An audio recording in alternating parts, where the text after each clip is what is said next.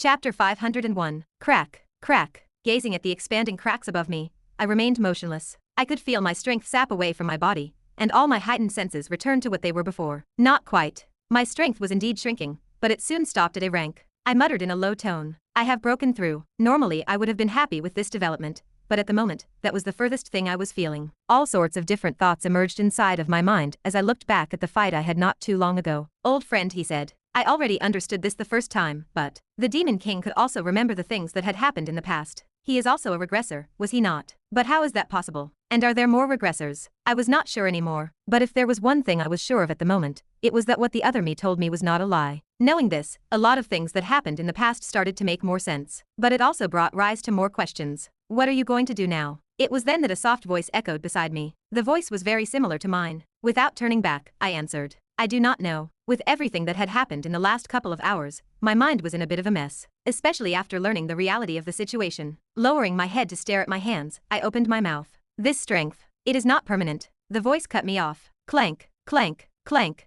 Following the sound of footsteps was a rattling sound. Coming to a stop beside me, a figure with white hair raised his head and stared at the expanding cracks in the distance. He had a lost look in his eyes. That strength you just witnessed is only a fragment of my old strength, and it is not something that you should use carelessly. With your current body, I would say that you would only be able to use it for at most 5 seconds. 5 seconds. But did I not just use it for a lot longer than that? It is because I lent you a helping hand. But it was only a one-time thing.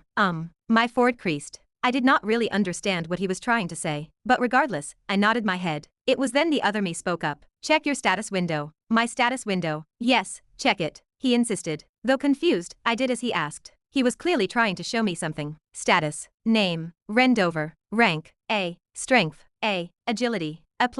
Stamina. A-. Intelligence. A. Mana capacity. A-. Luck. A+. Charm. B+. Profession. Swordsmanship level 5. The degree of understanding of the sword has evolved to the next level. User will find it easier to understand previously harder concepts. Staring at my status screen, I did not really notice anything different. Well, my stats were indeed higher, but that was it. Raising my head, I spoke up. Is there something that I am supposed to see? Check your skills. The other Rin replied. My forehead creased even more, but I did as he asked. Skills. Monarch's Indifference. Rank G. A skill that enables users to erase all emotions and act as a supreme monarch that only calculates the best option regardless of circumstance. The 1. Rank D. A skill that enables the user to instill fear into the opponent's minds, resulting in them feeling like they were standing before a sovereign that overlooked everything. The skill may work on individuals who are one rank higher than them. However, if the difference between the two parties is greater than 2 ranks, the skill effect diminishes. Eyes of Chronos. Rank A. Upon using this skill, the user will be able to see everything in slow motion. The more mana is used, the slower the time will be in their eyes. Unknown. Rank ? Skill can only be used for 5 seconds. Cooldown. 3 months. Ha. It was then that I finally noticed it. A new skill. Why is there no name? I questioningly looked at the other me. Apart from a few sentences below, all I could see were question marks. What was this? Is this? It is as you think. It is what you have just used. My brows furrowed. I was kind of getting pissed by all of the interruptions, but I decided to let it go after I realized that I often did the same thing. I see. I then calmly nodded my head. It did not take me long to accept the reality of the situation. Staring at my status window, I caressed my chin and pointed at a certain area. Why is the cooldown so long? Never before had I ever had a skill that had a cooldown, let alone one this long. Was it because I was still too weak to use it? It is exactly what you are thinking. You are still too weak. At least not now. Your mind and body cannot control that strength. You will only die if you use that power carelessly. Right. This sort of made sense. During that brief moment when my power was activated, I could feel that it was something that belonged to me yet at the same time did not. It would probably take me years to master that power. The stronger I become, the less the cooldown and more time I can use the skill. Right. That is right. Crack. Crack. The cracks in the sky started to expand even more rapidly. Ren. Just then, a voice entered my head. It was Angelica. Ren, can you hear me? She sounded rather panicked. The edges of my lips curled upwards. I am all right. So she was not as apathetic as she looked outwardly, or was she just afraid that I would die eventually leading to her death? Tisk. The dungeon is about to break. Are you not going to leave? Leave, ha. Fixing my eyes at the expanding cracks in the distance, I closed my eyes. Feeling the cool breeze, I eventually shook my head. I will not be leaving. What? Angelica's voice raised a few pitches. I felt this even more as it was right inside of my head. You are not leaving. Do you have any idea what you are doing? If you stay here, you will be going to the demon world. The demon world. I know. If you know, why are you even doing this? It is suicide. Angelica stopped herself mid-sentence. Clearly, she must have remembered the strength that I had previously displayed. Well, I no longer had that strength anymore. But she did not need to know this. Do me a favor, Angelica. Tell my parents and the others that I will be going for a while. Not much, about half a year or a bit more. Not really too sure, but I won't be gone for too long. Half a year. Yeah. But how can you come back? I smiled and turned my head toward my right. Do not worry about it. I have got my means. I was not expecting this trip to be a long one. Only about half a year if things went according to plan. But there were things I needed to get done now. Leaving sucked, but this was probably for the best. I needed some time to myself. Time to sort out my thoughts. I see. Fortunately, it did not seem like Angelica was the type of person to insist. After I expressed my feelings about staying back in the dungeon, she did not continue asking, and just accepted the situation. You said half a year, correct? That is right. If possible, I wanted to stay less, but who knows? Okay, I will tell them this. Thanks. Humph. Angelica snorted. I could already paint a picture of her crossing her arms together and turning her head away to express her displeasure. I almost laughed. I will be leaving now. If you come a bit later, do not blame me for what your family does to you. All right, all right. Following her words, the connection between us cut, and the smile on my face faded. After a while, I eventually murmured, a pity we are still not contracted. Had we been contracted, I would have been able to talk to her even if I was in the human domain. Perhaps I could have even talked to my parents. Almost felt tempted to stop her and sign a contract. You made the right decision. Just then, Ren spoke. His next words shocked me quite a bit. I will use this half a year to train you. Train. Staring at him, our eyes met, and he calmly nodded his head. You must have felt it, have you not? The difference between you and Jezebeth. Opening my mouth, I eventually closed it. I then lowered my head and secretly clenched my fist. Yes. Despite having his strength considerably reduced due to the fact that he had only sent his clone, I could still feel how big the gap between the two of us was. Quite frankly, I was not sure if I could ever beat him even if I reached a similar level to him in the future. Do not worry. Ren spoke. His voice was very calm. It felt as though this was within his estimation. You may not be able to beat him now, but you will definitely be able to beat him in the future. Especially if you have me training you. Gazing at his eyes and seeing my reflection in them, I sighed. I understand. Looking up at the sky and massaging the back of my neck, my eyes became sharp. I will say this right here and right now, but I do not trust you at all. Even if you are going to help me train and become stronger, do not expect me to become your dog. If this was his goal in training me, then tough luck. There was no way I was going to trust him that easily. This was especially so after I learned of his past and everything that he had pulled on me in the past. He may try to help me out, but that did not mean that he was on my side. I needed to keep this in mind. Hey, Ren chuckled. It does not matter if you trust me or not. I do not really care, but do not worry. It is within my best interest if you get stronger, so do not think too much. Squinting my eyes, I stared at the other me for a good minute. I could tell that he was trying to use me for his goal, but so was I. If whatever he was doing was within my best interest, I did not see the need to refuse. Our relationship was one of mutual interest. As long as our actions held the best interest of each other, we were good. I eventually nodded my head. All right. Crash. It was then that a loud shattering sound reverberated throughout the whole dungeon, and everything started to fall apart. Chapter 502. Crack. A thin fissure materialized out of thin air. Talk. A calm and steady footstep echoed throughout a large hall. Two crimson-red eyes shone in the dark hall,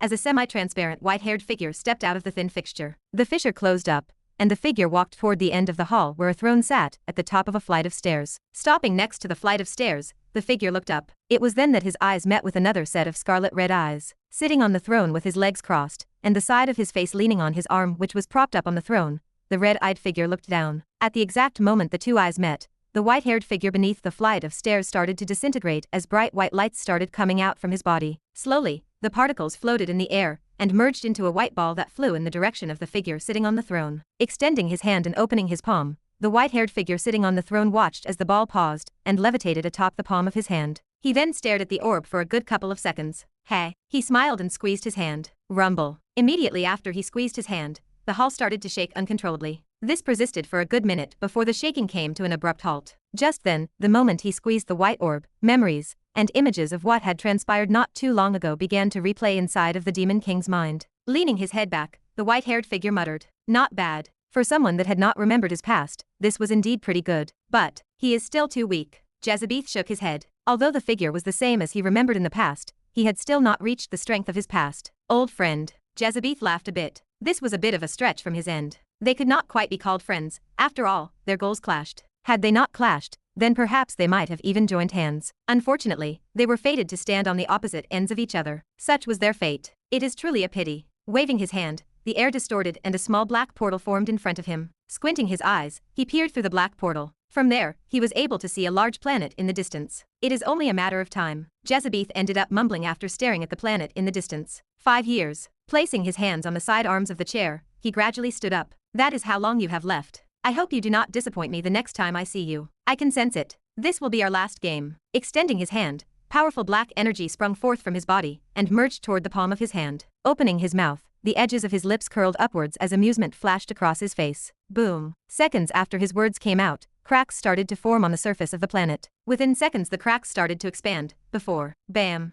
they shot outwardly throughout the space, leaving nothing but a bright orange nebula. What do you mean Ren is gone? Small Snake's exasperated voice rang inside a small luxurious room. First he breaks a dungeon, then he suddenly runs away without telling us where he is going, and expects us to be fine with the situation. Pacing around the room, he threw his arms in the air. I am sick of his shit. I am sick of it. Gone was his usual demeanor, as he continued ranting nonstop. Not that anyone else paid him any particular attention. Small Snake ranting about Ren was not exactly a rare sight. Do this, do that, solve this, solve that, I will be gone for a bit so take care of the others for me, while I am out. He threw his middle finger in the air. You fucking bastard. Just wait until you come back. And what are you going to do when he comes back? It was then that Angelica's voice echoed throughout the room, and Small Snake's feet came to a pause. What am I going to do? Small Snake puffed his chest. I am going to finally give Ren a reality check. Let him understand that he cannot overwork people like me. There will come a day when they will rebel against his tyranny. Oh. Angelica raised her brow. The corner of her lips curled upwards, albeit slightly. She was clearly enjoying the show. But I can already imagine what the conversation between the two of you will be like.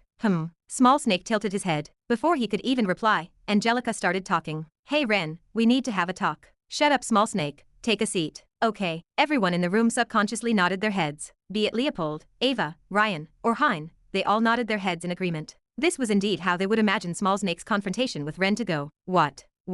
I am right, am I not? Stick like human. Small Snake weakly turned to face Angelica. Raising his hand, he lowered it. When are you going to stop calling me stick like human? When I feel like it. Angelica shrugged her shoulders and leaned back on her chair. Her words caused Small Snake's sudden inflated ego to quickly deflated as his shoulders slumped down. Hey, what? Angelica snappily asked. Never mind. The Small Snake gave up and sat down in the corner of the room. No one likes me. He repeatedly mumbled to himself with a lost look on his face. Angelica rolled her eyes. He tended to do that from time to time. This was exactly why no one in the room paid him any particular attention. Clank. It was then that the room burst open, and a haggard figure walked in. With his shirt untucked and filled with beer stains, Thomas walked into the room. His haggard eyes scanned the room in search of someone, but he was inevitably unable to find him. Where has that bastard run off to? He asked in a groggy and throaty voice. I should have known from the moment that he came here that he was going to give me more work, he mumbled in an almost inaudible voice. Puff. Smoke rose in the air. With both legs on a wooden tea table, Leopold casually glanced at Thomas. If you are asking for Ren, then tough luck. He went on a trip. Thomas almost fell on the spot. A trip.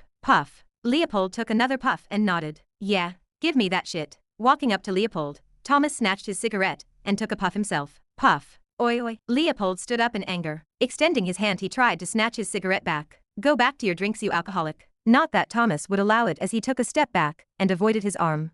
Says the smoking addict. Puff. He took another puff. Extending his hand and stopping Leopold from snatching the cigarette back, Thomas cut to the chase. Anyways, I am not here to joke around. At his words, the atmosphere in the room suddenly started to become more serious as everyone finally started paying attention to him. Puff. Taking another puff, Thomas looked at Leopold's face scrunch up from the corner of his eyes, but he pretended to feign ignorance and kept a straight look. Ahem, anyway, I am here to thank you on behalf of the black market. Had it not been for you guys, we would have never been able to find out the two demons residing in our dungeons. Raising his hand, Thomas scratched the back of his head. Quite frankly, I am embarrassed. Although we do not particularly pay too much attention to what happens within the dungeons, times have changed and dungeon overloads have become a real problem. Pausing, Thomas tapped on the butt of the cigarette. Therefore, after a lot of consideration, we have decided to grant you all access to our treasury room. You can take whatever you want. At that exact moment, his words faded and everyone's eyes lit up, including Small Snake who regained vitality. Noticing the changes in everyone's expression, Thomas already started to express his regret. Ah shit. Without a doubt, they were going to lose a lot of money today. A few hours later. Oh, I see. Okay, yes, alright, thank you for informing me. Click. Hanging up the phone, Samantha turned around.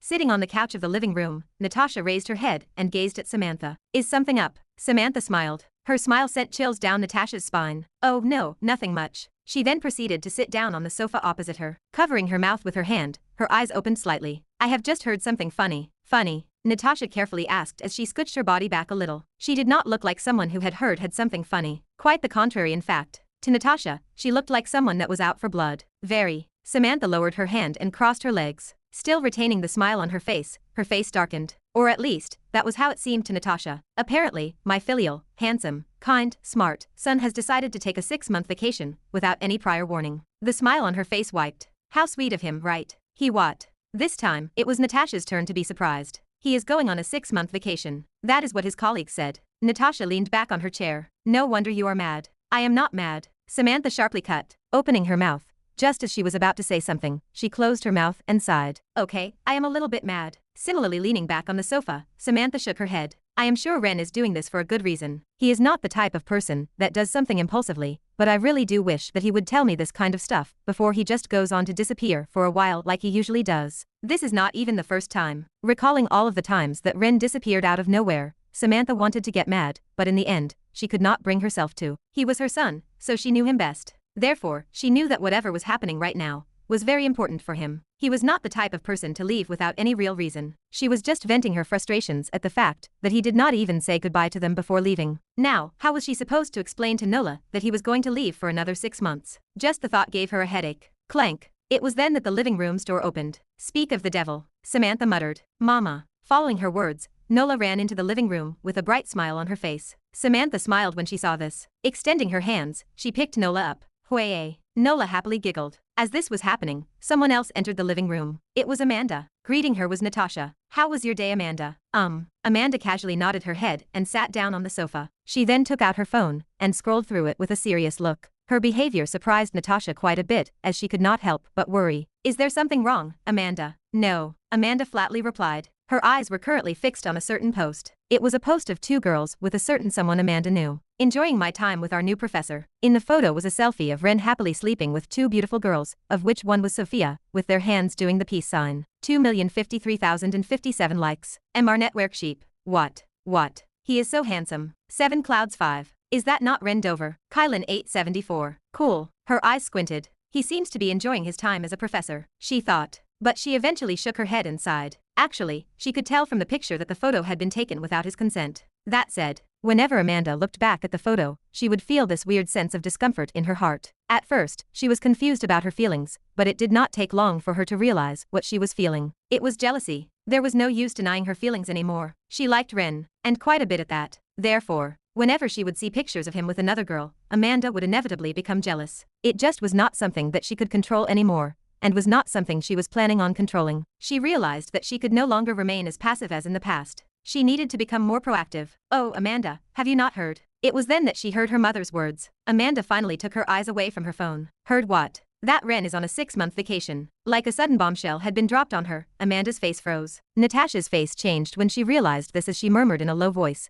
Looks like she did not know as well. It was then that she suddenly noticed a change in Amanda's countenance. Natasha flinched slightly as she cautiously asked, Amanda, sweetie, why are you smiling? I am smiling. Amanda placed her hand over her lips. Yes. Natasha nodded her head. Yes, you are smiling. She was smiling. But that was not the scariest part. The scariest part was the fact that she was smiling exactly like Samantha was not too long ago. Dangerous, Natasha thought as she scooched further back in her seat. This was a very dangerous situation. Chapter 503. How is the situation? A grating voice echoed throughout a small room that was dimly lit by a couple of candles that sat atop an old wooden table. The voice belonged to Count Nukitan, the leader of the Avidity branch, one of the largest sub-branches of the Greed clan residing in the demon world. There were in total 7 clans residing in the demon world, and they were all covered by a Duke-ranked demon. Only a select few could be members of the main clan. The rest would be thrown into different branches governed by the clan. Each branch differed in strength, and in general, a clan had over 20 branches with 2 or 3 being their main branches. The Avidity branch was one of those 3 for the Greed clan. A tense and somber atmosphere enveloped the room as Count Nukitan scanned the room. Sitting beside him were multiple figures, who looked back at him with respectful and subservient gazes. How is it possible that after all this time, you have still not caught him? His voice could not help but raise. There was visible frustration in his voice as he glared at everyone in the room. About 4 months ago, out of nowhere, a figure appeared and started hunting different sub-branches. Most shockingly was the fact that no one knew who the figure was. The reason for this was because wherever he went, he would leave as fast as he came. No, this was not exactly right. The White Death. Count Nukitan muttered underneath his breath. That was his nickname. This was the nickname of the individual responsible for destroying several demon sub-branches. No one knew exactly what he looked like, but to those that have managed to survive, they all said the same thing. Before everything happened, a bright white flash of light covered our vision, and by the time we regained our vision, all we saw were the dead bodies of our comrades. Count Nukidin quite frankly did not believe these recounts at all. They were most likely exaggerations, made by those that survived in order to create an excuse for their failure and preserve that little pride of theirs. Just the thought made Count Nukidin scoff. As if anyone would believe in your lies. That said, the commotion that was created due to this was loud enough to alert the main clans. This was quite frankly terrible news for Count Nukidin. If he was unable to get rid of this so-called White Death, and the main clan was forced to act, Count Nukidin may find his position be put in jeopardy. And simply put, he did not want that. Just the thought caused his face to twist. Raising his head to meet the eyes of everyone present, a heavy pressure bore down on the room. I will ask again, how is the situation regarding the White Death? Everything seems to be going just as planned. Replying to him was another figure sitting next to him. There were hints of ridicule in his voice, but despite that, he still made sure to be respectful when addressing Count Nukidin. According to our predictions, he should be here anytime soon. We have already sent out a unit to get rid of him. We will not make the same mistake as the other branches. That is good. Count Nukidin nodded his head in satisfaction. This situation has been going on for too long. Let us get rid of this pest and get this over with. Secretly he smiled. Although the whole situation was annoying, it was also a great opportunity for him. If he managed to get rid of the White Death, some unknown that had been terrorizing the demon realm for quite a while, he might even be able to get promoted to the main branch. Just the thought made Count Nukidin salivate. Reaching this conclusion, he stood up and started barking orders. Whatever you do, make sure you spend all. Bang. But before he could even finish his sentence, they heard the sound of a loud explosion echo from outside of the room they were in. Everyone instantly became alarmed. He is already here. That was a bit faster than Count Nukidin had expected. Nevertheless, it was still within the reasonable estimation. Crossing his arms together, he smiled. Let us see how strong you are. Bang, bang. In a matter of seconds, the sound of explosions became closer and closer. Everyone in the room had stood up by now, and thick demonic energy lingered in the air. What is going on? Count Nukidin wondered as he stepped forward with a solemn look on his face. His eyes never left the entrance of the room. The rate at which the explosions were getting closer was a lot faster than he anticipated. Did something go wrong? It was then that, boom, with another explosion, the door burst apart, and smoke filled the air. The audacity. Count Nukidin became enraged. Attack. Without waiting to see who broke the door, Count Nukidin ordered everyone to attack. He was not naive enough to just wait for the enemy to appear. From the moment the door opened, he had already ordered everyone to attack. At his orders,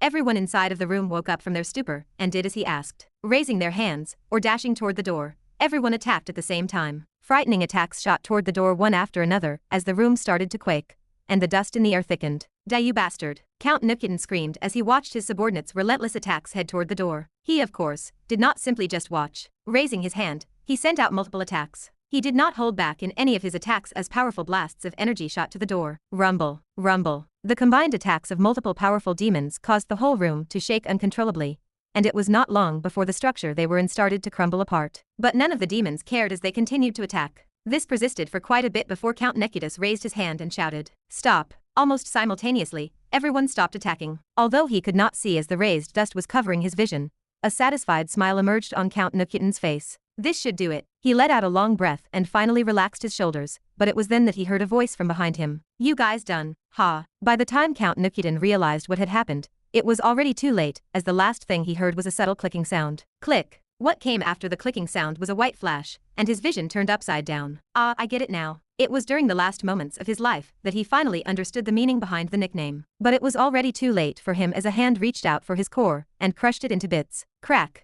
Not bad. You are a lot faster than when you first arrived here. Right. Putting my sword away, I brushed my hair back. The other me asked as he sat on one of the chairs in the room. How do you like your name? Do not bother. Just thinking about the ridiculous nickname the demons attached to me made me want to kill them even more. I sort of got where they came from, but I would have rather have had a better nickname. The White Death. Ugh, just the thought sent shivers down my spine. Oh well, I cannot have everything. I was already pleased with my rate of growth. Thinking back about the 4 months that I had spent here, I realized that I had indeed grown a lot. My rank may have not grown during the time that I was here, but everything other than that did. Be it my mastery over my arts, or my experience, my growth had been quite frankly, terrifying. I had never experienced such fast growth before, and this was none other thanks to me. Well, the future version of me. As he knew me the best, he was probably the best teacher that I have ever had. His explanations were pretty much tailor-made for me, and during these short months, I found myself soaking up knowledge like never before. It was quite frankly euphoric. The feeling of vividly seeing your strength rise in such a short amount of time. Crack. Clenching my fists, I broke the last demon core into bits. I did want to keep the cores with me, but that was actually quite dangerous since the demons could use them to track me, even if they were stored in dimensional spaces. Left with no choice, I could only break them. Staring at my hand which was filled with remains of the core, I opened my mouth and asked, "What next?" Nothing. The other me replied.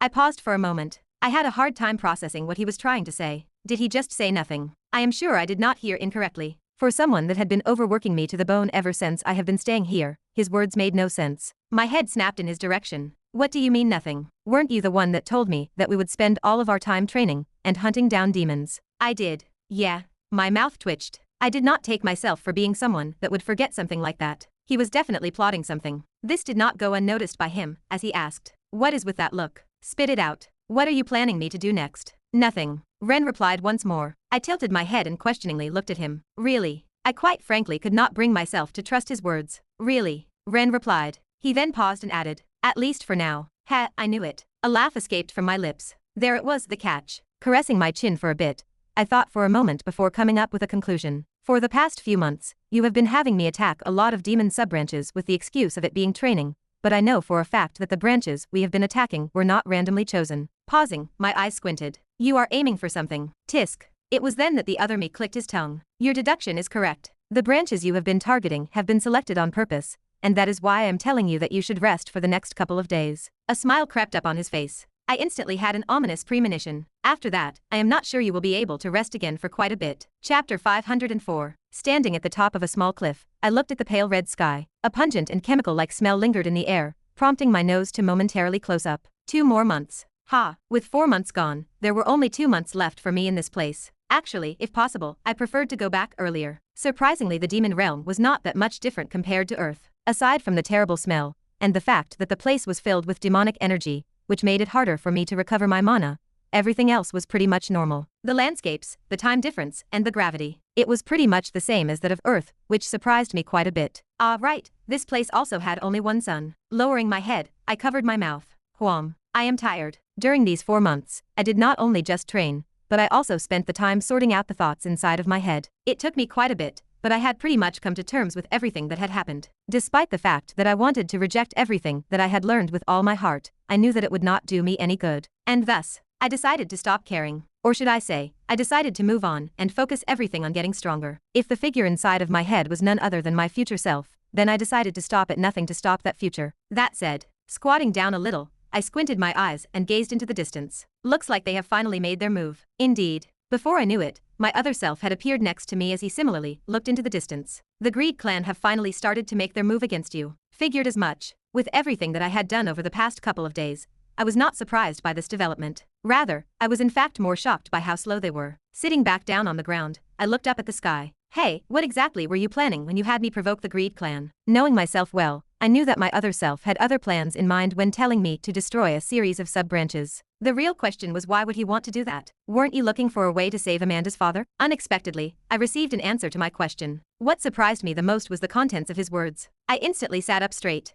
Wait, do you have an idea of where he is? There were 3 goals I had in mind when entering the demon realm. Of those 3 goals, one of them was finding Amanda's father. Over the last few months, although Amanda had tried to hide it as much as possible, I could tell that she was incredibly exhausted. And not only that, the guild did not seem to be faring well lately. It had gotten to the point where Natasha had decided to come back and take the reins of the situation. Not that she was of much help, but it still did relieve Amanda of her stress. That said, with Amanda's father being gone for as long as he was, it was inevitable for news to spread about this, resulting in the other clans becoming more rampant than ever. If the situation continued like this, I was afraid that something terrible would happen to the Demon's Hunter Guild, and I simply could not allow for that to happen. The downfall of the Demon Hunter Guild would lead to catastrophic consequences, not only for me but for the human domain as a whole. Is Amanda's father trapped in the Greed clan? No. The other me shook his head. Taking out a small branch, he lowered his body and drew a large square and divided it into 7 disproportional sections. Let us just ignore the fact that the demon world is not squared, and that this is not in any shape or form accurate. As you already know, there are 7 clans in the demon world. Right. I nodded my head. They were the Lust clan, Greed clan, Sloth clan, Wrath clan, Gluttony clan, Pride clan, and Envy clan. Ren continued. You should also know that the clans do not get along with each other quite well, right? Yeah. It was as he said. Despite working together, the clans were not on friendly terms. In fact, their relationship was quite complex as there were a lot of hidden fights between them. I had in fact witnessed a couple of them during my training in the demon realm. If not for their fear of the demon king, they would have long had started a war amongst each other. Just went to show how powerful Jezebeth's reign was. In the meantime, the other me continued. There are 3 secret alliances between the clans. The Lust clan and the Sloth clan, the Greed clan and the Wrath clan, the Pride clan and Gluttony clan. These are the 3 alliances between the clans. Ren paused and looked at me. Do you get it? Caressing my chin, I pondered over his words. It was then that I realized something. What about the clan of envy? Did he perhaps forget to mention it? But that did not seem to be the case as he shook his head. No, I did not forget. The Envy clan is not in an alliance for one simple reason, and it is because they are the strongest and scariest out of the 7 clans. Raising the stick, he pointed it towards the biggest block which was located at the bottom right corner of the large square. Amongst the clans, they are the strongest and scariest as they have the most number of Duke-ranked demons, alongside Marquis-ranked ones. He then raised the stick and pointed it toward 2 smaller blocks that bordered the Envy clan block. These over here are the clan of Wrath and Greed. As they both border the Envy clan, they have no choice but to ally together. The more I listened, the more everything started to make sense to me. In short, most of the conflicts arose due to their bordering lands. The Lust clan and the Sloth clan both bordered the Greed and Wrath clan, resulting in minor skirmishes arising between the two, hence their alliance. The same could be said for the Pride clan and the Gluttony clan as they bordered the Lust and Sloth clan. Of course, this was not the only reason for their conflict, but it played a major part in it. This posed a question. Okay, so what is the goal in targeting the Greed clan? Was Amanda's father located there, or something? Putting the stick down, the other me answered. But his answer was unexpected. Nothing in particular, it could have been any other clan. Oh, I raised my brow and repeated. It could have been any other clan. Yeah, I see. My mind started to race. With all the information I had just learned, an idea started to formulate inside of my mind. After a while, I asked, where exactly is Amanda's father? He is in the Pride clan. I see. The picture inside of my mind was starting to become clearer. It was not long before I finally understood what the other me was planning. A long sigh escaped from my mouth. As expected of myself, I stood up and gazed into the distance. All right, I already have an idea of what you want me to do. Let me start making preparations now. With a smile on his face, the other me stood up. Seems like you have caught on. You have 4 days, better get started. The next day, finally found them. Observing a couple of demons in the distance, I stood atop a large boulder that was the size of a large car. The demons were currently about a couple of 100 meters away from me. Their strength was not anything worth looking at, but that was not the reason why I was targeting them. Squinting my eyes and making sure they were indeed the demons I was looking for, I stood up and channeled the mana inside of my body. Aim for their weak spots, and do not go all out. Just then, I heard a voice coming from next to me. Though my mind was in a state of pure concentration, I heeded his words and did exactly as he said, and reduced the mana that I had gathered toward my sword. Hew. I took a deep breath and closed my eyes. I hope this works. Placing my hand over my sword, I pressed the hilt of my sword, and a subtle clicking sound rang throughout the area I was in. Click. Following the clicking sound, I abruptly opened my eyes, and a bright light flashed across the area I was in. Despite that, I kept my eyes locked on the demons in the distance. It was then that I was able to see it. Crack, crack. Thin cracks formed around the area the demons were in, startling the two of them. Not only that, but a couple of seconds after the cracks formed, with a shattering noise, 2 bright lights shot out and directly pierced through the skulls of the demons. Their bodies quickly dropped to the ground. Ha, ha. Gazing at the demons in the distance, my chest heaved up and down unevenly. After a while, I clenched my fists. I did it. I finally used the 5th movement of the Keiki style, without suffering any backlash. The other me complimented. Not bad. Although your body still cannot handle the full power of the 5th movement, but reducing the force and mana you put into the attack, you are still able to use the attack without suffering any backlash. Calmly walking toward the demons in the distance, he added. Your mana control has indeed improved a lot. Thanks. With a slight nod, I recomposed myself and followed him from behind. We soon arrived before the demons. Halting my feet a couple of meters away from them, I mumbled to myself. They are already regenerating. As I had not destroyed their cores, the demons were still alive. But that was exactly what I was looking for. Sitting down on the ground, I leaned back on one of the trees and patiently waited for the demons to heal. Fortunately, I did not have to wait for long.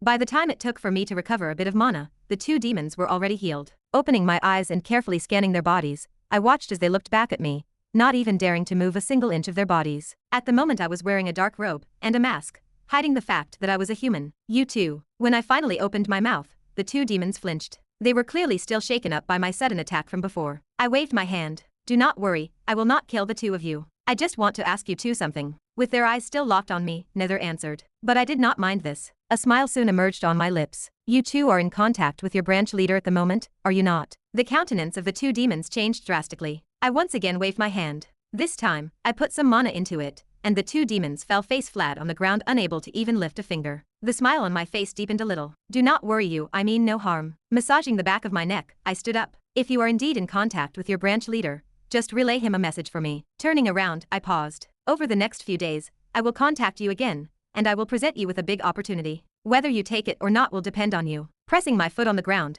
I shot back into the forest. Chapter 505. Anything to report regarding the fly that has been running rampant recently? A deep voice echoed inside a small room. There were clear and visible hints of anger in his voice as the room quaked a bit. The voice belonged to Marquis Corniver, an executive sent by the Greed clan to handle the situation. Although subbranches were not particularly important, the loss of over 10 of them was still felt by them. Furthermore, with their pride, how could they allow such flies to continue to exist? This, replaying to him, was a demon whose body trembled. Regarding the White Death, we do not really. Crack. The sound of something shattering echoed throughout the room. Useless. Opening his hand revealing fine black powder, Marquis Corniver turned his attention toward another demon in the room. The moment their eyes locked, the demon started to shake even more than the previous one. Marquis Corniver shook his head. Extending his hand, he asked, "Send me a map of the branches that this fly has attacked." Yes.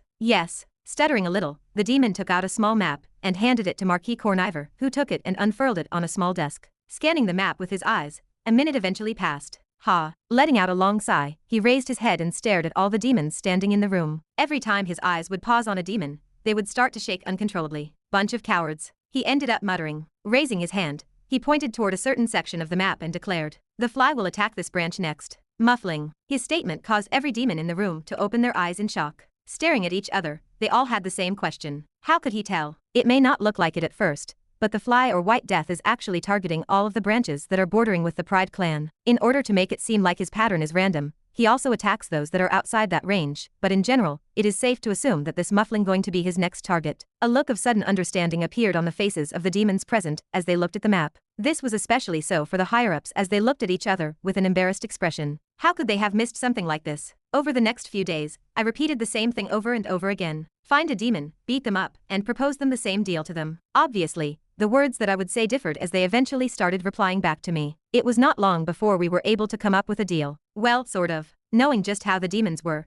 I never trusted them to hold the end of their deal, therefore, I never took their words seriously. It would be nice if they did in fact keep their words, but that seemed unlikely. As soon as I finished helping them, the first thing they would do would be targeting me. Well, it does not really matter anyway. Staring into the distance, a large red fort appeared in my vision. The fort's circumference was about a couple of kilometers in length, and its outer layers seemed to be made out of hard red sandstone. An eerie and chilling atmosphere enshrouded the whole fort as demons appeared to move to and fro at the entrance of the fort. I muttered to myself as I lowered my hand, "If we are going with the same pattern, that should be the last subbranch I need to attack." At first, I thought that I had been targeting the demon subbranches at random patterns. However, as time passed and I realized who I was dealing with, I knew that the situation was not as simple as this. Therefore, after contemplating the matter for a while, I realized that we had been indeed targeting the subbranches at a set pattern. It was not exactly clear at first, however. As I looked back at all the branches, I realized that we had been eliminating all of the subbranches near the borders of the Pride clan. If the demons were not dumb enough, they would be able to predict my pattern and set up an ambush there. Licking my lips and locking my eyes on the fort in the distance,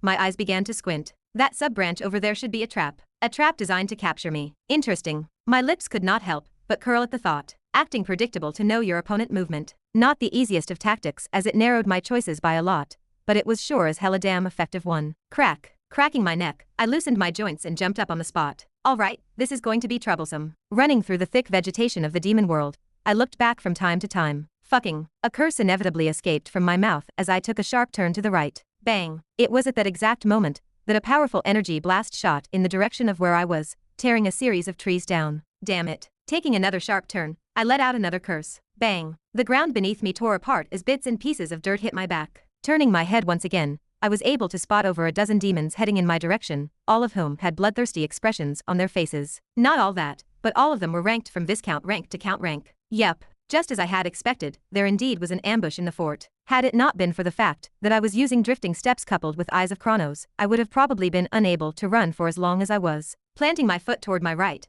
I abruptly changed my direction and dodged another attack. Whiz. I am starting to get tired. Using Eyes of Chronos and drifting steps at the same time was quite taxing for me. I could feel my mana rapidly shrink. Thankfully, I was almost at my destination. Although it looked like I was cornered, I actually was not. I had a goal in mind. There was only a slight problem. Shit, I really cannot fight back? No, a voice entered my ear. Shit. Another curse escaped from my mouth. It came to my unfortunate attention that I could only act as bait at the moment. The reason why I wanted to fight was so that I could reduce the numbers of some of the demons behind me as they were slowly starting to increase. It had gotten to the point where I was having a very hard time keeping up. Bang. Another energy blast shot behind me. This one was a lot closer than the previous ones. Shit. I cursed again and took another sharp turn. How much further do I need to run? I voiced out. Sitting on top of a tree in the distance, I found my other self staring at me with a nonchalant look on his face. I further enhanced Eyes of Chronos, and time slowed down even more. Not much, he answered. Turning around to look into the distance, he squinted his eyes. Should be soon though. Just keep running straight. Fine. I glared up. Just so you know, if I die, you die too. Yes, I know. The other me nodded his head and patted the tree branch he was sitting on. So make sure you do not die. Tisk, clicking my tongue. Time started to speed up once more, and I took another turn. Bang. Ha. Another terrifying explosion sounded behind me. This time, however, the explosion was a lot more powerful than any other explosion in the past. It was so strong that I suddenly found myself losing my footing, and I stumbled a couple of steps. This would have normally not mattered much, but because I was going so fast, I actually ended up crashing against a nearby tree, and my face planted on the ground. Ugh. My vision repeatedly changed as I rolled on the ground. By the time I stopped rolling, what met my sight was the red sky. Well, fuck. I cursed at the sky. I did not even bother getting up. From beside me, I could hear my own disappointed voice. Useless. I bitterly laughed. Lifting my head up a little, I looked into the distance and sighed. It is not my fault a marquee-ranked demon showed up out of nowhere. It was not long before I ended up being completely surrounded by multiple demons. Scanning the demons around me, my eyes locked onto a particular demon. It is him. With a large muscular that was about 3 times the body of mine, stood a demon that emitted a radiating pressure that made it difficult for me to move. The pressure coming off of him was so immense that I actually started to feel a little bit more concerned. He is definitely a marquee-ranked demon. From a glance, I could tell that he was not an opponent that I could fight with my regular strength. Not that I was planning on fighting him in the first place. Are you the White Death? Opening his mouth, his deep voice shook the surrounding vegetation as I heard the rustling sound of the nearby leaves. Supporting my body up, I nodded my head. You can say so. Still did not like the name though. At my confirmation, the demon eyes squinted. Feeling his gaze scrutinize me carefully, I remained motionless. After a while, he opened his mouth. You do not look very panicked. Why should I be? You already caught me. I shrugged my shoulders. The demon eyes squinted even more. Nudging his head, a couple of demons disappeared from the spot. A careful one, I see. He may have looked like a hot-headed musclehead, but it seemed like he was quite the opposite of what his appearance showed. It reminded me of a certain phrase, never judge a book by its cover. For a brief moment of time, silence enveloped the surroundings as I continued to stare at the demon in front of me. Neither one of us budged a muscle. Rustle. Rustle. A rustling sound soon broke the silence, and the demons from before showed up. Walking up to the marquee-ranked demon, they reported their findings. Nothing. A surprised look appeared on the Marquis-ranked demon as he heard their recounts. His forehead creased even more. Strange. He then turned to face me. You, what are you? Stopping himself mid-sentence, his face changed and he glared into the far distance. His large wings began to spread behind his back and a powerful energy fluctuation started to emit out of his body. It is a trap. Unfortunately, he had realized all of this too late. By the time he had gotten ready to fight, multiple demons appeared out of thin air. All of them released a bloodthirsty aura. Furthermore, their numbers were significantly larger than theirs, making the atmosphere even tenser. Out of all the demons that had shown up, there was one demon that stood out from them. He was tall, about the size height as me, or maybe even taller. His eyes held a certain light. Were they green, or were they the eyes of a serpent? I could not tell from where I was standing. The darkness was kind to his features, but somehow there was a brooding sense of evil coming from out of his body, sending subtle chills down my spine. He unfurled his wings, bat-like, and then he smiled in our general direction, revealing long fangs and sharp jagged teeth. Sloth Clan, Marquis 8 Hira. The demon from before muttered in a heavy voice. The area started to shake, as a torrential wave of demonic energy sprung forth from his body. What is the meaning of this? Hee hee. Marquis 8 Hira let out a throaty laugh, and locked his eyes on the large demon. It has been a while, Marquis Corniver. Rumble. The shaking started to intensify as Marquis Corniver glare intensified. He then alternated his gaze between me and Marquis 8 Hira. After a while he started to show a look of understanding. Taking a deep breath, he calmed down. I understand. This whole scenario was created by you in order to ambush us and deal minor damage to the Greed clan. Raising his hands, Marquis Corniver started to clap his hands. Clap. Gradually the claps started getting louder. Clap. Clap. Before long, the claps started becoming so loud that the air started to tremble as visible shockwaves swept the air. All the demons that were below count rank found themselves having a hard time, floating or standing as some even fell down to the ground. Interesting. In the meantime, laying next to me with his arms behind his head, my other self stared at the scene with deep amusement in his eyes. He was completely unaffected by what was happening around me. Staring at him for a good moment, I sighed. Secretly, I felt quite envious of myself. I wanted to enjoy the show as well. It was not every day that you could watch a fight between two demon grounds. But I sadly could not. Marquis 8 Hira, are you sure you want to do this? Replacing the clapping sounds was a loud and unshakable voice that shook the vegetation. The smile on Marquis 8 Hira face deepened. He then raised his hand. Slowly, he lowered his hand. Of course I am. At the exact moment his hand lowered, all the demons in the air dashed toward the ground at incredible speeds. Now do me a favor and die. Chapter 506. Bang. The air trembled, and two powerful forces clashed in the air. High-pitched shrill cries echoed throughout the air as demonic energy began to envelop the surroundings. Boom. A terrifying shockwave spread out in the air dispersing the clouds in the air. The two responsible for this were none other than Marquis Corniver and Marquis Aethira, the two most powerful figures around. Facing each other in the sky, a frightening pressure bore down on the demons below. Standing up from my spot, I distanced myself a little. However, just because there was a fight going on at the moment, it did not mean that I was still in the clear. Despite being high up in the sky, I could feel Marquis Cornivor's gaze from above. It was filled with malice and resentment. Understandable though, I was indeed the one who had lured him into a trap. Unfortunately for me, Marquis Corniver was not the only one looking at me. Marquis Aethira was also looking at me. Since this was supposed to be a quick operation, that was not supposed to be known by the other demons, he was most likely going to silence me once the fight was over. Not that I did not expect this. It does not really matter. Placing my hand on the sheath of my sword, I stood still and watched the fight that was happening above. The first part is done. Turning my head, I secretly gazed into the distance. Now all I have to do is wait for the next part. Bang! It was then that I felt a frightening energy coming from the sky. Lifting my head, I realized that the two Marquis-ranked demons had finally begun fighting. Ugh! Their energy caused me to step a couple of steps back. It was so strong that I almost groaned as my internal organs shook from the residual energy released from their attacks. Channeling my mana to stop the shaking, I cursed. Damn it, the difference between S ranks and A ranks is huge. Still, planting my foot on the ground, I took a deep breath and calmed my mind. Not yet. I softly muttered. Cards will not replace magicians. They are taking our jobs. Tyranny. Magic cards are what is going to reverse our progress. Shame on the Demon Hunter Guild for stealing our jobs. Holding on to signs and megaphones, people flocked beneath the Demon Hunter Guild as they started protesting. As this was happening, a black car with tainted black windows quietly drove by. Sitting in the backseat of a car, a girl wearing a black suit stared at the crowd with an impassive look on her face, making it hard for anyone to judge what she was thinking. Taking her eyes away from the people, she muttered, "The situation has gotten worse lately. Do you want me to do something about it, young miss?" Answering her was the driver of the car, Maxwell, Amanda's assistant. Taking another look at the people protesting beneath the building, Amanda thought for a while before nodding. Yes, get rid of everyone. Her tone was firm. It was about time they did something about the protests. Her decision might result in a backlash to happen against her, but she was prepared for this. If her estimates were not wrong, more than half of the people protesting there were paid actors hired by the other guilds in order to put more pressure on her and the guild. After the release of the magic cards a couple of months back, they instantly swept the market and sold out on the very first day, which was well above her initial estimate. In fact, even now there was far more demand than supply for the magic cards. It had gotten to the point where she had to purchase a couple of more processing plants to make them. That said, not all was positive. With the success of the magic cards, a lot of new problems started to arise. One of them was the massive flood of complaints and protests coming from magicians, who found the cards a threat to their profession. Amanda did reassure them that magic cards could never replace magicians,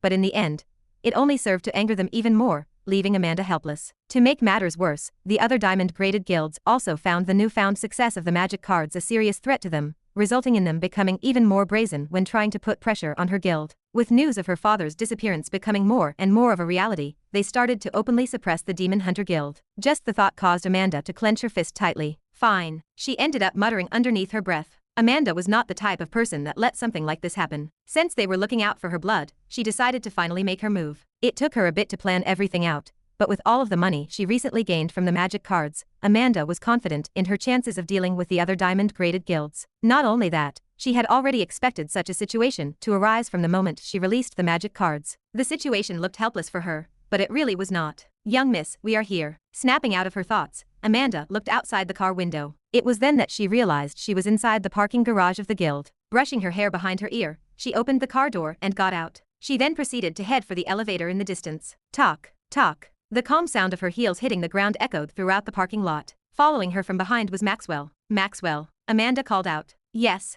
Halting her footsteps in front of the elevator and pressing the button, Amanda's voice became icy. "How are the preparations for the things I have requested?" "They are already done." "I see." Ding. A low chime sounded and the elevator door opened. Taking a step forward, she entered the elevator. With her back still against Maxwell, Amanda muttered, "Proceed with everything that was planned. Make sure there are no mistakes." Opening his mouth, Maxwell eventually nodded his head. Understood. His eyes began to squint. In the meantime, the elevator door started to close. "You understand what the consequences of your actions will bring, right, young miss?" "I do," Amanda softly replied. Her tone was very chilly. "But I do not care. It seems like people have forgotten just how scary the #1 guild in the human domain is. It is time we show them what happens when they provoke us." A satisfied smile formed on Maxwell's face. "Understood, young miss. I will carry out your orders immediately." "Good." Amanda nodded her head in satisfaction. "Starting from today onwards, a couple of diamond-graded guilds will cease to exist." Turning his wrist to glance at his watch, Maxwell suddenly recalled something. "That is right, young miss, I forgot to mention this, but Melissa has scheduled an appointment for later on today." "Melissa?" Turning around, surprise flashed across Amanda's face. She eventually nodded her head. All right, once she comes send her to my office directly. Ding. Right as her words faded, another chime sounded, and the elevator doors opened. Taking another step, Amanda got out of the elevator. Her elegant figure quickly attracted the attention of everyone that was waiting outside the door. This should be the place. Lowering and raising his head to make sure that he was not in the wrong place, Han Yufei looked at the large warehouse in the distance. Scratching the back of his head, he put his phone away and walked toward the entrance of the warehouse. It took him a while to convince the elders to let him join Ren's team, and it took him even longer for him to make them agree on the trade he and Ren talked about. Well, that part was not actually too hard. From the moment that he mentioned that he was going to trade the family art with another 5-star technique, all the elders stopped talking. Why was I even worried? Han Yufei could still recall their sparkling eyes to this day. He shook his head at the thought. It seemed as though he had overthought things. Stopping in front of the door of the warehouse, he glanced around the place. On the outside, the place did not look like anything special, as there were only a couple of flowers carelessly put out as decoration. But Han Yufei was not one to be fooled by outer appearance, as his eyes soon paused on the doorbell of the warehouse. Taking a deep breath to calm his nerves, he eventually pressed the doorbell. All right, here goes nothing. Didong. Bang. As time passed, and the fight between the two marquee-ranked demons continued,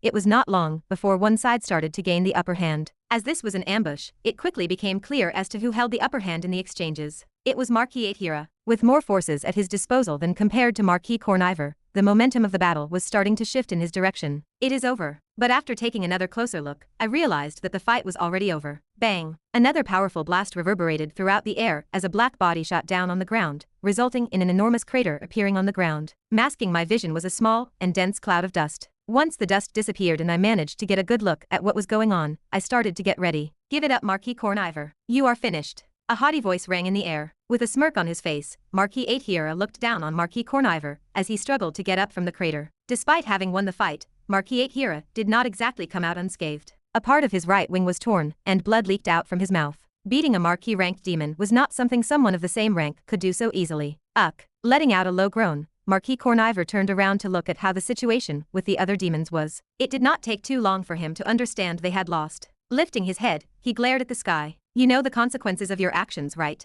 Consequences? Marquis Hira laughed out loud. What do you think we have spent so much time preparing for? We have sealed the whole area, and have killed everyone you brought along with you. No one will find out anything. Yo, die. Before Marquis Corniver could reply, Marquis Hira raised his hand and shot a powerful energy his way. Boom. What followed the attack was a thunderous explosion that destroyed the nearby vegetation, and some of the demons that were standing nearby. Fortunately for me, I was quite far from the location of where the energy blast was, therefore, I came out unharmed. By the time the sound of the explosion faded, and the dust cleared, all that remained of the Marquis Corniver was a small cracked core. You are still alive even after that, heh? Descending down to the ground, Marquis Hira grabbed the core. The smile on his face twisted even more. Well, it does not matter. Crack. Squeezing his hand, the core broke into millions of pieces. Just like that, a Marquis-ranked demon had died. Staring at the scene from a couple of meters away, I closed my eyes and took a deep breath. Looks like it is my turn to move now. Chapter 507. My next set of actions was quick. As I was dealing with a Marquis-ranked demon,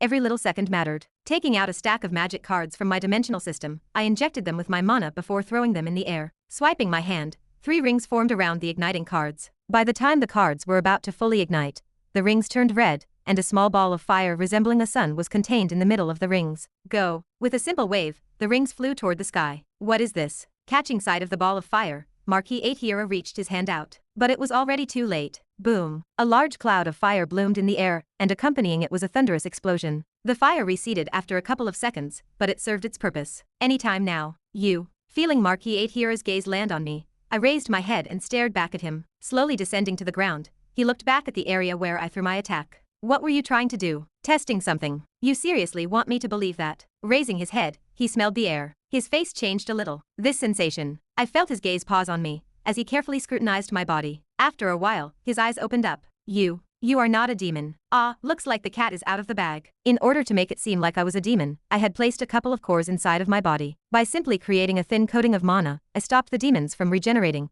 and in the process, created an effect that made it seem as though I had demonic energy inside of my body. This was a trick that I learned from my other self. It was quite a useful one at that, as it really helped me out quite a bit. Without it, I would have probably been found out in the first month. Had it not been for my last attack that left some lingering mana in the air, Marquis Hira would have never found out. A pity. I muttered underneath my breath. I do not know how you. Stopping himself mid-sentence, Marquis Hira's head snapped toward the distance. It was then that he managed to spot several demons heading his way, coming from the northern side. His face finally changed.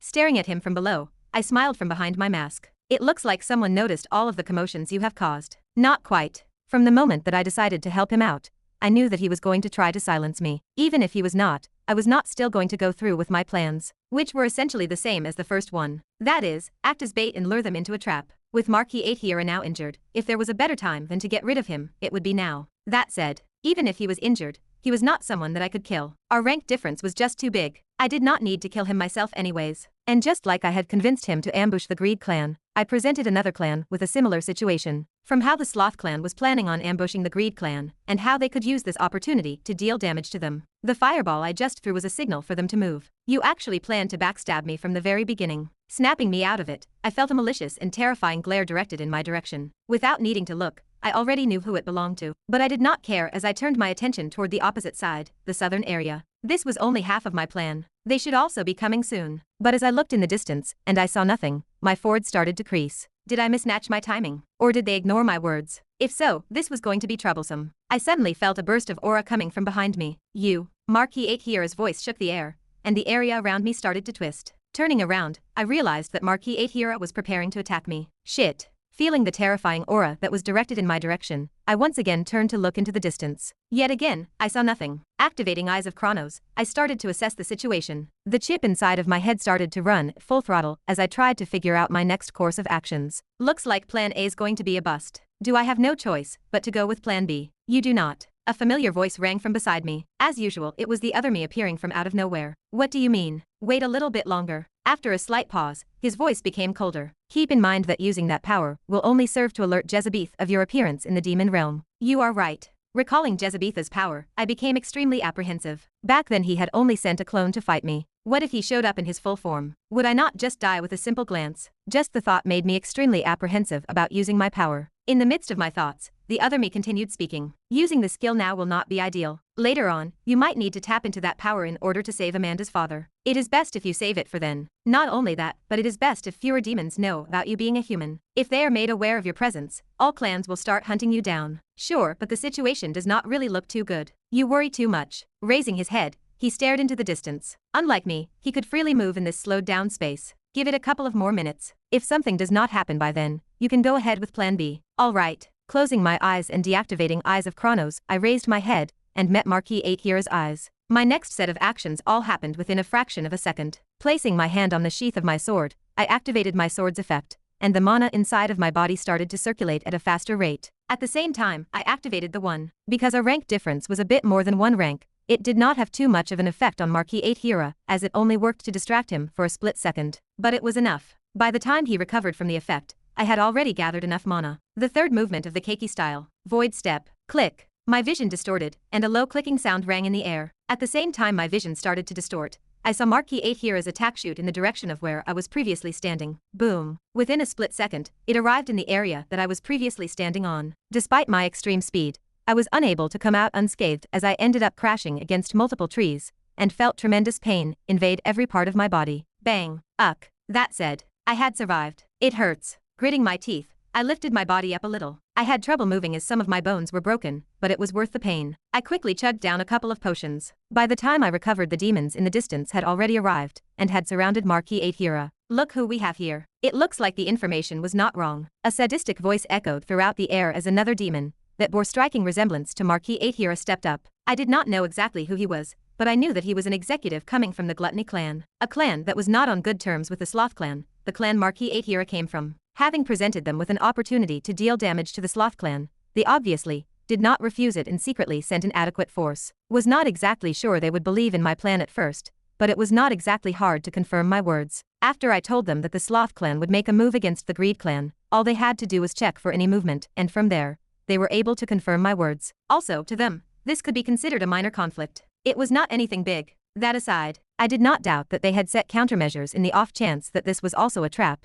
but it did not concern me. Marquis Oxian. Marquis 8 Hira's voice was filled with spite as he said those words. With narrowed eyes, demonic energy rose from his body at an alarming rate. Sin. Just as he was about to speak, Marquis 8 Hira stopped himself mid-sentence again. His face changed, and he looked behind him. Marquis 8 Hira was not the only one that had a change in expression as Marquis Oxian's face also changed. Similarly staring into the distance, I smiled in relief. They are here. Reinforcements from the Wrath clan and the Greed clan. Inside a large office space, Melissa sat opposite Amanda. What did you want to talk about? Amanda asked in a soft tone. Taking her eyes away from her nails, Melissa adjusted her glasses a bit. She quickly cut to the chase. The central government seems to be planning on regulating the magic cards. Oh. Amanda absent-mindedly nodded her head. Her reaction surprised Melissa quite a bit as she raised her brow and asked, "Are you not surprised?" "Not really." Amanda shook her head. "I already had an idea that this was going to happen. Not only her, but so did Ren. Unlike the Union, which dealt with heroes and villains, the central government was another power that primarily focused on keeping order in the human domain. They were not as powerful as the Union in terms of raw strength, but some might even say that they were more powerful than them, as even the Union could not discard their orders." Melissa leaned back on her chair and crossed her arms. "Since you know, this makes things a lot easier. Do you already have any countermeasures in place?" "Sort of. As in, here you go." Unlocking the drawer next to her, Amanda passed a file to Melissa. Sliding the file her way, Melissa looked through it. Her furrowed brows slowly started to relax. After a while, she put the file back on the table and nodded her head. "This might actually work." Amanda smiled slightly. "I spent a lot of time thinking about it. It will work." There was confidence in her voice as she said those words. She did not spend her days at the office idly. After learning from the best for the past couple of years, Amanda knew about the political affairs of the world like the back of her hand. A problem like this was not going to faze her. Brushing her hand behind her ear, Amanda's eyes narrowed. If the central government truly wants to put their hands on the magic cards, they should prepare to lose a couple of limbs in the process. "You have changed," Melissa said after a brief moment of silence. A smile crept on her face. "But I like it." Chapter 508. Minutes prior to ambushing the Greed clan, I sent a message to the Wrath clan. In the message, I told them that the Sloth clan and the Gluttony clan were planning on secretly working together to ambush the Greed clan. Although my words sounded sketchy, I provided them with the exact location of where the ambush was going to happen. I told them that they knew that they were planning an ambush against someone called the White Death, and that it was all a ruse in order to make the Greed clan act and use that opportunity to deal damage to them. Since the Wrath clan was allied with the Greed clan, all they had to do was contact them and confirm the information that I told them. Once they were able to confirm my words, the rest was pretty much self-explanatory. While everyone was staring into the distance, I slowly stood up. I should probably take my leave. My plan was pretty much done. If there was a time for me to leave, then it was now. With everyone still confused and startled by the sudden situation, I prepared to use this chance to leave. Taking another look toward the sky, I sighed in relief. That was close. Fortunately for me, the plan somehow worked out. By exploiting the demons' desire to harm each other, I was able to create this scenario. In any case, I had never been too worried about the plan failing. I had 3 more plans prepared just in case this one failed. Not that I wanted it to fail, but I was not delusional. I never once thought that my plan could not fail. I found myself doubting my plan a lot, but in the end, it seemed as though the demons had been at peace for too long to realize what had happened. Good for me. Masking my presence as much as possible, I quietly left the area and headed toward the Pride clan's territory. My goal here had been achieved. It was time for me to move to the next part. After a while, inside a large forest. How long till we reach our destination? Halting for a bit, I rested my hand by the side of the tree. It had been about half a day since I left the conflict, and by now, the sun was already starting to set. Considering that I was under a time constraint, I knew that I could waste as little time as possible. "We are almost there. About 2 hours. 2 hours." I groaned. It had to be noted that when he meant 2 hours, it meant 2 hours of me running at full speed. Not only that, but I also had to watch out for the monsters and demons in my way. If anything, that only served to make me even more tired. "Hurry up. You do not have much time. Keep going straight." "Fine." Recollecting my breath, I once again dashed forward. I cannot waste time. I had a goal in mind when acting on the previous plan. Primarily, I wanted to turn the attention of the Pride clan away from their own territory. Although the conflict was a minor one, it was still a conflict. It could serve as a great excuse for the other clans to start conflicts with each other. This was exactly what I wanted. Still, I was not naive enough to think that they would not notice that I had a hand at play in this conflict. But that was fine. By the time they realized what had happened, I would already have left the demon realm. Yup. Pressing my foot on the ground, I sped up even more. Following the directions given to me by my other self, I continued running for the next 2 hours. To be more precise, it was actually 3 hours as I met a lot of demons and monsters along the way. They were not looking for me though. Just as I had expected, the fight in the distance had caused enough chaos to attract the attention of the Pride clan. This was exactly what I wanted. "You can stop now." Hearing a certain voice, my feet came to a stop. Resting my hands on my knees, I took a couple of deep breaths. Sweat dripped from the side of my face. "Are we finally here?" Looking around me, the only thing that met my sight were trees. They were not exactly normal trees though. They were quite tall, and their bark was quite dark. Most notable was the fact that the leaves were red. As it was nighttime, it was actually quite hard for me to see what was ahead. Furthermore, an eerie silence enveloped the area around me, making it all the creepier. Crunch, crunch. The only noise I heard was the crunching sound of my feet stepping on the ground. Seeing that I could not see anything out of the ordinary in the area around me, I turned to look at my other self. Is Amanda's father here? Not quite, he answered. My brows furrowed. What do you mean? We are close, but we will have to stop now. You might not like the sound of my next words. Taking a step back, I instantly felt an ominous premonition. Spit it out. Our eyes met. For a brief moment, I saw my other self's lips curled upwards. It left as fast as it came, and thus I became unsure of whether it was real or not. Did I just imagine that? His next words made me realize that I did not see wrongly. You are going to fight a demon and lose on purpose. I blinked my eyes a couple of times as I had difficulty trying to process what he was saying. Are you telling me to lose on purpose and get captured by a demon? Was he crazy or something? Never mind, he has always been crazy. Why in the world did I forget this? I took a deep breath and sat down on the ground. I then leaned my back against one of the trees. There was definitely more to the plan than he let out. I was not planning on dismissing it without properly understanding what he was trying to say. Kindly explain to me your plan. Sure. In a rather calm manner, he started to explain. Raising his hand, he pointed it toward the distance. Not far from here you will find Morian, one of the largest cities in the Pride clan territory. The city is quite big, about the size of Ashton City, and Amanda's father is located there. I see. I scratched the side of my cheek. But how does that have anything to do with me purposely losing to a demon? Let me explain. The other me leaned back on a tree. A small rattling sound accompanied his movement. To put it bluntly, you cannot infiltrate Morian. It is impossible unless your strength is equal to a Duke-ranked demon. SS rank. That hard. Yes. His words surprised me quite a bit. Even if you can make it seem like you have demonic energy inside of your body thanks to the trick that I taught you, it can easily be discovered. It might work when someone is not paying attention,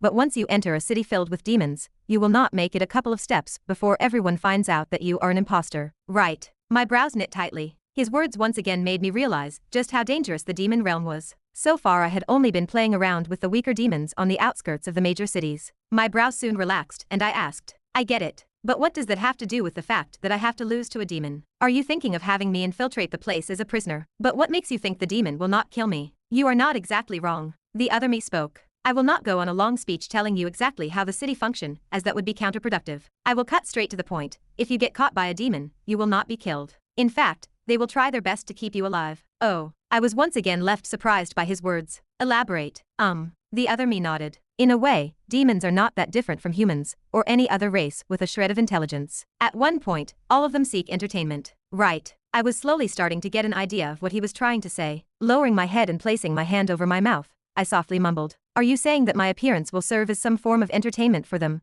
hence why they would not kill me, but sell me off to make money? Yes, I see. Once again covering my mouth with my hand, I had a sudden thought. Is that what happened with Amanda's dad? Is he currently inside of that city for the purpose of entertaining the demons? That is right. Clank, clank, clank. Taking a couple of steps forward, the other me stopped in front of me. One of the biggest entertainments in Morian is their arena, a place where captives from the other races are made to fight each other, and where Amanda's father is currently residing in. I let out a small sound. Everything finally started to make sense. In short, in order to reach Amanda's father, I had to purposely lose to a demon, so that they would sell me to the arena. Since he said that infiltrating the city was impossible, it seemed like this was the only method that could work. There was only one problem. Since you said that it is impossible to infiltrate the place, what makes you think I can escape from that place? Do not worry about that. The other me reassured. I would not propose something so dangerous without coming up with countermeasures.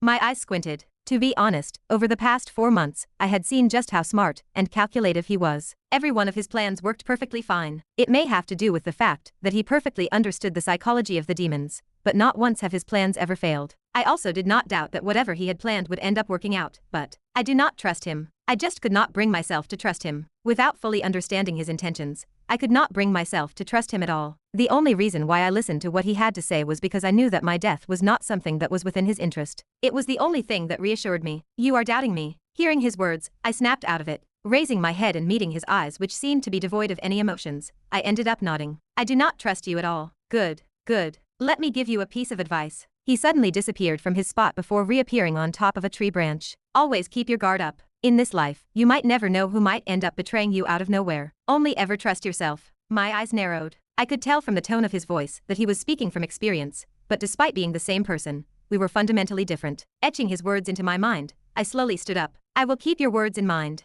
I then turned around and headed deeper into the forest. It was time to get caught by a demon. Chapter 509. Bang! Crashing against a tree was a black humanoid figure. The bark of the tree flew everywhere, and the figure rolled back a couple of meters. Coming to a stop, the demon raised his head and glared in my direction. Yuck, how How dare you? Just answer a few questions if you do not want to die. Walking up to the demon, I placed my foot on top of his head and applied some pressure. His head came into contact with the ground. Coo. Using every ounce of his strength to raise his head, the demon glared my way, but I ignored him and lowered my body to meet his eyes. Along the way, I removed my foot which was pressed against his face. He was only a Baron-ranked demon. Therefore, I was not too worried about him running away.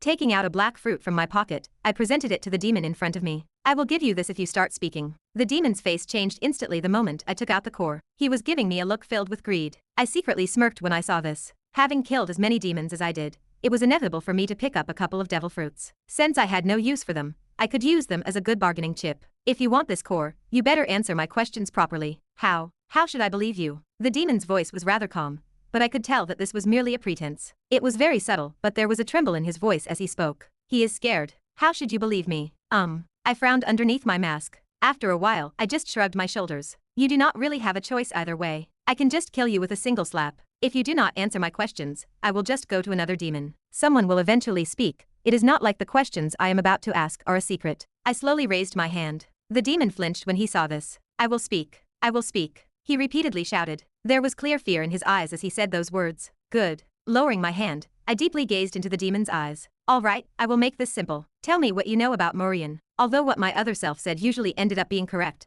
I still did not trust him. Before making any moves, I wanted to assess the situation for myself. My next set of actions would be based on the demon's answers. Marion. That is right. Tell me anything you know about it, especially about the arena. The demon's face changed a bit as he hesitated to speak. I pressed my hand to his throat when I saw this. I do not have much time, make it quick. Coo. Yes. Giving me a fearful nod, he slowly started to recount everything about the city, from its general layout, to who reigned supreme over there, and how heavily guarded it was. He also told me which area to avoid, and what were the most crowded areas. I did not really pay too much attention to this information. I was not planning on infiltrating the city in the first place. All that interested me was the arena. If you are planning to infiltrate the city, give up on the thought. That place is under the surveillance of 2 dukes. You will never make it past the entrance without getting yourself killed by them. I see. Everything perfectly coincides with what he said. This reassured me a bit. Turning my attention back to the demon, I continued to ask, what about the arena? What do you know about it? The arena. For a brief moment of time, the demon's face changed. It went from a fearful look to one that was filled with excitement. My forehead creased. Before I could say anything, the demon quickly answered. The arena is the biggest entertainment you can find in Morian. It is the best place demons can go to enjoy themselves. Watching the other races fight and kill each other is the most entertaining thing one can watch. Demons from all over the demon realm come to Morian just to watch the fights and place their bets. As he spoke, the demon seemed to have completely forgotten about his predicament as the excitement in his voice only increased. This is not that much different from fights on Earth. His words reminded me of televised fights back on Earth. Their system was pretty much the same. Most recently the arena has become an even bigger attraction. There is this new human that has not lost once. Each and every one of his fights a mass. Did you say human? I cut in. I am sure I did not hear incorrectly. Could he be referring to Amanda's father? Unaware of what I was thinking, the demon nodded his head. Yes, he is incredibly strong, and everyone is already betting on how many matches he has left before he loses. I have personally bet on 30. Even though his fights are impressive, he is slowly getting tired. I do not think he will last that long. Lowering my head a bit, I asked. About this human, what is his strength like? The demon tilted his head. Pondering for a bit, he answered. He should be Marquis rank. Some even say that he is close to Duke rank, but no one really knows. I see. I nodded my head and slowly stood up. It is probably him. The fact that he was human and his strength was similar to that of Amanda's father before he left was a good indication to me that this was most probably the case. Is there anything else you would like to ask me? The demon asked. Turning my attention back to the demon, I thought for a bit before replying. If by chance a demon caught a human, orc, or any other member of the race, what do they earn from handing them to the arena? A strange look appeared on the demon's face as soon as I posed the question, but all it took was a quick glare to stop him from asking unnecessary questions. I was still using the same as before, the one that used cores to make it seem as though I was a demon. Due to a rank difference, the demon was unable to see through my disguise. If a demon manages to catch a member from the other race, they can give them to the arena and earn a cut from how much the member performs. Oh, what an interesting system they got here. Instead of having them directly by the people, they have them fight and give them a cut of how much they make along with their stay in the arena. It was not a bad deal, especially considering that each event made quite a bit of money for them. Snapping me out of my thoughts was the demon's voice. Lowering my head, I glanced at him. What is it? With a crude smile on his face, the demon asked. I have already told you everything, will you? Click. A subtle clicking sound rang through the air, and the demon's face rapidly changed. Why? Ignoring him, I turned around and left the area. Although the demon was unable to mutter his last words, I already knew what he was trying to say. You lied. Yes, I lied. Not that I ever promised him to keep him alive. Walking a bit further away from the area I was previously in, a figure appeared not too far from where I was. So, you satisfied? I am. I gave a short reply. The information he had previously given me may have been right, but I just had to make sure for myself. This was not the first time that I had done this, but I just could not bring myself to truly trust him. What are you going to do now? He asked after a little bit. Raising my head to meet his eyes, I gave a brief reply. I will carry on as we have previously discussed. Good. My footsteps suddenly came to a stop. Tapping on my bracelet, I took out a small sphere that was about the size of an ant. I knew that it would eventually come in handy. Taking out all the most important items that I owned from my dimensional space, I put them inside of the small ball, which was another dimensional space. The space that it could store was incomparably smaller than compared to my bracelet, but this was the price one had to pay for such a small dimensional space. Done. Storing all of my most important items inside of the dimensional space, I let out a satisfied smile and proceeded to head toward the city in the distance. The city was not actually that far. It was about a 10-minute walk from where I previously was. Throughout the journey, I had to make sure to be extra sneaky as demons and monsters lurked everywhere. Fortunately for me, I did not do what I did in the past for nothing. With the commotion my previous actions had caused, the perimeter outside of the city was less dense than it should have been. This is a good spot. I stopped right as I was about a couple of kilometers away from the city. I was currently standing on top of a large cliff, and from where I was I could see the city in the distance. Staring at the city in the distance, I felt this weird sense of intimidation coming from it. Not only that, but I could vividly see demonic energy revolve around the city in the form of a black fog. I had a hard time describing the city. It was large, extremely large. Thick walls the height of a skyscraper covered the whole city, and at the top of the walls, I could catch a glimpse of demons patrolling the area. The walls were black, and I was not exactly sure of what they were made of, but they had this strange sense of intimidation that made one feel insignificant. Because the walls were so tall, I could not quite see what was behind them. However, there was one building I could see, and the pressure that it gave off intimidated me, and that was despite the fact that I was still quite far from the city. The building seemed to be located in the middle of the city, and it appeared to be a large pillar that expanded at the top. That is probably where the Duke-ranked demons reside. Other than that, what could it be? Let us get this done. Letting out a sigh, I looked around me. Then, taking out my spare sword, I raised it and stabbed myself. Spurt. Blood leaked down on the ground. It hurts. Suppressing the pain, I took a step forward and jumped down the cliff. As I jumped, I made sure to coat my body with a little bit of mana. Thump. Coo. Heavily crashing on the ground, I suppressed my groan once again. Shit. I cursed inside of my mind. Dragging my body with my hand, I stopped right next to a tree. Leaning my back against it, I took heavy breaths and reached out for the white mask on my face. Crack. I broke it into pieces. Dropping one side of the mask beside me,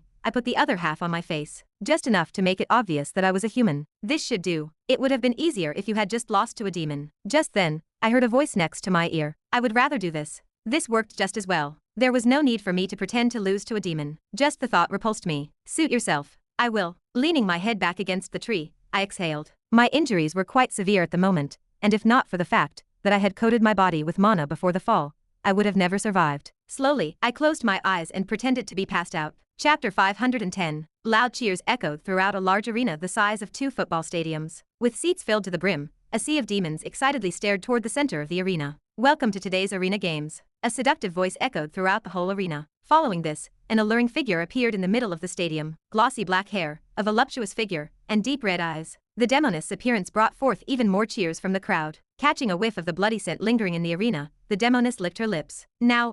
The demoness smiled. Facing the crowd, she gave them a wink. We're not here for me, but we're here for today's games. I'm sure you're all excited to see what we have in store today. Her words seemed to have instantly calmed the crowd down as the noise dropped to a comfortable level. There was still some noise, but it was not as loud as it was before. Thank you. The demoness thanked the crowd. Turning around, she addressed the other side of the arena. For today's event, we have a little surprise for you all. We have found ourselves a new challenger, and he's a human. Her words instantly reignited the vigor in the crowd's faces. Another challenger. A human at that. Does he also have the potential to become an overlord? As if. There is only one overlord. The current overlord is far too strong for anyone to beat. I doubt he will be able to beat him even if he manages to become an emperor-level contender. True, but what if? This is going to be fun. Enjoying the vivaciousness of the crowd, the demoness let the noise continue for a while. She eventually raised her hand, and everyone stopped speaking. Thanking them one more time, she continued. I will have to disappoint you all with one piece of news. The challenger will not be participating in the king's bracket, but he will be participating in the duke bracket. The crowd instantly deflated upon hearing her words. In order to ensure fairness in the games of the arena,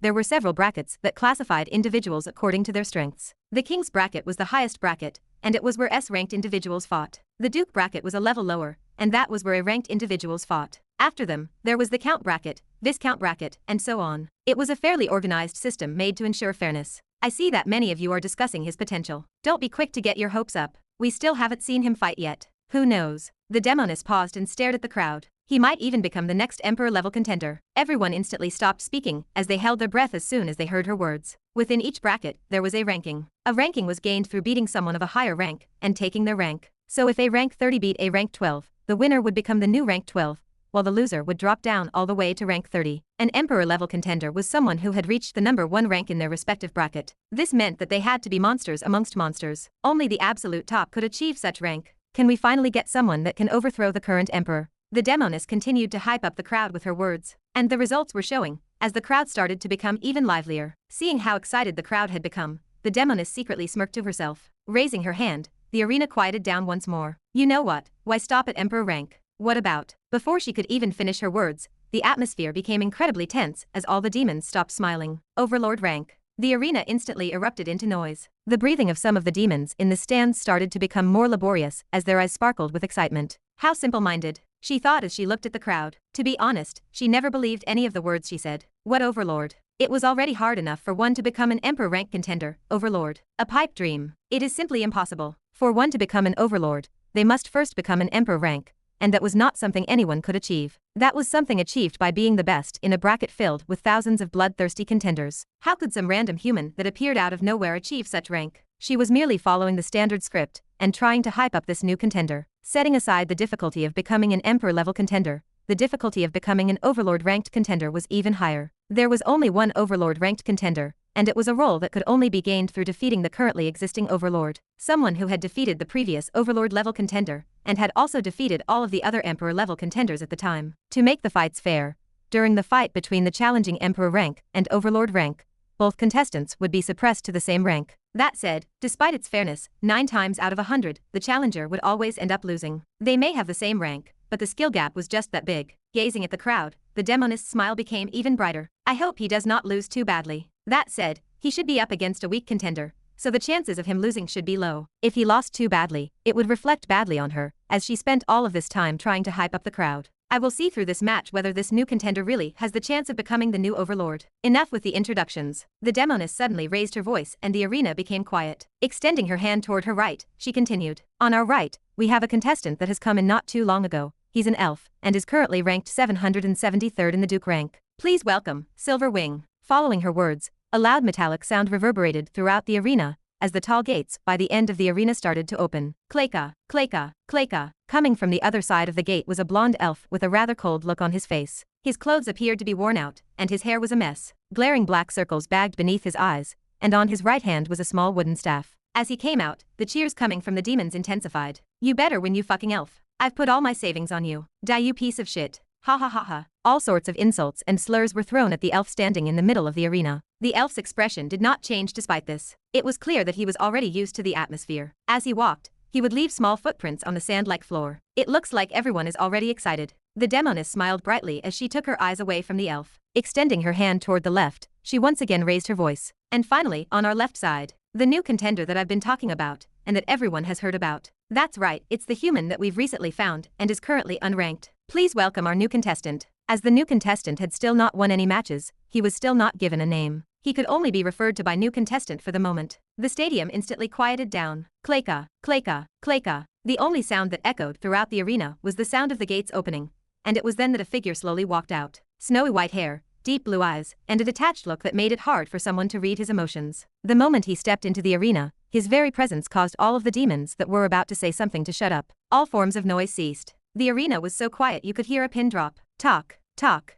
The calm and steady sound of his footsteps echoed throughout the whole arena as everyone's attention was focused on him. His feet soon came to a halt. Raising his head, he turned to look at the demoness. He did not say any words, but his message was clear. Get on with it. Ah. It was only then that the demoness came to her senses. What just happened? She could not quite explain what she had felt, but for a brief moment in time, she felt overwhelmed by the presence the contestant gave out. It almost felt suffocating. This was a first for her, and she had presented her fair share of matches. Was this a mistake? Taking another glance at the contestant, and no longer feeling the same sensation, the demoness quickly came to that conclusion. It had to be that. She had seen all sorts of experts during her career. Therefore she was quite experienced. She had seen individuals much stronger than the human before her. For her to not have felt as much pressure from them as compared to the human before her, who was much weaker than them, the demoness did not know what to think. In the end, she just decided to not believe it.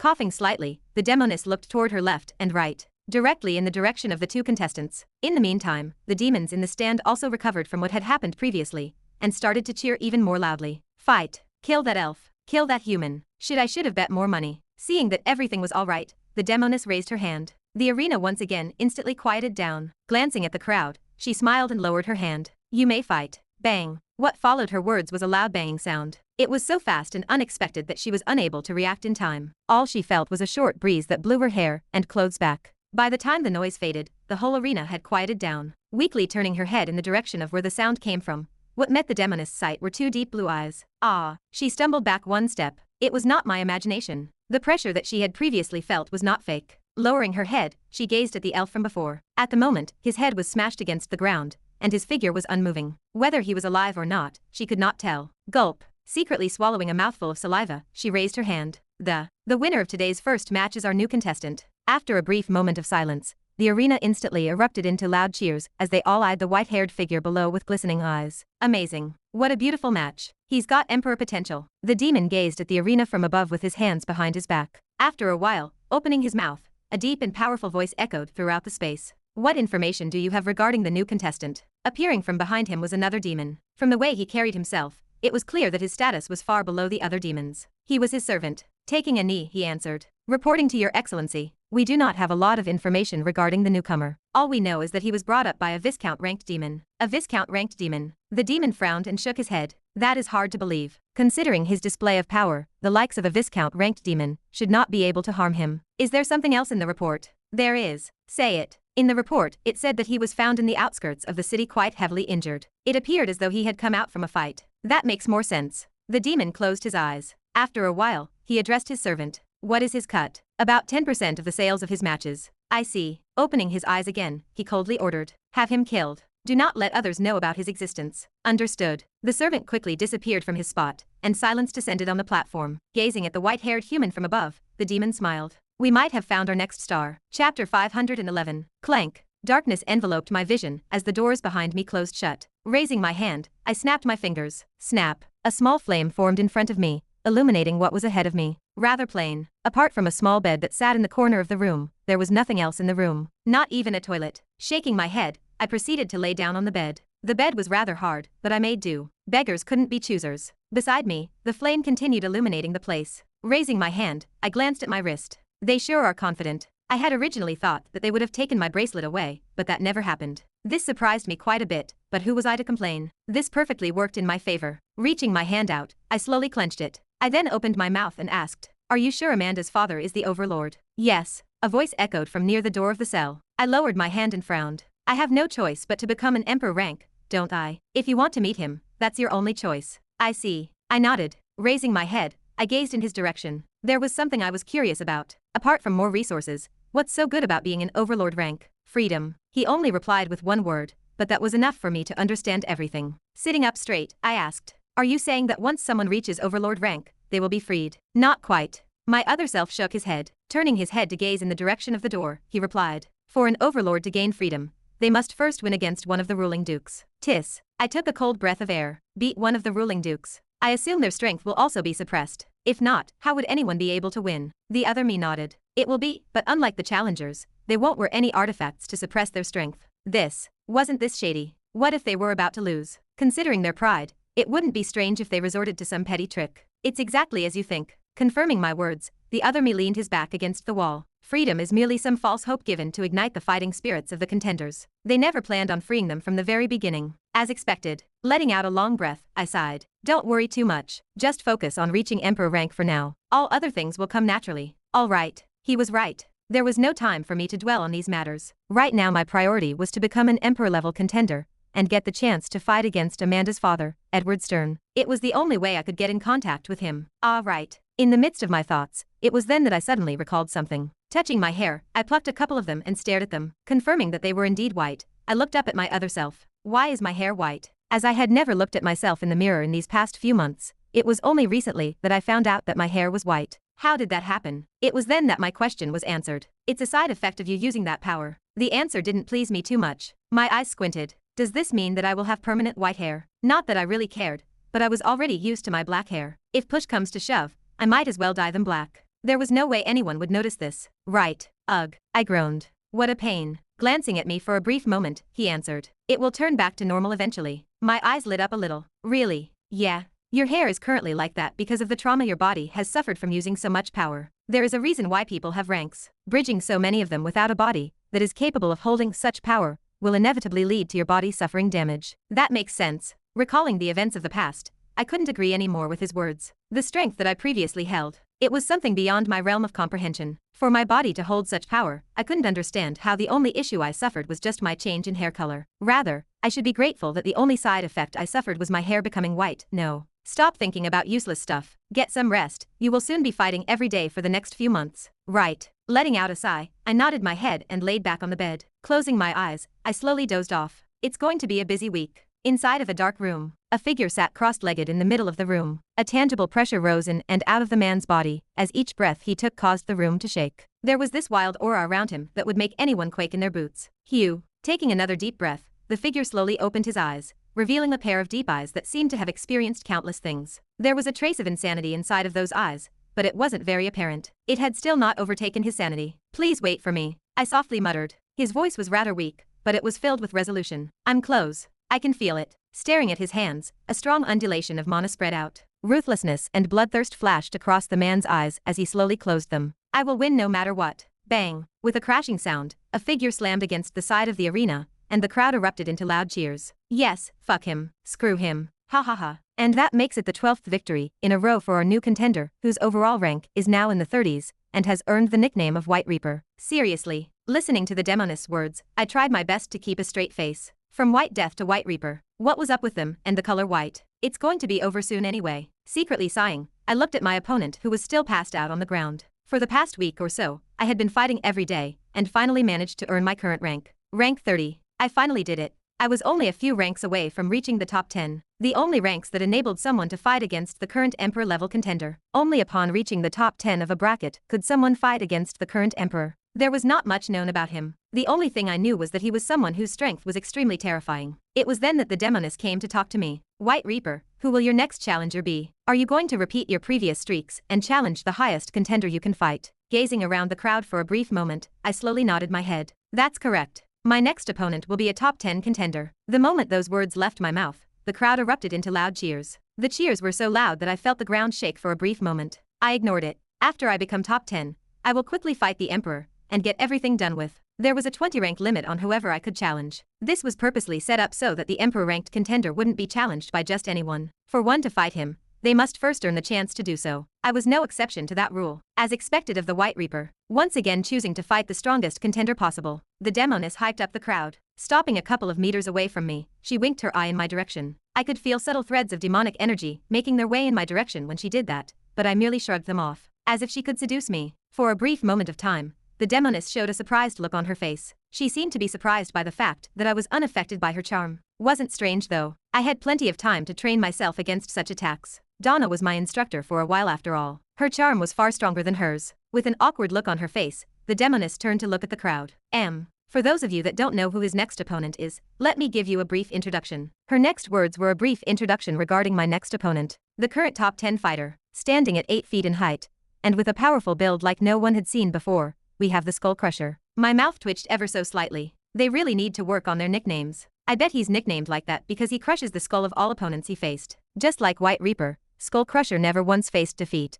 And not only that, but every time he goes against an opponent, his signature move is to kill them by breaking their skull. No kidding. If not for the fact that I didn't want to show my emotions, I would have probably face-palmed right then and there. The crowd became even livelier at her words. Why wouldn't they? After all, hearing of such a ruthless opponent, what demon wouldn't be excited? The fight will be held tomorrow, and whoever wins the fight finally be eligible to fight against a top 10 contender, and gain the chance to fight against the current Emperor of the Duke-ranked bracket. The crowd stirred even more, but it was at that moment that the demoness' face changed. Turning her head to look my way, she softly said, White Reaper, although your achievements have been outstanding, I would like for you to keep something in mind. The top 10 contenders are on a completely different level than the contenders you have previously fought. You won't be able to beat them as easily as the people you've currently fought. Meeting the demonist's eyes, I blinked once and turned around. Thanks for the warning, I half-heartedly replied. A figure appeared next to me. Staring at the demonist behind me, he smiled. If only she knows you've been holding back till now. Who cares? I replied as I slowly entered the gates in the distance. I'm saving my strength for when I fight against Edward. My feet stopped briefly, and maybe the current emperor, gazing at the white-haired figure from above,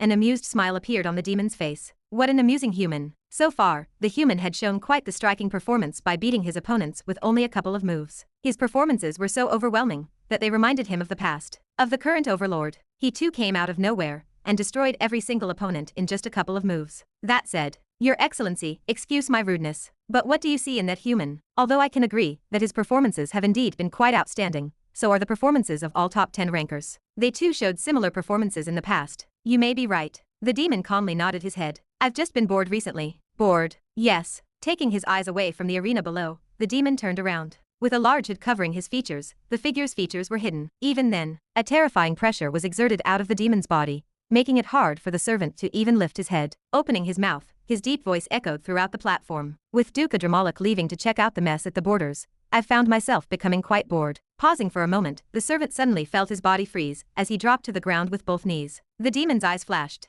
Maybe it's time we switch the current overlord. Chapter 512. Clank. Follow me. Coming out of my cell, I followed a demon out. Everything happened out of nowhere. I was just quietly relaxing in my cell, and before I knew it, a demon came to my room and called out for me. I was quite clueless about where I was going, but I decided not to say anything and just followed along. There was no point in asking questions that I would not get an answer to. That, and the fact that I already had an idea of what was going on. This might actually be a good chance for me. Glancing toward my left and right, as I followed the guard, I realized that the security was fairly lax. There didn't seem to be many demons patrolling the area, and to make matters even stranger was the fact that my main wasn't sealed. It had to be noted that the demon in front of me was ranked lower than me. If I wanted to, I could kill him with a simple slap. Not that I had any plans on doing that since I had a goal in mind: finding Amanda's dad. Furthermore, I was sure that the security only looked lax. In reality, it was probably extremely tight. Had this not been the case, many of the prisoners would have long escaped. Talk, talk. The steady and calm of our footsteps echoed throughout the corridors. The corridors were pretty badly maintained as I could see cracks everywhere. Not only that, but they were also quite narrow, forcing me to move sideways sometimes. To make matters worse, lingering in the air was an old and stuffy smell. We're here. Walking for who knows long,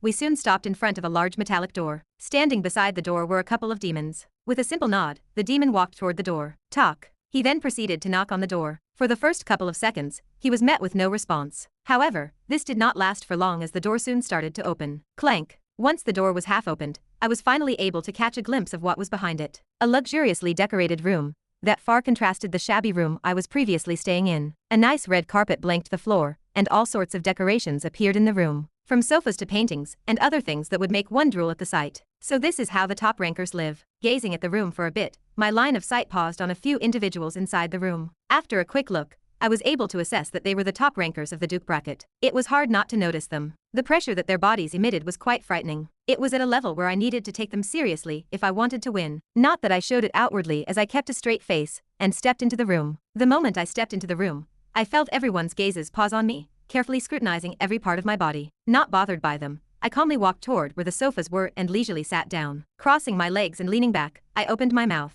So, I looked at everyone in the room. What did you guys want to talk about? Silence. No one in the room said a word as they continued to stare in my direction. It was then that someone finally spoke up. This human seems to be quite cocky. Standing just at about 4 feet in height, with a long ginger beard, was a dwarf. Raising his brow, he took a step forward and calmly analyzed my body. Hair, not bad. Extending his hand, he presented himself. I'm Steampunk. Rank 5. White Reaper. Rank 30. I shook his hand back. As I did, I suddenly smelt a foul odor coming from the dwarf. His breath stinks. Moving my head back, I tried my best to not make any strange faces. His breath was simply atrocious. White Reaper. It was then that a soft voice called out for me. Turning my head, I found an elven lady staring in my direction. She had a rather long scar tracing down her face, and I could feel hints of insanity in her eyes. Her hair was a mixture of gold and silver, and if not for her scar, she would have looked extremely beautiful. I stared straight into her eyes. You are. Rank 2. Name. Silvermoon. She replied in a disinterested tone. Do you know why we've called you here? Somewhat.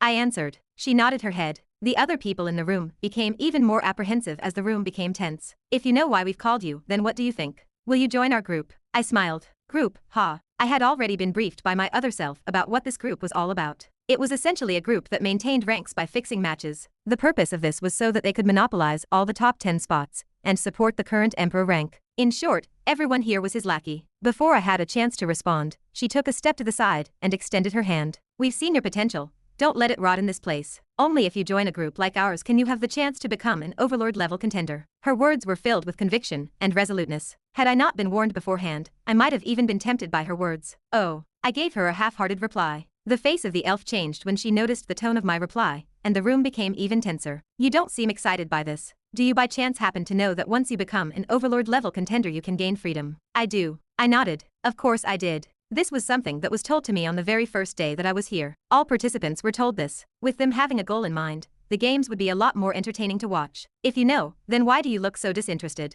Are you perhaps not keen on the idea of freedom, or? Her eyes squinted and a powerful pressure sprung out from her body before heading in my direction. Are you just not interested in joining us? Because her actions were sudden, I was caught off guard a bit. Even then, I retained a passive and nonchalant look on my face. Glancing around the room, and seeing everyone staring at me with bloodthirsty looks, I leaned back on the sofa and calmly asked, "What do you want me to do?" The pressure coming out from Silvermoon instantly disappeared. A smile soon replaced her previous scowl. "Much better," she muttered in a satisfied tone. Clasping her hands together, she cut straight to the chase. "Lose your next game."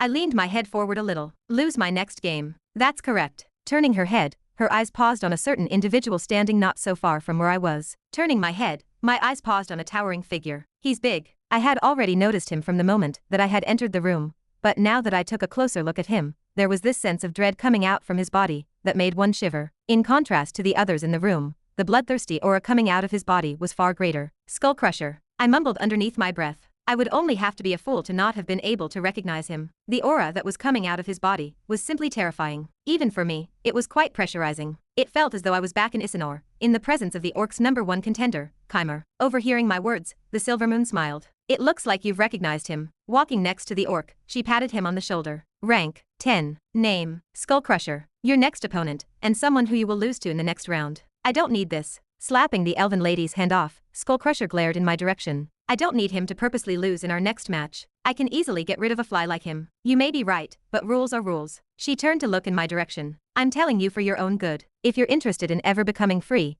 then this is your only chance." Raising and lowering her head to scrutinize me carefully, her brows knit for a couple of seconds. She then warned, "You seem quite strong, but like Skull Crusher said, any one of us in the room is enough to crush you. It is in your best interest to join us." After a while, she extended her hand in my direction. Her face was filled with confidence when she said those words. "So what do you say? Will you join us?" Staring at her extended branch, I softly muttered, "Tempting." The elven lady's smile brightened. "That great." Cutting her off, I smirked. The faces of everyone changed the moment I did so, but I did not care. Placing my hand on the sofa, I slowly stood up. Then, turning around, I waved my hand and made my way out of the room. "Thank you for your offer, but I will have to refuse." As if I'd join a group of people that I will eventually have to discard in the near future. Following my words, I headed out of the room. Since contestants could only fight each other in the arena, I wasn't worried about them trying anything in the meantime. Exiting the room, I nudged the demon that had brought me with my head. "Let's go." Clank. Once the door closed, a heavy silence descended on the room. Apart from the elven lady, none of the faces of the people in the room changed. They didn't seem to particularly care. "I see." Silvermoon darkly scanned the room. Turning her attention towards Skull Crusher, she coldly ordered, "Make sure you let him know his place tomorrow. Take your time. Make him understand the consequences of his actions." Carr. I would have done this even if you hadn't told me." Skull Crusher replied while clenching and unclenching his fists. A cruel and bloodthirsty smile hung on his lips. "Good." Taking a look at the other people in the room, she turned around and headed out of the room. Clank. Closing the door behind her, she turned right and headed deeper down the corridor. Following her from behind was a demon. Walking for the next couple of minutes, she eventually stopped in front of another door. Talk. She knocked once. The metallic echo of her knock reverberated throughout the corridor. A soft and gentle voice followed the knock. "Come in. If you will excuse me." Extending her hand, she opened the door. Clank. Upon opening the door, she was presented with a similarly decorated room to the one that she was previously in. However, if there was a difference between the two, it would have to be the fact that there was less furniture in this room. Taking a couple of steps into the room, she soon stopped. It wasn't because she wanted to, but it was because she couldn't. Raising her head, her line of sight fell toward a figure that sat cross-legged in the middle of the room with his bare back facing her. His silver hair descended down his back, and a terrifying pressure bore down on the area next to him. After a brief moment of silence, the figure spoke. "How did it go?" "He rejected the offer," Silvermoon darkly said. Clenching her teeth, she added, "He completely dismissed us, treating us as a joke." "Is that so?" The figure in the middle of the room softly said. For a brief moment of time, the elven lady felt a cold chill run down her spine, as she weakly nodded her head. Yes, yes, I understand. Lowering his hands, the figure slowly turned around. His eyes soon met Silvermoon's, and her body froze all over. A huge sense of dread that she had never felt before washed over her body. You know what to do. Yes, yes. Chapter 513. This will be a short fight. Overlooking the arena from above, Silvermoon's eyes narrowed. All of the top Duke bracket competitors were standing beside her. That's good for Skullcrusher. Yeah, it was a given considering his strength. Although he's nothing much himself, none seemed to be interested in the upcoming fight. There was an air of certainty about the fight, despite the fact that it hadn't even begun yet. Who was going to win was already clear to them. Why do you even bother with that human, anyway? A lazy-looking figure languidly asked. His shoulder-length black hair spread across the sofa, as he leaned back against the sofa, and stared up at the ceiling with his yellow-colored eyes. From his mouth, he took out a popsicle, and looked at Silvermoon. I admit that he is strong, but Skullcrusher should be able to handle him. I know, Silvermoon replied. Glancing back at the figure, she asked. You're also a human, what did you think of him? Him. The figure leaned back once again on the sofa, and crossed his arms behind his head as he gazed at the ceiling of the room. Whom. He let out a yawn. He ate. Nothing special apart from his hair. That was the last thing he said before he closed his eyes. I see. Silvermoon nodded her head and once again turned to look at the arena below. However, this was merely a pretense. Her attention was secretly drawn to the human from earlier. Rank 3, Lightning Dragon. He was the individual that Silvermoon feared the most out of all the bracket contenders. His strength was quite unknown, as he always ended an opponent within a couple of moves. But Silvermoon always felt this unsettling feeling whenever she saw him. She couldn't explain it clearly, but there were times that she would fear him above the current emperor. Perhaps it was because her instincts had been honed over a long period of time, but she knew that the human sitting on the sofa was bad news. Had it not been for his lazy personality, who knows, he could have even been the current emperor. What am I thinking? After shaking her head to clear her mind, Silvermoon returned her attention to the arena. With the demoness already present and preparing to announce something,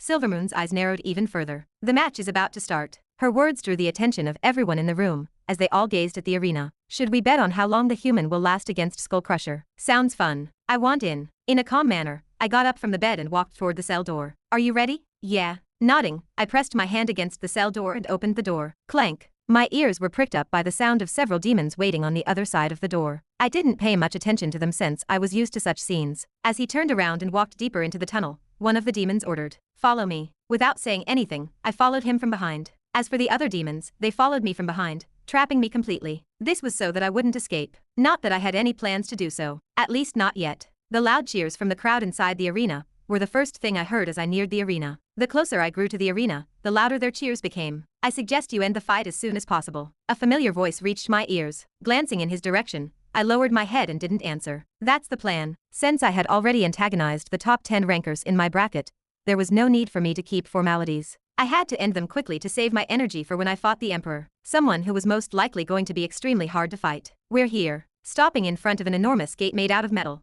the demon turned to look at me. Get ready. Your fight will start any minute now. As I lowered my head, I did not respond. I took a deep breath and concentrated on the noise coming from the arena grounds. And in the right corner, with an undefeated streak, though faint, I could also hear the announcer's voice coming from the other side of the gates. It was the same voice I had been hearing over and over again for the past week or so. Please welcome White Reaper. Clank. With a low rumble, the doors soon started to open. Stepping forward, I entered the arena with my head raised. White Reaper. Fuck him up. Skullcrusher. Destroy him. From the moment I stepped into the arena, I could hear the loud cheers of the spectators. They were filled with energy and bloodthirstiness. I paid them no mind. That was because my current focus was directed toward the towering figure standing opposite of me. We meet again. A large smile spread across Skullcrusher's face as he cracked his knuckles. Crack, crack, crack. Staring back at him, I didn't reply. Don't blame me for what will happen next. We clearly gave you a way out. I hope you last long enough for me to enjoy myself. Sure, I lazily replied. The look on Skullcrusher's face changed when he realized I wasn't taking him seriously, but I didn't notice as I had my eyes on something else. Appearing right behind Skullcrusher was my other self. Due to the fact that no one could see him, his appearance did not attract any attention. Are you going to proceed as we planned? Meeting my gaze, he asked in a soft tone. In the midst of the loud cheers, I could clearly hear his voice. I slowly nodded my head in his direction. Yes. Are the two contestants ready? Just as I nodded, I felt the demoness gaze pause on me. I glanced back at her and replied briefly. Yes. Skullcrusher. Yes. He also gave her a short reply. With a simple nod, she raised her hand and the noise in the arena ceased. A slight smile hung on the demoness' face as she noticed this. The arena grounds became tense as she held her hand in the air. At the exact moment the tension reached its climax, she finally lowered her hand. You may fight. After lowering her hand, she announced the start of the fight, and I quickly activated one of my skills. The one. As soon as I activated the one, everything came to a halt. Neither Skull Crusher nor Demonis dared move an inch. At the same time, my other self slowly moved behind Skull Crusher. With my eyes still locked on Skull Crusher, I remained standing. From the corner of my eyes, I kept my focus on my other self. Slowly he positioned himself behind Skull Crusher and extended his leg. It was only then that I took a step forward. Talk. What's going on? Looking into those dull gray eyes, Skull Crusher felt his muscles loosen, as he couldn't muster any strength in them. He was paralyzed on the spot. Suddenly, his body started shaking. Lowering his head to glance at his hands, he muttered in a trembling tone. Is this fear? This was an emotion that he had not felt for quite a long time. Actually, not quite. He had recently felt this emotion not too long ago, back when he met the current emperor of the Duke bracket. After having beaten so many contenders without losing a single match, he had grown ignorant and had challenged the current emperor. That was the biggest mistake of his life. Had it not been for his mercy, he would have long died. Impossible. But compared to the sense of dread he felt from the current emperor, the one coming from the small figure standing opposite him was even more fearsome. He couldn't stop his legs from trembling. Is he even stronger than the emperor? Impossible. The dull grey gazes stared back at him once more as he raised his head. Ah. He let out a strange sound. What are you doing? Do something. Fight. Kill him. I will kill you. In the midst of his struggle to find any energy to move, insults were hurled his way. You fat orc. Are you scared?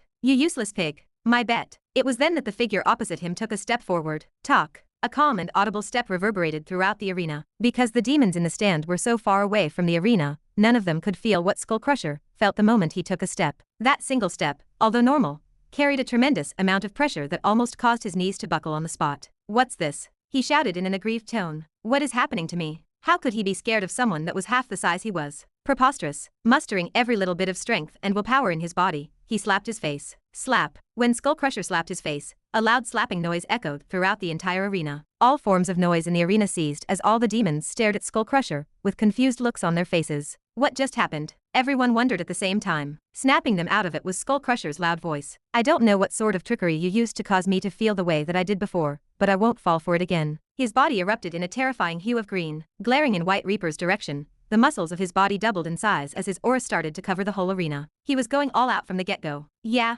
fuck him up. So he was using a trick. I knew something was up. Skull Crusher's sudden actions reinvigorated the crowd as they stood up from their seats and cheered even more loudly. Lowering his head, the human smirked. It's useless. Taking another step forward, the dull color in his eyes darkened ever so slightly, and the pressure Skull Crusher felt intensified immensely. His body felt as if it was being burdened by a huge mountain before, but now, it felt as if several mountains were pressing on him simultaneously. He couldn't move. Yuka. Holding on to his breath, Skull Crusher's face started to bleach as he struggled to lift a finger. What? What is this? He muttered in an incredulous tone. Talk. The calm sound of a footstep once again rang throughout the whole arena. Out of pure instinct, Skull Crusher took a step back. Ha! It was then that it happened. Right as he took a step back, he suddenly felt something hard, and his vision lowered. Thump. With a soft thump, he found himself on the ground. The noise coming from the crowd once again stopped.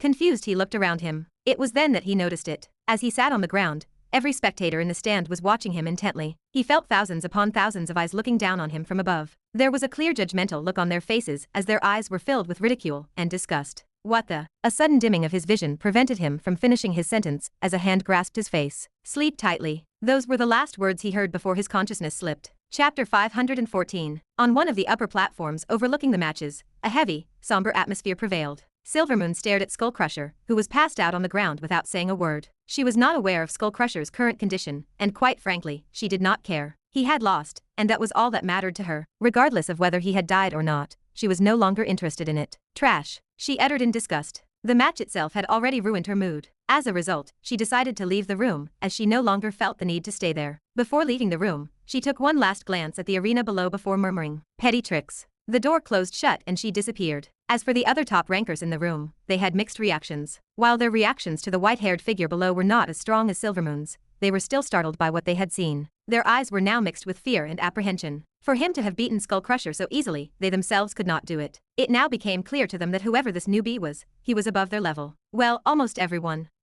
Has the fight ended? A lazy and groggy voice echoed out on the platform. Blinking a couple of times, Lightning Dragon lifted his head to view the arena below. The loud cheers had woken him up from his nap. Wham. Yawning out loud, he lazily asked, "Who won?" "Your fellow human member." A deep voice answered his question. The voice belonged to an orc, and he was currently ranked 4th in the rankings. Compared to Skull Crusher, he was shorter, but despite his height, he emitted an even more powerful aura compared to Skull Crusher. Human. Taking a closer look at the action below, Lightning Dragon squinted his eyes. His gaze lingered on the white-haired figure in the midst of the arena grounds for a little over a couple of seconds. He looks familiar, he muttered in a loud voice. Upon hearing his words, everyone turned to look at one another. In the past, his words would have seemed odd to them, but now that they were used to him, they did not think too much of it. To them, he was someone that had a terrible memory. Sort of. His lack of memory was more indicative of a lack of care. His memory of everyone else present in the room was limited to the current emperor and no one else. The only people he remembered were those who were worth remembering, and it was clear to them that they were not worth remembering. The same could be said for the white-haired figure below, as Lightning Dragon still seemed to be unable to remember him. Yes, he has one. The orc from before replied. His eyes flickered coldly as he looked at the human on the sofa. However, he did not dare to move. In his mind,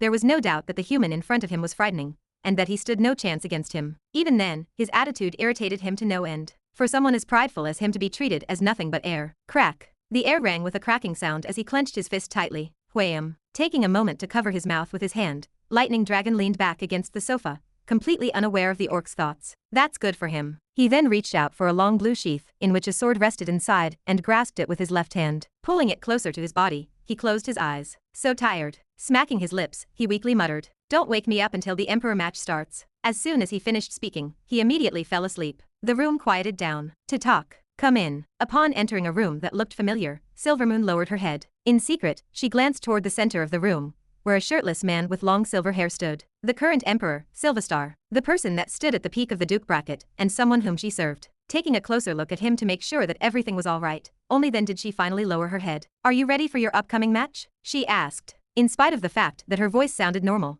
it was tinged with anger. This was naturally picked up by the figure standing in the middle of the room. "Is there something up with you?" he asked in a rather soft tone. Lifting her head, Silvermoon's tightly furrowed brows relaxed a little. She eventually sighed. "It's nothing big. Remember the human that rejected our offer? What about him? He beat Skullcrusher. And it was not just a simple victory, but he completely won without even lifting a finger." Her teeth clenched as she thought back to the fight. "How dare you challenge our authority? Without lifting a finger?" Surprise flashed across Silverstar's face, but it came as fast as it left. Glancing at Silvermoon, he slowly walked up to her. To talk. The calm and steady sound of his footsteps echoed throughout the room. Taking a moment to caress her cheek, he halted his steps in front of her. His thumb traced down the long scar that traced down her face, resulting in a faint blush to appear on her cheeks. As he watched this, he smiled faintly. "It does not matter." "What do you mean it does not matter? He is directly challenging your authority." Silvermoon protested, but the Emperor shook his head. "You know very well that my next match is against the Emperor of the King bracket, right?" "Yes, I know." Silvermoon nodded her head. This realization sent her heart racing. Just a few minutes from now, the current Emperor, Silverstar,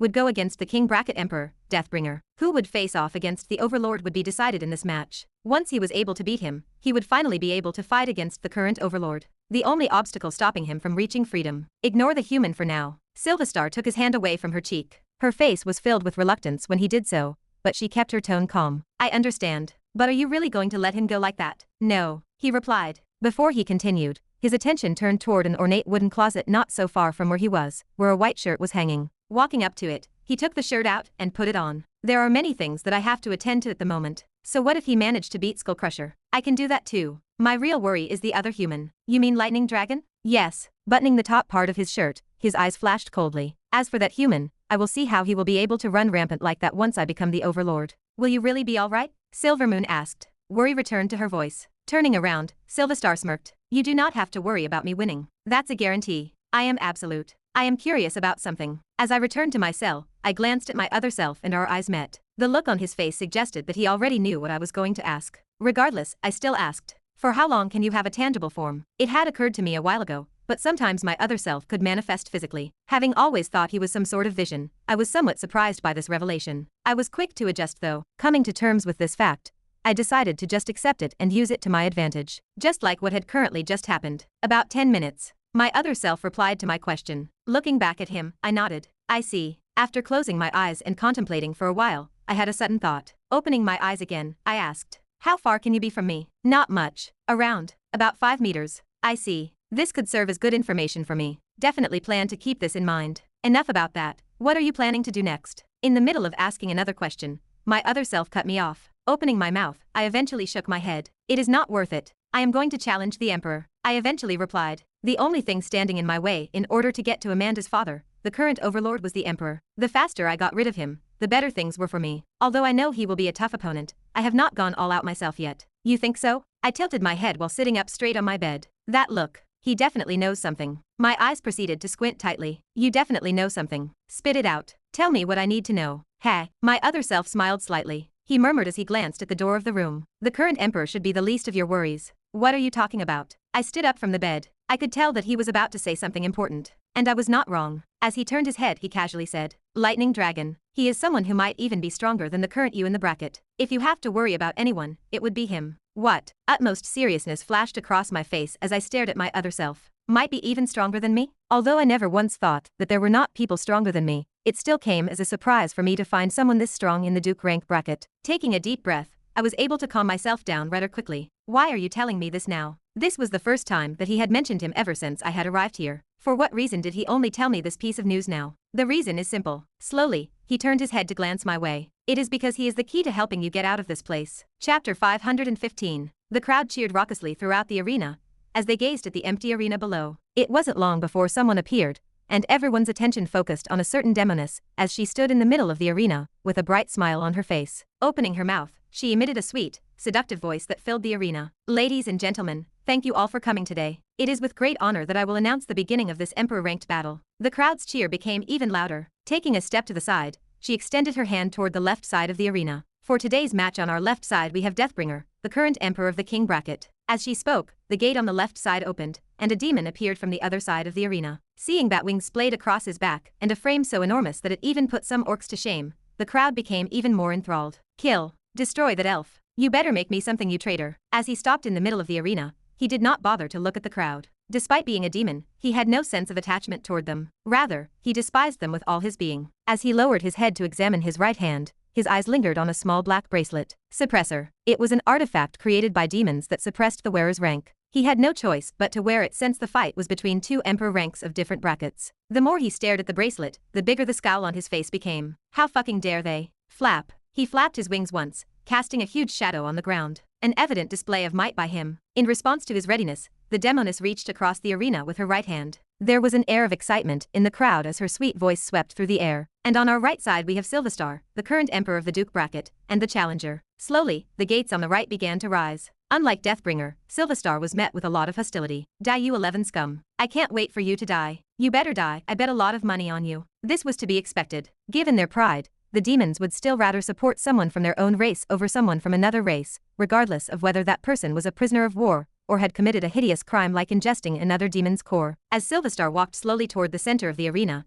he ignored the noise from the crowd. At this moment, the only thing that was in his mind was his opponent, Deathbringer. As soon as he was a few meters away from Deathbringer, his feet stopped. As he stood at the opposite end of Deathbringer, everyone could see their differences in size. It felt as though an ant was fighting up against a large monster. Their difference was incomparable. While those who bet on Silverstar regretted their decision, those who bet on Deathbringer secretly rejoiced. The difference in size was enough for most people to feel more secure about their choices. Are you two ready? In that moment, the voice of the demoness was heard. The arena grounds instantly became tense as everyone stopped speaking for a moment. Yes, yes. The two contestants answered at the same time. A satisfied smile spread across the demoness face as she raised her hand and lowered it. You may begin. In the aftermath of her words, the crowd became even more heated and shouted even louder. Yes. Fight. Fight. Fight. Crack. Crack. As the two figures scrutinized one another closely, cracks began to appear beneath their feet. Both figures soon disappeared from their spot. Boom. As the two figures disappeared and reappeared in front of each other, an explosive sound echoed throughout the arena. Clashing once, their figures soon disappeared and reappeared again in the middle of the arena. Yarg! Deathbringer shouted at the top of his lungs. As he sought Silverstar,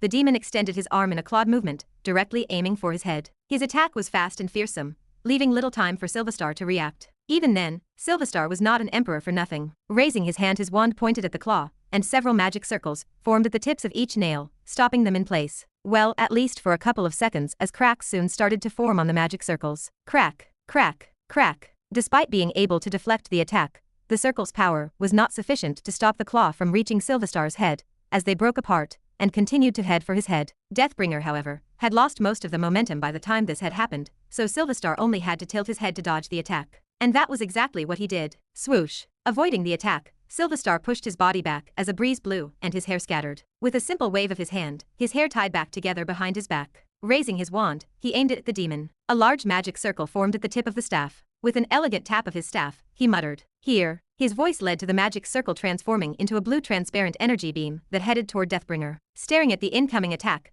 Deathbringer snorted. Humph. Fully expanding his wing, a majestic black hue began to form out his body. The entire arena started to tremble. His hand was then squeezed into a fist, and the beam headed toward him was directly dispersed in the air, much to the audience's surprise. Dealing with Silverstar's attack, he quickly followed up with his own attack. Raising his hand that was clenched into a fist, he squeezed his back muscles and proceeded to throw a casual punch in Silverstar's direction. Well, that was at least how it looked to the crowd. The opposite could be said for Silverstar, who stared at it with an incredibly solemn look. The punch that Deathbringer threw was anything but casual, and only Silverstar could sense the strength underlying it. With his hand raised, 3 magic circles materialized next to him, forming a large shield around him. The punch soon came into contact with the attack. Bang! With an enormous explosive sound, the shield started to ripple as Silverstar's gaze turned firm. Crack! Cracks slowly started to form on the outer shield. Trying to supplement the depleting mana of the shield with his own mana, Silverstar furrowed his brows tightly. Crack! Even then, the cracks continued to form on the shield. It wasn't long before a glass-shattering sound echoed out,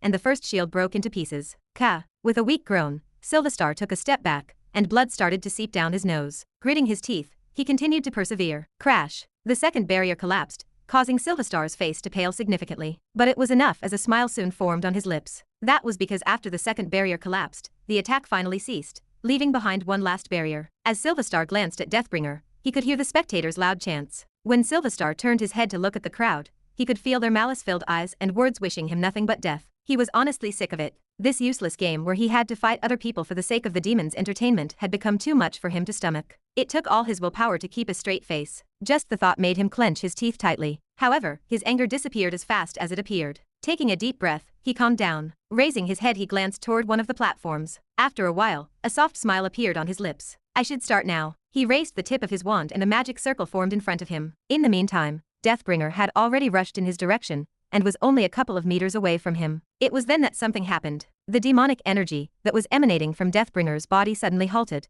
and a horrified look appeared on his face as he clenched his left hand. This happened so fast that no one was able to notice it. But it was enough time for Silverstar, who slowly smirked. Goodbye, he muttered before Deathbringer's figure was enveloped by his spell. All the demons in the stand stopped moving and looked at one another as a bright wave of energy shot across the arena. A moment after Silverstar released the spell, Lightning Dragon snapped his eyes open. His attention quickly turned toward the arena grounds below, and he paused to observe Deathbringer. More specifically, the bracelet that was resting in his hand.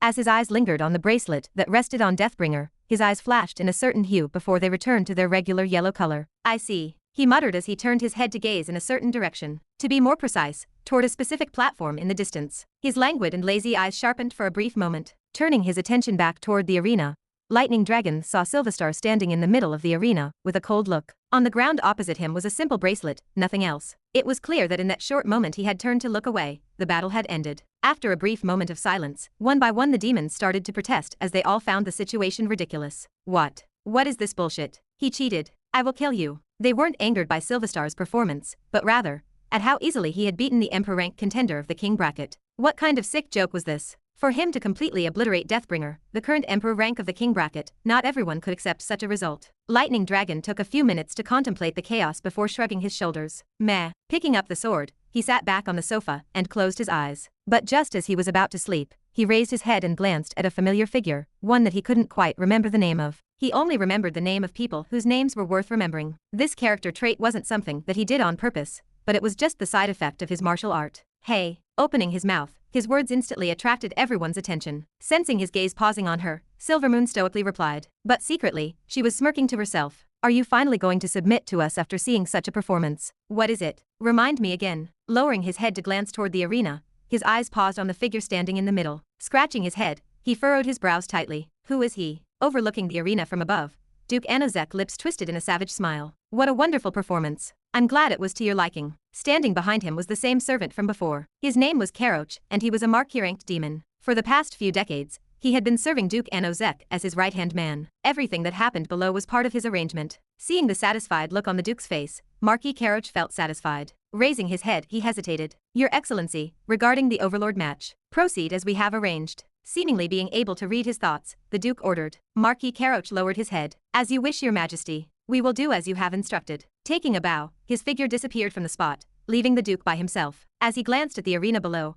the Duke's eyes remained fixed on Silverstar. A figure popped into his mind, and he smiled. Time sure flies fast when you're surrounded by such fun. He then licked his lips. Sadly, all fun must come to an end eventually. It's about time we switched the current overlord. Chapter 516. He is going to be crucial for when we escape. My interest was immediately piqued when I heard his words. In an attempt to quench my curiosity, I asked, "Who exactly is he?" But my other self simply shook his head. "You will find out once you challenge him." Ha. Closing my eyes, I let out a long sigh. As usual, he would always leave out the more important details for later. What a terrible habit. So I will not be fighting against the current emperor? Not yet. A narrow grin spread across my other self's face as he replied, "If you were to fight him right now, you would only end up losing."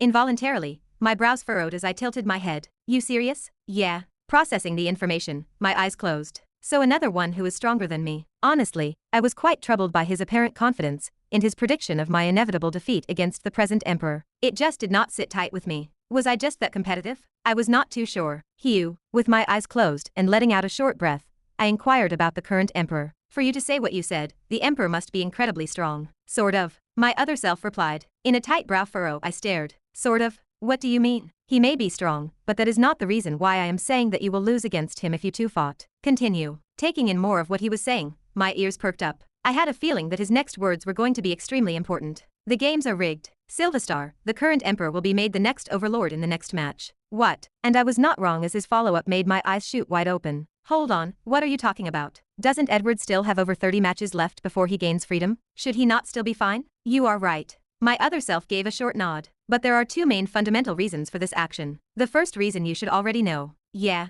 Edward still had over 30 matches left before he gained his freedom, but to avoid making it appear rigged, he was purposely set to lose a bit before that. Even then, why this early? Regardless of how many matches he lost before hitting 100, I was fairly confident that nobody would find it strange. So there must be another reason. And I did not wait for long to know the answer. He is not far from breaking through to the next rank. Ha! My head snapped in the direction of my other self. Pricking my ears with my fingers to make sure I did not hear incorrectly, I asked again. "What did you say? Can you repeat that?" "No." But my other self just shook his head. I shrugged my shoulders. Whatever. I had only asked because I was not sure I had heard wrongly. That did not seem to be the case. Massaging my forehead, I took a deep breath. I guess it makes more sense now. Since the demons overlooking the place were both dukes themselves, if Edward broke through, his strength would reach a similar level to theirs. This in itself was a threat to their authority, prompting them to act. Scratching the bottom of my chin, I pondered out loud. So the reason why we created all that chaos before coming here was because we wanted to attract the attention of some of the upper echelon away from the arena. Correct.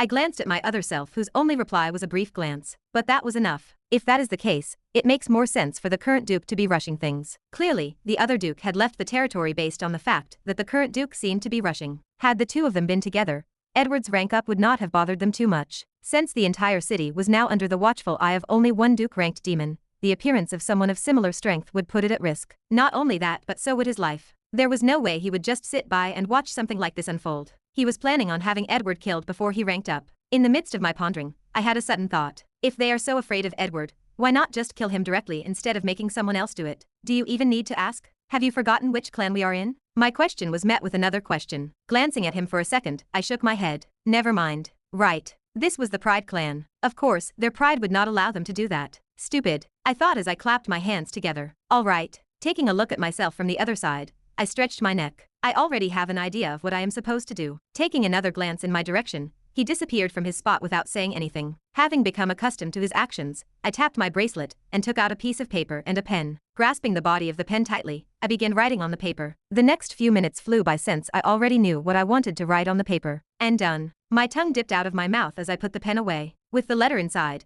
I placed a couple of things in the small dimensional space the size of a small ball. This should be enough. It was not until I was satisfied with what I had put in that I looked for the door and knocked. Thank God they did not search me. To talk. For a brief moment of time, I was met with no response. Fortunately, I did not have to wait for long as the door soon opened and a demon appeared opposite me. My gaze was met by the demon's cold gaze. His croaky, brittle voice echoed in the air as he opened my mouth. "What do you want?" "I would like to pay respect to the current overlord." Ha! The demon's face changed a little. In spite of this, he grumbled in a quiet whisper and nodded after some thought. This might be fun. My ears were able to pick up the whisper of his voice despite it being extremely quiet. Though I was slightly apprehensive after hearing him speak, I decided to follow through with my plans anyway. As long as I managed to meet Edward, then everything was all right. Follow me. Okay. Closing the door behind me, I followed the demon. While staring at the ceiling of his room, Edward muttered something. How long has it been now? His eyes were out of focus, and his emotions were numb. The 4 years he had spent in this hellhole were taking a toll on him. But, just a little bit more. He ended up muttering as he clenched his hands into a fist, and a powerful aura erupted from his body. The end was in sight. There was only a little more struggle he had to endure before he could regain his freedom. Just a little bit more. To talk. A knock came on the door of his room, and the aura coming out of his body dwindled quickly. In an instant, Edward's face turned grim as he glanced at the door. What do you want? The echo of his deep voice filled the room. An answer was provided after a while by a croaking voice. It was a voice Edward was all too familiar with. One that belonged to a demon. Someone is here to pay his respects. Send them back. As he grimly replied, Edward wore a look of repulsion on his face. This was not the first time that something like this had happened in the past. Due to his current position as the top dog in the arena, everyone wanted to curry favor with him, but he did not pay any attention to them. The fact that he knew better than to trust anyone here did not even compel him to glance at them or bother to listen to them. The same could be said for the current situation, but the demon behind the door seemed insistent. The person that wishes to meet you is a human. A human? Edward paused for a moment. Following a few moments of thought, he eventually shook his head. Send him away. Humans were not quite rare here. In fact, he had already seen multiple during his stay. It was initially his intention to meet them, but after a while, he knew better not to, as they would come at him all vying to protect them or form some sort of alliance. The only thing they wanted was for him to protect them, which was something he was not keen on doing. His goal was not to babysit them, but to gain freedom. Anything that would impede him from doing so was his enemy. Human says he has recently migrated from the human world to this one, and asks for your advice. Just then, Edward's head snapped upwards. Did you just say he came from the human world just recently? Does that mean that he knows about the current situation with Amanda? While taking a few deep breaths to calm himself, his heartbeat unknowingly started to beat faster. Closing his eyes for a moment, he waved his hand. Let him in. As you wish. Clank. It was a white-haired man with deep blue eyes, who slowly emerged from behind the door as the demon's voice echoed through the space. I will be staying here to supervise the stay. In a brief glance, Edward glanced at the demon before examining the white-haired figure. The moment his eyes paused on the figure, Edward's brows twitched for a moment. He looks familiar. Though it had been quite a while since he had been in the human domain, he felt an odd sense of familiarity as he looked at the figure in front of him. Did I meet him somewhere before? He eventually shook his head and mumbled to himself. I do not think I would forget someone that looks like him so easily. No matter how he tried to think, he could not quite recall where he had seen him. White hair and deep blue eyes. He would have remembered someone who looked like that had he met him in the past. Hello. At that moment, the white-haired figure stopped and smiled at him. My name is White Reaper, and it is an honor to finally meet you, Mr. Overlord. He then extended his hand in his direction. Chapter 517. Staring at the hand that reached out for him, Edward did not immediately take it. Rather, he continued to carefully scrutinize the individual in front of him. He is not simple. That was the conclusion he came up with after carefully examining him. As the guildmaster of the first-ranked guild in the human domain, Edward had the ability to discern, with a glance, whether someone was more than what met the eye. Raising his head, their eyes met. White Reaper, right? Yes, that is my name. What a peculiar name. Lowering his head, Edward's eyes paused on his extended hand. At that moment, he was astonished to discover two small words written on his index finger. Play along. Closing his eyes, Edward's face remained stoic. Although he was surprised, he knew better than to show his outer emotions. Taking his eyes away from the hand, he glanced at the individual in front of him. Once their eyes met, the ends of the White Reaper's lips curled ever so slightly. Edward's head cocked slightly as he noted this. All right, I will play along. Was it perhaps because of the sense of familiarity he gave off? Or was it because of something else? In the end, he decided to play along. What do you want? There was a slight tremor in the room as he opened his mouth. He was acting as he normally did when someone tried to meet him. Lowering his head to glance at his hand, he smacked it away. He then indifferently muttered, "Smack. Be quick, I do not have much time." Ah, nothing special. The smile on White Reaper's face stiffened a tad bit. He then replaced it with a flattering one as he clasped his hands together. I just wanted to pay my respects to you." Respect? Edward's eyes squinted. What are you trying to get at? He could not quite understand what he was trying to get at. Regardless, he continued to act as he normally did. Glancing at the demon waiting at the door, he ordered, "Get him out of my sight." Ha, what? White Reaper's face changed. Turning his head back to glance at the demon waiting at the door, he raised his hands. Hold on a second, I am not done speaking. Focusing his attention back toward Edward, he spoke in a rather rushed manner. Mr. Overlord, please hear me out. There was clear panic on his face as he said those words. Of course, having seen what was written on his hand, Edward knew that he was acting. But what exactly is he trying to tell? Ah, it was then that he finally saw it. It disappeared as fast as it came, but Edward was able to see it. A small black ball that was resting in the middle of his tongue. Is that a dimensional space? Taking note of the black ball, Edward already seemed to get an idea of what the individual wanted him to do. Did you not hear me? Edward pressed his hand in a downward motion. A terrifying pressure pressed against White Reaper's body as Edward channeled his mana into the air, forcing him to fall to his knees. Thud. Edward grimly glanced down at White Reaper who was lying on the ground. Did you not hear what I just said? Ugh. Pressing his right hand on the ground, White Reaper forcefully raised his head to stare at Edward. There was clear hatred in his eyes as he stared at him. Opening his mouth, he spoke through his gnashed teeth. I am a human. Shouldn't you be helping me? I should help you because you are human. Edward scoffed and bent down until his eyes stood at the same level as White Reaper. Bringing his head closer, he softly muttered, "Let me give you a reality check. Had you not been human, you would have already found yourself closed." Spur. In the midst of completing his sentence, White Reaper spat on his face. Edward was quick to react. Right as White Reaper was about to spit, Edward noticed the movement of his jaw and brought his hand forward and blocked his mouth, stopping the spit from reaching his head. As Edward secretly grasped the black ball that was hidden in the spit, he glared at White Reaper. He raised his hand and slapped White Reaper in the face. The movement was so fast that White Reaper was unable to react on time. Bang! With a powerful crashing sound, White Reaper was sent crashing against the wall. Uaik. Letting out a pained groan, White Reaper's body slowly slid toward the ground.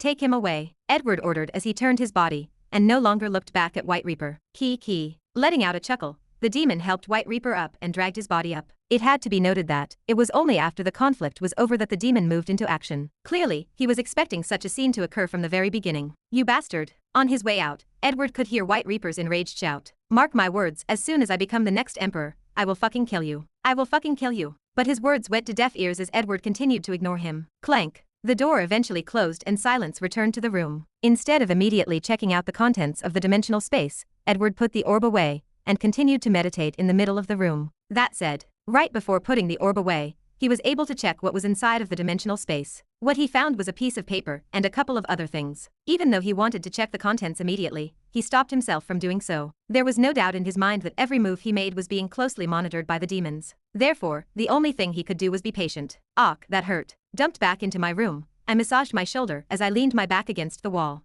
Although I wanted him to hit me, he should have held back a bit. Taking out a potion, I quickly ingested it. The pain in my shoulder slowly subsided.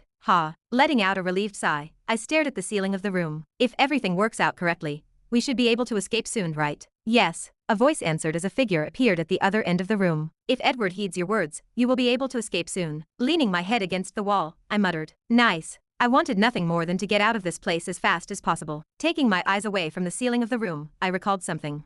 Now that I think about it, should I not be given a new room? Now that I had beaten Skullcrusher, I had rightfully become a top 10 contender. This meant that I would soon get a new room, one that was bigger and more comfortable than this room. Kind of wanted it. Massaging my chin, my eyes turned into narrow slits. There is only one problem, and that was the fact that the room was probably going to be monitored by the demons. My brows furrowed at the thought. I guess I should finish all my preparations now. Standing up from my bed, I stretched my back and immediately got to work. I had to make the most of my time if I wanted to escape within the next week. At the same time, throughout a large office space, an amused voice echoed. "Something like that happened?" "Yes, Your Excellency." Duke Anozek drummed his long and slender fingers on his desk while holding his hand over his mouth to hide the smile on his face. "What an interesting development," he murmured after a while. With one knee to the ground, his servant noticed the Duke's interest and asked, "Is there anything you would like me to do, Your Excellency?" Duke Anozek glanced at his servant before responding. "Monitor him closely. In the off chance that something goes wrong in the next match, we can make use of him to get rid of the current overlord." "As you wish." The servant's figure slowly merged in the shadows as he placed his hand over his chest. Silence returned to the room. With his gaze lingering on the spot where his servant left, Duke Anozek took a deep breath. A cold light flashed in his eyes when he opened them again. "This might be even better than I thought." To talk.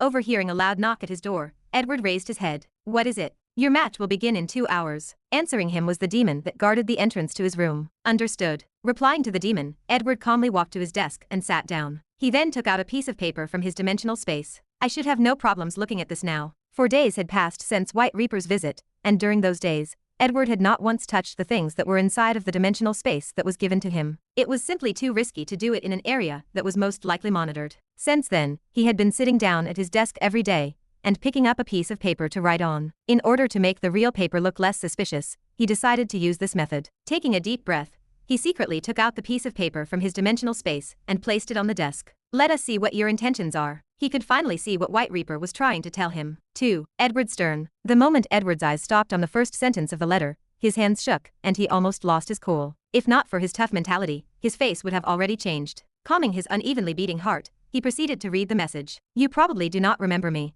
but we have met once before. Back then, my hair was not exactly white, so that probably explains the reason why you did not recognize me. But that is not really important at the moment. The reason why I am contacting you like this is simple. It is because I have to tell you something really important. Your next match is rigged." Pausing, Edward's brows furrowed tightly. "Rigged? What is he talking about?" He continued to read the letter. I know what I am saying sounds strange, but the competition is rigged. It does not matter how many matches you win, you will not be free again. The demons use this strategy to make the show more thrilling by making you fight with everything on the line. After all, who does not want freedom? Anyhow, during your next match, the demons intend to get rid of you by rigging the device that suppresses your rank. It will only be for a brief moment, but they will stop your mana flow to create an opening for your opponent. Clenching his teeth, Edward tried his best to suppress his boiling rage that was threatening to come out any second now. I should have known better. Clenching his teeth even harder, he continued to read the letter. If you trust me, I will help you escape. You may not know, but I know your daughter quite well. Furthermore, when I said that we have met before, that was not a lie. Remember the proposal with the magic card system? That was me.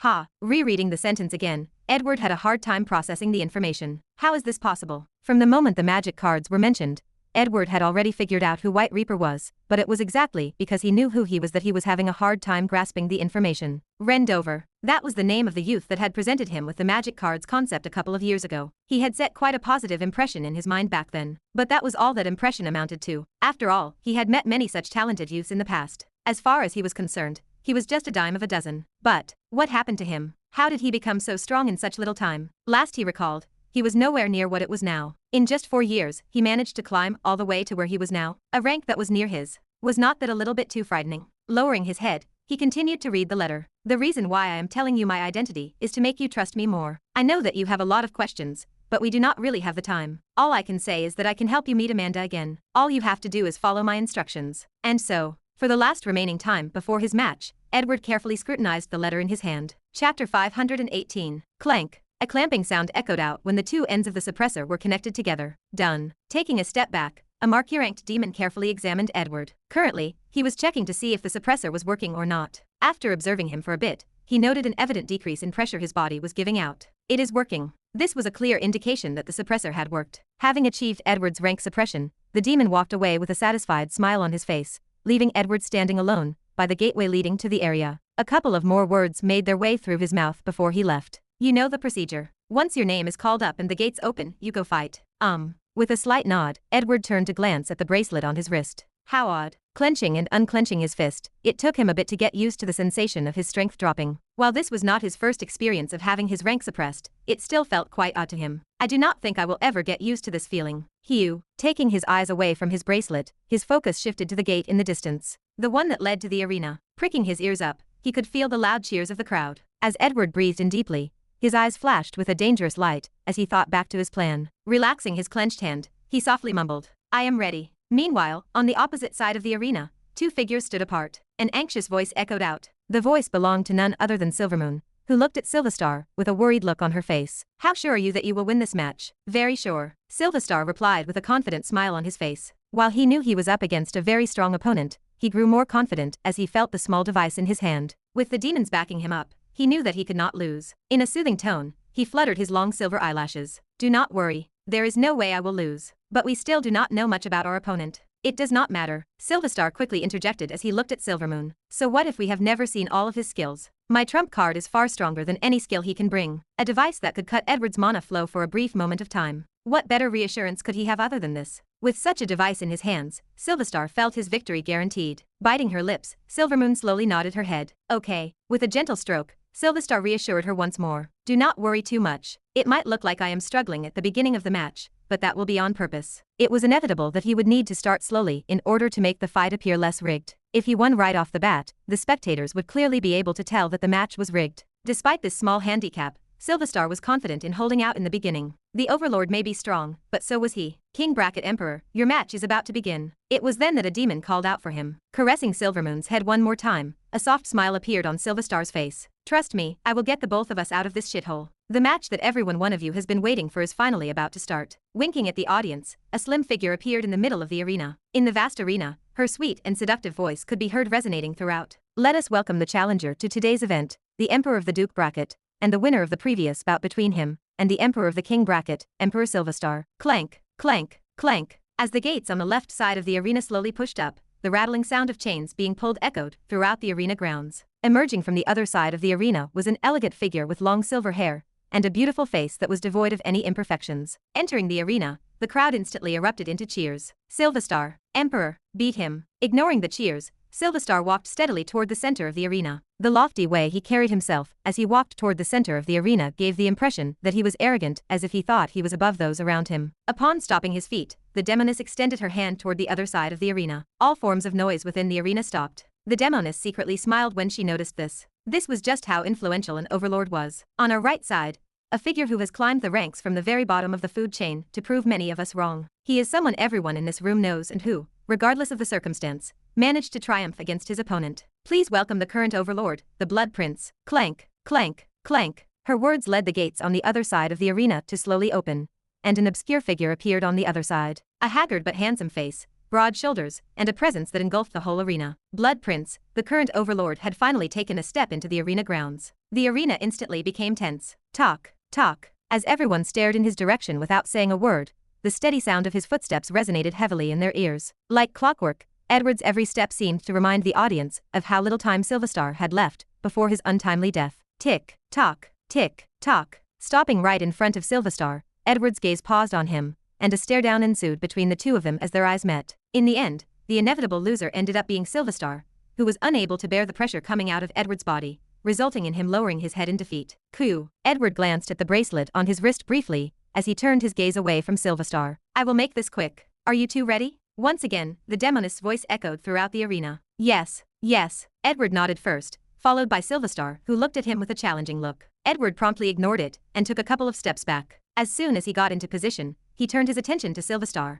who was now standing leisurely on the opposite side of the arena. Silverstar's relaxed and casual attitude made Edward even more apprehensive as he started to secretly channel all the mana inside of his body. Extending his right hand to the side, a splendid long spear adorned with a few cores alongside the shaft of the spear appeared in his hands. A bloodthirsty aura emanated from the spear, causing some of the weaker demons in the stand to tremble. Bloodborne, an S-rank artifact that belonged to Edward and had accompanied him throughout his whole life. Had it not been for this spear, he would have most likely not made it as far as he had. While he was not one to complain, he was surprised that they allowed him to fight with it, since it proved to be an extremely powerful weapon. Suddenly, the demoness' voice echoed across the arena as she lowered her hand, marking the beginning of the fight. You may begin. Immediately after her words fell, Edward's mana, that had been suppressed all the way down to A+ rank, sprung out of his body and enveloped the entire arena. Closing his eyes, he muttered under his breath, "Tum." After the heir's mana shrank, it accosted his spear, resulting in a long blood-red spear that was more than twice the size of the original. In addition, the strength emanating from it was far more compact and powerful than before. It felt as though he was holding a completely different spear. Not only that, at the same time the mana agglomerated toward his spear, he proceeded to activate all of his skills at once. Hyperflux. Rank B. Effect.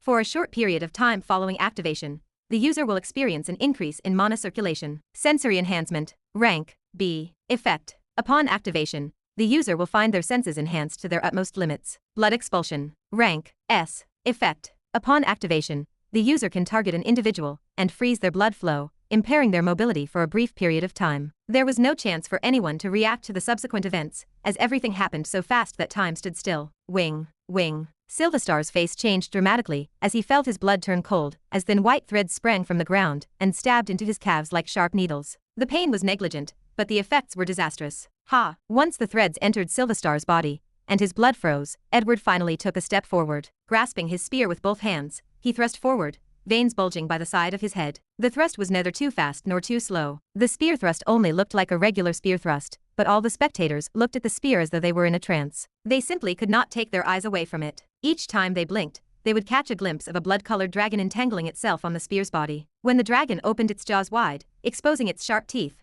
a sense of majesty emanated from the spear. What happened next made the jaws of some of the spectators drop as a thunderous roar reverberated throughout the whole arena. Roar. At the precise moment the dragon roared, a massive red wave of energy rushed towards Silverstar, like an unstoppable tsunami. Trying to raise his legs that were bound by the white threads, Silverstar clenched his teeth and screamed. Not like this. Not like this. His eyes became crazier and crazier with each second that passed. Trying to clench his fist, he tried to use the device that was given to him by Duke Enozek, but it ended up being a futile effort. He was unable to move his body. No, no, no. Despite his struggle against the white threads that were blocking him from moving, his fight proved futile as the wave soon arrived, and it rapidly engulfed his entire body, obliterating every trace of his existence. Ha! At the last moment, just before his figure disappeared, everyone in the stands was able to pick up his anguish-filled scream. Boom! Another thunderous explosion resonated throughout the arenas. Rumble, rumble. As dust rose in the air, the whole arena began to shake as the attack collided with the side of the arena. A while passed before the dust settled, and at that moment, the spectators dared not utter a word as they focused their attention on the arena's center. It was at this point that everyone caught sight of Edward's imposing figure standing in the middle of the arena holding onto his spear. Unknowingly, the spectators' gazes were drawn to him due to the majestic presence his body was giving out. Across from him was a long scar extending to the other end of the arena, as cracks curved along its sides. Thump!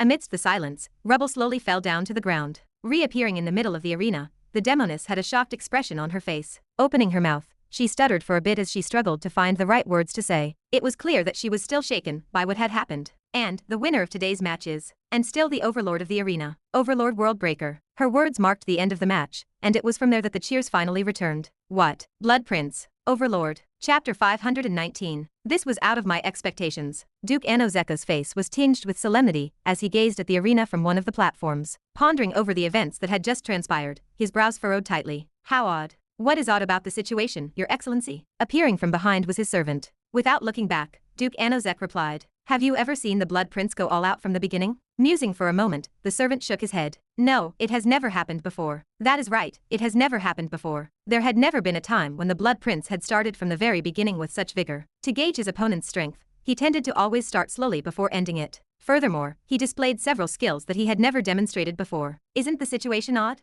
It is as you say, Your Excellency. As he listened to the Duke's reasoning, the servant became increasingly curious about the situation. Have there been any strange movements from the Blood Prince the last few days? Pondering for a moment, the servant shook his head. There have not been. Nothing at all?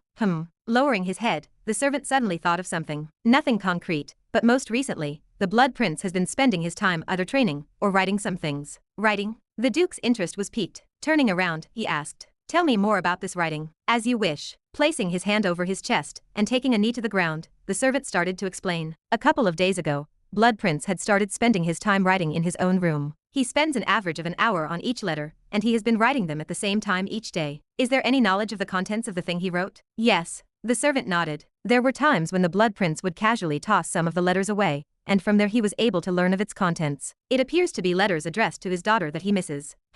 Duke Anozeka's eyes squinted. Opening his mouth, he asked after a while. When did this start? The servant was quick with his reply. It started a bit after White Reaper's visit. It started after meeting White Reaper, huh? Duke Anozek lowered his head and covered his mouth with his hand. He quickly came up with a hypothesis. Could his appearance have caused the Blood Prince to miss his daughter? In light of the fact that both of them were humans, the appearance of White Reaper may have triggered memories from the past to resurface in Blood Prince's mind. This may have resulted in his sudden actions. Even then, keep a close watch on the situation, he quickly ordered. Duke Anozek was cautious by nature. He would never let go of anything, no matter how ridiculous it sounded. Is there anything else that you need to report to me? Thinking for a moment, the servant recalled something and answered. Yes. At the same time, no. An anguished scream echoed throughout a small platform that overlooked the arena from above. Silvermoon collapsed to her knees and placed both hands on the glass. Her face turned pale as she gazed in the direction of where Silverstar used to stand. Arun, you told me that you were going to win. Silvermoon mumbled out Silverstar's real name in a frantic voice. The relationship between the two was special. The two of them were in fact married to each other. It was a relationship that started before they found themselves in this shithole. Had it not been for that accident. Arun, shut up. Her despair was interrupted by an irritated voice.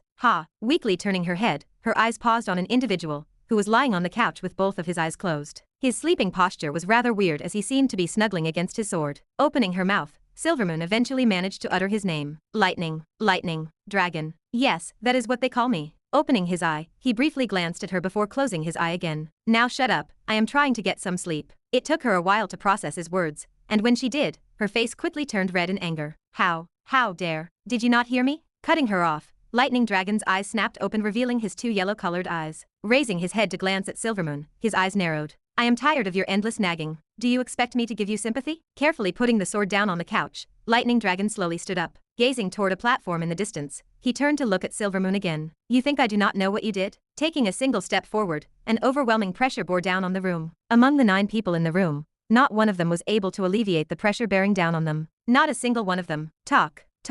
Taking a couple of more steps forward, Lightning Dragon's eyes shone with a brilliant yellow hue. Trying frantically to open her mouth, Silvermoon's heartbeat quickened as she gazed into those eyes. Despite her best efforts, she was unable to summon the strength to speak. He was simply too terrifying. You think I do not know about the things Silverstar tried to pull during his fight? His next words caused her eyes to shoot wide open. How?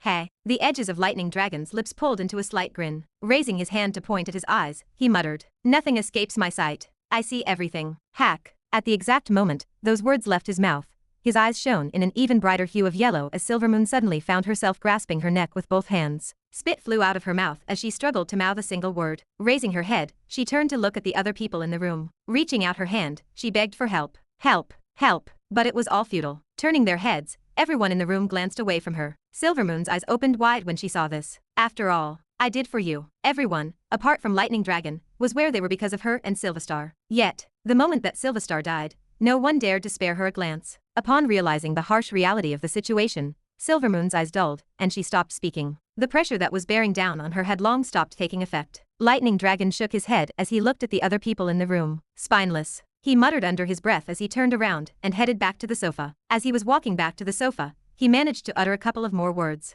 "Do me a favor and shut up. I am trying to sleep, to talk." But it was then that someone knocked on the door. Without waiting for anyone's permission, the door flung open and a couple of demons entered the room. Lightning Dragon's feet came to a pause. What is it now? Lightning Dragon was really starting to get annoyed now. It was one annoyance after another. When would they let him peaceful sleep? Unaware of what had transpired moments prior, the demons scanned the place before focusing their attention on Lightning Dragon. Once they managed to catch sight of him, a demon stepped up and announced, "Lightning Dragon, you have been challenged to a match." "A match?" The frown on his face tightened. "Am I allowed to refuse?" "You cannot." Without saying anything, Lightning Dragon's face remained impassive. Opening his mouth, he asked, "Who is challenging me?" "White Reaper." "Looks like I did not need to interfere," I muttered as I gazed at Edward, who was standing in the middle of the arena. On the off chance that something did go wrong, and Edward had not read the letter, I had planned on interfering with the match. Not directly, but through the usage of the one. It was an extremely risky plan, but I was fortunate enough to not use it. Taking my eyes away from my arena, I glanced toward my right. "You already know what to do next."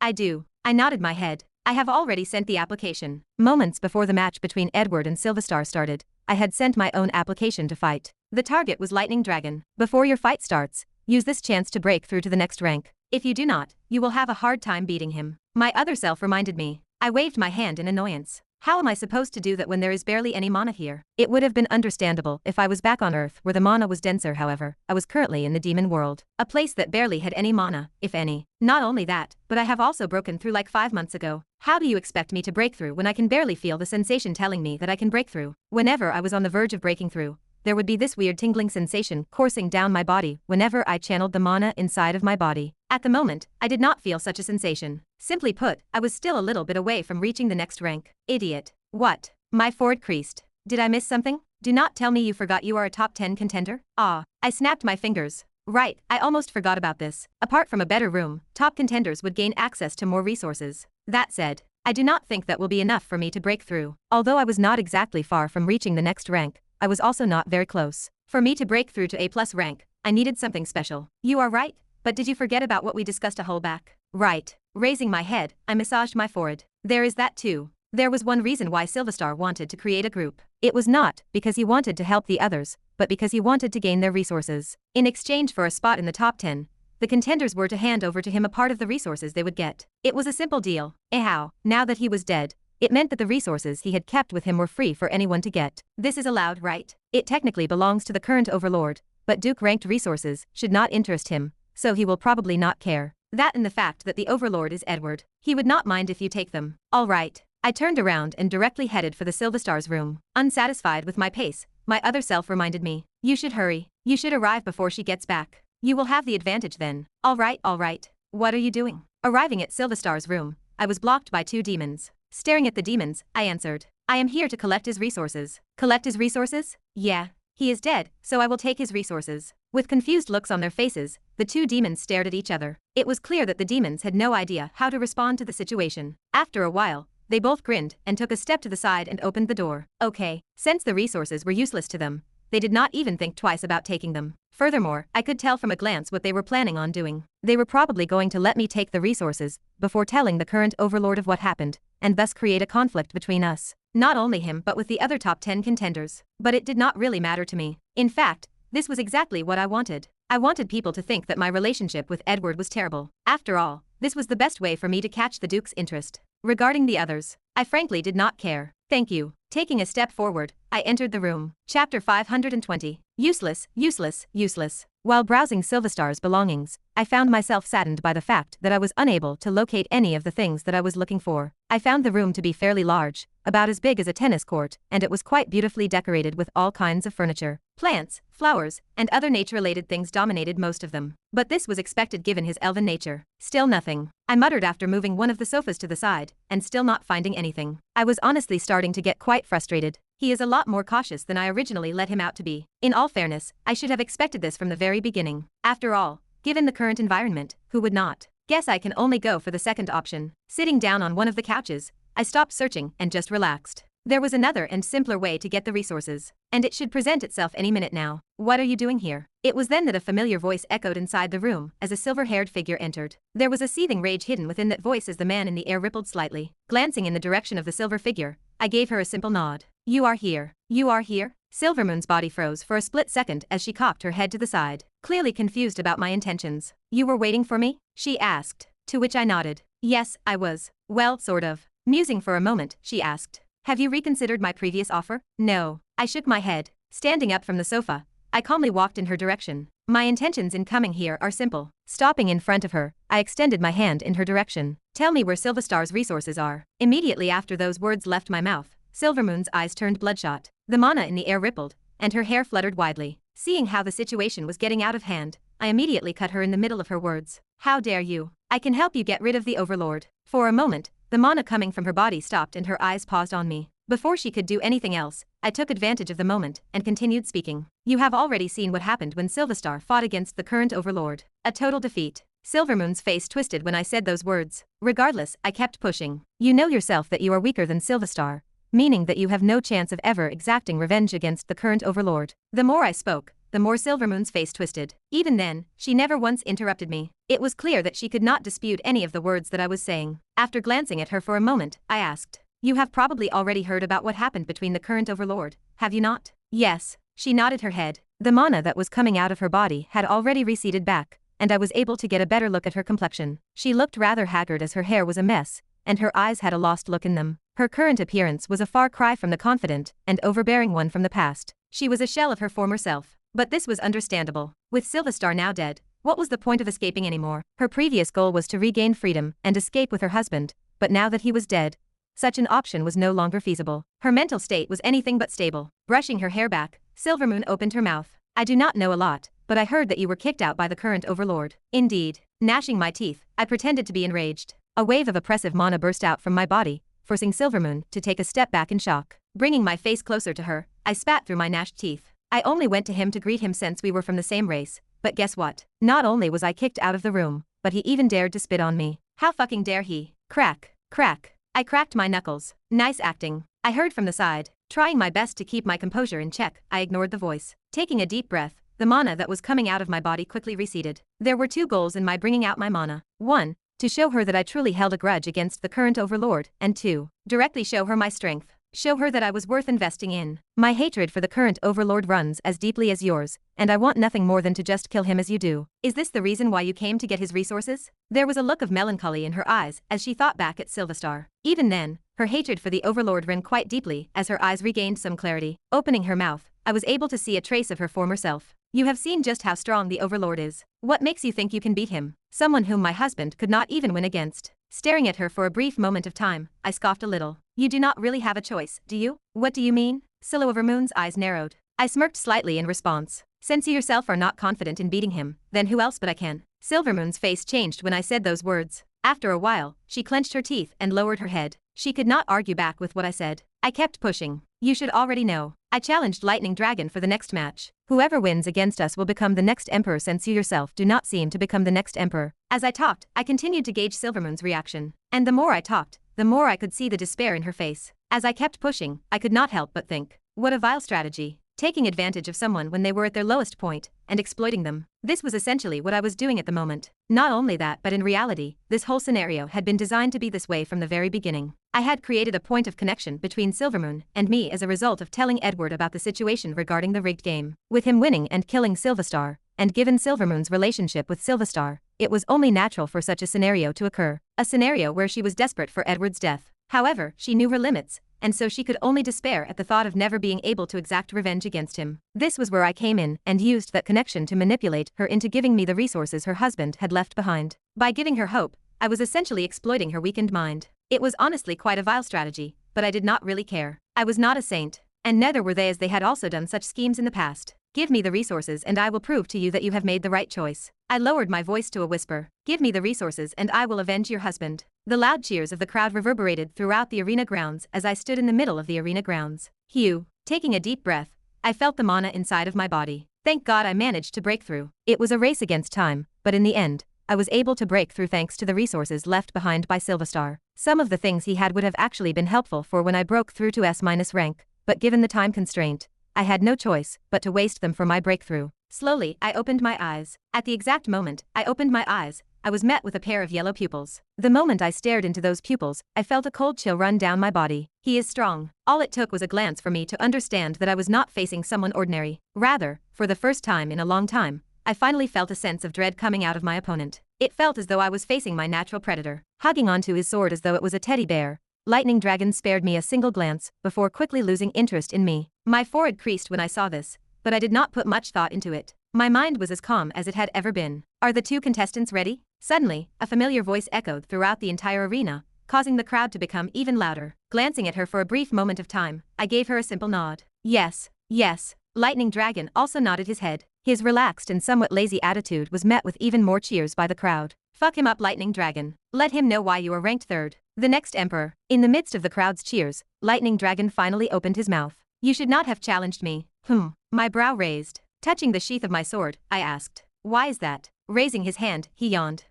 Because I am sleepy. I frowned when I heard his words. Although they were vague, I knew what he was trying to imply. Because I am sleepy, I plan on ending this fight quickly to go back to sleep. Is that so? Placing my hand over the sheath of my sword, I grinned. Then all I have to do is not make you sleepy, right? Lowering his head, Lightning Dragon's eyes flashed. He then nodded his head. Yes, you can say so. Squeezing the sword closer to his body, he languidly blinked his eyes. But my eyes see everything. What does that mean? Before I could say anything else, the demoness voice cut me off. Both contestants, please get ready. With her hand raised, the crowd instantly stopped talking. A sense of tension filled the arena. In the meantime, placing my hand on the sheath of my sword, I started to channel my mana. Feeling her gaze land on me, as she alternated her gaze between me and Lightning Dragon, the demoness soon lowered her hand. Fight. As soon as her words faded, I took a step forward and channeled all my mana toward my sword. Click. The first movement of the Keiki style. Quick flash. A subtle clicking sound rang out, and the area around me was dyed in white. From the get-go, I decided to use one of my strongest moves. The first movement of the Keiki style. As I had not once used the Keiki style, I was planning on catching him off guard from the very start. But, clank. Ha. The next scene caused my blood to freeze as my heart rate spiked up. Ba thump. Ba thump. Right as my sword left my sheath, I was left stunned by a loud metallic sound that reverberated throughout the whole arena. Blinking a couple of times, I slowly raised my head. Gazing at the tip of my sword, my mouth opened and closed multiple times. What? I told you, did I not? A grim voice echoed out. Lowering his head to glance at the tip of my sword, which had been stopped by the body of his sword, that was tilted toward the right side of his body, his yellow eyes shone a brilliant yellow hue. I see everything. Chapter 521. Moments prior to the fight. Casually coming out of his room, Edward made his way toward the arena. Along the way, he couldn't help but think about Ren. I'm curious about his strength. In spite of the fact that it had been 4 years since he last met him, he remembered him as a promising talent. In comparison to Kevin Voss, he was not exactly a high-profile talent, but an incident caused his name to spread far and wide at the time. Something about him defeating a demon, or something. Looks like I've just arrived in time. A loud cheer greeted Edward as he stepped into the arena. After arriving at his designated platform and entering the room that overlooked the entire arena, he sat down on a sofa and made himself comfortable. On the left side, we have a familiar opponent. This is someone who has never lost a fight, and whose Duke ranking is third. The demoness' loud voice echoed out of the arena as he sat down. Following her announcement, the gates opened and a figure slowly came out. With semi-long black hair and deep yellow pupils that glowed with a strange light, Lightning Dragon slowly approached the arena's center. His very presence caused the arena to quiet down for a couple of seconds. Once his feet came to a stop, the demoness extended her hand toward the other side of the arena and announced, "Our right corner contains a figure that we've been waiting for eagerly, a newcomer who has already reached such heights in such a short period of time. He's finally coming out." Shifting his body forward, Edward sat upright. His desire was to see how much this youth had grown since he had last seen him. When the gates of the arena slowly rose, a figure with deep blue eyes and white hair slowly emerged. Just like Lightning Dragon, his entire presence caused the arena to quiet down. Talk. While his eyes remained fixed on the figure opposite him, Lightning Dragon, his calm, and rhythmical footsteps echoed out loud. While slowly approaching the center of the arena, he displayed indifference toward the cheers from the crowd, or anyone else. At this moment, all of his attention was focused on his opponent. I like that. There was a slight curl on Edward's lips as he noted this. The way he carried himself. It was impressive. Neither arrogant nor overbearing, but calm and focused. The perfect combination that made one stand apart from the masses. I wonder if Amanda is just as strong as him. Thinking about his daughter, Edward's face flashed with sadness. The thought of leaving her alone with all of his responsibilities pained his heart beyond measure. If not for this shitty place, he would have long sought a way to return home, but this proved much more difficult than he had expected. The demon world was just that scary. Just wait a little longer. Edward secretly clenched his fists. You may begin. The demon's loud voice signaled the start of the match, jolting Edward out of his thoughts. His eyes grew sharper as he shifted his attention back to the arena. Show me what you've got. The first to make his move was Ren. Placing his hand over the sheath of his blade, he quickly got into a stance as mana erupted from out of his body. Click. What happened next was so fast that no one was able to react on time. Not even Edward, as he had difficulty keeping track of what happened. He only remembered hearing a faint clicking sound before a bright white light flashed, and a metallic ring echoed. Everything happened within the time it took for him to blink his eyes, and once his focus returned to the match, he found Ren's sword drawn from his sheath, aimed at Lightning Emperor's heart. However, what was most shocking was the fact that Lightning Emperor had casually blocked the attack by tilting the body of the sword in his hand. Edward's pupils dilated as his demeanor shifted. He was able to react to that. He quickly sat up straight and paid close attention to the match. While he had originally come here to get a peek at Ren, after having seen the first exchange, he discarded such thoughts and paid proper attention to the match. He could no longer afford such leisure. From Ren's lightning-fast attack that he could not properly see, to Lightning Dragon's ability to block such attacks, he had severely underestimated both of them. What an interesting pair. Duke Anozekas flashed with interest as he gazed at the arena below, specifically toward the two individuals who had just had their first exchange. This is the first time I've seen White Reaper use his sword. Who would have known that he had hidden something like this? The speed of his attack. It was fast. Really fast. So much so that even Duke Anozek had a hard time fully seeing its course. That said, that was simply because he wasn't paying attention. Had he been paying attention,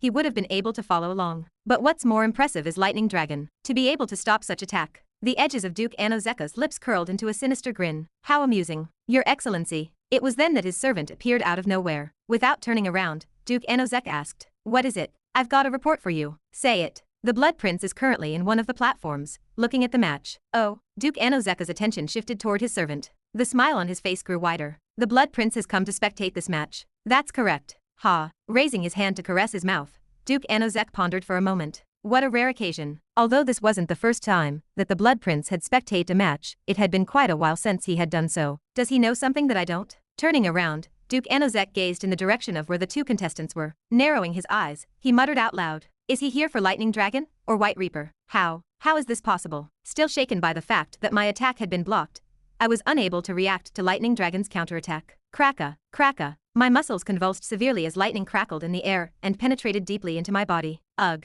Clenching my teeth and suppressing the pain, I forcefully stomped my foot on the ground and distanced myself from him. I was fortunate to realize that Lightning Dragon had no interest in pursuing me. Bang. Ha. Ha. In spite of my efforts to distance myself from Lightning Dragon, I cursed inwardly as my chest heaved up and down unevenly. Damn it. A look of incredulity crossed my face as I looked at Lightning Dragon. How in the world did he do it? How is it possible for him to stop my attack? Or was it a fluke? I was still shaken by what had happened. Sure, this wasn't exactly the first time that my attack had ever been stopped, but to do it so cleanly and calmly, it had never happened to me before. Hugh. I was quick to calm down. Knowing that I was in the middle of a battle, I didn't let my emotions get the best of me. Rather, I became calmer. Let's test this one more time. See if it's a fluke or not. Channeling my mana, I decided to take it up a notch. Locking my eyes on Lightning Dragon, who calmly stood in the middle of the arena without a care in the world, I calmly took a step forward and pressed my thumb against the hilt of my sword. The third movement of the keiki style, Void Step. Click. A subtle clicking sound rang out, and my vision warped. At the same time my vision warped,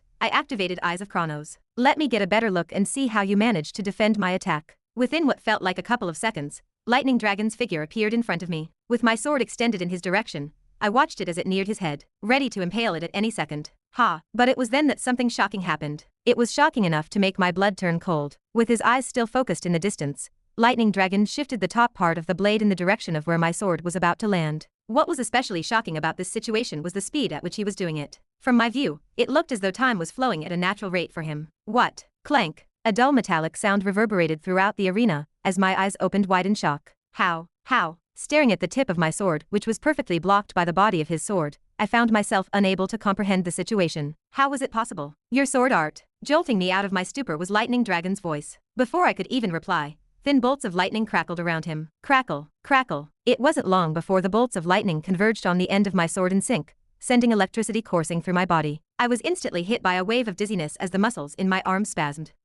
Clenching my teeth, I tried to suppress the pain. But it was then that Lightning Dragon made his move. Extending his left hand, he opened up his palm and reached out for my head. It was a simple movement, neither slow nor hurried. However, this seemingly simple move caused the back of my hair to stand as my eyes opened widely. I need to avoid this. That was all I thought as the hand reached closer to me. A sense of impending doom gripped me tightly, forcing me to release all my mana. It was clear to me that I would lose the match if I let that hand touch me.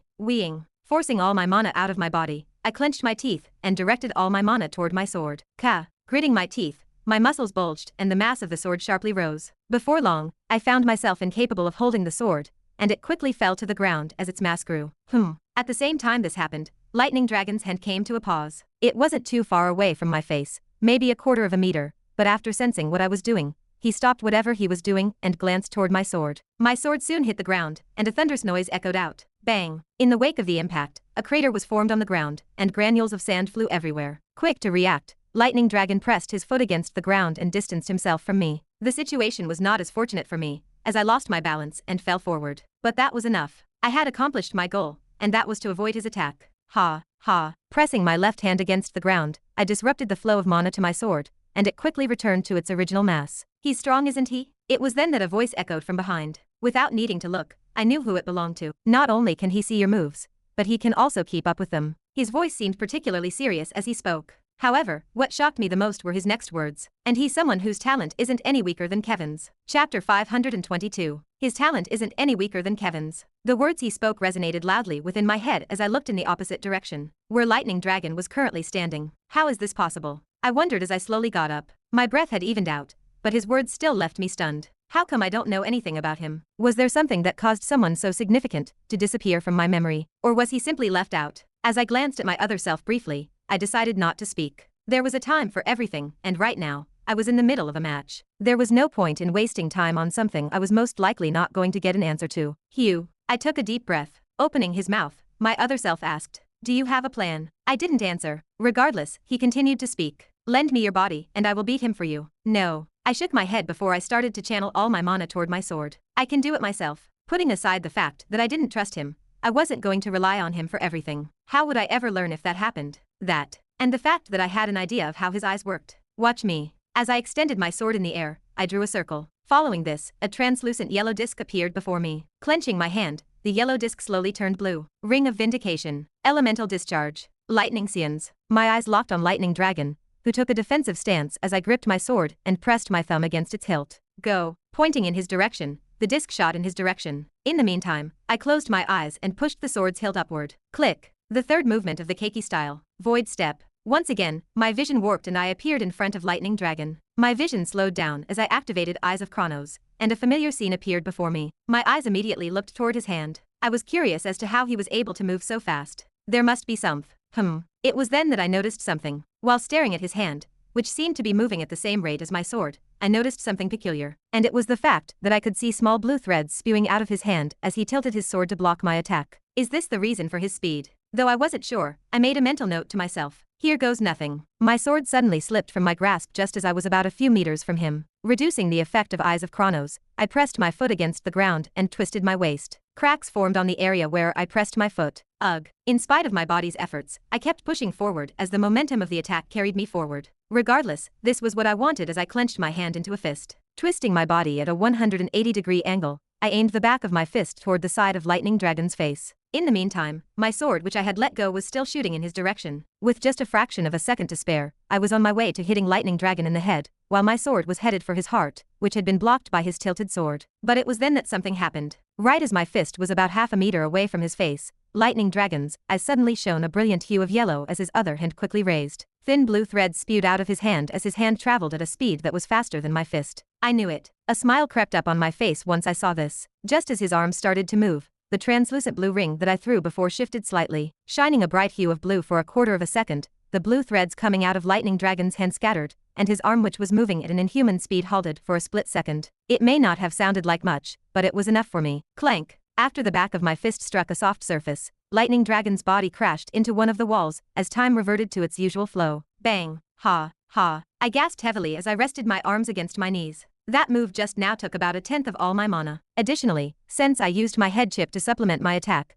my mind was also fairly exhausted. Still, I had achieved my purpose. It worked. It wasn't easy, but I had figured out the secret behind Dragon Emperor's all-seeing eyes. To call it all-seeing wasn't exactly correct. Rather, the only thing they could do was detect the mana flow in the air. It was thanks to this that he was able to predict the movement of my sword. It only dawned on me after the first void step, as I noticed that his eyes didn't move during that attack. But it wasn't just his eyes that were scary. No, rather, it was his inhumanly fast movements that him especially terrifying. This added with his eyes made him a perfect counter for me. That said, that isn't quite enough to stop me. Raising my head to stare in the opposite direction, I watched as a large cloud of dust shrouded the area in which Lightning Dragon had crashed. The cheers from the crowd were at an all-time high as they all talked over each other. Even then, I did not let this small victory get the best of me. I wasn't naive enough to believe I had dealt enough damage to defeat Lightning Dragon, and I was soon proved correct as bolts of lightning materialized out of thin air, crashing against the ground. Cracka, cracka. The arena instantly turned quiet. Swoosh. A gentle breeze blew away the dust in the air, and a familiar figure could be seen standing in the distance. Cracka, cracka. With lightning covering the area around him, Lightning Dragon gazed in my direction. Massaging his cheek, he slowly opened his mouth. You. His hair started to flutter wildly as the lightning around him crackled even more fiercely. Cracka, cracka. What's your name? He asked after a while. Opening my mouth, it soon turned into a small grin. White Reaper. I answered as I lowered my head. Let's go with White Reaper for now. White Reaper. As he repeated the name under his breath, he nodded and stared at me again. I will remember it. He then took a step forward. Half a second later, he appeared in front of me. What?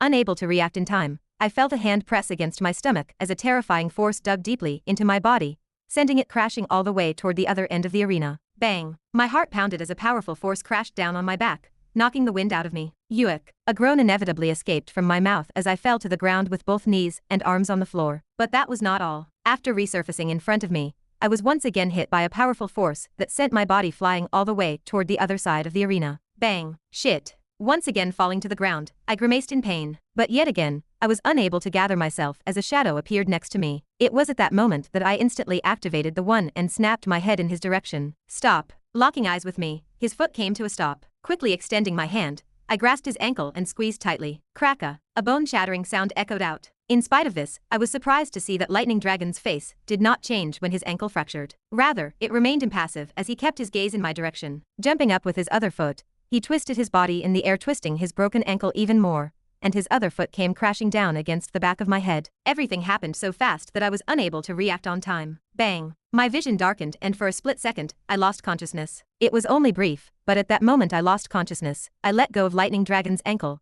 and he finally distanced himself from me. Coo! Pressing my right hand against the ground to lift my body up, my eyes fixed themselves on the blood that dripped down from my forehead. Fuck! I cursed. He's really strong. Like really, really strong. Raising my head, I focused my attention on Lightning Dragon, who quickly chugged down a potion. In a short time, his fractured and twisted ankle had started recovering in a visible manner. Tapping my bracelet, I also chugged down a potion, and my injuries started to heal. Odd. Standing back up, my forehead creased. It was then that a figure appeared next to me. With his arms crossed, he closely examined Lightning Dragon. He then opened his mouth. You felt it right. He purposely let you heal yourself. Glancing in his direction, I nodded my head. I did. Squinting his eyes as he stared into the distance, he softly muttered. You better prepared yourself. What? In the blink of an eye, his figure disappeared before I could ask him what he meant. I should have known. I secretly shook my head. My fault for expecting anything from him. Breathing out, I calmed down and closed my eyes. Opening my eyes again, my gaze was met with Lightning Dragon's. Sparks appeared all over his body as a powerful hue escaped from his body. In his right hand was his sword.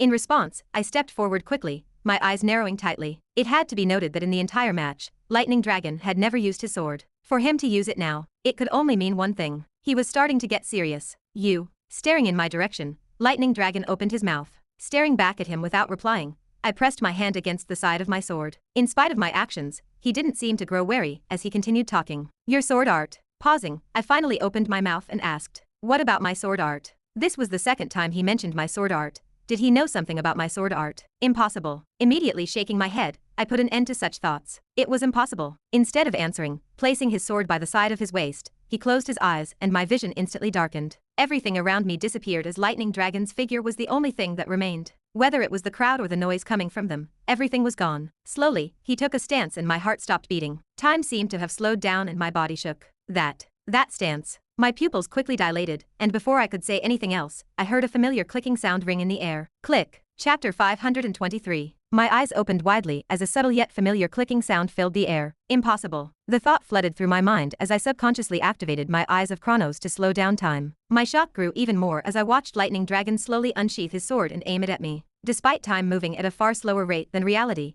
Lightning Dragon's movement seemed smooth and completely unaffected by the rate at which time was flowing. Thin blue threads spewed out from his hands and sword, as the sword fully unsheathed itself from the scabbard. What was worse was the fact that all I could do at the moment was watch as the sword slowly aimed for my heart. But ever so slightly, I was able to move and shift my body in a way that avoided my heart. Just barely. Spurt. A small hole appeared on the left side of my chest as time flowed at a natural rate. Following this, my body was pierced by an inexplicable sharp pain. Coup. Despite my best efforts to distance myself from him, as he again grasped his sword's sheath, Lightning Dragon continued to pursue me. With blood dripping down from my shoulder, I pressed my foot to the ground, and cracks formed beneath the area I stepped on. Fuck. I cursed underneath my breath as I once reactivated Eyes of Chronos and carefully analyzed his every movement. This time, I activated Eyes of Chronos to its fullest potential as time slowed down even more. As the seconds passed, it became increasingly difficult to see as the skill took a particular toll on my eyes. Regardless, I persevered through the pain. Suppressing the pain, I paid close attention to his every movement.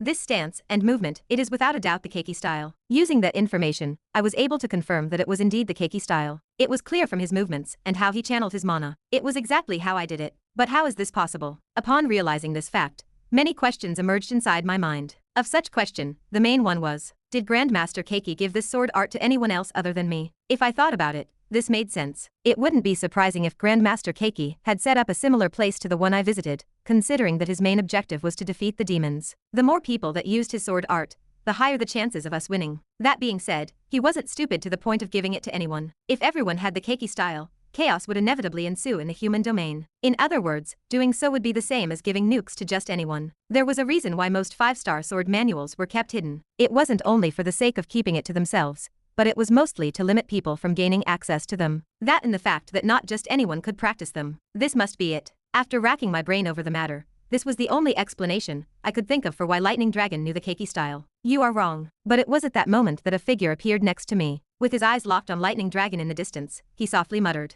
"Have a better look at him." What? Was my analysis wrong? Gazing back in the direction of where Lightning Dragon was, I did as he told me, and paid closer attention to his attack. It is the same. Nevertheless, I found nothing unusual about his attack. It was exactly the same as the regular Keiki style. Wait. But just then, my eyes opened widely as I finally took note of something. His eyes. They were shining, and when I laid my eyes upon them, I suddenly felt naked. It felt as though all of my secrets were laid bare for him to see. What the? Shifting my body once more, I deactivated Eyes of Chronos. Spurt. I felt a sharp pain coming from the right side of my shoulder. Ugh. As I suppressed my groan, I returned my attention to Lightning Dragon's eyes. They are not shining.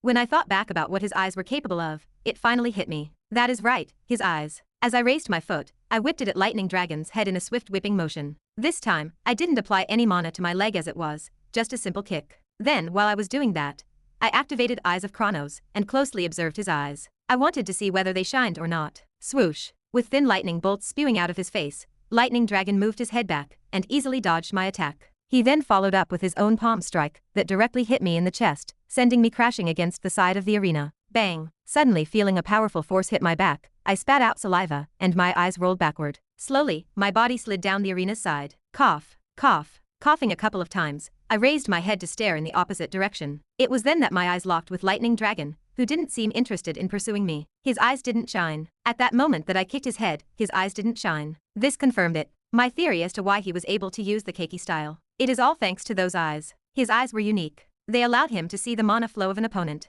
My initial lack of consideration made me grossly underestimate their power. Lightning Dragon's eyes were not the only thing I had grossly underestimated. I had also underestimated him completely. I would have never expected him to be able to mimic the Keiki style from just a couple of glances at my sword art. By mimicking its mana flow, coupled with his incredible speeds, he was able to create a version of the Keiki style that wasn't any different from the original one. No wonder I wasn't able to tell them apart. With the mana flow being the same, and the speed of his movements also being the same, it was practically impossible for me to tell them apart. If he could do that with my sword style, Could he also do it with other sword styles? Chills went down my spine as I thought of such a possibility. Just what kind of monster is this guy? Being able to analyze my sword art in such a short period of time, I now understood why he compared his talent to Kevin's. He was simply a monster. Lightning Dragon's previously vibrant eyes returned to their usual languid state when I gazed at them. Tilting his head a little, he lazily asked, "Is this really all you got? Or do you still have something up your sleeves?" I'm starting to become bored. Without answering him, I wiped the side of my mouth. So, his impatient voice rang throughout the arena. Gazing in his direction, the edges of my lips curled upwards a bit. "Give me a second. I have figured it out. The way to beat him." Taking out a potion, I quickly chugged it. Lightning Dragon's brows furrowed when he saw this. Regardless, he didn't seem to have any intentions of stopping me, as he just continued watching me from the same spot. As my wounds slowly started to heal up, I started to stretch my neck and shoulders. After that, I calmly walked toward the middle of the arena. Talk, talk. As I walked through the quiet arena, the rhythmical sound of my footsteps echoed out loud. I only stopped when I was a couple of meters away from him. In the ensuing silence, neither of us said a word. As if we were on cue with each other, we both placed our hands on the sheath of our sword. Click, click. Two metallic clicking sounds echoed throughout the arena, as two swords suddenly intersected in the air. Clank. The sand beneath us rose in the air as our swords intersected, scattering everywhere. Distancing ourselves, we repeated the same thing, and our swords intersected once more. Clank, clank, clank. As both of our swords continued to intersect in the air at incredible speeds, a powerful metallic ring echoed in the air for a good minute before it was replaced by more clicking sounds. Incredible, Edward absent-mindedly muttered as he gazed at the match. As he enjoyed the fight to the fullest, he had long given up the idea of analyzing the two contestants. Be it Lightning Dragon or Ren, the two of them were simply incredible to watch. Click, click. With each clicking sound, the two figures would disappear before reappearing in front of each other, with their swords drawn out. Their movements were so fast that Edward was simply unable to keep track of them. Despite that, he could tell from just how to glance how deadly each of their strikes was. Not only did they contain unimaginable power, but the speed at which they moved was simply terrifying. That was all Edward could mutter at the moment as his face progressively hardened. If I were to fight against them, staring at the two, for the first time in a long time, Edward didn't feel 100% confident about his victory. While he wasn't 100% confident about his victory, that didn't mean he thought he would lose. He just thought that there was a possibility of him losing, which had never happened to him before, as he had always dominated his matches. Focusing his attention back toward the arena, Edward's eyebrows furrowed tightly. It looks like they are about to go all out. Within a second of his words, two massive hues radiated from the bodies of both contestants, covering the entire arena. Silence had reigned since the start of the match, with the crowd's eyes glued to the two people in the middle. It was then that it happened. Extending his sword forward, Ren suddenly drew a small circle in the air. Following this, once the circle formed, he extended his arms in the air, and 10 rings materialized out of nowhere. Clenching his fists, the rings suddenly turned blue. He then raised his hand and pointed it in the direction of Lightning Dragon. In response to this simple motion, the rings quickly shot toward Lightning Dragon. Following that, he proceeded to place his hand on the sheath of his sword. Crack, crack. Suddenly, a series of fissures started manifesting around Lightning Dragon as Edward stood up in shock. What the? On the other side, Lightning Dragon's eyes shone even brighter as his hand touched the sheath of his sword. Pressing his foot forward, he took a stance, and a surge of mana erupted out of his body. Crack, crack. Though at a much slower rate than Ren's, fissures also started to form around Ren, as tremendous energy started to spew out of the two figures. At this point,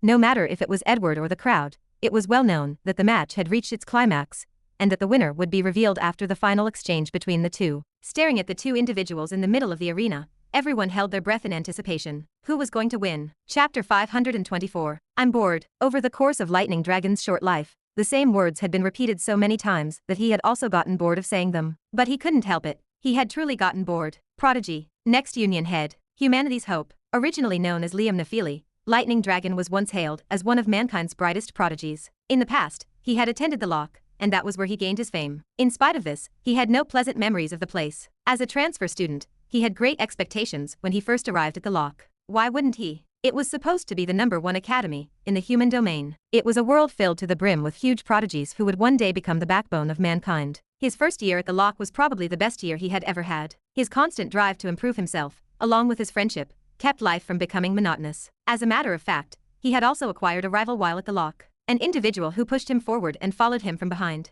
His name was, what was it again? Given, Gary, Gilbert.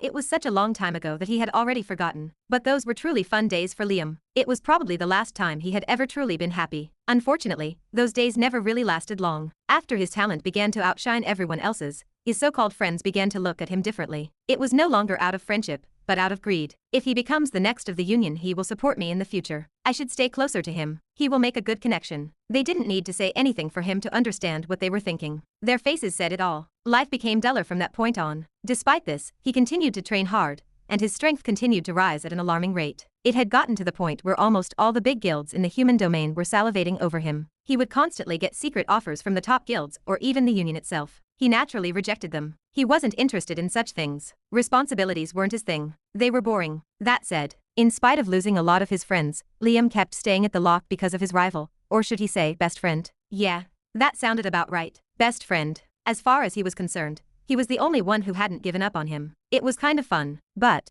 that too inevitably came to an end as his rival soon stopped comparing himself to him and pushing himself like he once did. He tried to remedy the situation by holding back a lot, but in the end, his friend and rival found out about his intentions and stopped talking to him altogether. Whenever they met thereafter, he would greet him with a short nod and disappear into the distance. It was from that point on that Liam's world became dyed in grey. His life had become monotonous as nothing excited him anymore. How boring. The boring life continued until he found himself on a school excursion trip along with his classmates during his 3rd year of lock. It was supposed to be a typical school trip, but reality proved to be quite different as they were suddenly attacked by demons. As it turned out, it wasn't just a random attack. The attack seemed to target all lock students, or at least on the surface, as the true target was him, as several marquee-ranked demons were dispatched during the operation. In order to ensure the success of their plans and stop any reinforcements from coming, the demons attacked several places simultaneously, including the Union. As a precaution, the lock had also put in place guards in case something like this happened. However, they too were stopped as the several marquee-ranked demons, including the Monolith members, had arrived to stop them. Everyone, including his rival,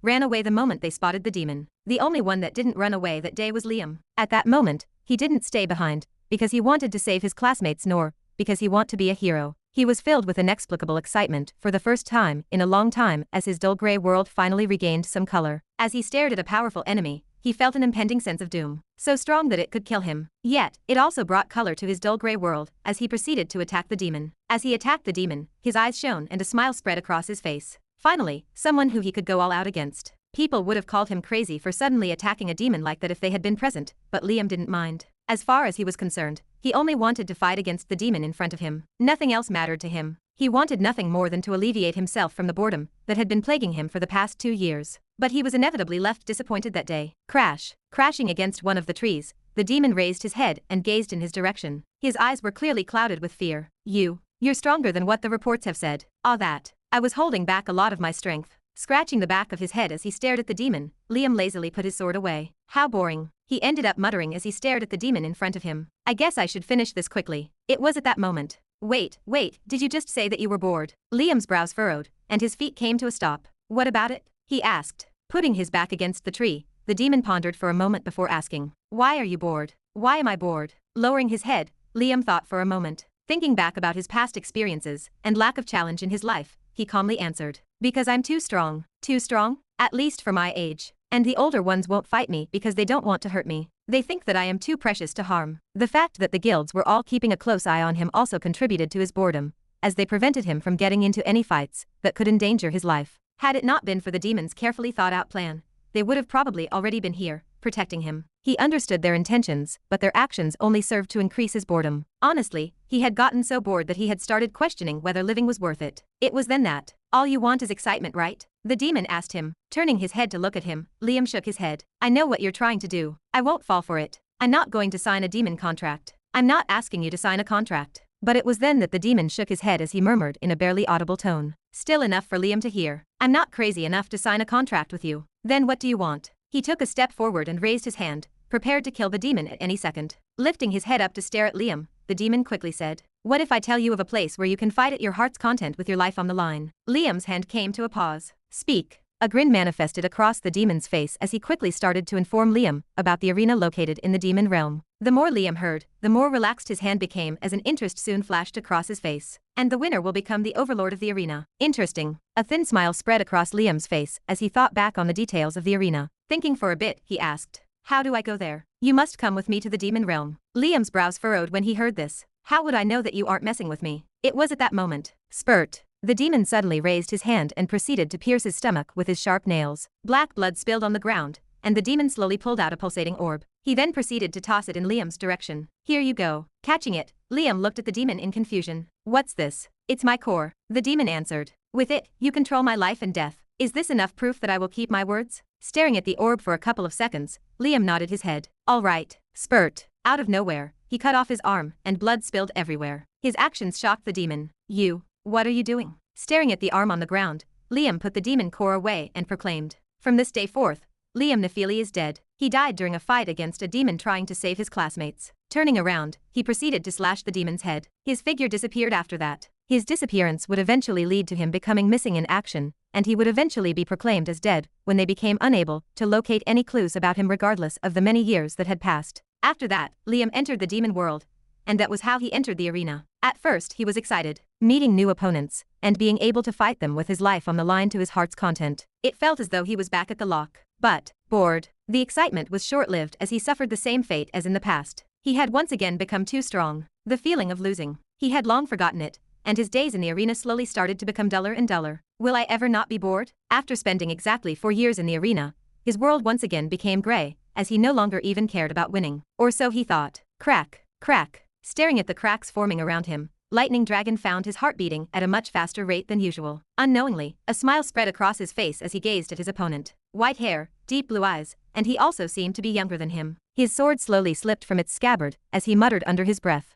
This is what I wanted. For the first time in a very long time, he had finally felt a feeling that he had long forgotten. Excitement. Bah, thump, bah, thump. As he felt the tremendous power revolving around him, the back of his hair suddenly stood, and his heart raced. His opponent's attack was ready. This feeling of death. Feeling the power contained within his opponent's attack, Lightning Dragon's grip on the sword tightened. While closely observing his opponent's technique, his eyes began to strain as he concentrated on the flow of mana. Drip, drip. As he poured all of his mana into them, blood started falling from beneath his eyes. But he didn't care. He didn't want to care. Even if he died, he didn't want to miss this feeling. This thrill. Done. It was then that he finally stopped pouring mana into his eyes as he slowly took a stance. It took a bit, but he had finally memorized his opponent's mana flow and was ready to attack. As he stared at his sword, he thought, what a powerful technique. It's a pity I will forget this later. Upon redirecting his mana the same way as his opponent was, Lightning Dragon slowly pulled away at the sword. Crackle, crackle. A crackle of lightning began to spread around him as he slowly drew away from the sword.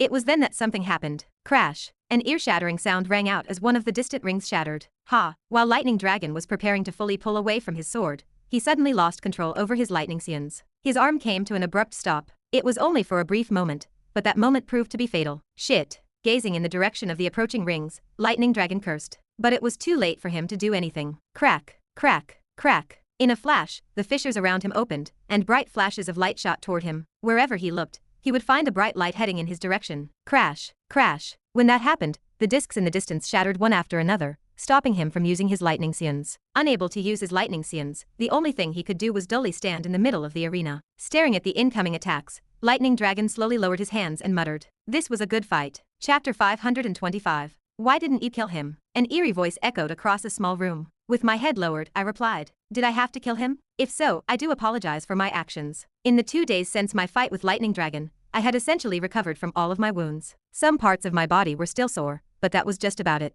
Regarding where I was, it was Duke Anozeka's private area. No, you don't have to be sorry. In the aftermath of my fight with Lightning Dragon, it seemed that I had finally caught the Duke's attention, which was something that I desired from the very beginning. He was instrumental in my inevitable escape. Rather, you did me a favor by not killing him. Lifting my head slightly, I raised my brow. My head lowered once more when I saw the look on his face. Is that so? Then I am flattered. I'm starting to like you more and more, the Duke said. I could tell he was pleased by the sound of his voice. A faint smile spread across my face as I thanked the Duke. Thank you. Keep thinking that. It was only out of courtesy that I thanked the Duke. While it was obvious I had never planned on killing Lightning Dragon, I was okay with him misunderstanding my intent. After all, who would refuse free goodwill? A little while later, Duke Anozek spoke again. I've recently gotten a report that you've allied yourself with the second ranked in the Duke bracket, with the goal of killing the current overlord. Is that right? As soon as I heard his words, I pretended to be shocked before quickly burying it. As expected, the arena is heavily monitored. Don't worry, I won't do anything to you. It's not against the rules. The Duke reassured, evidently acknowledging my reaction. My head lowered further. Nothing truly escapes you, Your Excellency. In spite of saying that, I was rather surprised for my chat with Silvermoon to be discovered so easily by the Duke. It made one wonder how deep their surveillance system was. I need to tread more carefully. My awareness of this only heightened my guard regarding my future plans. That said, this wasn't something that I had not expected.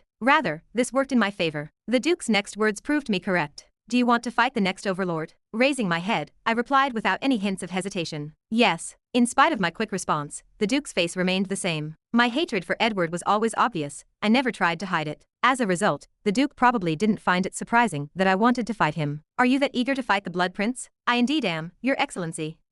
Seemingly falling into deep thought, the Duke mused for a moment before he opened his mouth again and asked again. You've observed how the current overlord fights, right? Yes, I have. Then what do you think your chances of beating him are? I paused and thought. After a while, I answered. About 50%. If he's hiding something, then more. 50%, huh? Turning around, Duke Anozek interlocked his hands behind his back. That's pretty high, don't you think? Instead of answering, I decided to pose the Duke a different question. Then what do you think, Your Excellency? What are the chances of me beating the current overlord? You. As the Duke fell into thought again, he raised 3 fingers in the air. My brows creased when I saw them. 30%. 30%. The Duke repeated in a deadpan tone. I proceeded to clench my teeth. In a way, it was made possible to see from the outside. But I didn't say anything. I just continued staring at the 3 fingers in the air. Lowering his hand, Duke Azenik smiled. You think that I'm wrong? Yes. I nodded without hesitation. I think that you're... Stop. A cold touch at the back of my neck interrupted my speech as the Duke's voice echoed throughout the room, stopping whatever was aimed at the back of my neck. Cold sweat dripped down on my body as I felt the cold touch at the back of my neck. I would have probably died had it not been for the Duke. With the hair at the back of my neck still standing, I slowly turned my head. It was then that I met eyes with another demon. His features were different compared to the Duke, who looked more like a human. In a butler's attire, the demon behind me glared at me with blood-red eyes. Watch how you speak to the Duke, he warned, after slowly removing his hand from the back of my neck. After that, he lowered his head to the Duke and apologized. I apologize for the inconvenience, Your Excellency. It's all right. The Duke casually waved his hand before turning his attention back to me. Meanwhile, the demon quickly retreated from the spot where he had previously stood and quickly disappeared. Don't mind him. Walking up to me, Duke Anozeka's eyes lingered on the spot where his servant used to stand. Back to our discussion. I said that your chances of beating the Overlord are 30%. Do you agree, or not? No. I still shook my head.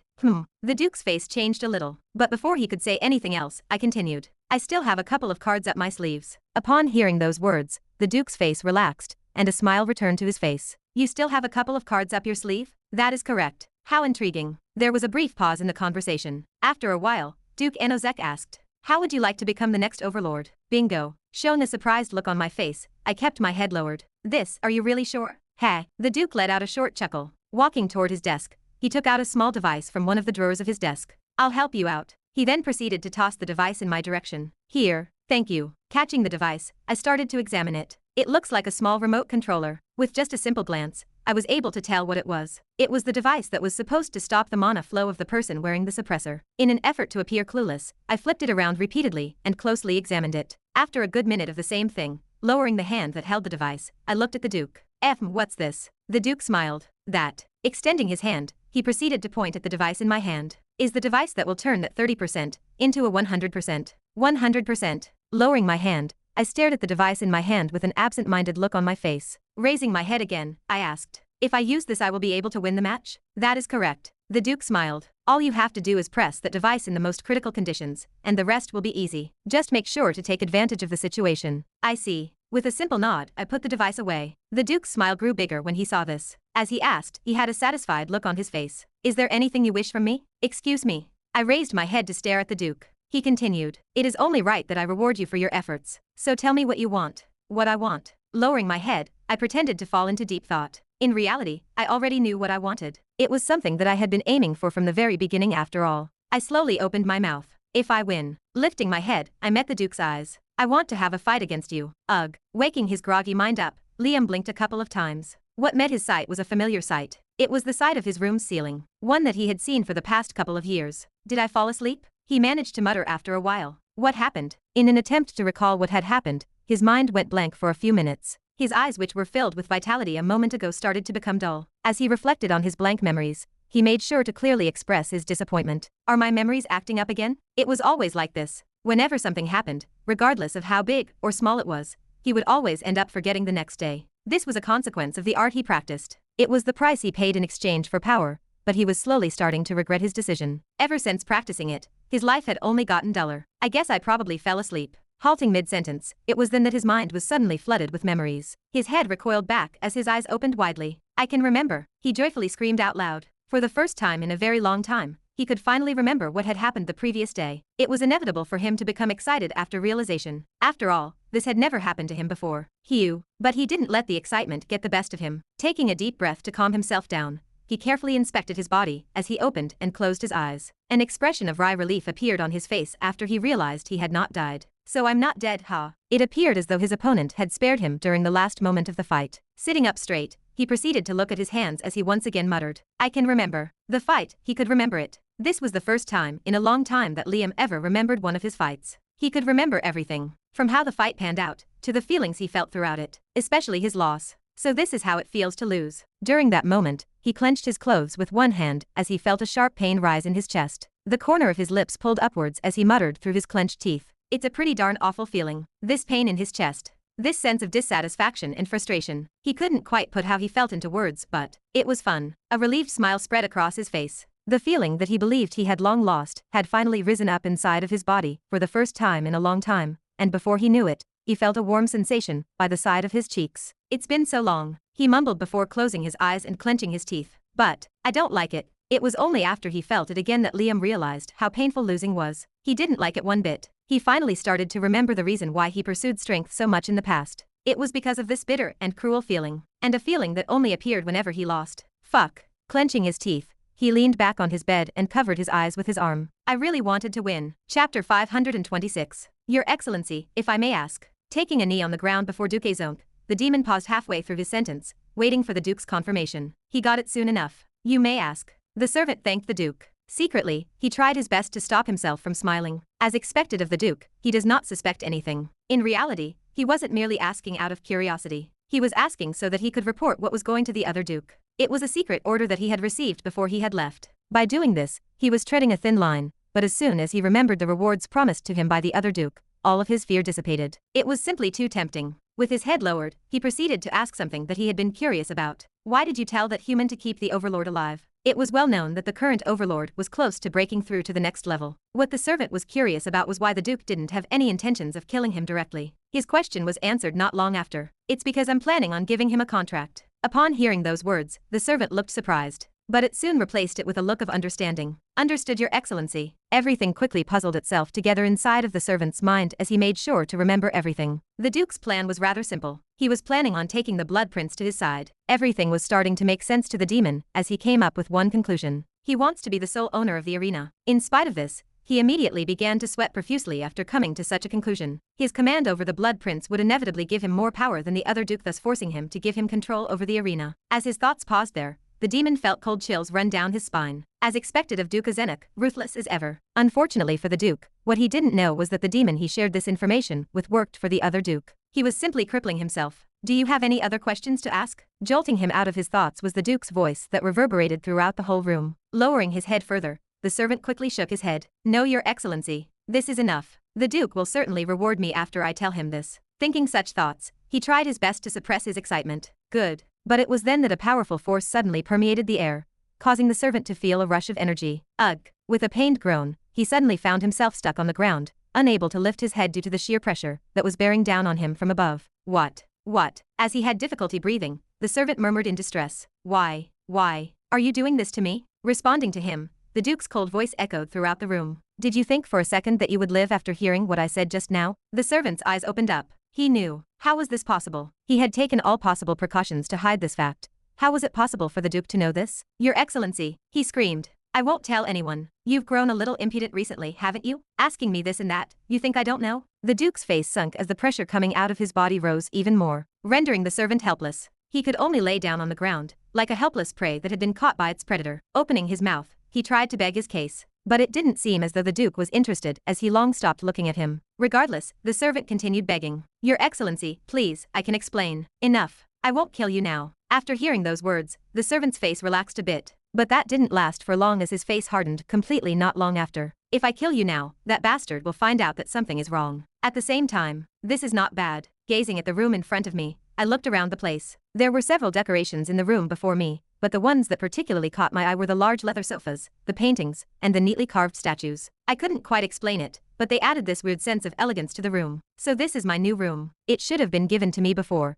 but it was only now that they had decided to give it to me. Quite the lazy bunch. The first thing I did upon entering my room was head straight for the bed. Of course, as I did, I made sure to keep note of every little detail of the room. This place is probably heavily surveilled, so I need to keep low for now. The leak in the conversation I had with Silvermoon not too long ago was confirmation of this. Confirmation that all my actions were under close watch. Fortunately for me, I had done most of my preparations beforehand. All I had to do was carry them out at the moment. Just a little bit more. Upon laying down on the bed and covering my eyes with my arm, I slowly started to relax. It would have been normal for me to start training at this point, but since I had forced my way to A+ rank, I needed time to stabilize my body. One couldn't just force a breakthrough and expect their bodies to be okay with it. The only reason why I was mostly okay was because of my constitution, which had changed due to the seed of limit. Had it been anyone else, they would have been in a tougher spot. As I relaxed on the bed with my arm covering my face, I thought of something. I should also be going to get my resources. A fundamental rule of the arena was that the winner would take all of the loser's possessions, including their resources. It essentially crippled the loser of the fight, but these were the rules. On another note, despite taking other contestants' resources, I found most of them to be useless. And if I had to be honest, I really didn't hold any interest in any of their resources. Having just consumed some, my body couldn't keep up. It would probably be quite a while since I would be able to use resources to once again break through. Oh well. I was still planning on collecting Lightning Dragon's resources. It wasn't because I wanted them, but because I wanted to meet him. There were a couple of things that I needed to say to him. A couple of very important things. Should I, or should I not? Biting his nails, Kevin gazed at the phone in his hands. He was currently in a tough predicament. As he held the phone with one hand, staring at himself reflected on the screen, Kevin's thumb hovered over a small green button on the screen. You have to look through the rain to see the rainbow. I have a feeling that things won't go well if I send this. Kevin began to fear each and every new post he sent as he recalled his past incident with Ren. Go away, don't talk to me. What is this cringe? Blocked. Ugh. Kevin let out a distressed sound. Damn it, Ren. In the first place, he couldn't be blamed for sending his previous post. Each time he posted something on the web, he would receive a lot of money. Like a lot of money. At least a couple million per post.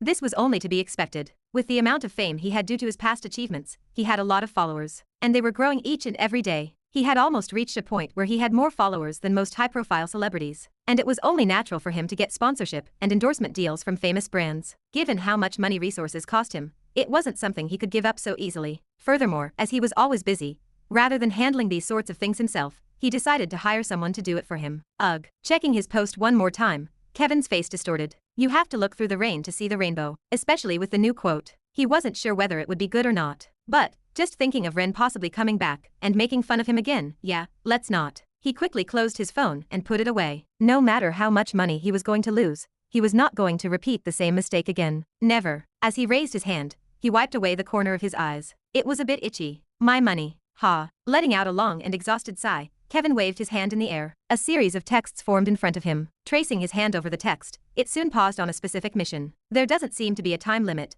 but I should hurry up. Lowering his hand, he fell into thought as he muttered. I've already broken through to A- rank, so all I have to do is wait for Ren to come back. But when exactly is that going to be? Had it not been for the people vouching for him, Kevin would have already gone out to look for him after almost 5 months of him going missing. That said, it wasn't like he had spent the past 5 months doing nothing. In fact, Kevin had been busier than he had ever been in the past, especially with everything that was going on at the Union at the moment. In addition to diving into dungeons almost every day, he had also met several high-ranking demons along the way, forcing him to fight them with his life on the line. They were pretty big incidents that were reported all over the human domain. Several scars still adorned his body, reminding him of his experiences. I should probably have them healed before Emma comes back. Regarding Emma, it had been quite some time since he last saw her, and if it hadn't been for her father personally assuring him that she was fine, Kevin would have already panicked. That wasn't exactly the only reason. After having had a long conversation with her a while back, Kevin understood that whatever Emma was doing, it was for the sake of improving herself. Although she didn't say it outright,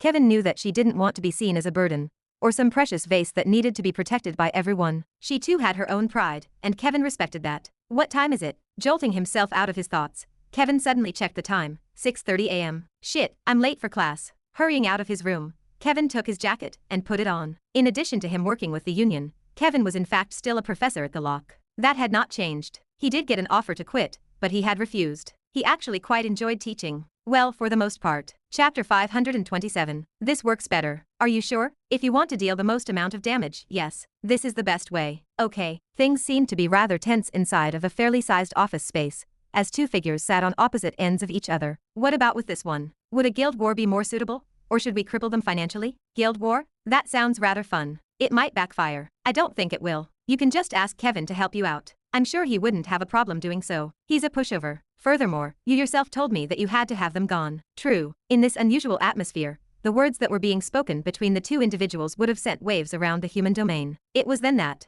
knock, knock. The door suddenly knocked, and a deep voice echoed from the other side of the door. Young miss, may I come in? Yes, Amanda replied. Following this, the door opened up and a young man in his 30s walked into the room. He was Maxwell, Amanda's assistant. The moment Amanda's eyes laid on him, she curiously asked, "What brings you here?" "Nothing in particular, young miss." He curiously looked around the room, before his eyes paused on the figure sitting next to Amanda. Despite the slight twitch in his mouth as he paused to look at the figure, he quickly continued speaking. "The elders wanted to know whether you have come up with a solution for our current predicament." About that, Amanda turned her head to glance at a girl who was sitting next to her. Other than Melissa, who else could it have been? Only she would say such words. Well, there was Ren, but he wasn't exactly here. Lifting her glasses up with her finger, Melissa didn't reply, and scanned the map of Ashton City with her eyes. Then, taking her gaze away from the map, she responded, "Your best bet would be to financially cripple Daunton Guild, Acarian Guild, and Snowstar Guild. In terms of finance, they are the weakest of the lot, and will go down without putting up much of a fight." "I thought so too." A nod followed Amanda's response as she pointed at two more guilds. Regarding these two guilds,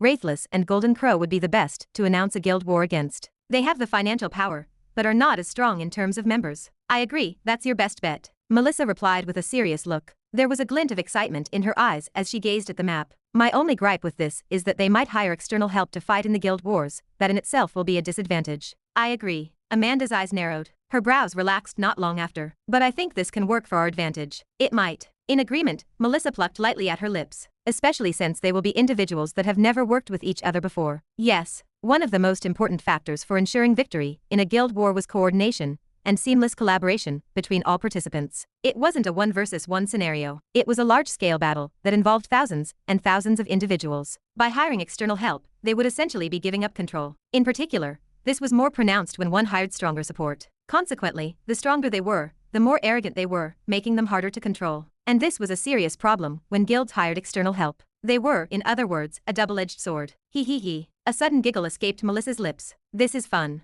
Thinking about how many diamond-graded guilds might potentially fall from their plans, Melissa just couldn't help herself. The money that would come from their victory. A broad grin spread across her face. In the meantime, turning her head, Amanda glanced her way. Her face turned odd. She then asked, "Why are you laughing?" "Nothing much." Melissa waved it off, but the smile on her face said otherwise. Eventually, under Amanda's gaze, Melissa came clean. "All right, I'm just laughing because this is fun." "Fun? Yeah." Melissa's smile deepened. Adjusting the glasses on her face once more, she pressed one of the guilds on the map with her hands. "Destroying guilds and all. This is a lot more entertaining than I originally thought. Kind of relieves me from a lot of stress." As a result of everything that had happened with the magic cards recently, Melissa was overworked and stressed beyond belief. In the absence of Amanda's call, she probably would have spent the day in the lab doing the same repetitive tasks. To put it simply, it was boring. It got so boring that Melissa increased her potions consumption during that time. Fortunately, Amanda had called her. It was nice to have a change of pace occasionally. "I see." It took Amanda some time to reply. The look on her face as she gazed at Melissa was still odd. Melissa's cocked her head a little. "What's wrong?" The way Amanda was staring at her made her feel weird. "What's wrong with her?" It was then that Amanda spoke. Her next words caused Melissa's face to harden. "It's just that you reminded me of Ren when you were talking about destroying the guilds." What?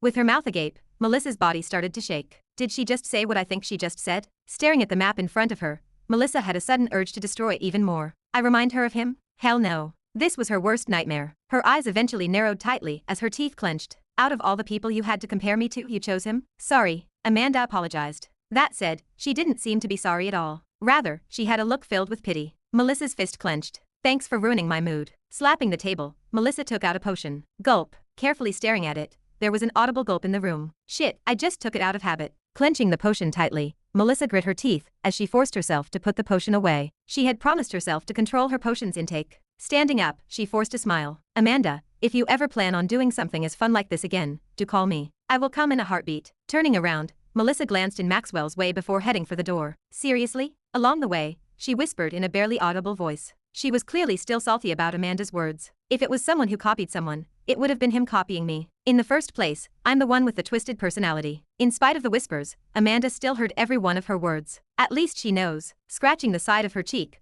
Amanda's eyes lingered toward the area Melissa previously stood. She then shook her head and glanced in Maxwell's way. "You've heard everything. You can report this to the elders. Report to me whether they approve of my arrangements or not." "Understood." Maxwell bowed down politely. As Maxwell was about to leave, he thought of something and called Amanda. Young miss. Yes. Scratching the tip of his nose, a faint smile spread across his face. I couldn't help but overhear the conversation between the two of you, and I just wanted to add something. Halfway through his sentence, Amanda's head cocked a little as her delicate brow raised. What is it? Both of you had the same look on your faces when I entered the room.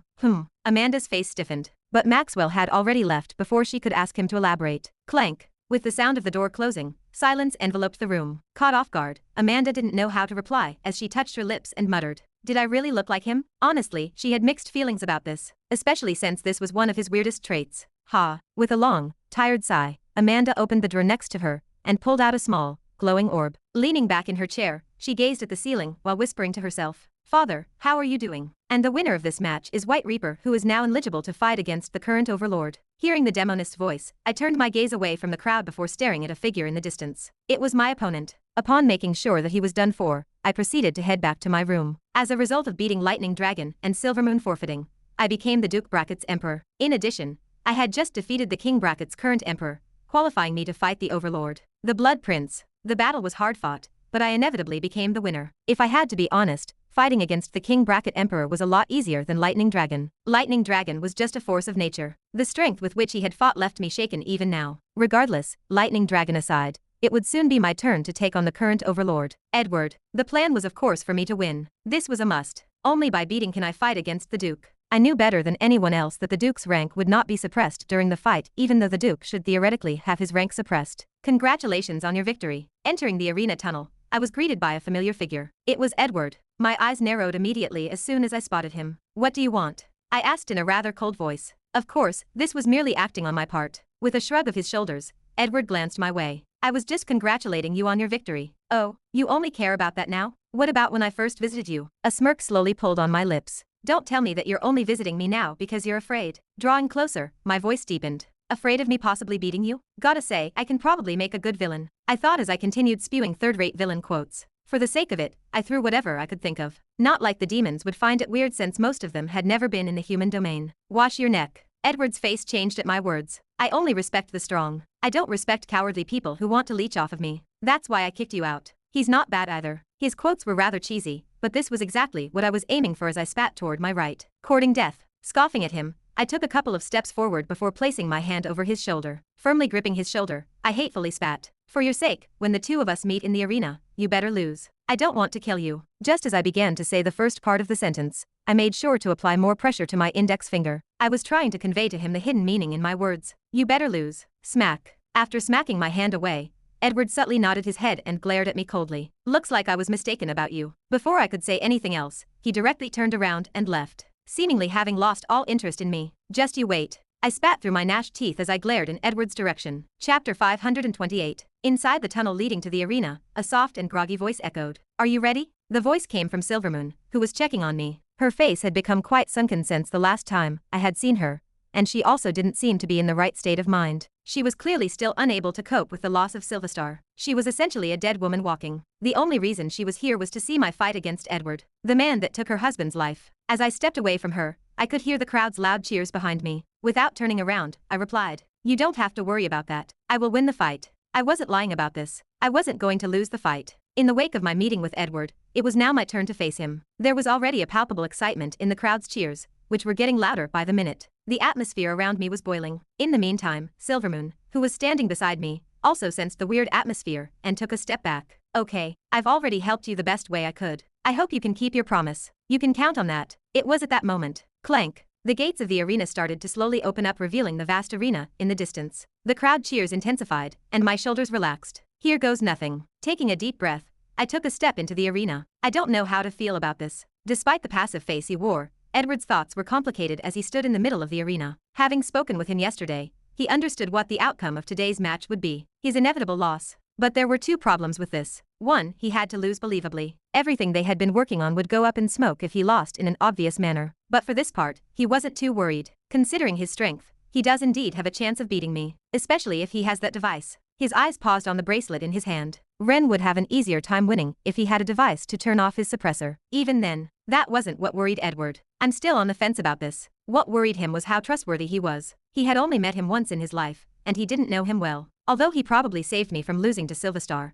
I still don't trust him completely. Edward couldn't be blamed for this. Having spent as much time as he did in the arena and demon realm, he had long lost the ability to trust anyone easily. Had Ren not revealed who he was, Edward would have probably ignored his words. Furthermore, the strength he displayed really shocked him. And this was a point of concern for him. Just how much can a person change in such little time? He really was completely different from the person he had once met in the past. Was he really someone he could trust? But I don't really have a choice. A bitter smile spread across Edward's face as he thought of his other choices. In light of his realization that the games were rigged, Edward knew that he could only play along with whatever he was planning. He was going to lose, either way, so he may as well just bet everything he had on the possibility that brought him the highest chance of escaping. He simply didn't have a choice. Clank. In that moment, the gates on the other side of the arena opened and a familiar figure emerged. An expression of calm, devoid of any emotions, was accompanied by white hair and 2 eyes of deep blue color. White Reaper, or Ren, finally came out to the arena. The calm echo of his footsteps filled the entire arena as he walked toward him. There was an immediate pause in everyone's gaze as he walked in Edward's direction. Heavy tension descended down the arena. White Reaper's footsteps soon stopped in front of Edward, and their eyes met. Staring back into them, Edward slowly closed his eyes. Whatever was around him, whether it was the crowd or the noise coming from them, immediately disappeared as soon as he closed his eyes. At that very moment, in his mind, there was only an image of Ren standing opposite him. He was only focused on studying his opponent opposite him as no other sound entered his ears. He could also feel the presence of someone else, but he made sure to pay no mind to it. It was probably the demoness, who always appeared at the beginning of the match. Extending his hand, a blood-red spear materialized in his hands. A powerful red glow enveloped the spear as he tightly grasped it with both hands, all the mana inside of him bursting out like a broken dam. Taking a deep breath, he slowly took a stance and opened his eyes again. A moment later, his gaze met Ren's. While their eyes met, Ren similarly took a stance and placed his right hand over his sword's hilt. A surge of powerful mana erupted from out of his body. Even if I do end up losing, I should do a good job at making it look like I put up a good fight, Edward thought to himself as he focused all of his mana toward the tip of his spear. You may fight. It was at that moment that the demoness voice echoed out. Edward was quick to take action. The moment he heard the demoness voice, he took a step forward and mercilessly thrust his spear in Ren's direction. From the spear, a blood-red wave resembling a small tsunami erupted,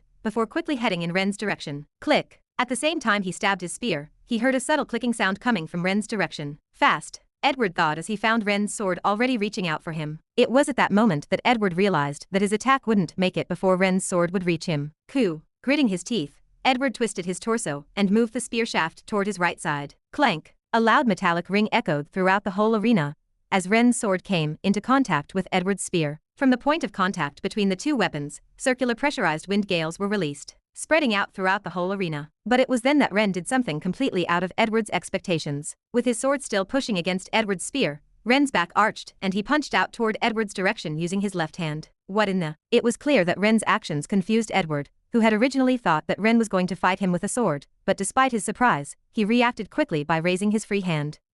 But right as he was about to move his arm, he felt something hard press against his arm. It was a small translucent ring. When did that get there? Edward's eyes opened a little as he grit his teeth and exerted more force on his arm, finally breaking through the ring and placing his arm next to his face. Bang! Upon making contact with Ren's fist, Edward was pushed a couple of steps back. Before he could stabilize his body, Ren had already reached him. Raising his fist, he punched out again. As he punched, a thin green veil of mana covered his fist, allowing him to break through the sound barrier. Bang! His fist was followed by several rings bursting from behind him as he struck out. Unable to use his spear due to his awkward positioning, Edward could only use the shaft of his spear to block the punch. To make things worse, Edward's movements became hindered as 4 rings formed on each end of the spear precisely when he tried to block the attack. Coo. It was only a slight hindrance, but it was enough for Ren to take advantage and land a clean hit on Edward. Bang! The moment Ren's fist connected with Edward's face, Edward found his body getting pushed back. Again? But before his body could be pushed, he felt something press against his back. He didn't even need to look to understand what it was. It was another darned ring. Ren's figure appeared before him. More and more rings appeared from behind him as they hovered around his fist. Bang! Bang! From that moment, all the crowd could do was watch as Ren's fist continuously punched Edward in every part of his body. With every one of his actions getting blocked by one of his rings, Edward could only watch as Ren's fist continued to connect with his face and body. Although they didn't particularly hurt too much, the damage was slowly starting to accumulate, and so was Edward's annoyance. Yup. Letting out a short cry, a wave of powerful mana suddenly erupted from out of his body, completely enveloping the arena. As a result of his sudden actions, Ren was forced to take a couple of steps back. Glaring in his direction, Edward massaged his right cheek. Firmly gripping the shaft of the spear, Edward took a step forward and took a deep breath. While calming down his mind, he focused on drawing the mana of his body toward the tip of his spear as a terrifying bloodlust surged from him, enveloping the arena. The moment Edward released his bloodthirst, Ren's face turned extremely solemn. However, if one looked closely, they'd be able to notice a subtle smirk on his face. He slowly took a stance, and a powerful wave of mana also started to erupt out of his body. Although it wasn't as powerful and dense as Edward's, it was still noticeable to the crowd. "You've got to be shitting me." Edward, who was paying attention to Ren's expression, noticed his small smirk, and his shoulders almost dropped on the spot. Of course, he could only curse inwardly as his face remained as serious as ever on the outside. Grasping the shaft of his spear with all of his strength, Edward slowly thrusted it in Ren's direction. His movements caused a large blood-red funnel to form at the tip of his spear, sucking all the mana that was in the air. There was a noticeable brightening of the glow surrounding the spear. At the same time this was happening, Ren's face, which was as serious as it could have ever been, twitched as he pulled away at his sword. Click! Different lines formed in the air, and the ground began to split. Edward, who was standing not too far from Ren, felt needle-like stings start all over his body as the air around him distorted. Although the pain wasn't too intense, it still made his subsequent movements more difficult. Even so, he slowly released every ounce of mana he had accumulated inside his spear and shot it towards Ren. Just as all the mana inside his body was about to escape through his spear, he felt a bolt of electricity come from the right side of his hand, where the suppressor was, and he quickly lost contact with his mana. Although Edward's slip of mana was only momentary, the result was disastrous, as he suddenly found this accumulated mana running rampant, resulting in his spear shaking uncontrollably. In an instant, most of the mana he had accumulated for his spear dissipated, and a thunderous noise filled the arena. Boom. Chapter 529. My eyes were glued to Edward's body, which was lying on the ground. In my ears, the noise from the crowd was drowned out. During that moment, I had all my attention focused on Edward. It wasn't until I saw his chest move that I finally relaxed. He was still alive. As he lay on the ground with his eyes wide open, staring at the red sky of the arena, his body was anything but fine. Taking a deep breath and inwardly praying, I put the device back in my dimensional space and closed my eyes. I hope Amanda does not find out about this. If she found out I beat up her father, shivers ran down my spine. Yeah, let's hope that does not happen. What demon king? She would probably finish me before that happened. Well, I didn't think she would go that far, but I still didn't care to find out what would happen. Keeping this secret under the grave was a sacred duty. Ha. I exhaled and slowly opened my eyes. As I opened my eyes again, I felt everyone's gaze pause on me. A pin-drop silence filled the arena grounds as none of the spectators spoke. I then glanced toward the right. Nevertheless, I was surprised to find that the demoness had not appeared yet. She was usually punctual. Where is she? I wondered to myself as I glanced around the place. It didn't take long for her to appear, as her figure appeared next to me shortly thereafter. Ah, there she is. Her eyes alternated between Edward and me as she hung open-mouthed. Eventually, she began to announce the match's result. The look on her face never changed as she spoke. It was still filled with shock. And the winner of the match is White Reaper, officially dethroning the Blood Prince from his overlord position, and thereby becoming the new overlord. It wasn't long before her words deeply echoed throughout the whole arena. During a brief pause, the crowd and spectators digested the information before erupting into cheers. The stadium started shaking as the cheers grew louder. It was that loud. My attention briefly focused on Edward's direction before I turned around and moved toward the metallic gates in the distance. My job is done. I should get prepared for the big event that is coming soon. It was about time I returned home. Duca Zenika's face was tinged with a faint curl as he watched White Reaper's figure slowly exit the arena. The more he looked at him, the more pleased he became as he mumbled softly. He did not make the same mistake as the other one. Recalling what had happened with Silverstar, the Duke shook his head with evident disappointment. He was a good seedling, an obedient one. It was unfortunate that he had failed his mission. If only he hadn't been that useless. Well, this one isn't all too bad. While observing White Reaper from above, Duke Zonka's lips opened enough to reveal a set of yellow teeth. At a first glance, he looks pretty obedient. Of course, that was merely on the outside. From that simple request he had asked, Duke Zonk had already come to the conclusion that he wasn't one that could be tamed. You wanted to challenge me? The smile on his face deepened as he slowly turned around. A pity. He muttered under his breath. What makes you willingly choose to kill yourself like that? Did he really believe that he could escape after seeing what he had done to Edward? In spite of the fact that he could have lived a few more years, he became greedy and decided to challenge him directly. What a terrible mistake on his part. A true pity that I have to kill him. Wiping his mouth with his hand, he proceeded to head out of the room. It was time for him to reap his rewards. It's time, don't you think? Coming back to my room, the first thing that greeted me was my other self. Glancing around the place, I didn't answer. It wasn't that I didn't want to, but the place was definitely under surveillance. Every one of my movements was being closely monitored, and given that I couldn't speak to him inside of my mind, I could only keep my mouth shut. Fully aware of my circumstances, he continued speaking. Your next match won't be like all the other matches that you've experienced. You should be aware of this. Meeting his line of sight, I subtly nodded my head. I know. Of course, I knew. While my next opponent was just as skilled as Edward, he was actually coming at me with the intent of killing me, unlike Edward who came with a completely different mindset. Furthermore, I was fully aware of the fact that he wasn't going to be honest with his rank, as he would only pretend to wear a suppressor. He had most likely planned on killing me during the fight. As if the Duke would ever let himself lose in front of his city. That would be the biggest humiliation in his life. I admit, your skills are more than enough to fight against the Duke had he been suppressed. With everything that I've taught you over the past 4 months, this should be natural. Unfortunately, he paused mid-sentence, and silence enveloped the room. I didn't need him to finish his sentence to understand what he was trying to imply. It was then that he continued. He won't be wearing a suppressor, and if that's the case, you stand no chance at beating him. Your only choice is to lend me your body. Staring in his direction, I didn't say anything. Rather, my thoughts were quite complicated. I still don't trust him. I knew that despite helping me over the course of 4 months, he had done it for his own benefit. He wasn't doing it for the sake of doing it. I understood this point as I took advantage of this. He also knew this. But there was only a problem. I was still unclear about his real motive. Was it just to kill the Demon King and get rid of his curse? But what exactly was this curse he was talking about? Was it perhaps the fact that time would repeatedly loop for him, or was it something else? I wasn't sure. Whenever I tried asking him, he would always keep his lips tied. His silence seemed forced. It felt as though someone or something was stopping him from saying anything. Were they perhaps the weird chains? This was most likely the case. Regardless, putting all of these unanswered questions aside, I still didn't feel comfortable with the idea of him taking over my body. You're thinking too much. It'll be just like when you use Monarch's indifference. It won't make a difference. The moment he said those words, I cocked my head forward and gave him a stare. Back then I didn't know you were the one controlling me. Seemingly being able to understand my thoughts, he shrugged his shoulders. You still allowed me to control your body not too long ago, when we were in that dungeon. What difference does it make now? Are you really that confident in defeating a Duke-ranked demon that could potentially use his power at any second without warning and kill you? As he stared deeply into my eyes, he paused for a brief moment before continuing. Let me tell you something. Regardless of how many times you want to die, or how many times you die, you will never die. That is your fate.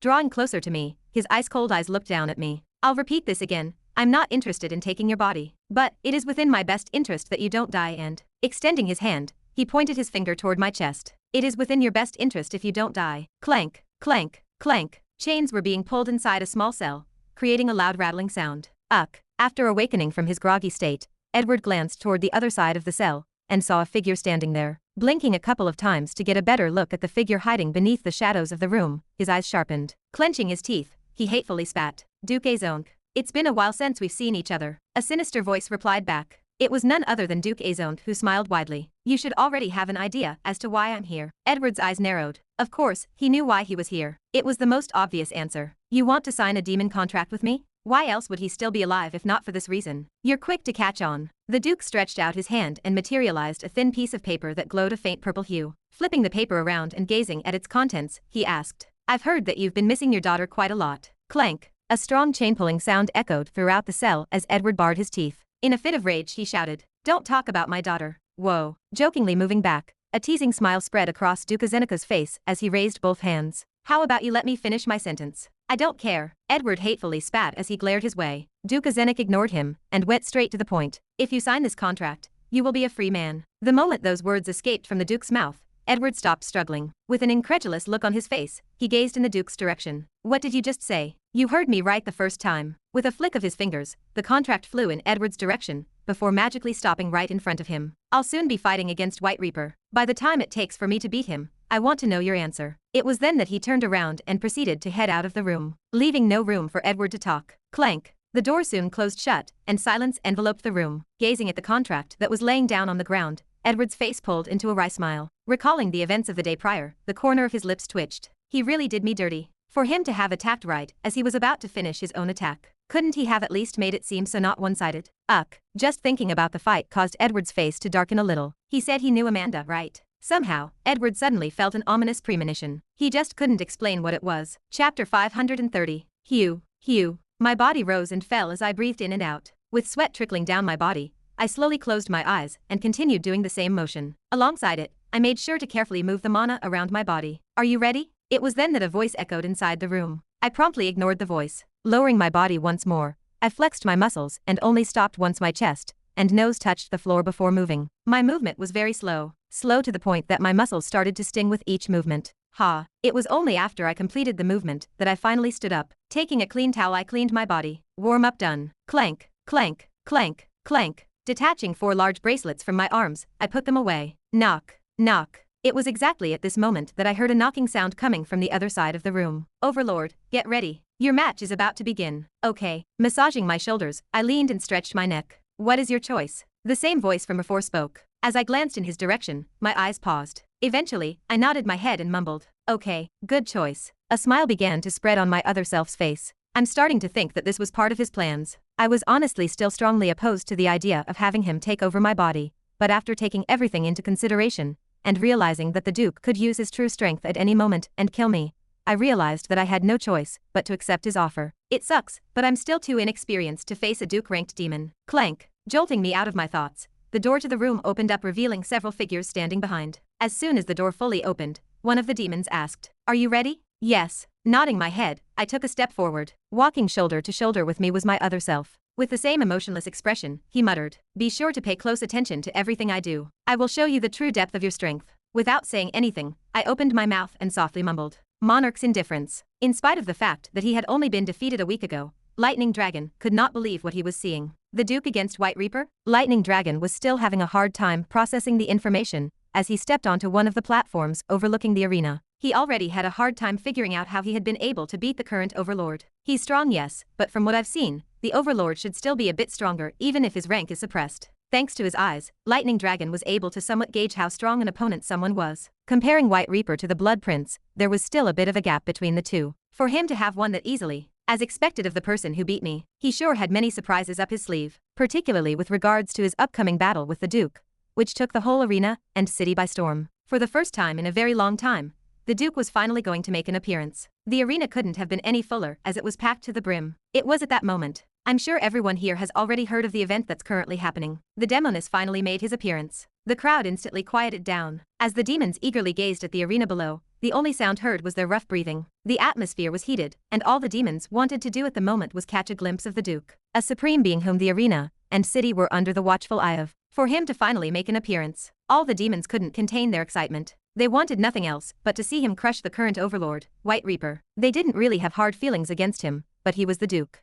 Of course, they would root for him. Lightning Dragon's eyes squinted as he gazed at the audience. Their thoughts were so easy to read. It was at that moment. "Please let us welcome the Duke." As the gates at the far end of the arena slowly opened, the Demoness' crisp and pleasant voice echoed throughout the entire arena. From that point forward, everyone stopped breathing. A lustrous set of black hair, 2 large horns that protruded from the side of his forehead, and a presence that instantly overtook the entire arena. Duke Azonk stepped into the arena. His every movement attracted the attention of all spectators and demons alike. Talk, talk. The calm echo of his footsteps resounded throughout the whole arena. It wasn't long before he stopped in the middle of the arena. There was a calm look on his face as he gazed toward the other end of the arena. A brief moment of silence was followed by loud cheers, which shook the entire arena. Duke Azenik, beat him up. Those screaming for him at the top of their lungs sounded borderline fanatical. In spite of this, Duke Azenik appeared to be enjoying the cheers as he basked in them calmly. Soon, a faint curl began to spread across the Duke's face. Meanwhile, at the top of one of the platforms, the device. Lightning Dragon's eyes opened wide as he gazed at the device that the Duke was wearing. Channeling his mana toward his eyes, Lightning Dragon's eyes sharpened. It's not on. Lightning Dragon's eyes were special. Not only could they allow him to detect the general flow of mana in the air,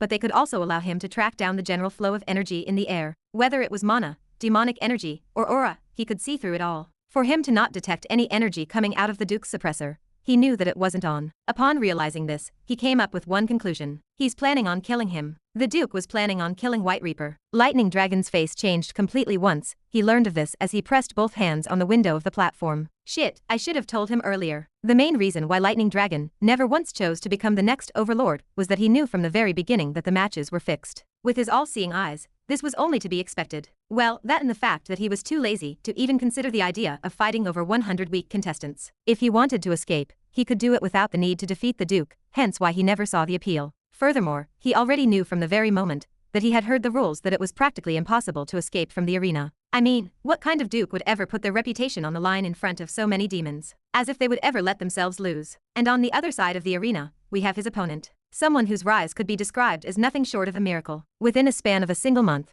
he managed to accomplish something that the contestants had never been able to accomplish in the past, and that is to fight against the current Duke. Welcome the current Overlord, White Reaper. Clank. The moment her words faded, the gates on the other side of the arena slowly opened up, revealing a familiar figure that everyone had seen in the past. But the moment he appeared, Lightning Dragon's face hardened. Opening and closing his mouth multiple times, a cold chill swept his body. What? When he raised his hand to touch his face, he felt a wet sensation. Unknowingly, his body started to tremble as he took a step back and mumbled. Who is he? That wasn't the White Reaper he had fought in the past. He was someone else. Someone much scarier. There was a familiar smell of blood and ashenness, a familiar sight, a familiar noise. Standing in the middle of the arena with Duke Zonk opposite me, I was able to feel all my senses. But I couldn't move my body. Like I've promised, here is your match. Thank you. My mouth opened on its own. It was the other me controlling my body. The contestants, please get ready. The demoness's voice rang throughout the stadium. In response to her voice, my body moved a few steps back, stopping when I was about 10 meters away from Duke Zonk. It was then that a voice entered my head. Make sure you memorize everything that I'm about to do. From my mana flow to everything that I do. Don't miss anything. Without answering the voice, I sharpened my focus and made sure to feel every sensation that was currently happening within my body. From mana flow to muscle movements. Alternating her gaze between the Duke and me, the demoness asked, "Are the two contestants ready?" A heavy silence descended on the arena as the crowd stopped speaking. Taking note of this silence, the demoness soon lowered her hand and announced the beginning of the fight. "You may fight." Immediately following her words, Duke Zonk disappeared. Watch carefully. At the same time, Duke Zonka's figure moved, and my hand instinctively moved toward the right side of my head. Time slowed for a brief moment as my other self activated Eyes of Chronos. He would speed up and slow down the effects of the skill in short bursts. This repeated 5 times before he deactivated the skill altogether. Time returned to its usual flow. Bang! With a loud banging sound echoing throughout the arena, my right palm began to hurt. How did he do that? Then from the corner of my eye, I caught sight of Duke Zonk. In the blink of an eye, his fist had already hurled toward my right temple. However, that wasn't what surprised me. What surprised me was how my other self was able to block such a fast attack. With the palm of his hand, he somehow managed to catch the fist. Not bad. I wasn't the only one surprised, as the Duke also seemed surprised. With a flap of his wings, his figure disappeared once again. With a casual glance, my other self took a step forward. He repeated the same thing he did in the past. Swoosh. At the exact moment he stepped forward, Duke Zonka's fist flew past, once again missing. Turning around to glance in the Duke's way, my other self started to speak. "If there's something that you've been underutilizing, it's the moment he was about to complete his sentence, I felt my torso twist and I threw my fist behind me. Bang! With a loud banging sound,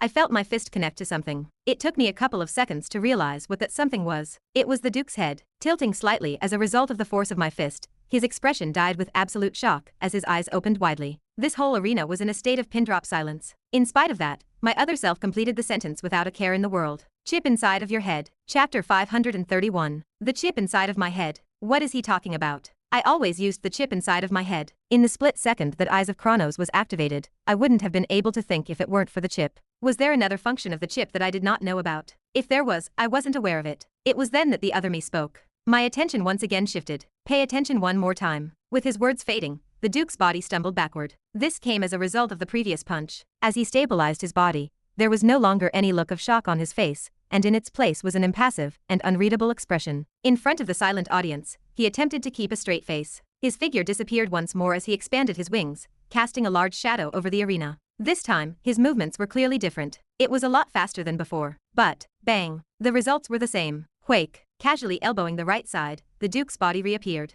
It was only a casual elbow, but it was that casual elbow that caused his eyes to widen and his stomach to cave in. A glob of spittle flew towards my face, but my face remained unchanged. Did you manage to see? The echo of his voice reverberated throughout my mind. Finding it difficult to digest what had happened, it took a while for me to answer back. But I eventually did. I have. While the answer was quite easy, it was the concept that I found difficult to grasp, or even accepted as something that a human was remotely possible of achieving. Observe everything, from muscle movement to the direction that feet and bodies point, and eye movement, connecting everything together. Lowering my hand, I pressed my thumb against the hilt of my sword. The moment I did that, the Duke once again decided to move. But, click, shifting my body ever so slightly toward the right, a subtle clicking sound resonated throughout the arena. Following the sound, the whole arena froze as the Duke's figure once again materialized in front of me. A gaping hole appeared on the right side of his chest. You will be able to predict their movements. Drip, drip. It was only the sound of blood dripping on the ground that echoed throughout the arena. Drip, drip, drip. Trying to comprehend what had happened, the Duke's head rose and fell repeatedly as he stared at his right chest.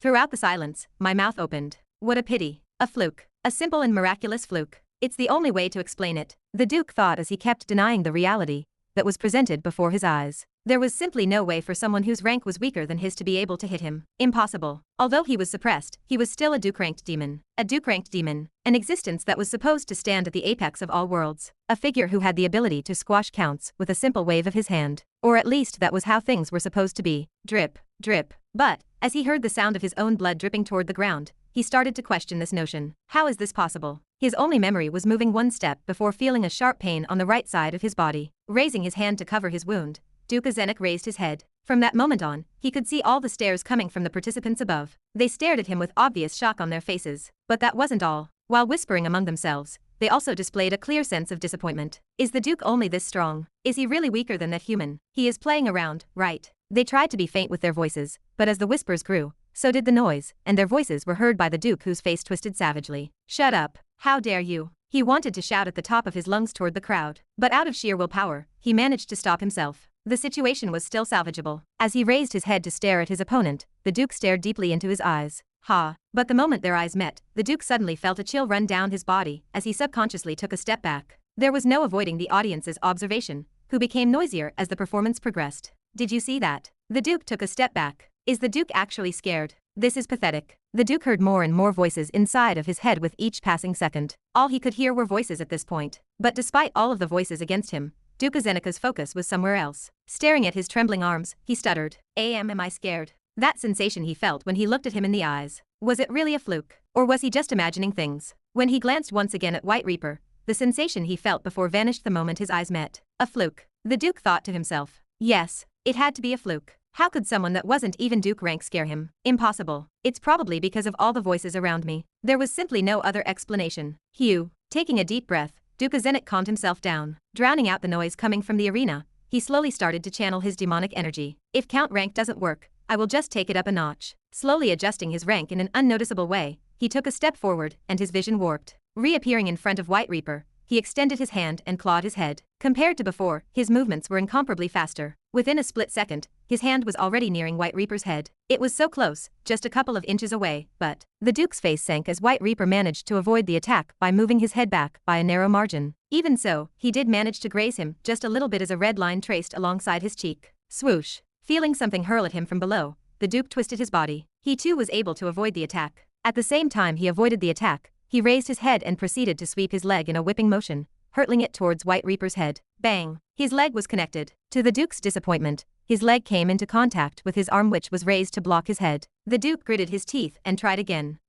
However, as he was trying to shift his body, the Duke suddenly found a hand grasping his foot. Without giving him a chance to react, an open palm came toward his head. A sense of doom rose within the Duke's mind as he watched the hand reach out for his head. Demonic energy erupted from his body as he twisted his body at a strange angle and swung his other foot toward his opponent's head with its back heel. As he performed this movement, he made sure to keep his gaze focused on his opponent. This led him to notice a slight change in White Reaper's expression, as his lips slowly curled into a grin and his left hand shot toward the side of his head. Fuck. By the time the Duke realized he had been baited into doing such a move, it was already too late. Bang! With a loud banging sound, the Duke suddenly felt a hand grasp his other leg. Suddenly, he found himself being thrown up in the air before being thrown down with tremendous force. Bang! Crashing into the ground, sand swept into the air as a crater formed beneath him. In addition, the Duke felt a great deal of pain running down his back as he struggled to open his mouth. The impact was so powerful that he didn't even have time to groan. Again, a voice echoed in his ears. By the time he realized what his words meant, his body had once again been flung toward the air. Bang! It's not him. After staring at the white-haired figure in the middle of the arena for a few moments, Lightning Dragon came to this conclusion. It can't be him. It was hard to describe the scene that he was seeing. If he had to use a word, it would have to be a one-sided beat down. Bang! Bang! Bang! An ear-piercing bang continued to reverberate throughout the arena. It was the sound created by White Reaper repeatedly flinging the Duke's body toward the ground. How could Lightning Dragon think otherwise if that was all he heard and saw? With each swing of his arms, the Duke's body would come crushing down toward the ground, deepening the already formed crater formed from the first impact. The sight. It was something that was being deeply engraved in the eyes of all spectators present as an immaculate silence enveloped the arena grounds. But that wasn't what concerned Lightning Dragon. His concern was that the White Reaper on stage wasn't the one he had fought. His mana control, it's completely different from when we fought. In addition, he moves a lot more efficiently than in the past. Every one of his movements seems to be perfectly calculated and, His thoughts paused for a second. Leaning his body closer, his eyes opened widely as he pressed his hand on the window to get a better look at the fight. Wait. His eyes slowly started to enlarge. Opening and closing his mouth, his face paled as he came to a sudden realization. He's standing where he was at the beginning of the fight. No, rather, he was only one step ahead of where he previously stood. Who in the world was this? Was he really the White Reaper he had once fought? Impossible. Lightning Dragon shook his head. The undeniable reality in front of him shook him to the core. It was at that moment. Enough. He was jolted out of his thoughts by a powerful voice that swept across the entire arena. In response to the voice, a tremendous amount of energy suddenly erupted from the middle of the arena, throwing White Reaper's body back before his figure soon crashed into the other side of the arena. Bang! All the spectators clung to their necks in an attempt to breathe under the suffocating pressure. Duke Zenika's body emerged from the deep crater. His eyes were a deep shade of red, and his body was all dirted up and messy. Glaring in White Reaper's direction, the aura coming out of his body slowly kept on increasing. It didn't take long for a Duke-ranked pressure to emerge from his body. Some of the demon's bodies burst into pieces after his sudden aura release. It was that oppressive, but he didn't seem to care as he slowly moved in the direction of where White Reaper crashed, which was at the moment covered by a large cloud of dust. With a wave of the Duke's hand, the dust swept and White Reaper's figure reappeared. Swoosh! Sitting on the ground with his back up against the arena wall, White Reaper's head was lowered. The Duke's body began to tingle with bloodlust as he stared at him. He was going in for the kill. However, what he didn't notice,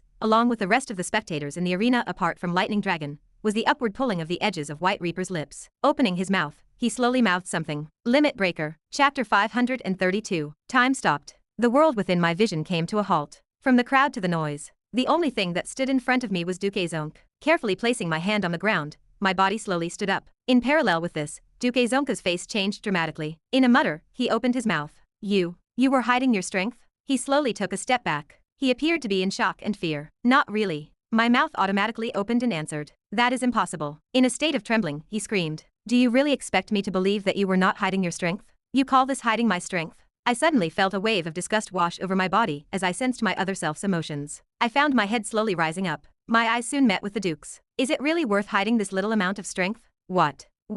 While the two were conversing, I was secretly trying to grasp what was happening around me. It had to be noted that currently, time was flowing at a much faster rate than reality. For the two of them to be able to converse properly. Just how fast were they? Not only that, the world around me. It looked different. Everything looked a lot more colorful as I was able to catch a glimpse of the mana in the air. There was not much, in fact, there was barely any mana in the air, but it was still there. Regardless, that was not what attracted most of my attention. Limit Breaker? These words. This was the first time I had ever heard of these words, and my curiosity about them was at an all-time high. Unfortunately, I did not have the luxury to ponder over those words as my head glanced around the frozen space, and I suddenly found my calves tensing up. My mouth soon opened. My time is limited. This amount of strength will suffice for now. Following those words, the tension within my legs disappeared. Within a split instant, I found the Duke's face right before me. Swoosh! Bringing my fingers together, my hand thrust toward the Duke's throat in a lightning-fast manner. However, unlike in the past, the Duke was able to react appropriately as he dodged my attack by moving his head to the side. It was by a narrow margin, but he was still able to dodge it.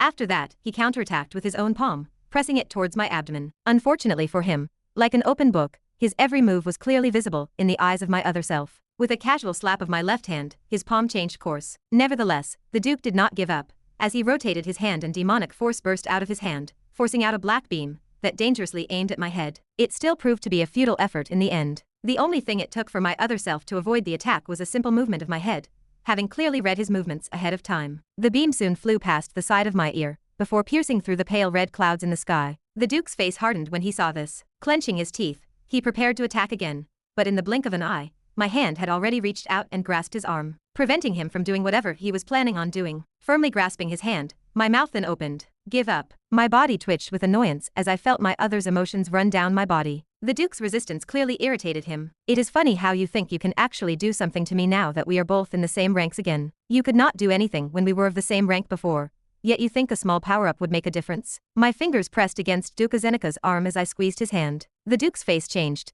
but my hand continued to squeeze before it compressed it completely, and I was able to close my hand into a fist. I could feel the bones of the demons crush inside the palm of my hands. Do not annoy me any further. Pulling my hand back, the hand tore off of the Duke's body, and blood began to slowly spill out. My other self glanced at the torn-up hand for a brief moment before throwing it behind me, only to see it stop mid-air and fall down at the same pace time was really moving at. The same could be said for the blood as it remained still in the air, slowing moving in a downward manner. Quake. Following my action, the Duke's face twisted savagely as he screamed out loud. As he gazed toward me, a torrential wave of demonic energy burst out of his body, converging toward the top of his palm in the form of a small ball. How dare you? A tremendous force was pushed out as a result of his action. But as though he could read his mind, with just a casual tap of his hand, the ball flew past my head. When the ball flew past my head, I heard a voice speak inside of my head. The mana inside of my body started to circulate in an odd manner. I will show you one more thing before I end him. Make sure you feel how I control the mana inside of your body. A sudden gesture of his raised his hand, and I felt the mana in my body expand outwardly, encompassing the entire arena. The Duke despaired at the sight, but my emotions remained empty. A gradual convergence of mana followed after this. forming a thin yet durable veil that enveloped my entire body. As armor puzzled itself around my body, it did not take me long to figure out what was happening. Mana agglomeration. I had seen this scene once before, back when Monica was fighting the elders at the monolith. In the years since then, I had been deeply impressed with her gallant and powerful figure. My already tremendous strength multiplied many times as the armor completely encased me. My body was flooded with ecstasy. Immediately after that, my vision completely shifted without me even having a chance to rejoice at my newly gained power. As opposed to before, I could only see a series of black blobs now. There were a couple of more colorful ones inside of the arena, but that was about it. Additionally, I observed that some of the blobs were smaller than others, with the blob representing the Duke being the largest. What is this? I questioned as I tried to make out what was going on. That is not important, look properly. But my question remained unanswered as my other self spoke. Listening to his words, I sharpened my gaze and paid more attention to the blobs around me. It was then. Wait, what are the small circles in the middle of their bodies? Upon closer inspection, I observed small circular balls the size of tennis balls tucked within blobs. Additionally, they appeared to be distributed across different areas of each blob. Then it hit me. Wait, don't tell me. That is right. Those are their cores. How? My inner shock grew further upon learning of this. How was it possible for me to detect where the cores were? Was not that something only lightning dragon's eyes could do? Unless it is not the same. I am using a different method. It is up to you to figure out how I did it. Following his words, his attention quickly shifted back toward Duke Azenik. Quickly scanning the Duke's body, my eyes soon paused toward his right thigh. There was a visible paling in the Duke's face the moment he noticed my eyes pause on his thigh. He burst into dark flames as demon energy erupted from his body. My hand touched the hilt of my sword in response. When I touched the hilt of the sword, I felt my senses and strength enhance dramatically as I felt the armor around my body brighten up. The fourth movement of the Keiki style, World Splitter. A bright white light flashed. It flashed for an instant before disappearing once more. In the dim light, I could see the Duke's intact figure standing before me like a statue. A look of pure helplessness adorned his face, as his eyes widened up completely. Walking up to him, my finger pressed against the top of his head as I extended my hand. A simple tap on his forehead was all it took. Following this simple movement, the Duke's body split into many different pieces that slowly started to expand away from his body. Lowering my head, my eyes soon spotted a small black core that repeatedly pulsated. Reaching out with my fingers, I grasped the core tightly. When I grasped the core, I felt a strange sensation run through my body as a foreign force tried to enter my body. Nevertheless, my other self did not seem bothered by it, simply waving it off as if it had not happened in the first place. While feeling the sensation of the core running through my body, I thought to myself, cold.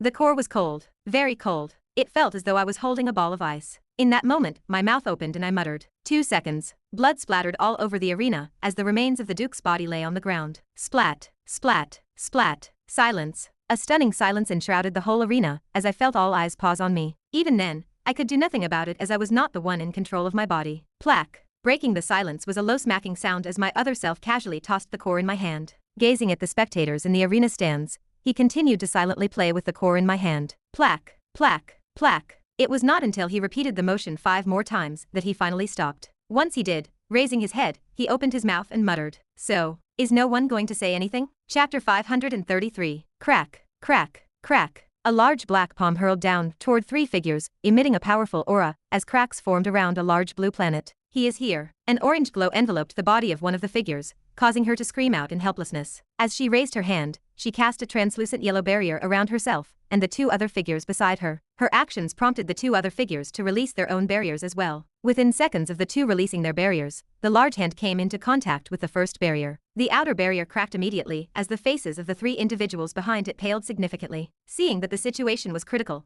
the 3 exerted even more power on the barrier. When they tried exerting more power, their bodies glowed brighter. Unfortunately, their struggle was futile. Seconds after their hues expanded, the first barrier crumbled into thousands of pieces. After the first barrier, the second followed, and the third followed after that. All 3 individuals were soon pressed down by the hand. A look of helplessness flashed across their faces as their bodies were sent crashing down against the ground. Bang! Immediately after the explosion, a large crater formed on the ground. After that, the sky began to split and a tear soon appeared. Stepping out of the tear was a white-haired figure with scarlet-red eyes. As his gaze seemed to encompass every existence within the world, his presence enveloped the entire planet. Casually taking a glance at the 3 people below, he closed his eyes and took a deep breath. This will do. Extending his right hand, fissures started to form around him. Crack, crack. A horde of black humanoid creatures emerged from the fissures. It did not take long for the sky to be overrun with demons as more demons emerged from the large fissures in the sky. While looking at the sky in despair, the faces of the 3 people below the ground paled further. It was from that moment that they understood that their world was no longer theirs. It had fallen into the hands of the demons. It was at that moment that a figure suddenly stepped out of the portal. An all-powerful pressure bore down on the world the moment his figure emerged. It even rivaled that of Jezebeth.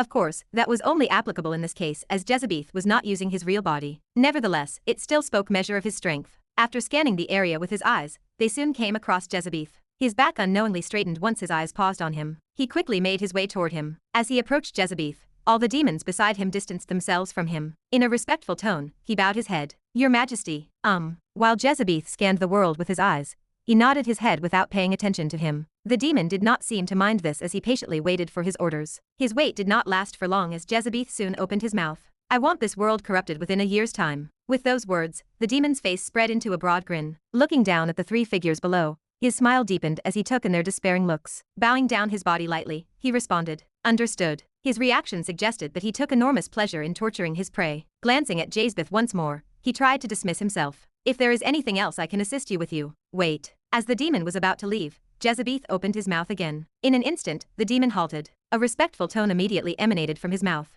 "Is there anything you need, Your Majesty?" Looking into the distance, Jezebeth pondered for a moment as he fell deeply into his own thoughts. Then, from the corner of his eye, he glanced in the direction of the demon. "Have you contracted with someone yet? A human to be exact?" "Contracted? Human?" The demon cocked his head slightly and eventually nodded. "I have, Your Majesty." "With who?" "A human on Earth." "Is he an important figure there?" The confusion on the demon's face grew. Nevertheless, he still answered. Who in the right minds would refuse to answer the questions of the Demon King? Recalling his contractee, the demon thought back at the things he told him before nodding his head. "He appears to be." "I see." Jezebeth's brows furrowed. It was then that he suddenly twitched his face and grasped the side of his head, startling the demon. "Your Majesty?" "It is nothing." Raising his hand to stop the demon from approaching him, Jezebeth's face changed slightly as he softly whispered, "My memories are still not intact." Taking a deep breath to glance at the demon, he closed his eyes. When he opened his eyes again, he gazed deeply at the demon opposite. His next words caused the demon's face to change. "Tell your employee to pay special attention to those around him. There may be a cancer lurking within his organization. A cancer that will destroy everything that he has built up within a couple of seconds." "What do you mean, Your Majesty?" "It means exactly what I said. Make sure you tell this to your contractee." Before the demon could reply, Jezebeth's face suddenly changed. A powerful wave of pressure suddenly escaped his body, causing all of the demons, who had just arrived, to hold their hands at their throats,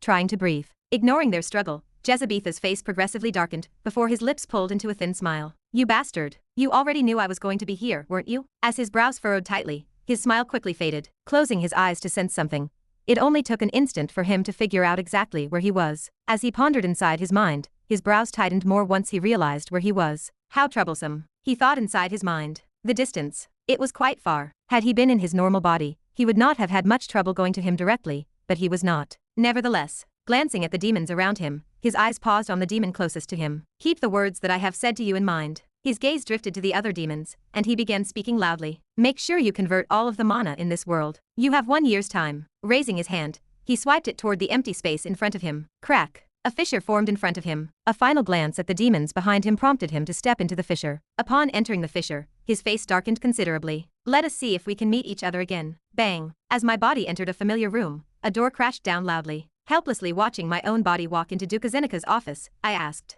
"What are you up to?" Slowly, my body moved toward his desk and sat on his chair without answering. In a casual gesture, he tossed a small pulsating orb into the air while placing both legs on the table. Plack, plack. During his repeated tossing of the orb, a thin layer of mana coated its body. This was so that the Duke would not be able to regenerate his body. Indeed, the Duke had still not died yet. His actions completely dumbfounded me as I asked, "What are you doing?" "Waiting." After some time, he replied. Hearing his voice, I asked another question. A rare sense of urgency rushed through my body as I thought about all the problems that were about to come soon. From the other Duke to the Demon King, the thought brought great anxiety to me. "What are you waiting for?" Plack. Grasping the ball with my hand, he remained silent for a couple of seconds before answering. "For the other Duke to come back." "The other Duke? Why?" Casually glancing at the orb, the corner of his lips pulled a bit. Instead of answering, he replied with another question. "Why do you think I would wait for the Duke in this kind of situation?" As opposed to answering immediately, I began to ponder what he said. Given that he was not the type of person to act rashly and do something without a proper plan, he definitely must have thought of something. But what exactly was he planning? It was then that it finally hit me. You are planning on negotiating with the other Duke." "Pretty much." In response to his confirmation, I had a hard time finding the right words to say. Despite not knowing much about the Duke's current affairs, there seemed to be a conflict between them. Having defeated Duke Zenik and kept his core intact, he could now negotiate with the other Duke. In exchange for the core, he would grant us access to the portal that would lead back to Earth. Or something like that. Not sure about the details yet since he did not divulge anything yet, but I estimated that it was something along those lines. Furthermore, Given that his performance was seen by a lot of demons, the other Duke would not act rashly, especially after the fight had only ended within 2 seconds. There was no way the other Duke would try to provoke someone like that. It can work. But, the more I thought about it, the more apprehensive I became. It is an extremely risky plan. The plan sounded feasible, but it was also extremely dangerous. Not only because the skill was now on cooldown, but because the Demon King was also coming. With him added to the mix, I did not see how the plan would work out. Don't worry about the Demon King. But as though he could read my thoughts, my other self replied. It will still take a while for him to come here, so we are safe for now. With regards to the Duke, my eye suddenly sharpened. He will have no choice but to agree to what I will propose to him. There was a sudden tightening of my grip on the orb. This did not last for long, as after a while, loosening my grip, he put the orb away and proceeded to scan the room. Putting my legs down, he started to stretch my neck. I felt a sudden twitch on my lips as the edges slowly started to curl upwards. While we wait for him to come, let us have a look at the place. Chapter 534. Fwop. Tearing through the red clouds in the sky, a figure flew at high speed with a gentle flap of his wings. In the course of his journey, he would repeatedly mumble 2 words. White death. White death. His face was strangely expressionless as he muttered those words. A white-haired human. What are the chances of me finding him? The figure flying in the sky was Duke Adramalik, the second Duke that overlooked the city of Morian, one of the largest cities in the Pride clan's domain. Currently, he was returning from a short trip near the outskirts of the Pride clan's territory. He was there to check the situation as a minor conflict arose during that time. It wasn't a big conflict or anything like that. Nevertheless, that small conflict had enormous political implications. This was simply because it allowed the participating clans to have a reasonable cause of conflict. It was an amusing sight to see. A smile spread across the Duke's face as he remembered the sight he had seen during his brief pause. Since the Pride clan had not been involved, all he had to do was enjoy the show that was unfolding before his eyes. He certainly did. While he regretted having to return before the conflict ended, he nonetheless had to. It was revealed to him that there was something going on in Morian, and that he had to hurry back. It was an emergency message, and therefore he wasn't aware of the detail. Nevertheless, since Duke Azenik had still not contacted him, it meant that the situation wasn't that dire. I'm almost there. Staring into the distance, he was soon able to see the outskirts of a large city. It was the city of Morian. Keeping his wings extended, he slowly began to flap them, casting a shadow over the area below him. Fwop. His body shot toward the city at tremendous speeds. In the midst of his actions, he had a sudden thought. I haven't gotten a response from the spy I planted. Did Azenik figure something out? If that was the case, then things would become troublesome. Although they had been keeping their conflicts a secret, for him to suddenly kill his servant. Halting his thoughts there, his face changed. With one more flap of his wings, his body picked up even more speed, and within a few seconds, he was already on the outskirts of the city. As Duke Adramalik expanded his wings one more time, and forced his body to halt midair, his gaze changed. What happened here? Why is the barrier activated? Slowly descending toward the ground, the Duke stared at the city encircled by a large purple barrier. The moment Duke Adramalik caught sight of the barrier, he knew that things were extremely serious, particularly since they were only activated in very dangerous situations. One that would even put Duke-ranked demons in trouble. As he spotted the demon in the distance, Duke Adramalik appeared before him. Grabbing him by the shoulder, he asked, "What's going on here?" His Excellency. Duke Adramalika's sudden appearance startled the guard. Suddenly, his look was replaced with one of joy as he stared at the Duke. Your Excellency, thank God you're here. Thank God. Since when has anyone been so happy to see me? They would usually either cower in fear or show a look of utmost respect. Throughout his life as a Duke, he had never witnessed such a reaction filled with joy. Just what is going on here? Wait. The Duke's face contorted as he had a sudden thought. Demonic energy threatened to spill out from his body. Don't tell me Azenik has managed to force the Blood Prince into signing a contract with him. Duke Adramalika's face sank completely. The demon's next words, however, caused his face to freeze as he struggled to comprehend them. Duke Azenik has died. What?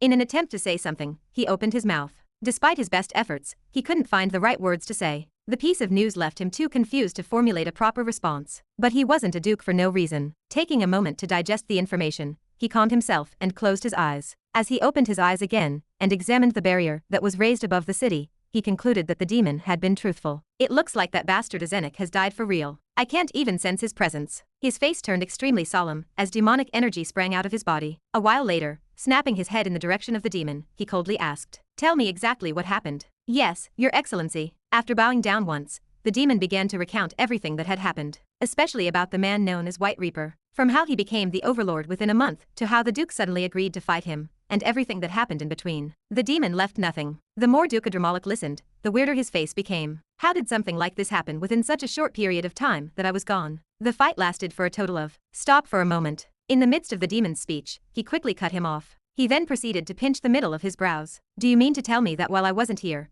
a new overlord rose to power and managed to kill Azenik? Taking a look at the Duke, the demon opened his mouth and nodded. That's exactly it, Your Excellency. As his head snapped toward the arena in the distance, the Duke's brows tightened even more. In an attempt to sense a presence, he closed his eyes, but it proved fruitless as he didn't seem to be able to sense anyone of the Duke level. Did he perhaps escape? He quickly shook his head. While his strength made it possible, the barrier surrounding the city would have been destroyed if he had chosen to escape. Accordingly, the Overlord appeared to still be in the city. Taking a glance at the demon beside him, he expanded his wings. It was only a matter of time before his figure vanished from the spot as a result of his movements. His destination, the arena. What are you doing? While my body was still under his control, I watched as he walked around the room. Over time, I became increasingly irritated. Also, when am I going to get my body back? Not yet. What do you mean not yet? My heart sank. As my other self casually placed his hand on the desk, he looked around. There was something he seemed to be looking for. Eventually, he replied, "You can take control of the body anytime you want." "I can." "Yes," he responded while still looking around the desk.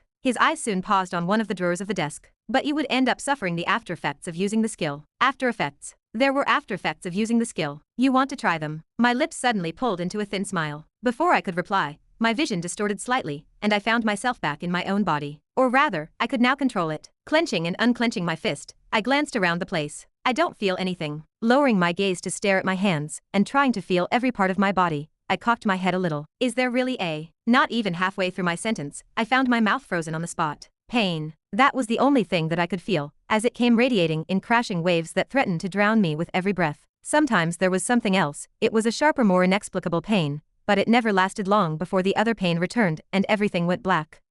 Wake up. I didn't know how long had passed, but by the time my consciousness returned, the pain had already left, and my mouth opened to release a single breath. It was then that my mouth opened by itself. So, do you think you can withstand the pain? Pondering over my own thoughts, I didn't answer immediately. It was only after half a minute passed that I finally asked, "Do you not feel any pain?" The pain that I had experienced. I couldn't quite describe it in words. It was something that I had never experienced before. Recalling all the types of pain that I had been through in the past, they seemed to be minimal to what I had just experienced. It was a far more concentrated and radiating pain than the one that I had experienced when I broke the terms of the mana contract. Pain. Tilting my body slightly, he pulled on one of the drawers. In the meantime, his lips pulled into a soft smile. Every second, minute, and hour that I exist, I go through a pain that is far worse than that. Do you think that something like this phases me? Hearing his words, I didn't know what to say. Flashbacks of the words he said in the past replayed inside of my mind. During the time when I saw my parents die before me in the illusion. That time. He had said something similar before. In the end, I couldn't help but find myself asking, "Just what sort of past did you have?" Sadly, he didn't seem to be keen on answering as he promptly ignored my words and continued to look through the drawer. It was only after a while that he found a small black box about half the size of my hand. Grasping the box, my lips curled,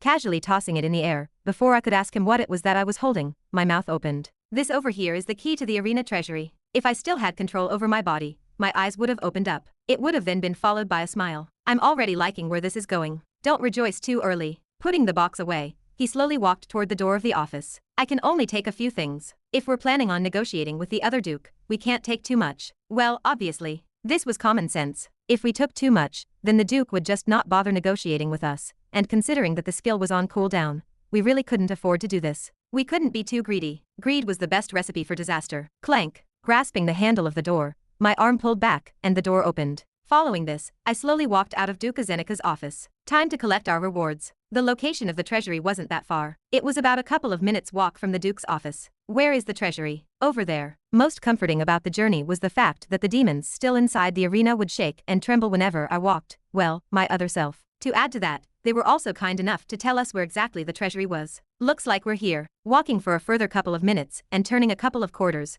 my feet soon came to a stop in front of a large metallic door. At the moment, the place was empty as no guards stood in front of the door. Was it perhaps because of what happened or because this was the norm? I didn't know. Regardless, since it worked in my favor, all I could do was secretly express my gratitude. "Thank you." "Shut up." Scanning the door, my eyes soon paused on a certain squared shape indentation. Softly smiling, and taking a couple of steps, my other self took out the small cube from before and placed it in the socket. Rumble. Following his simple movement, a rumbling sound echoed out, and the door slowly started to open. Chapter 535. If I had to describe the treasure with one word, then it would have to be messy. As soon as I walked into the room, I saw piles of useless armor and weapons stacked together in a corner. From the way the items were stacked, whoever was in charge of the place had no care for the items, as he just carelessly threw them into the room. Regarding the room was relatively spacious as it was about the size of half a football court. Not too big, but also not too small. In spite of this, the place wasn't well maintained, with cracks forming on the walls, and a rusty and moldy smell permeating the space. Do the demons not care about their own armory? I muttered as I stared at the place.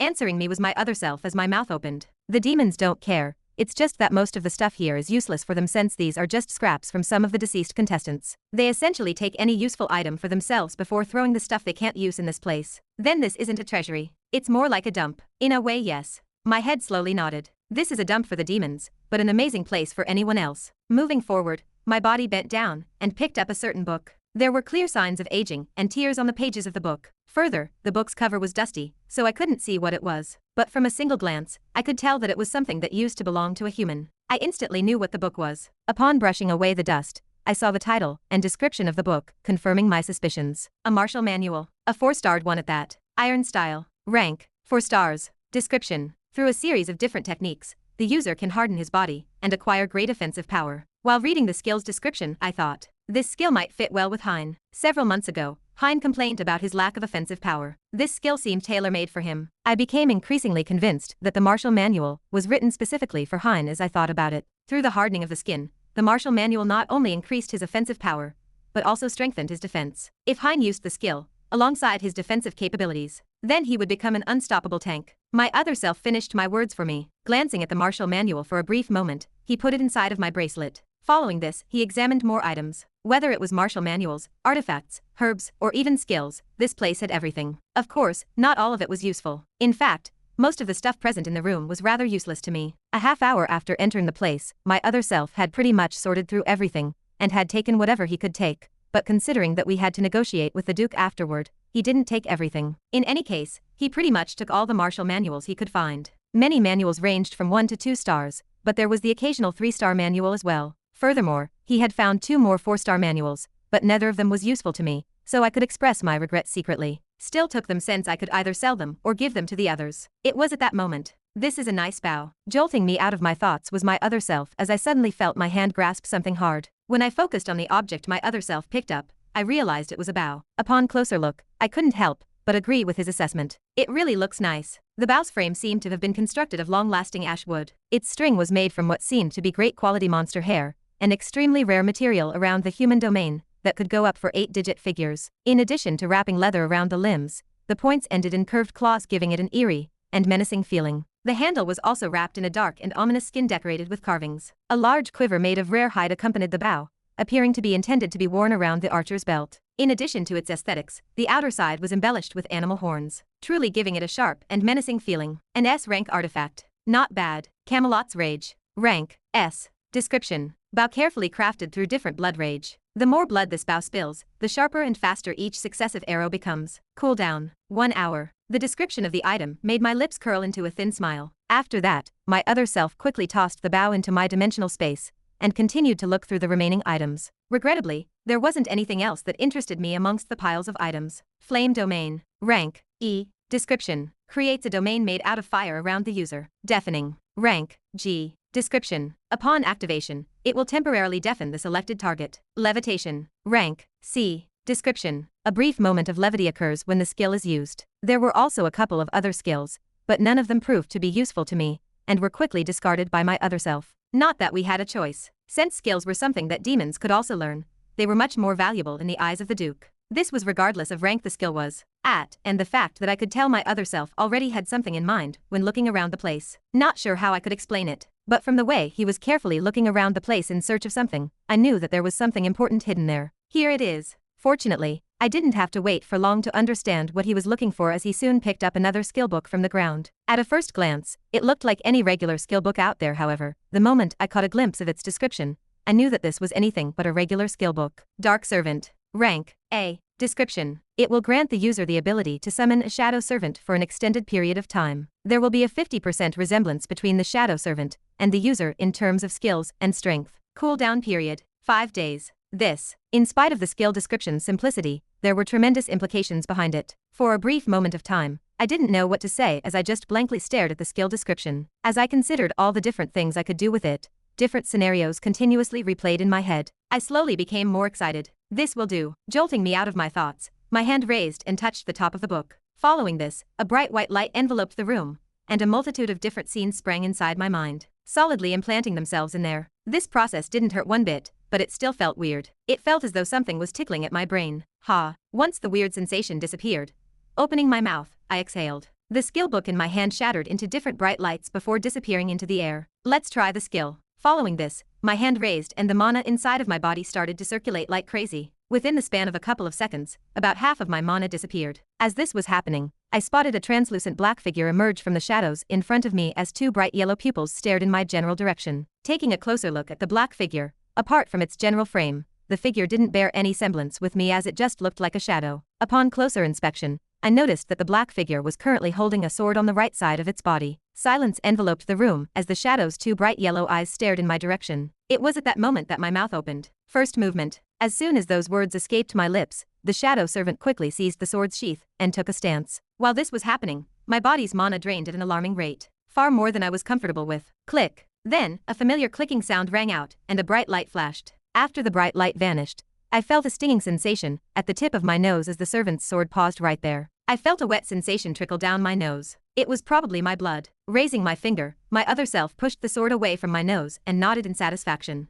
This will do for now. After his words faded, the shadow servant dispersed. With his eyes lingering on the spot where the servant used to stand, my mouth opened. You've probably noticed from this slight demonstration, but you must be careful with this skill. As much as it grants you the ability to summon a servant of similar strength, each of his movements will deplete your mana. The same is true if it is destroyed after battle. After listening to what he had to say, regardless of how much I wanted to find a flaw in his argument, I knew that he was speaking facts. Although the skill was strong, it also had flaws. While these weren't major flaws, it was basically a short-time usage skill that could only be used during short combat situations. If I wanted to use the skill during prolonged battles, then it would only lead to my inevitable loss, as the mana consumption was simply far too monstrous. Glancing around the place, my other self opened his mouth once more. Remember, clank. But it was at that moment that the door of the treasury suddenly burst open as a figure showed up from behind it. A threatening pressure bore out from his body, quickly heading in my direction. Closing my mouth, my head turned to casually look at the guest that had just arrived. A wave of annoyance ran through my body as my head stared at the figure outside. My mouth soon opened. I don't like to be interrupted when I'm talking. Chapter 536. It was only momentary, but in that brief moment of time, that Duca Dramalik laid eyes on the figure standing in the middle of the room, he suddenly felt an ominous chill run down his body. This, while it came and went as fast as it came, it had a profound impact on him, causing his guard to rise right away. A nervous grin spread across his face as he examined him closely. White hair, blue eyes, human. Duca Dramalika's eyes widened at that moment. He then opened his mouth calmly. Your White Death. His white hair, the fact that the events unfolded near the Pride clan's border, and his human status. Duca Dramalik instantly came to this conclusion. He was White Death. Upon coming to this realization, his mind started to race as he also thought of something else. If you're really White Death, then everything makes sense. In no time at all, he understood what had truly transpired at the border. Raising his head, his eyes met with White Death's. Everything that happened in the border was something you did on purpose to divert my attention from the arena, so you could sneak in and do whatever you wanted. Glancing around the place, his brows knit. Was your goal to enter the treasury and take all of the stuff? His voice contained a trace of uncertainty. Although the treasures in the treasury were valuable,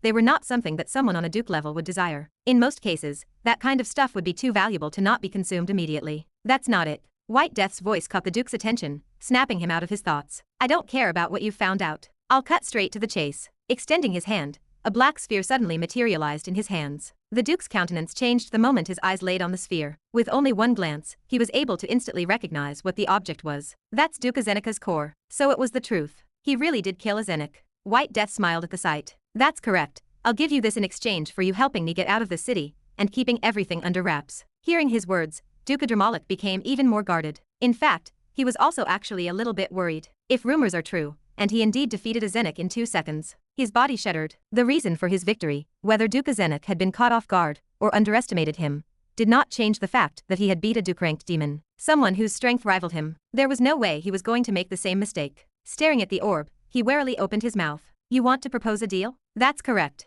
White Death nodded. Extending the hand that was holding the core, he continued. I'll give you this, and in exchange, you will help me get out of the city, alongside 2 other people. Escape with 2 people? A frown appeared on the Duke's face as he listened to his words. Given your strength, you shouldn't have a problem escaping. I wouldn't. White Death shook his head. But it would be a hassle. Let's exclude the barrier that is currently overlooking the entire city. If you and all the other demons come at me at once, I'll have a hard time escaping. Especially since I'm trying to protect a couple of people. Pausing for a second, he added. Also, and the main reason, is because I want all the information about me sealed. I don't want other demons hunting me down while I'm trying to leave. Swallowing a mouthful of saliva, Duca Dramalik calmly listened. Throughout the entire time, his eyes would linger on the orb that he was holding. It's not a bad deal. To be honest, the deal wasn't actually terrible. It was famously known that the likes of Duca Zenek and him didn't get along well. This wasn't because they had an enmity from the past or anything that grand. It simply had to do with the fact that they both desired the entire city and arena for themselves. It took a lot of resources for demons to rank up,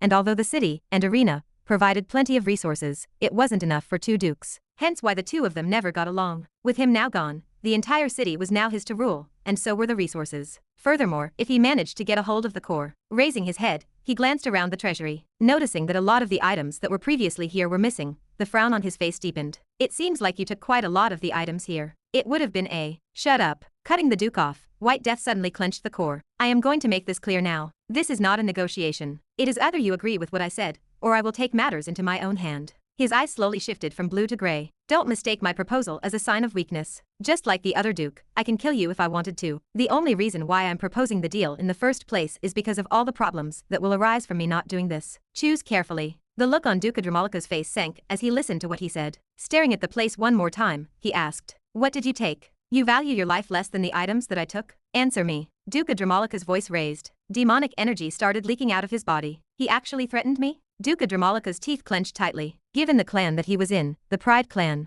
Duca Dramalik would never agree with a deal that was at least equal to or in favor of him. Even if it ended up costing his life, he would never agree to a deal that was unfavorable to him. Impossible. Exactly at the moment when Duca Dramalik was about to blow up, he heard the words of White Death. All the martial manuals belonging to the humans, a couple of high-ranked herbs, an S-ranked artifact, and an A-ranked skill, Shadow Servant. These are the items I took. The choice is up to you. Do you want to fight me over these items, and most likely die, or do you want to make a deal with me? The demonic energy that was threatening to spill out of the Duke's body stopped. He slowly started to calm down. Staring at White Death that was looking straight at him, he proceeded to look around the place. He wasn't sure if he was telling the truth or not, nor did he know all of the items that were stored in the treasury. But, I can have all my servants check for me later. What was important at the moment was figuring out whether these items were worth agreeing to a deal or not. After a while, glancing at White Death that was still looking at him, he ordered, "I'll think about it. Follow me to my office." He then turned around to leave the treasury. What a mess. Walking through the corridors of the arena, Lightning Dragon shook his head. Although everything looked to be the same as it was in the past, it was in fact far from that. There was this weird tension permeating throughout the whole arena, and all the demons were on high alert. What I don't get is why White Reaper didn't choose to escape. It was only for a short moment, but the moment that he killed the Duke he could have escaped from the place. Back then the barrier was still not erect, and he wouldn't have had trouble leaving the place. However, such a thing was no longer possible now with the barrier intact. To further add to that, Lightning Dragon also felt the presence of another powerful figure inside the arena. It was most probably the other Duke, and the only person that could put up a fight against White Reaper. Placing his hand underneath his chin, he mumbled out loud, "Does he have some sort of goal in staying here?" "I do." In the moment those words left his mouth, a voice echoed from behind him, startling him. Ha! Turning around, he was shocked to see White Reaper standing right behind him. Staring into his eyes, Lightning Dragon quickly calmed down. With his forehead creased and his eyes focused on the figure opposite him, he eventually asked, "Which White Reaper am I talking to?" There was a subtle look of surprise on White Reaper's face when he heard his words, but it soon turned into a thin smile as he responded, "The same one that fought against you." "I see." Carefully scrutinizing his body, he slowly nodded his head. From the way the mana is flowing and his demeanor, it looks like he is telling the truth. His guard relaxed the moment he heard those words. He wasn't as wary of this version of White Reaper compared to the other one. Just thinking of the other one made the back of his hair stand. With his shoulders relaxed and glancing around the place, his brows knit for a bit. He found the fact that no demon had come for him quite odd. Nevertheless, he still asked, "What are you looking for?" "You." "Me?" Lightning Dragon asked in surprise. Why was he looking for him? White Reaper's next words answered his question. "I need your help leaving the demon realm, and I know that you're the only one that knows of a way out." "How long has it been since I've been here?" Inside a dark cell room, a soft voice echoed out. It belonged to none other than Edward, who was still locked up in the cell. "Has he won?" His soft voice once again echoed throughout the empty cell. It had been a couple of days since he had been here, and he had been enduring every day in hopes of Ren accomplishing whatever he had planned. He wasn't exactly sure if the plan had worked, however. He knew that something was up, especially since he had not seen a demon enter his cell over the last day. Typically they would come to give him food or check up on him, but none of that happened. Had they perhaps given up on him and decided to just let him starve to death? Edward highly doubted it, especially since the contract was still beside him, and Duca Zenek had not heard his response. This could only mean one thing. Something big definitely happened above. Whether it was good or bad, he still didn't know. However, as he thought of the possibility of possibly escaping this place, a fire lit up inside of Edward's heart, prompting him to keep enduring this lonely and silent place. It was at that moment, clank, The door cell finally opened up, and light began to spill into the room. Edward's eyes reflexively squinted at the light. It took him a couple of seconds to adjust to the light, and once he did, he was finally able to catch a glimpse of the figure he so desperately wanted to see. A little trembling appeared in his mouth as his pent-up emotions started to surface. In an attempt to suppress his emotions, he mumbled, "Took you long enough." Chapter 537. Hearing Edward's brittle voice that was pent up with all his emotions, I smiled softly. "Sorry, I had to take a little detour." Clank, clank. With my sword unsheathed, I hacked at the chains that bound him and freed his arms and legs. Following the release of the chains, he started to fall down. In response, I lowered my body and pressed my hand on his shoulder, preventing his fall. "Are you okay?" "Yeah." Glancing at me, Edward had a bitter look on his face. "It's been a while since I've moved, and with my mana sealed for this long, my muscles just gave out." "It's all right. I'll help you out for now." Supporting Edward's body up, I helped him out of the room. On our way out, Edward opened his mouth and asked, "Did you do it?" His voice sounded rather weak and frail. Glancing at him from the corner of my eyes, I nodded. "Yeah." When I recalled my other self's conversation with the Duke, there were times when I was afraid that the deal would have fallen apart. Especially during that time, my other self had threatened him. If there was one thing you learned at the lock about demons, it was never to threaten a demon belonging to the Pride clan. If he hadn't been wary of the rumors about my strength, I would have been afraid he would have just attacked me then and there. Fortunately, my other self knew when to back down, and from there was able to make a deal with the Duke. Thankfully, I didn't have to give anything up. Initially, the Duke was against the idea of me keeping my stuff, but considering what he would gain, he eventually relented. It wasn't every day he would get a core belonging to a Duke-ranked demon. Furthermore, with multiple alibis pointing out the fact that I had killed him, he could consume it without worrying. No Duke would refuse such a tempting offer. Well, it wasn't like my other self gave him any choice to begin with. "Took you a while." While I was carrying Edward on my shoulders, appearing right in front of us was Lightning Dragon. His appearance shocked Edward as he looked at me. "What is he doing here?" Nodding in Lightning Dragon's direction, I glanced at Edward. "He's our ticket out of the demon realm." "Our ticket out?" "Yeah. He knows of a portal that can lead us back to Earth." Edward's face relaxed as soon as he heard those words. Staring in Lightning Dragon's direction, he nodded his head. "I'll be in your care. Don't worry about it." Waving his hand to brush him off, Lightning Dragon took a couple of black robes from his dimensional space and handed them to us. "For now it's best if you wear this." "Sure, okay." Simultaneously nodding our heads, Edward and I took the hoodies and put them on. This was something that the Duke had ordered. Since he was planning on consuming the core, he couldn't let it seem as though he was working with me. If it did, his plans would instantly crumble. Well, that was unless he decided to kill all witnesses, and realistically speaking, that was a bit more of a hassle than doing things this way. So, in the midst of putting on the robe, I suddenly heard Edward's voice. I turned my head to look his way. Did he need something? His next words made my expression harden. "I've been meaning to ask this for quite a while, but what's your relationship with my daughter?"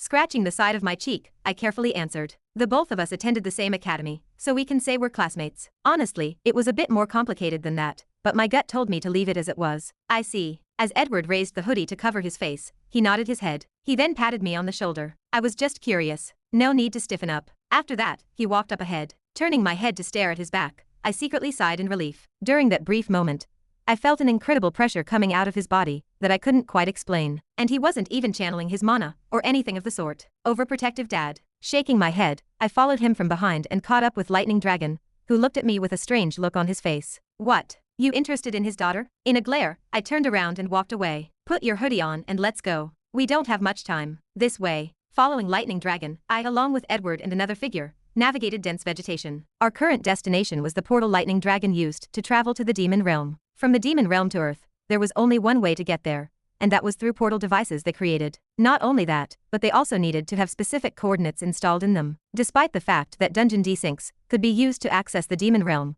the same could not be said for demons. The only way to enter a dungeon was through the portals that were set up on Earth. Lowering my hoodie, I stared at Lightning Dragon, who was a little bit up ahead, and asked, "How long do we have left till we arrive?" "We're here." Lightning Dragon abruptly halted his footsteps. Also stopping, I curiously looked around the place. It soon dawned on me that we were in the middle of nowhere. Lowering my head to glance at Lightning Dragon again, I asked, "Where exactly is this portal?" Looking around the place, Lightning Dragon embarrassingly scratched the side of his neck. Taking another look at his surroundings, a wry smile appeared on his face. "I forgot." Shit. When I heard his words, I couldn't help but facepalm. I forgot about his crappy memory. "Are you seriously telling me that he is the key to escaping the demon realm?" These words were of course directed to my other self, who was the one that told me that Lightning Dragon was the only one that could help me escape this place. "You don't remember?" Suddenly, Edward's voice echoed throughout the forest. Sharing the same dumbfounded look, he asked, "Didn't you say that you knew a way out?" "I did." Lightning Dragon, "No." Liam nodded his head. "I know that it's somewhere here." With a frown on his face, he turned to look at the other figure that was with us. Do you perhaps know of a way to sense where the portal is? I can try. In a look of disdain, the figure lowered his hood and displayed his horns before nodding his head and scanning the area. I can help out too. Edward offered to lend a hand as he too started to look for the portal. Leaning back on one of the threes, I shook my head. If only the Duke had his own portal. It was necessary to know the coordinates of the two locations in order to set up a portal. And since the Duke had never been to Earth, we couldn't use his portal. Secondly, demonic energy was required in order to activate the portal.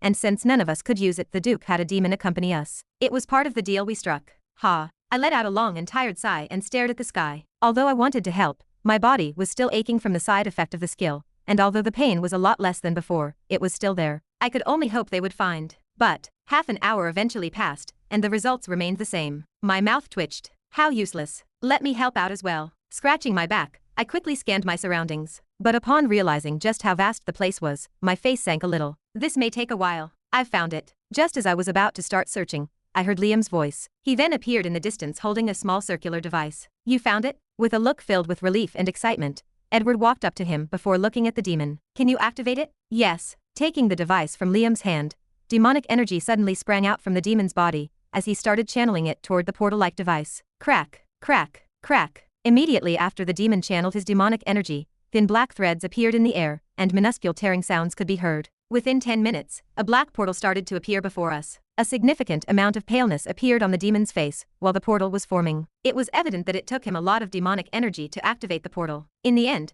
he struggled for a couple more minutes before he finally dropped it to the ground. Ha, ha, ha. I'm done. His rough breathing echoed throughout the forest. He looked exhausted. You've done a good job. Walking up to the demon, I calmly patted my hand on his shoulders. I'm only doing this quack, crack. Suddenly, I stabbed the demon in his abdomen area and broke his core before he could finish his sentence. I'm the same. I'm also doing this for the Duke. Even though I didn't want to do this, given the deal I made with the Duke, I had no choice. No one could know about the fact that I struck a deal with the Duke. This was part of the agreement we made. It took the demon a few seconds to disintegrate after I cracked the core. But once he did, a breeze brushed past, scattering what remained of him in the air. As I stared at the area where the demon died, I glanced toward the portal before turning my attention to the other two. Let's go. It's time to return. Duca Dramolika's voice. Tap, tap, tap. Drumming his fingers over his desk, Duca Dramolik stared at a small letter in front of him. An acquaintance of mine might come soon. Give this to him if you meet him. An acquaintance? Who was he talking about? Duca Dramolik had no idea. But thinking back at the figure, the Duke decided to comply. Although he couldn't feel any strength from him, especially one that could threaten him, whenever he thought back on his look, the Duke would sense a distinct sense of fear coming from him. He isn't simple, the Duke thought as he picked up the letter and wondered out loud. Just what in the world is he talking about? It was at that moment. Craw, crack. A huge tear suddenly materialized in the middle of the room, startling the Duke, who stood up and shouted, "Who? Calm down." Answering him was a calm voice. Taking a step outside the portal, a white-haired figure appeared. As soon as he stepped out of the portal, the Duke prostrated himself. This sudden movement wasn't out of his will, but it was simply his instincts acting for him. But it didn't take too long for him to figure out what had happened. Bloodline suppression. As a result of the suppression of the bloodline, the Duke was able to recognize the figure that had just entered instantly. It was the Demon King. "Your Majesty," he shouted as his body shook uncontrollably. "What is His Majesty doing here? Did he figure out what I have done? How is this possible?" A feeling of fear overtook him, and he kept his head down, refusing to look at him. As the Duke's body continued to shake, the Demon King's next words almost caused the soul to leave his body. "Have you seen a human with blue eyes and white hair?" So, the Duke's mouth automatically opened as a powerful pressure bore down on his body. He didn't do this willingly, as he felt a strange power controlling him, prompting him to reveal the truth only. "Yes. Where is he? Gone. Gone? Yes. He already left, and only left one thing behind." He left something behind? Scanning the room, Jezebetha's eyes soon paused on a letter in the middle of the Duke's desk. Feeling a familiar aura, he asked, "Is it that letter?" "Yes." He said that I needed to give it to an acquaintance. Acquaintance? Curious, Jezebeth walked up to the desk and picked up the letter. Seeing the Demon King take the letter, the Duke shivered even more. Rip. Taking apart the letter, Jezebeth unfolded it and read its contents. "Got bored waiting for you, so I took my leave. Let's meet each other next time." As Jezebeth stared at the letter, there was a brief moment of silence. Suddenly the room froze completely, and the Duke's breath stopped. Not long after, the Demon King's back began to tremble. As soon as the Duke saw this, his face paled considerably. "Oh no, Your Majesty, please, ha ha ha ha ha ha ha." But it was at that moment that the Duke suddenly heard the Demon Lord burst out in laughter, and the room trembled uncontrollably. The Duke froze at the sight. The Demon King can laugh? This, the holy rulers of the demons, and a figure that is believed to be as strong as a god, was laughing?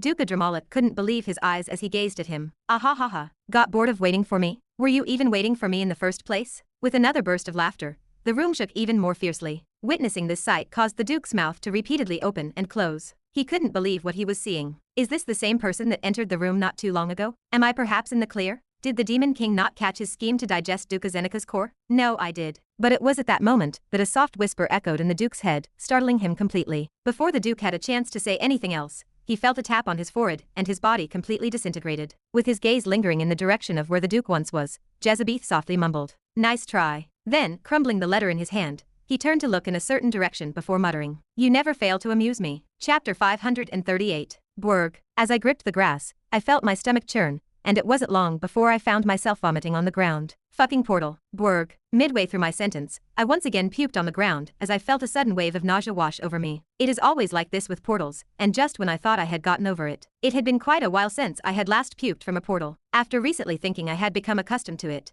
I was disappointed to discover that this was only my delusion. In the midst of my puking spree, I suddenly heard the sound of someone puking close by. Bwerg. Upon turning my head slightly, I noticed Liam in a similar situation to mine. As a matter of fact, he appeared in a worse state than mine as his face was swollen and tears were streaming down his eyes. Damned portal. Bwerg. I felt a great deal of sympathy for him after seeing how badly he was affected by the portal. Poor him. Bweg. You guys. A helpless voice echoed while Liam and I were puking. It belonged to none other than Edward, the only one that seemed unaffected by portal sickness. How can you still stand? I managed to get out a few words when I raised my head to gaze at him. It had to be noted that portal sickness was a very real thing that people suffered from, and the longer the journey, the more prevalent this was. It was weird for Edward to be unaffected by this. With a shrug of his shoulders, Edward answered, "I just have a stronger stomach than the two of you." Ugh. I groaned. After that, it took about 5 minutes for both Liam and I to finally recover from portal sickness. Once I did, I finally stood up and looked around me. Currently, we were in a vast grassland.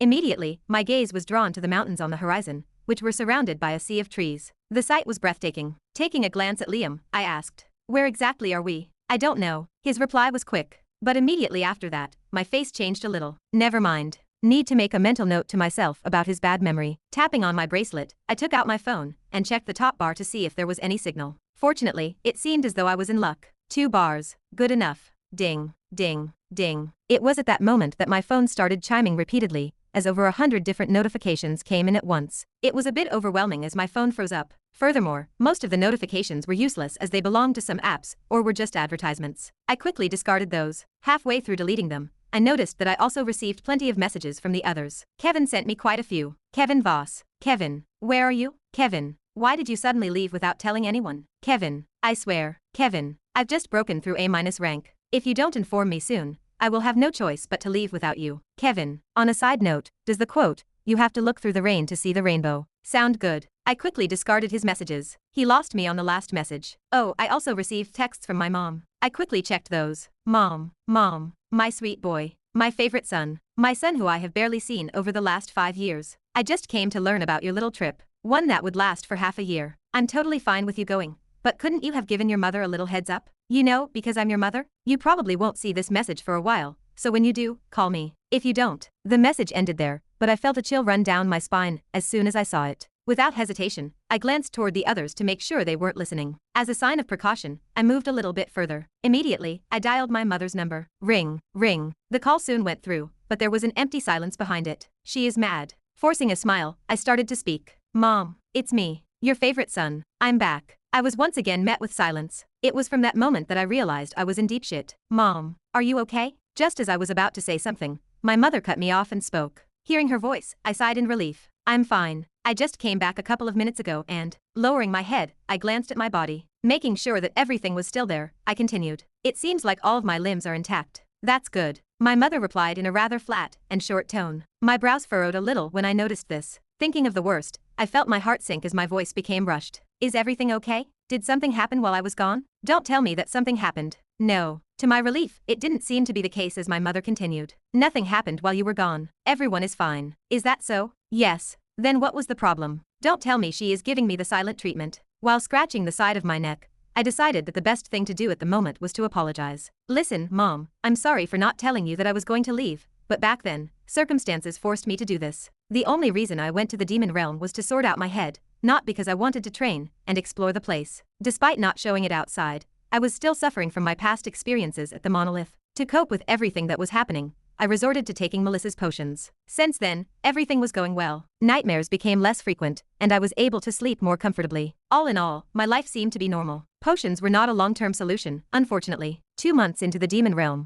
they ceased to be useful, and 2 more months later, they stopped working altogether. The nightmares began to return from that point on. In spite of this, they did not seem to affect me as much as they used to. This was to be expected. I had gone through ever harsher experiences since then, and my mind had hardened a little. Even then, they still affected me from time to time. I really need to find a long-term solution for this problem. If not, I might one day end up losing it again as I did back in Isinor. Raising my head to stare at the mountains in the distance, I continued to talk. I'm not going to lie to you and tell you that the place I went wasn't dangerous, but you should know very well that it is very darn hard to kill me. Some might even call me a cockroach. I understand. Cutting me off, I heard my mother's voice. I instantly stopped speaking the moment I heard her voice. After a short pause, she continued. We'll have a talk once you get back home. For now, answer me this. Will you be back home on time for dinner? Dinner? Give me a second. Lowering my head, I glanced at my watch and checked the time, 14:03. Once I checked the time, I also checked my location through the GPS on my watch. Licking my lips, I did a quick scan of the map. We're not that far from Ashton City. In fact, we're pretty close to the Clayton Ridge. If we take the train,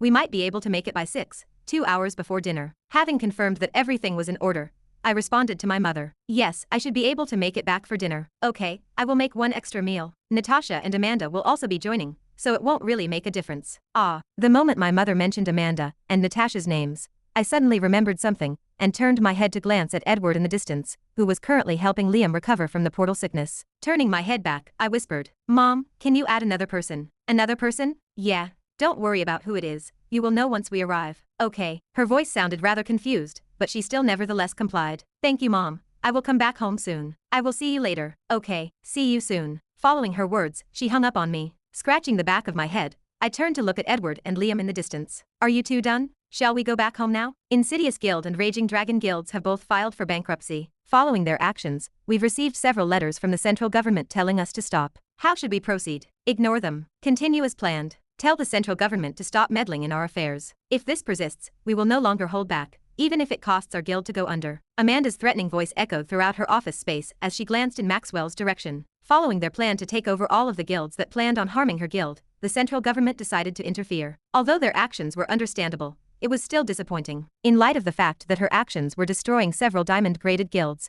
their actions didn't seem so unreasonable. Not that Amanda cared. This is something we must do. We will look like pushovers if we listen to the Central Guild. It is unfortunate that several diamond-graded guilds will go down as a result of our actions, but this is a result of their actions. Who told them to provoke us? While she was talking, her eye would repeatedly glance toward a pen holder that sat on the far end of her desk. It was slightly tilted to the right, just a little. In an effort to look like a proper guild representative, Amanda tried her best to not mind the slightly distorted pen holder. But it was hard. Really hard. Her finger twitched underneath her desk. I agree with your assessment, young miss. As the saying goes, if we give them an inch, they will take a mile. I will quickly share your, is everything all right, young miss? Yes. In response to Maxwell's words, Amanda straightened her back. Keeping her face straight, she glanced at Maxwell. Do exactly that. Please do tell the elders about the situation. Okay. With a rather confused look on his face, Maxwell eventually nodded his head and turned around. Now is my time. In the exact moment he turned around, Amanda reached for the far end of the desk and adjusted the pen holder. A wave of relief washed over her body when she did this. But, you really need to fix your habits, young miss.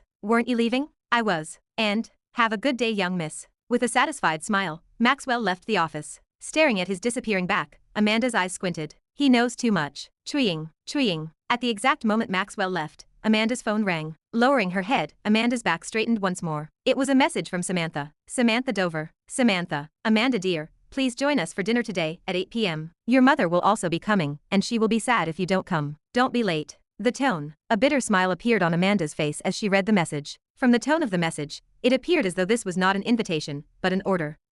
Letting out a long and tired sigh, Amanda started to clear out her schedule. Might as well. Chapter 539. Clank. Clank. During the slow opening of the air train doors, a sweet voice lingered in the air. You have arrived at the station. We are here, let us go. Okay. Standing up, Edward was the first one to head out of the train. Similarly standing up, I glanced at Liam, who was sitting on the seat beside me. Are you going to be fine by yourself? No problem. My eyes squinted. He nodded. You sure? Positive. All right then. With a casual shrug of my shoulders, I showed him my phone. In case you forget where you are supposed to be, you can still call my number. Well, that is of course unless you also forget that, in which case I won't be able to help you at all. I should be fine. If you say so. Finishing my drink and putting it down on the table, I bid farewell to Liam and left the train. All right, see you. Goodbye. Beep, beep. Moments after I got off the train, I heard beeping sounds come from the train and the doors closed. A short time later, the train sped away. It was then that Edward moved next to me and asked, "Have any idea where he is going?" No clue at all. He just said that he had some stuff to do. Right before we left the demon realm, I had proposed to him to join my mercenary group. On a good note, he accepted my offer, and we were soon going to meet each other again. On a bad note, he said that he was only going to be a member in name, meaning that he would help whenever he was free. Apparently, he did not like being chained down by organizations, as that was too boring for him. I tried to convince him otherwise, but he did not seem to budge, and I eventually had to step back and accept his terms. It was better than nothing. I guess I better get going now. Jolting me out of my thoughts was Edward's voice. Turning around, I placed my hand over his shoulder. "Where are you going? To my guild and meet my daughter?" "Nope." Edward looked at me with a confused look. Taking a closer look at him, I shook my head. "Not like this you are." It was not until Edward felt my gaze that he realized what was wrong. It was the fact that he was dressed as a hobo at the moment. While he was in the arena, his clothes were in good condition, but after being trapped in a prison for a few days, he grew a rough beard and he smelled. Additionally, his clothes showed signs of tearing due to the demon's treatment. He was just unpresentable. "It would be best if we got you something to change in before you meet your daughter. And your wife as well." But I was not going to tell him this. Wanted to create a surprise for the two of them. That said, suddenly, Edward's eyes locked on me, and I realized my tongue had slipped. "Would you please correct me if I heard you incorrectly, or did you just say we were going to meet my daughter in your apartment?" I meant my parents' house." With a slight cough, I kept a straight face. "Weren't you there during the meeting where I introduced magic cards?" "Yeah." Edward's eyes squinted. I continued. "Well, considering just how much money was involved, I had asked Amanda to send some people to look after my parents, and she moved them to stay next to her apartment. After that, Amanda and my mother got along well with each other, and sometimes she comes over for dinner." "I see." With a slight nod, Edward's face flashed with sadness. At a glance, I could tell what he was thinking. He must be thinking that she was lonely. Pressing my hands against his back, I pushed him forward. "Enough with that look. Let's get you changed and show Amanda the best version of yourself, and not some hobo version. Watch it. You cannot deny reality." Ignoring the stares coming from the people beside us, I somehow managed to bring Edward to a nearby retail shop to get him some decent clothes and a haircut. That was how we spent the remaining 2 hours before dinner. 7:30 p.m. Ding dong. Samantha rushed to the door when the doorbell rang. I am sure it is Natasha. Since Amanda was due to arrive a little later for guild business, Samantha assumed the person outside was Natasha. Only she would arrive so early. Her instincts proved correct when she opened the door and found a familiar figure behind it. With a bright smile on her face, Natasha greeted Samantha while holding a basket of goods. "My apologies for intruding. Come on in." A smile spread on Samantha's face as she took a step to the side. "Make yourself at home." "Thank you." As Natasha handed Samantha the bag of goods, she slowly entered the room. Immediately after coming in, she was met with the sight of Nola playing with Ronald, her father. Taking note of her appearance, Ronald greeted her with a nod. She greeted back. "Nice to see you." "You too." Immediately after greeting him, Natasha's eyes fell on Nola. Her face instantly melted. "Nola, how have you been doing?" "Sister Natasha." After escaping her father's grasp, Nola ran up to Natasha and hugged her, causing her face to melt even more as she patted her head. "I am a sister, that is right." With a broad smile on her face, Natasha put Nola down. Then, turning her head, she looked in Samantha's direction. "Do you need any help?" "Not thank you." Walking toward the dinner table, she carefully placed 7 plates. Natasha, who was looking at her quickly, took notice of this and asked, "7 plates? There are 2 extra plates." "It is deliberate," Samantha answered. Her tone was rather chilly. "Deliberate? Who could the other guests be?" It was at that moment that she thought of something. "Did he return?" Samantha's hand paused the moment Natasha's words left her mouth. But after a while, with her usual smile, she continued to set the dishes in place. "Yeah, and he is apparently bringing an extra guest." "An extra guest?" Natasha curiously cocked her head. "Did he say anything about who the guest is?" "No clue." Setting the last dish down, Samantha cleaned her hand with a small rag and headed back to the kitchen. "You know him. He won't tell me anything anyway, so I guess we can only find out when he is coming. What a troublesome boy." Standing up, Natasha started to feel great sympathy for Amanda. "Oh, daughter of mine. I might not judge you for your tastes, but you are in for a tough battle ahead. A man like Ren was hard to tame. I think it is best if I help." Ding dong. Halfway through her sentence, the door suddenly rang. Immediately after the door rang, leaning her head out of the kitchen, Samantha looked at Natasha. "Natasha, would you mind getting the door?" "Sure." Raising her thumb, Natasha slowly walked up to the door. While she walked to the door, she thought to herself, "Did he already arrive? Or is it Amanda?" Either way, she would find out soon enough as she reached her hand out to grasp the doorknob. Clank. Opening the door, with a bright smile on her face, she welcomed the guests. "Welcome." But halfway through her sentence, her face suddenly froze. After that, her face became significantly paler. But, how? Moments before. "This is the place." The moment Ren's voice echoed out, Edward's feet came to a pause. staring at the door in front of him. He took a deep breath. Is this where you live? Yeah. Ren nodded from the side. Robotically turning his head, he asked. You nervous? There was a slight stutter in his voice as he spoke. This caught Edward's direction as he stared in his general direction. I want to ask you the same thing. You nervous? Me? Ren instantly scoffed at his question. Ha, I am. Definitely not nervous at all. I have gone up against Duke-rank demons. I am definitely not scared of my mother. As if. Then why are you shaking? Edward almost blurted out as he saw Ren shaking even more fiercely. However, he decided against it. He probably had his own circumstances. That said, I feel a bit better now. Witnessing Ren's state, Edward felt a lot calmer. Taking another deep breath, he extended his hand and pressed on the doorbell of the house. As he did, he made sure to smile. Ding, dong. The doorbell chimed at the push of the button, and the sound of rushed footsteps echoed from behind the door. Clank. Within moments, a stunning beauty emerged from behind the door, her hair falling gracefully down her shoulders, and her eyes reflecting an innocence that seemed to abound. With a bright smile that seemed to light up the surroundings, she greeted, "Welcome." Then, halfway through her sentence, Edward's gaze caught hers and the two of them froze in place. As if time had frozen still, a deep silence prevailed over the area as the two of them stared at each other. Neither believed what they were seeing. It cannot be. The first to break the silence was Edward, who repeatedly shook his head and took a step back. Impossible. As he struggled to find the right words to say, he felt a lump in his throat. The woman whose crystal eyes were now filled with tears stood by the door, and Edward was overcome with a sharp pain in his heart. Ha! He grasped his clothes as he took another step back. That woman. There was no way he would not recognize her. She was the only woman who had left a deep imprint in his heart, and the woman who had also torn his heart apart. Despite the fact that she looked like Amanda, Edward would not mistake her for her. That was the depth of her imprint on his heart. Throughout the years, he had never forgotten about her. She may have left abruptly, but Edward never forgot about her. After all, he knew why she had left him. Of course, he knew. He may have not been as powerful as he was now, but he still had his means, and when he learned the truth of the matter, he felt a little piece of him tear apart. In the end, despite all of my power, I could not do anything to stop what happened. Often mumbling to himself those words, he would isolate himself and focus on his work, neglecting Amanda. The reality was that Edward had never been too busy in the past to support Amanda. In fact, he did have time. He felt a suffocating sensation every time he glanced at Amanda, as he recalled his past with Natasha and her actions. It was as if he were trapped in a room filled with water with only a small opening for air. Despite his best efforts, he simply could not do it. It was only later that he managed to come to terms with Natasha's sacrifice. Even then, the damage had already been done, and Amanda stopped expressing her emotions. This sight, it broke him. Just what kind of father would allow his daughter to experience such a neglected childhood? His decision to move on from the past began at that moment. At least, that was how it was supposed to be. When Edward stared at the figure in front of him, he felt a surge of emotions as his body trembled uncontrollably. In an effort to quiet his trembling mouth, he bit his lip. Eventually, he managed to mutter something. "Natasha, is that really you?" Ah. Hearing his voice, a tear trickled down Natasha's cheeks as both her hands were pressed against her mouth. As she struggled to speak, her choking sounds echoed throughout the apartment corridors. A few moments later, she weakly nodded her head.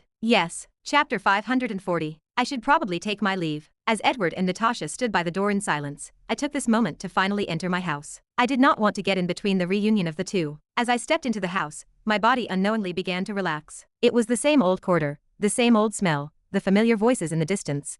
Everything was the same as it had been before. A thin smile spread across my face as I took out my shoes and placed them on the shoe rack. Afterward, my shoulders stiffened a bit, but I still gathered the courage to walk into the living room. It was now or never, and, just as I managed to gather my courage, a familiar figure emerged from the kitchen and met my gaze. Did something happen to Natasha? It is taking her. Both of our feet came to a stop as we stared at each other. At that moment, silence enveloped the corridors of the house as neither one of us spoke. She looks the same as always. As she wore a nice blue apron, my mother looked exactly as she did half a year ago, with her blonde hair falling to the right side of her shoulders, that perfectly complemented her blue eyes. Her deep blue eyes, which bore a striking resemblance to mine, scrutinized my body carefully, as a variety of emotions flashed across them. I could definitely feel hints of anger coming from her, but above all else, I could feel the relief in them as she looked at me. Breaking the uncomfortable silence, I waved my hand in the air and smiled awkwardly. It has been a while, Mom. How have you been? As she stared at me, I was only met with deep silence. After a while, wiping her hands on her apron, she subtly nodded her head. You are back. Her voice sounded rather monotonous. I inwardly groaned when I heard the tone of her voice. With her head raised, she nudged me. What happened to your hair? Did you dye it? A new style?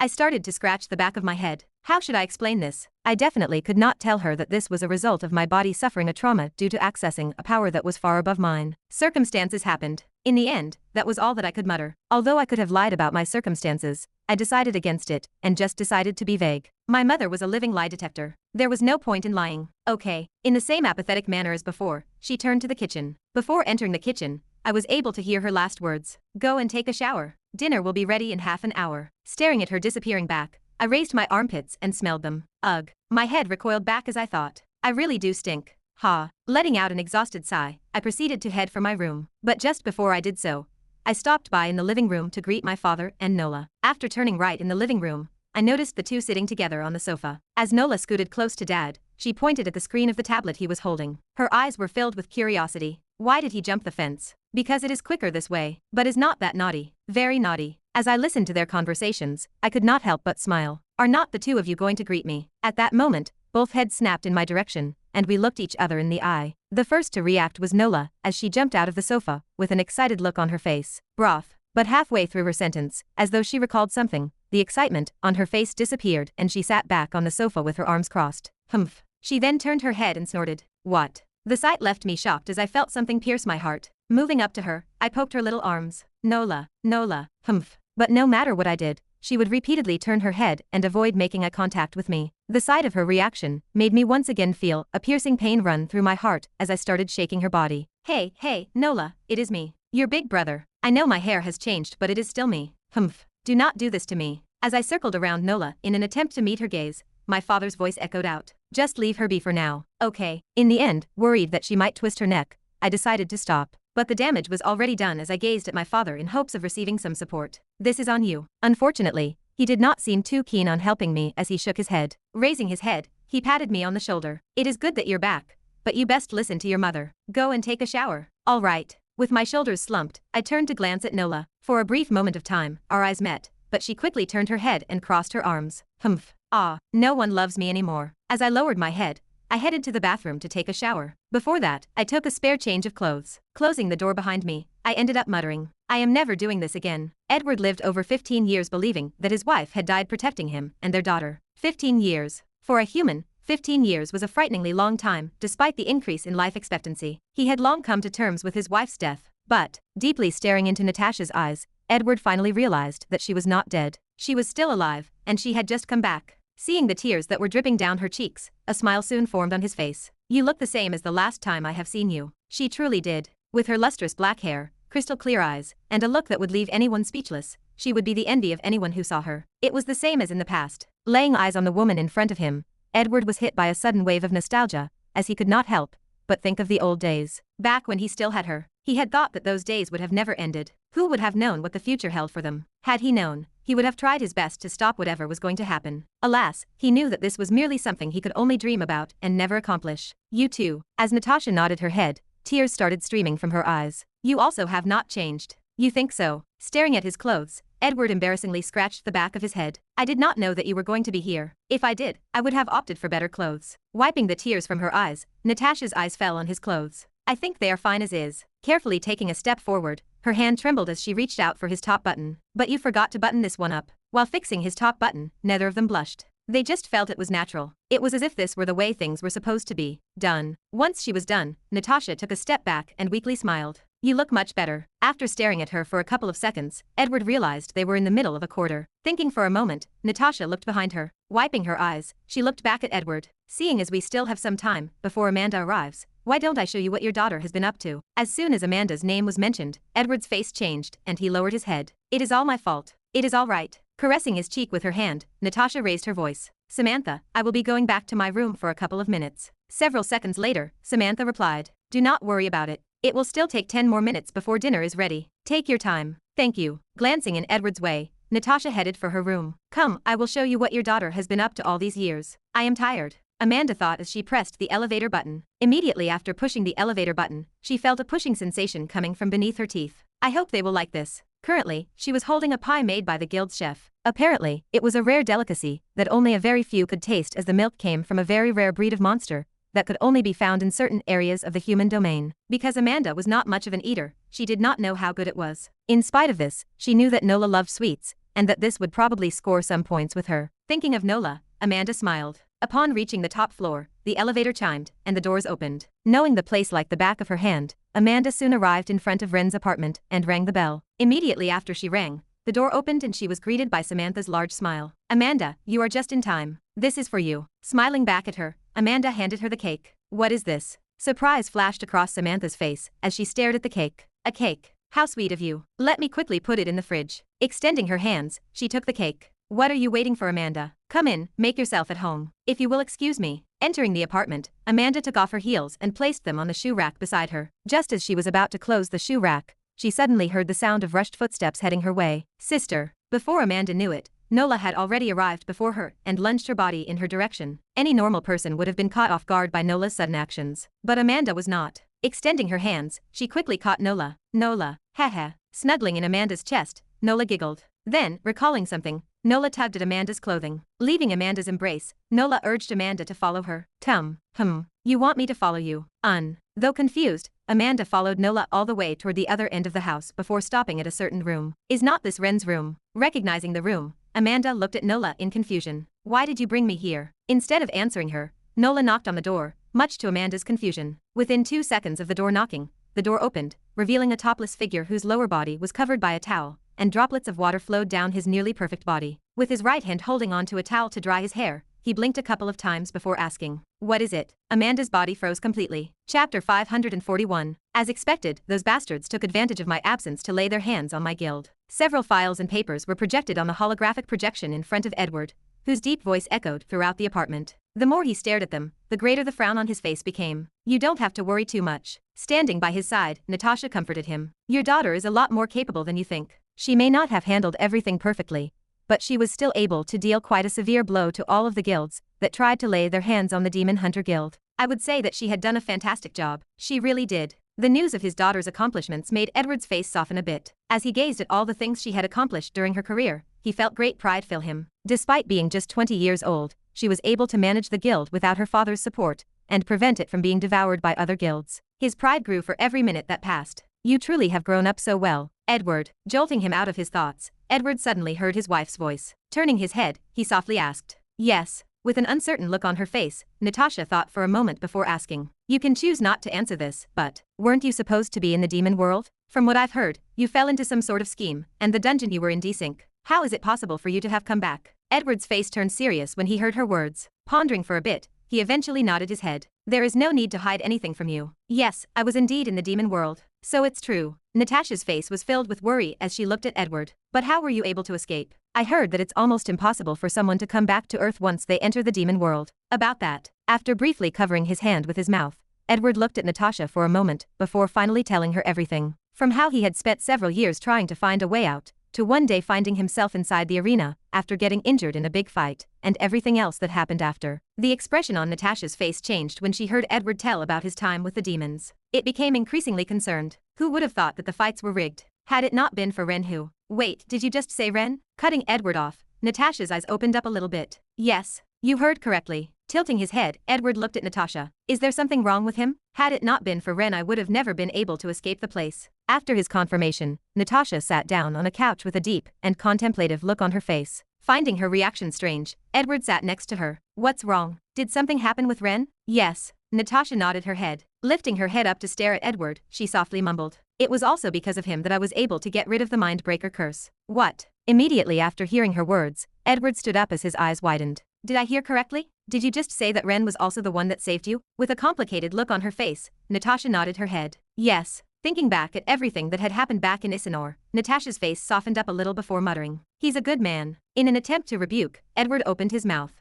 However, as he thought about what had happened in the past, and what Ren had done for him, he eventually closed his mouth and nodded his head in agreement. "He is." Standing up from her seat, Natasha checked her watch. "Amanda should be here anytime soon. How about we go to dinner?" "Okay." Knock. Knock. Having just taken a shower, I opened my room door without too much thought after hearing someone knock. After all, I could only think of my mother knocking on my room door. But it was at the moment when I opened the door that I was greeted by a familiar face. A face that I had not seen for over the past half a year. It was Amanda. It was at that moment that my mind blanked out as my eyes repeatedly blinked. "You." It took Amanda's careful gaze to snap me out of it. With no trace of shyness, she carefully examined my body from head to toe. I felt a little weird. Have you looked enough?" The moment I said those words, Amanda snapped out of it and raised her head to look at me. More specifically my hair, as she asked, What happened to your hair? After scratching my face, I glanced at Nola, who had her head turned away from me. It was from that moment that everything started to click for me as I thought. It was you. Was Nola going through her rebellion phase? But wasn't that supposed to happen when they were in their teens? An early bloomer? Ugh. As I stared back at Amanda, I replied in the same way I had spoken to my mother. It's kind of complicated.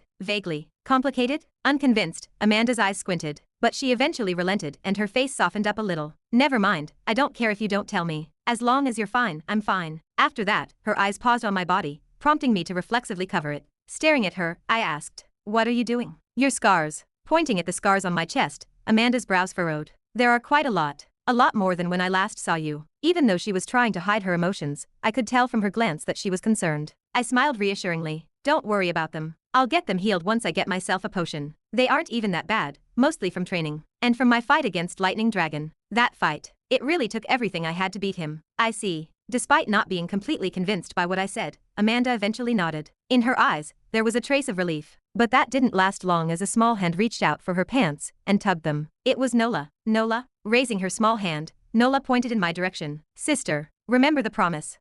Covering her mouth with her hand, Amanda glanced in my direction. Following this, her face quickly became expressionless. Or rather, it became quite cold. Opening her mouth, she icily said, "It's good that you're back." Humph. Accompanying her words was Nola's exaggerated snort as she turned her head. For a split second, Amanda's lips trembled. This obviously didn't escape my sight as I leaned against the side of the door. "If you want to pretend to be angry at me, at least try your best to not laugh." "Sister." As she gazed at Amanda, Nola raised her voice. Amanda's face quickly crumbled as she quickly apologized to Nola. "I'm sorry, Nola, but I just can't do it. Why don't you forgive your brother already?" Glancing my way, she gave me a signal with her eyes. With one glance, I understood what she meant and pretended to look hurt. At the same time I did this, Amanda pointed in my direction. "Nola, I don't think this is a very good game. Your brother is very sad that you aren't talking to him anymore. I think he may cry soon." Cry. Turning her head to look at me, I secretly channeled some mana and pinched the side of my leg, causing my eyes to fill with tears. Oh no. In an instant, Nola's face changed as she rushed to comfort me. "Brother, don't cry. Nola was only joking.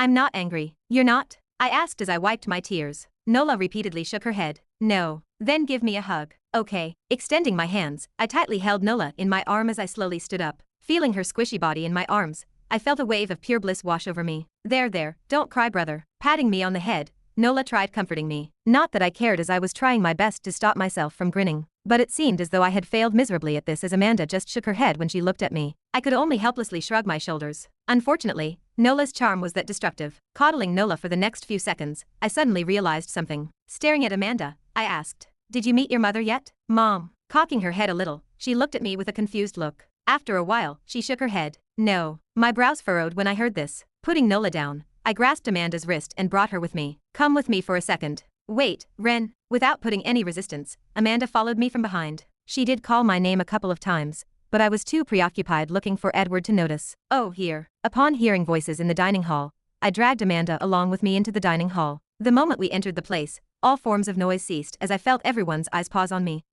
What's wrong? Why was everyone looking at me like that? But it didn't take too long for me to understand what was wrong as the towel on top of my head fell to the ground. Then, turning my head slightly, my eyes soon paused on Edward, whose eyes were fixed in my general direction. I instantly let go of Amanda's hand and took a step back. "I know this looks weird, but please don't miss." As I was about to finish my sentence, Amanda's figure disappeared from beside me and reappeared in front of Edward. As tears streamed down her cheeks, she tightly hugged his body. "Dad." At first, she was flustered. Being dragged around by a half-naked Ren would obviously fluster everyone. But, from the moment that she stepped into the living room, all of those emotions ceased to exist as her eyes paused toward two figures happily conversing with each other at the end of the dining table. It was as if her body and mind had frozen completely. "Is this a dream?" Amanda wondered to herself as her eyes lingered in the direction of the two figures in the distance. That sight. It was a sight she had dreamed of since she was young, and something she never believed could ever happen. "Mom, Dad." Their presence prompted the two figures to turn their heads, and their eyes met. As Amanda's eyes locked onto the man sitting next to her mother, she felt a bolt of electricity run down her body. That figure. The figure she had been longing day and night to see for the past 3 years. "I know this looks weird, but please don't miss." Within seconds, her body moved on its own,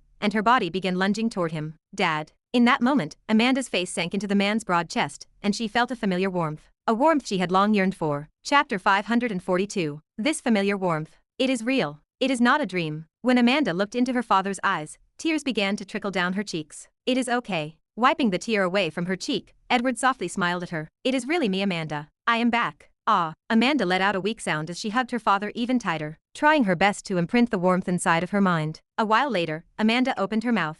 The frail sound of her voice echoed throughout the room. How are you here? How was it possible for her father to have returned from the demon world? Many had told her that this was an impossible feat, something that could never be accomplished due to how dangerous the territory was. Many times she had wanted to go herself, but knowing how weak she was, she could only silently endure the pain and continue training until she became strong enough to go. Yet, feeling her father's warmth, Amanda knew that he was right here with her. This was not a dream. Softly staring at Amanda, Edward opened his mouth to answer. However, Rendover, are you an exhibitionist? Go and put on some clothes this instant. He was stopped by Samantha's enraged shout. Turning around, Amanda watched as Ren left the room with a crestfallen look on his face. You think I really did this on purpose? Also, it is not like I am actually naked. People go to the beach all the time. It makes no difference if they see my chest. As he left, nearly everyone in the room heard his parting words. Hey, Edward chuckled slightly at that moment. With a confused look on her face, she turned her head to look at him. Do you two know each other? Letting go of him, she sat down on the seat next to him. Glancing in her direction, Edward had a complicated look on his face as he nodded his head. You wanted to know why I was able to get out of the demon world,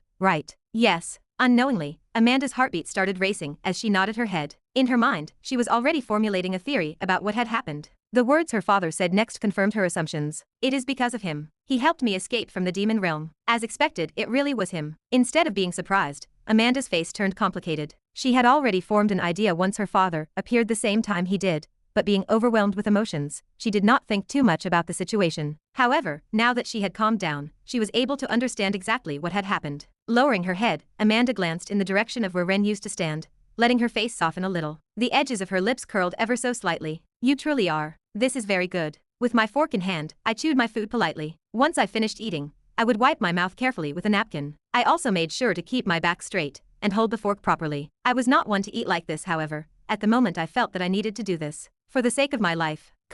What delicacy this is. What is this weird thing? With a slight cough, I swallowed another mouthful. Along the way, I made sure to compliment the food, regardless of whether it was good or not. Unfortunately, is not that ginger you are eating. I do not think you like ginger, do you? The dining hall echoed with my mother's voice. My fork froze in place. As I smacked my lips a couple of times in an attempt to get my taste buds to work, I finally tasted the food in my mouth, and from that moment, I had to do my best to stop my tears from falling. I fucked up. Lifting my head a little, my left eye twitched. Nevertheless, I still complimented. Amazing ginger, mother. I do not know how you seasoned it, but I think I no longer dislike the taste of ginger. I did not do anything to it. Nothing. Then I must compliment you on how well you selected the ingredients. Truly amazing. I ordered them online. Scratching the side of my head, I lowered my head and stopped speaking altogether. I realized that the less I spoke, the better the situation for me would be. And it proved to be the right decision, as the dinner continued smoothly after that. The feeling lasted only a short time, as my mom's icy words echoed throughout the room. Is that so? So you met Ren in the demon realm? Feeling her intense gaze from the other side of the dining table,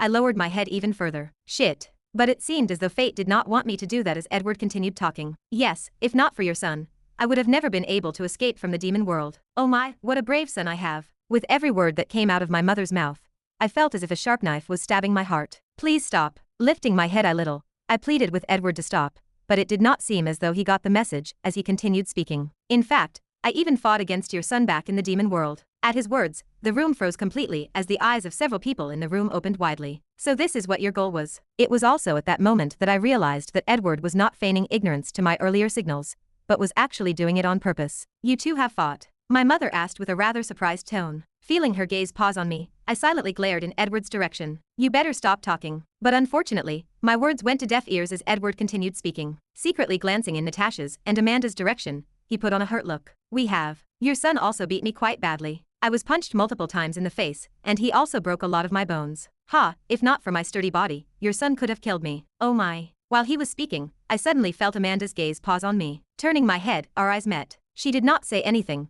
but with a single glance, I could tell what she wanted to ask me. Is what he is saying true? Ugh. Groaning slightly, I covered my face with my hand and slowly nodded my head. Glaring at Edward, I was forced to interject. I only did it for the sake of helping you. A smile spread across Edward's face as he glanced at me. I did not say you did not. The misunderstanding was finally clarified by Edward as he looked toward the others. In spite of Ren's actions, he did it to save me, so there is no need for you guys to think badly of him. Hearing his words, my eyes began to squint. Just why is he acting this way? It somehow felt as though he was having some sort of vendetta against me, but it did not take too long for me to understand the reason for his sudden actions. Following his line of sight, I soon realized why. It is about what happened earlier. He had probably misunderstood the moment I came into the room. At least that was what I thought it was. So in order to save you, Ren purposely beat you up. But are not you supposed to be strong? Once again, my mother's words echoed. The smile on Edward's face stiffened a little as he quickly explained. Back then I had my mana sealed, and my rank dropped to the same level as Ren. Not only that, but Ren also had a device to stop my mana. Sounds an awful lot like you are making excuses for your loss. In the middle of his sentence, Edward was interrupted by Natasha. With a slight smile on her face, she glanced in Amanda's direction. There is no need to be embarrassed, we have all seen Ren's capabilities. It would not be strange for you to lose to him, right Amanda? Alternating her gaze between me and Edward,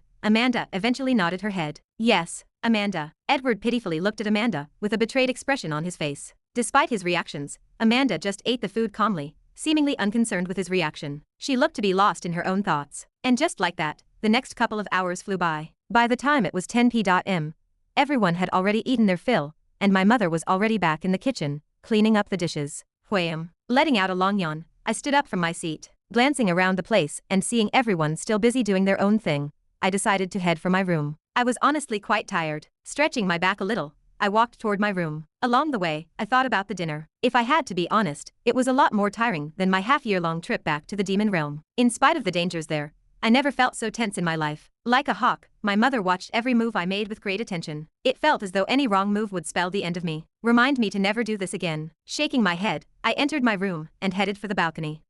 Clank. The moment I opened the balcony door, I was left surprised by the sight of Amanda staring at the nightly sky as her figure basked underneath the moonlight, perfectly highlighting her soft and delicate features. My feet came to an abrupt pause. You are here. Turning her head, Amanda glanced in my direction. Staring back at her, I walked toward the balcony railings and proceeded to gaze at the city from the balcony. A momentary silence followed as we both stared at the city below. Breaking the silence, I turned my head to glance at her. You were waiting for me. I was. Resting her head in her arms that were crossed on the balcony, Amanda slightly turned her head in my direction. I just put Nola to bed, and since the two rooms are connected, I decided to head for the balcony to enjoy the breeze. I see. Raising my hand, I scratched the side of my eye. However, her next words caused my hand to freeze on the spot. Do you need? I like you know that. As if time had stopped, everything around me faded away, and I could only see Amanda's figure at that moment. Shush. With a slight smile on her face, Amanda pressed her finger to my mouth. There is no need to pretend as though you do not know. I noticed this back when we were at the concert. I was not exactly sure back then, but I am sure now. You know about my feelings for you. Taking her finger away from my mouth, Amanda turned to glance at the city below. Pressing her hands on the handrail, she leaned her body back. The only reason I am telling you this is because I am no longer going to hide the fact that I like you. Though faint, a faint blush appeared on her cheeks as the smile on her face deepened a little. I tried. I really did try to stop these feelings from growing. Me with the guild, and you with your own stuff. It is really hard to pursue what we really want to do since we are forced to bear responsibilities that others cannot, but, with a slight pause, Amanda turned her head to glance my way again. You are making it really hard for me to not like you. Chapter 543. You are making it really hard for me not to like you. Amanda's words echoed inside my mind like thunderbolts as my body stopped moving altogether. Millions of different thoughts flashed inside of my mind as I struggled to speak. She knew that I knew all along. A bitter smile soon spread across my face. And here I thought I was doing a good job at trying to hide my feelings. As expected of Amanda, she was more perceptive than I thought. I was unsure of what to say to her sudden confession as I stared at her. Although I knew that she liked me, I did not take her for one to express her emotions so suddenly. The Amanda I knew was supposed to be reserved and shy. Not someone that would boldly confess like this. Just what happened during the time that I was in the demon world. Honestly, she had caught me off guard. You do not have to answer me just yet. Amanda let go of the railing before I could say anything else. As she turned away from me, she moved toward the balcony's sliding door. Sorry for dropping off something like that after you have just returned. I just feel like I needed to say it. For my sake. There was a short pause in her speech as she placed her hand on the slider door. I guess I am selfish in my own way. But if I never did this, I do not think you would have ever thought about it. In the midst of my racing mind, a strange feeling overpowered me. Once again, I did not know when, but before I knew it, I had already taken a step forward, and I found myself grasping her wrist. Wait.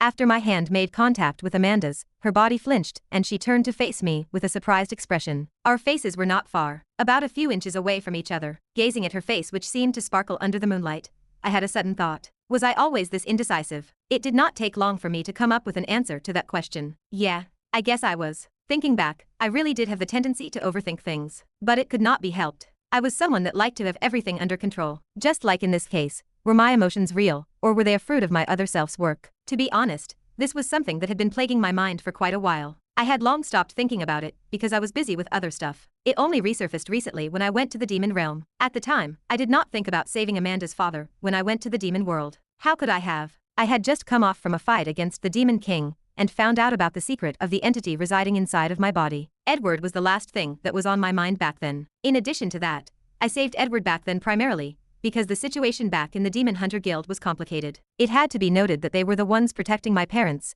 and if something bad happened to them, my family would be put in quite a bit of danger. I was not really thinking too deeply about it, and maybe, just maybe, Amanda may have misunderstood my actions. But, taking a deep breath, I slowly opened my mouth to speak. This weekend. I let go of her wrist as I stared deeply into her obsidian black eyes. Are you free this weekend? Clank. Closing the door behind her, Amanda stood still while lowering her head. This persisted for a good couple of minutes as she tried to let the events that transpired not too long ago sink into her mind. It really happened, right? She thought to herself. Ren had actually asked her out on a date, right? Within a moment, Amanda's cheeks became hot as her head made its way deeper into her bosom. It really did happen. Recalling his soft smile and warm eyes, Amanda knew that whatever happened back then was not a fruit of her imagination. It had actually happened. Knock. Knock. It was at that moment that Amanda heard a knocking sound. Amanda, are you okay? It was her father, Edward. Placing both of her hands on her cheeks, Amanda hastily turned her head and pressed her hands to the door. I am okay, she answered in an audible whisper. Is that so? Edward awkwardly said. A weird silence followed his voice as neither of them spoke. After a while, unable to bear the silence anymore, Edward spoke up. Amanda, can I come in? No. Putting more pressure on the door side, Amanda shook her head furiously. Do not come in. Despite feeling sorry for her father, she did not want anyone to see her right now, let alone her father. Although she could not see herself in the mirror, Amanda knew that her expression was not quite right at the moment. She did not want to risk it. Are you perhaps angry at me? Having misunderstood Amanda's words, Edward's voice fell. Calming herself down, Amanda replied. I am not. Then why? Because I am about to take a shower. Oh. Another moment of silence ensued as Edward seemed to struggle to find the right words to say. He eventually backed off. All right then, we still have a lot to discuss together. I will see you tomorrow morning. Good night. Good night. With her back pressed against the door, Amanda closely paid attention to the sound of his footsteps distancing themselves from her room. It was only after she could no longer hear them that she finally calmed down. Slowly, her feet slid down and she hid her face in between her knees. I am sorry, she silently murmured as she thought back at her father's crestfallen voice. But it really could not be helped. She really could not bear to let anyone see her at the moment. This is hard. Did I make a mistake? I repeatedly asked myself this question as I stared at the ceiling of my room. In all honesty, everything since the events that transpired not too long ago still seems a little hard to believe. I hope she is not too mad with my answer. Thinking back, I neither agreed nor denied her confession. Still, after removing all thoughts from my mind, I decided to give it a go. I wanted to explore my feelings and see if I actually liked her. There was indeed the possibility of my other self manipulating my feelings in order to create a weakness for me, but I honestly did not think this was the case. Amanda was strong. In terms of talent, she was only lagging behind Kevin. Not only that, she was not someone that I needed to look after in case the situation turned bad. She was someone that knew her responsibilities and knew how to act upon them. In contrast to being a burden, I thought of her as someone I could trust. After a moment's pause in my thoughts, I muttered silently to myself. I think this might be for the best. On another note, I really did need something to distract me from the things that were happening. And this was probably the best distraction out there. Is it really for the best? At that moment, a voice echoed beside me. My reaction was non-existent since I had grown accustomed to hearing that voice. While still staring toward the ceiling of my room, I replied, what do you know? I then turned my head to glance in his direction. If not for you, things would not have been so complicated. If not for me, you would have died many times over. That may be true, but, sitting up straight on the bed, I leaned my body forward a little. I would have never found myself in those situations had it not been for your influence. Clank, clank. Scratching his ear, the rattling sound of the chains binding his arms echoed out. He had a rather nonchalant look on his face. Been curious about something. As someone who knows that their actions are controlled, you do not seem to be doing much. Am I not? Massaging the bottom of my chin, I shrugged my shoulders. I guess I just realized there is no need for me to do so. No need. Yeah. Glancing his way, I just smiled at him. There were many ways for someone to deal with a manipulator. In most cases, it would be best to ignore what they say and do the opposite of what they advise. But in my case, where most of his suggestions aligned with my desires and goals, this was not an option. Thus, I decided to opt for a different method. I see. Nodding his head slowly, my other self calmly opened his mouth. So you still think that I am your enemy? Shrugging my shoulders, I leaned back on my bed. Think what you like. All right. With a casual nod of his head, the other me turned to look toward his body, which was slowly starting to become transparent. The chains that were binding his body suddenly tightened, and a weird red hue started sprouting from them. Clank. This sudden phenomenon surprised me a bit as I had never seen it before. What is going on? I have overstayed my stay. Staring at the chains which were binding his body, my other self turned to look in my direction. Before he could say anything else, I started speaking. Let me guess, you have used too much energy after controlling my body. Yes, as expected. There was definitely a cost that he needed to bear when controlling my body, and using that skill. As a matter of fact, I also suspected there was more to the skill than it just being a simple power boost, but as he would not tell me, I could only guess for now. Clank, clank, clank. Suddenly, more chains appeared from underneath the ground as they beckoned my other self, who stared at them without showing any signs of panic. Extending his hand, he let them bind his body completely. His body gradually started to fall toward the ground from that moment on. Within a few seconds, his head had already reached the ground, and with a simple smile on my face, I waved in his direction. Have a nice trip. Moments after my words faded, his body slowly sunk to the ground and disappeared. With my eyes lingering on the spot where he disappeared, the smile on my face slowly faded away as I softly mumbled under my breath. Monarch's Indifference. Chapter 544. A pity I could not stay up any longer. Staring at the chains that were behind his arms and legs, the other Ren's face remained impassive. While walking toward the distance, the rattling noise of the chains filled the darkness. Clank, clank, clank. The sound did not persist for long as his feet soon came to a pause. An orb of white and black loomed before him in the dark space as he muttered, "Not bad." As he extended his hand to touch the orb, a small gap appeared in the black threads surrounding the orb, allowing his hand to pass through briefly before he yanked out again. A sizzling sound rang in the air as the other Ren gazed at his hand, which had turned semi-transparent. With his brows furrowed, he murmured, "Almost." "Almost what?" A familiar voice suddenly echoed out, forcing Ren to turn his head abruptly. His eyes were immediately drawn to a familiar figure. Surprise? An ambiguous smile spread on the familiar figure's face as he stared at the white orb in the distance. Pointing at it, he asked, "So is this the secret that you have been keeping away from me?" Calmly walking toward the white orb, Ren carefully inspected it as he walked around it. Throughout the entire time, the other Ren did not say anything as he just calmly observed him. This persisted for a good minute before the other Ren eventually started to speak. "Did you plan this since the very beginning?" The moment his words faded, Ren's feet came to a pause. Turning his head to glance in his direction, Ren placed his hand underneath his chin. Planned? Caressing his chin, he thought for a moment before shaking his head. "Not really. I was just testing something." "Testing something?" Carefully staring at Ren, the edges of the other Ren's lips curled a little. "If my guess serves right, you purposely lent me your body, so that you could test whether there were any drawbacks to it. That is quite the bold move." It was. Halting his feet in front of the white sphere, Ren carefully looked at it. It does not take a genius to understand that nothing is free in this world. For you to have gained access to such tremendous power, just a little body trauma would not have been enough. Extending his hand, Ren carefully moved it toward the white sphere. As his hand approached the sphere, the black threads revolving around it suddenly gained vitality and began wiggling. Not minding it, he continued moving his hand forward. "You definitely had some sort of goal planned when taking over my body, and I can finally see that it has something to do with this white orb." His hand touched the black threads, and the black threads quickly escaped away, revealing a clean white outer surface. Following this, his hand slowly sunk in. Throughout the whole time, the other Ren did nothing but stare at Ren doing whatever he was doing. This did not last for long as Ren slowly removed his hand from the orb. With a complicated look on his face, he lowered his head and murmured, "It is just as I thought." Raising his head to glance in the direction of where his other self stood, Ren's face sank a little. "That white orb is my soul, is it not?" "It is." Without denying anything, the other Ren calmly looked toward the white orb and nodded his head. "It is as you have guessed. That is indeed your soul." Without showing any changes in his expression, Ren pointed at the black threads revolving around the white orb. "What about the black threads?" "Them." Turning his head to stare at Ren, the other Ren calmly extended his arm. Immediately after his actions, the black threads revolving around the white orb started moving like crazy, as they quickly tried to entrap the white orb. "You can say that they are a backup plan." "A backup plan?" "Yeah." A calm nod from the other Ren preceded a sudden deepening in voice. "A contingency plan in case you disappoint me." "A contingency plan in case I disappoint you?" Sounds like quite the plan. Rather than being surprised or angry at the other Ren's words,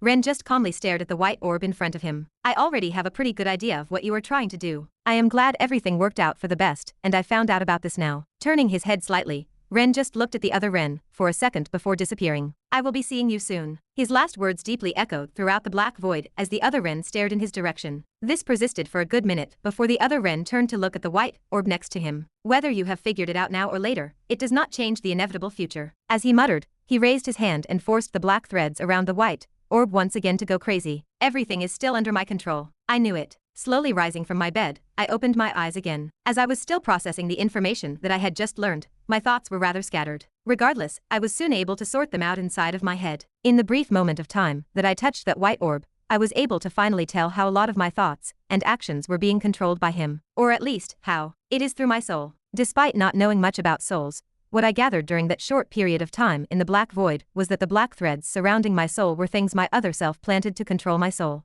The more it corrupted, the more he was able to alter how I felt, how I acted, and basically what made me, me. I guess power never really does come for free. It was only a hypothesis for now, but when the other me took over my body through monarch indifference, or through schemes such as the Angelica incident, his true goal was to damage my soul so that he could exert his influence on it. I was not exactly sure what his end goal was, however. If there was one thing I knew at this moment, it was that I needed to find a way to heal my soul. This was the only way I could ensure that I would be free from his influence. I used to believe that someone's soul could not be healed. That, however, was based on memories in my head. Knowing that my memories were purposely altered by him, I came to the realization that there was perhaps indeed a way for me to heal my soul. It was just that he purposely left it out since it would go against his wishes. Coming to this conclusion, I knew exactly what to do at the moment. Standing up from my bed, I took my phone out and scrolled through my contact list. Looks like I have to make a couple of calls. The next day, wham! A yawn escaped from my mouth as I felt the morning breeze. As I stopped in front of a large gate and stared into the distance, a thin smile formed on my lips. Morning, Professor Voss. Nice to see you too. Leaning against the side of the entrance of the lock,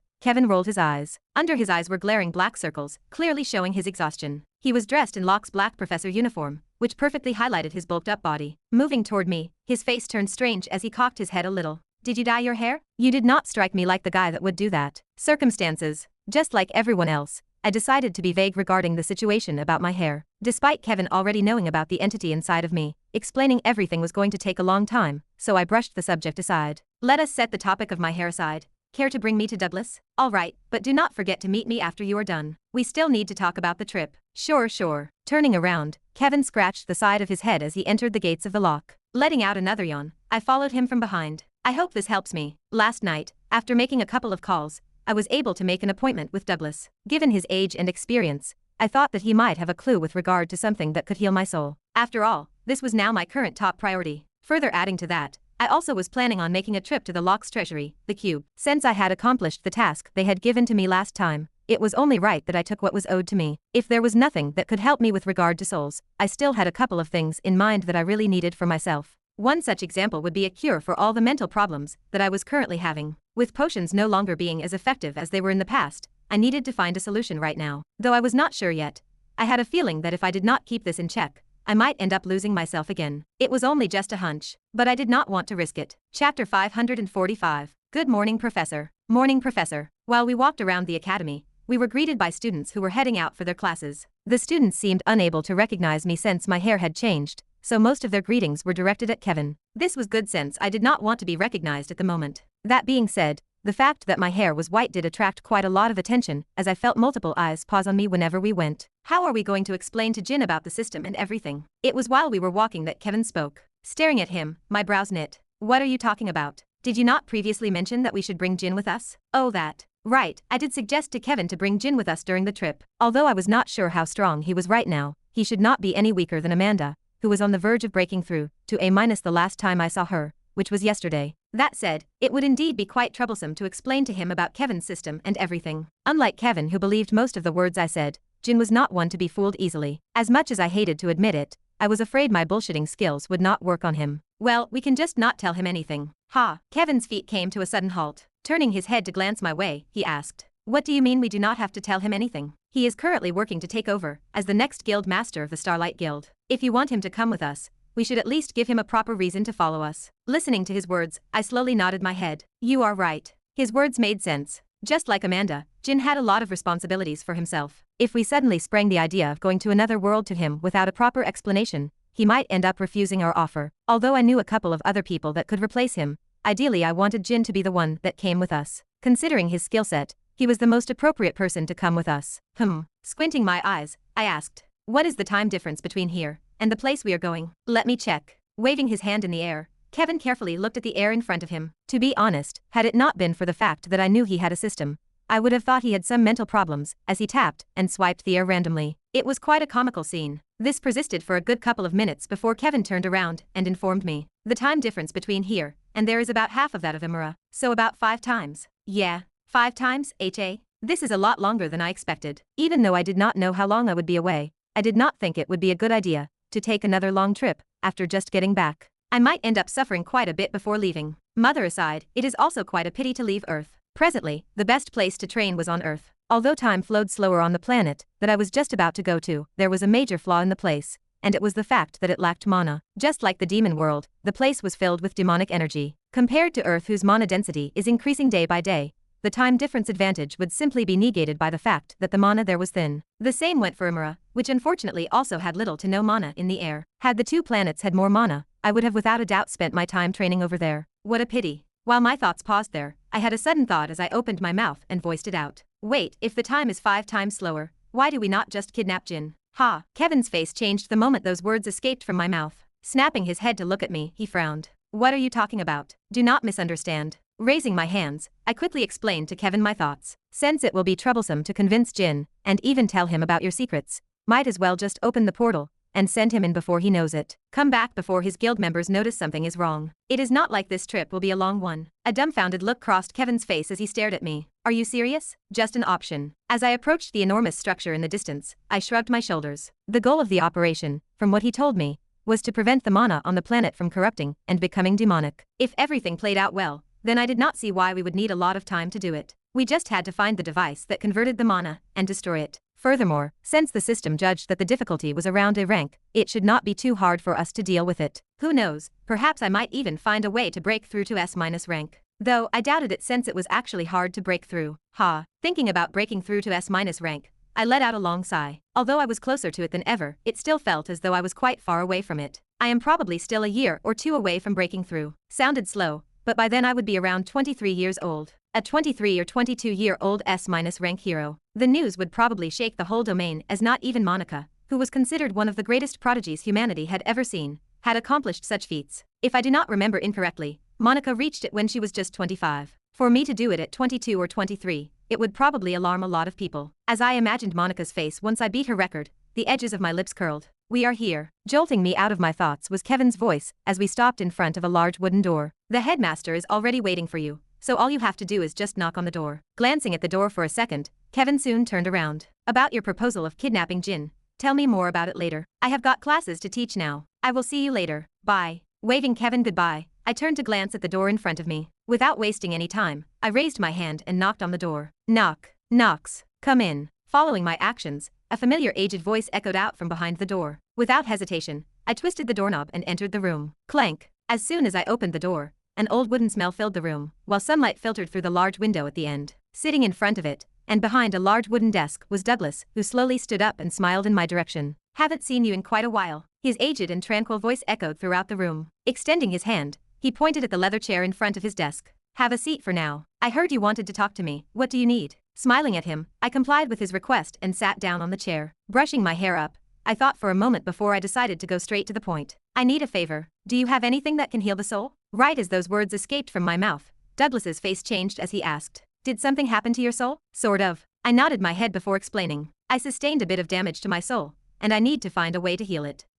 Massaging his long beard, a deep and contemplative look appeared on Douglas's face as he mused to himself. His brows soon furrowed tightly. Something that can heal your soul, Seconds passed, and soon minutes passed as the frown on Douglas's face deepened. The longer time passed, the less hope I had that Douglas would find a way to heal me. Looks like I will have to ask someone else. Not all hope was lost. Douglas was not the only person that I could ask with regards to possible news about something that could heal my soul. There were other people I could ask, of which there was Kevin, and possibly even Gervis. Though, making contact with him would prove to be quite difficult. Unfortunately, it does not seem like I can be of help, Ren. It was then that Douglas shook his head in disappointment. With a smile on my face, I waved my hand. It is okay but, I do know someone that can actually help you. But halfway through my sentence, Douglas suddenly said something that immediately caught my interest. Turning to look at him, I asked, you know someone that can help? Yes. Douglas nodded his head before his face turned weird as he looked at me. You might not like it, but if there is one guy that can help you, it is probably him. As I listened to his next words, I suddenly felt uneasy. Nevertheless, I reaffirmed my resolve when I realized how urgent the situation was. It is okay as long as he can help me, then I can do anything. You sure? Sure. Do not tell me I did not warn you. A strange grin appeared on Douglas's face as he caressed his beard and leaned back on his chair. If you are looking for a way to heal your soul, then the individual you should contact is none other than Octavius Hall, the strongest human in the human domain. Fuck. Chapter 546.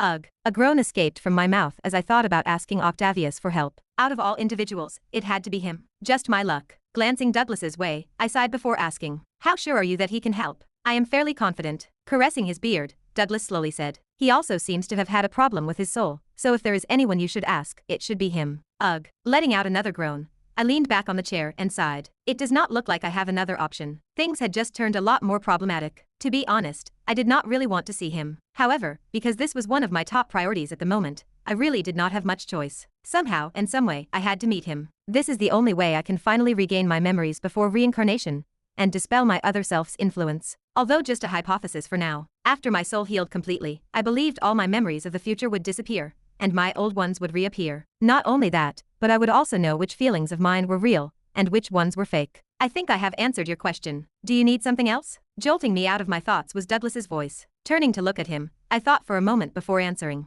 Remember how you told me you would allow me to take anything from the cube? Ah. Douglas looked at me with a sudden look of understanding. I see what you are aiming for. Taking a small tablet from his table, Douglas stroked his beard before pressing it to activate the hologram. Following his actions, a series of different items present themselves before me. Extending his hand, Douglas smiled. Here is the catalog of what we have stored inside of the cube. Choose whatever you want. Looking at Douglas, I squinted my eyes while studying the catalog. Am I allowed to pick an S-ranked skill? In response to my gaze, the hand that caressed his beard froze slightly. With a rather complicated look on his face, he eventually nodded his head. I did say that you could take anything you wanted, so I guess I should keep my word. Take whatever you want. Pausing for a moment, his face became sterner. But let me remind you, Ren, you should not choose a skill just because of its rank. Choose a skill that you need the most at the moment. Okay. Firmly nodding my head, I started to scroll the catalog. Just like Douglas said, I could not be too greedy. That said, now that I had his approval, I was not going to be courteous with my choice either. Since I was allowed to take an S-ranked skill, I was not going to shy away from it. If it proved to be useful, I was definitely going to take it. Pressing the skill section, I quickly got to work. Let us see. Let us go. In a slick suit, Edward calmly waited at the house's entrance for Amanda, who was currently changing. This is it. Today was an important day. After leaving for 4 years, Edward was finally going to return to his guild. There was no doubt that his appearance would shake the entire human domain. Clank. It was at this moment that the door to Amanda's room suddenly opened. In a beautiful formal dress that accentuated her curves, Amanda walked towards her father. With a smile on his face, Edward asked, "Do you have everything ready?" "Yes." Amanda nodded her head with a serious look. "Have fun you too." From the other side of the apartment, a cheerful voice echoed as Natasha stared at them with a warm smile. "Do not come back too late, I will get lonely." "We will not." Taking a step to the side, Edward opened the apartment door and allowed Amanda to leave first. "Thank you." As soon as she walked out, he waved at Natasha one more time before closing the door. "I will see you later. Do not come back too late. Let us go." After closing the door, he walked towards the elevator in the distance. In place of his former cheerful demeanor, he adopted an imposing one. Now that he had left his apartment, he was no longer Edward Stern, but the guild master of the Demon Hunter Guild. He had to adopt the right demeanor to suit his position. This was especially so given the current situation at the Demon Hunter Guild. He had only been briefed a little bit by Natasha, but the more he heard the more displeased he was. People seemed to have forgotten what made the Demon Hunter Guild the world's top guild. "It is fine. I will quickly make them understand once I return." Clenching his fist tightly, Edward entered the elevator with his daughter. Dad." Snapping Edward out of his thoughts was Amanda's voice. Edward's face immediately softened. "What is it, Amanda? You can ask me anything." Lowering her head a little, Amanda asked in a rather hushed tone. "I did not really hear it properly yesterday, but how did you meet Ren?" "Ha." Her words instantly caused Edward to feel an ominous premonition as he warily asked, "Why are you asking about him?" "I am just curious," Amanda said as her face remained stoic. Furrowing his brows tightly, Edward carefully looked at his daughter. Staring back at him, and seeing her stubbornness, he eventually relented and started talking to her about his experiences with Ren back in the demon world. "We met when I was inside of the arena. If I do not recall incorrectly, he went to meet me because..." And so, Edward began to recount to Amanda his experience with Ren in the demon world throughout their trip to the guild. From how he met him, to what happened after, and how he saved him. Throughout the entire time, Amanda had an attentive look on her face as she listened to every single one of his words. Her eyes twinkled strangely as Edward spoke, but Edward was not sure what it meant, so he could only continue speaking. That said, something about that twinkle irked him off. "So are you saying that Ren managed to defeat a Duke-ranked demon?" "I think so." Scratching the back of his neck, Edward furrowed his brows. "When it happened, I was locked inside of a cell, so I do not know exactly what happened, but it appears as though he really did manage to do it." "I see." Lowering her head, although brief, Edward saw Amanda's face flash with worry. "Do not." Just as he was about to say something, he suddenly heard a loud shout in the distance. "Guild Master." In the aftermath of the shout, Edward suddenly found himself the focus of everyone's attention as a large building appeared nearby. Turning his eyes away from his daughter, Edward, and locking his sight towards the building in the distance, Edward muttered, "Looks like we are here." "Clank. Are you done?" "Yeah." Glancing Kevin's way, I nodded my head and headed his way. "Did you just come back from choosing a skill?" "Yup." "What skill did you choose?" "An S-ranked one." Kevin's face twitched. "You can do that?" As I approached Kevin, I patted his shoulder. "You are too humble, Kevin. All you had to do was just ask." Ugh. A distraught look appeared on Kevin's face as his shoulders slumped down. Raising his head a little, he glanced my way and softly whispered, "Let me see the skill you chose." "You sure?" I asked as I turned to look his way. A small change took place in Kevin's face as he took a step back. A look of heavy caution flashed across his face. "I suddenly have a feeling that you are up to something. How about you just tell me what the skill is? You do not need to test it against me. Do not worry about it."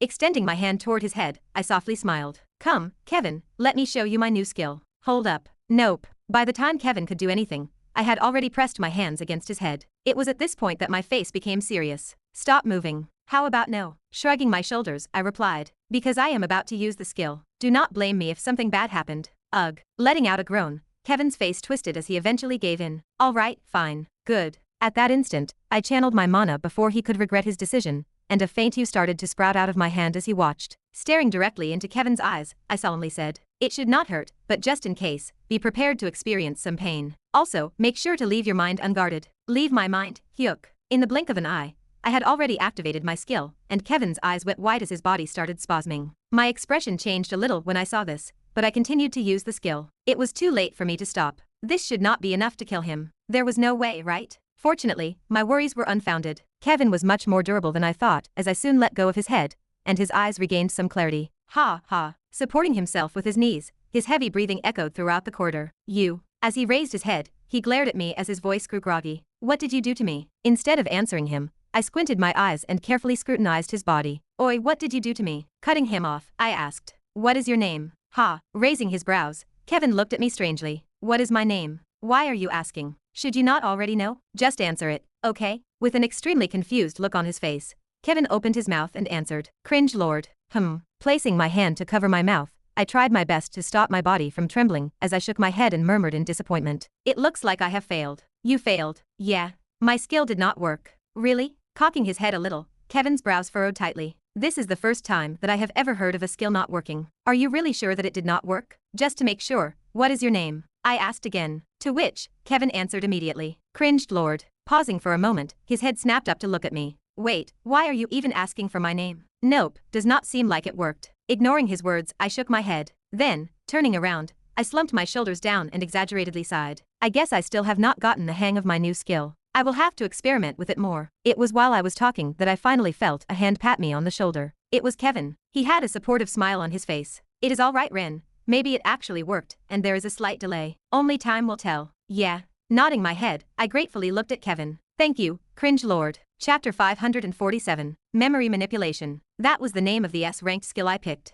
As implied by the skill's name, the skill enabled me to alter the memories of the people whom I activated the skill against. In the future, this skill would prove to be extremely useful as the possibilities were endless. That being said, it was not without faults. There were a couple of drawbacks to the skill. One such drawback was the large amount of mana consumption required to activate the skill. It was not an S-ranked skill for nothing. The deeper the memories that I altered, the greater the mana consumption. In the same way, the more I changed, the more mana I consumed. If it was not hard enough already, I could only alter the memories of those who were incapacitated or had their minds unguarded like Kevin not too long ago. Still, this was the perfect skill for me at the moment. If possible, I might be able to alter some of my memories from the time that I was back in the monolith. In choosing this skill, my main goal was to solve all the mental issues I had been experiencing ever since I returned from the monolith. They had never stopped and had only gotten worse. It was about time I finally did something to solve this issue, and this skill was probably the key. That said, I did see a problem in this method. What if in the process of changing my memories, my personality also ends up changing? This was a very real problem since my experiences at the monolith were the things that made me who I was today. Thankfully, I had a way to restore my memories and therefore, could experiment a couple of times. That aside, I should probably call Melissa. In memory of my earlier conversation with Douglas, I schemed through my contacts until they paused on a particular profile. Melissa Hall. She might be able to help me make an arrangement with Octavius. My chances of getting in touch with him by myself were rather slim considering our situation. Thus, I had no other choice but to call her.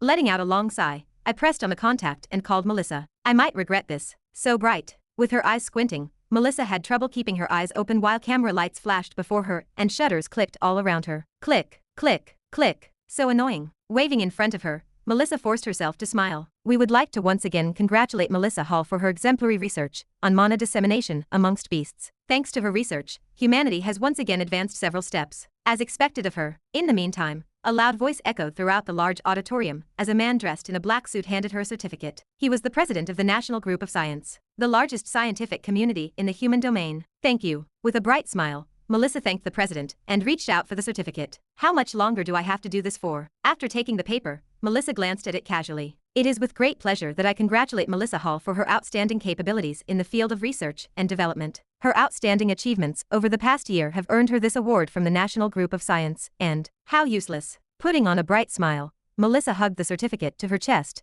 and bowed her head toward the cameras pointed at her. Her actions were followed by the loud clapping sounds of the audience, who stood up from their seats to congratulate her. This persisted for 10 minutes, before it was finally time for Melissa to finally leave the stage. As she left, she made sure to bow her head one more time and thanked the president of the NGS. A bright smile adorned her face the entire time. Finally, once Melissa left the stage, her smile vanished from her face. Waiting for her at the end of the stage was Rosie, who immediately jumped at the opportunity to congratulate her. In her hands was a large stack of papers. "Congratulations. Take it." Shoving the certificate to Rosie, Melissa moodily stormed off the venue. Wah! Quickly losing her balance, Rosie quickly hooked her hand over the papers and supported the bottom with her thigh. "Wait up." Hastily putting the certificate on top of the stack of papers, Rosie followed her from behind. "Melissa, why are you leaving so early? I heard that there is an after party." "Not interested," Melissa snappily replied, as if she would want to participate in a party filled with perverted old men that leered at her with every chance they got. "But it is a great chance to make great connections. I do not need them. I have plenty already." Upon turning the corner, Melissa entered the venue's lobby. As Melissa gazed around, her eyes soon landed on the enormous glass doors in the distance. Soon, her eyes caught sight of the large car waiting outside, and she started walking toward it immediately. "Welcome, young miss." Upon exiting the building,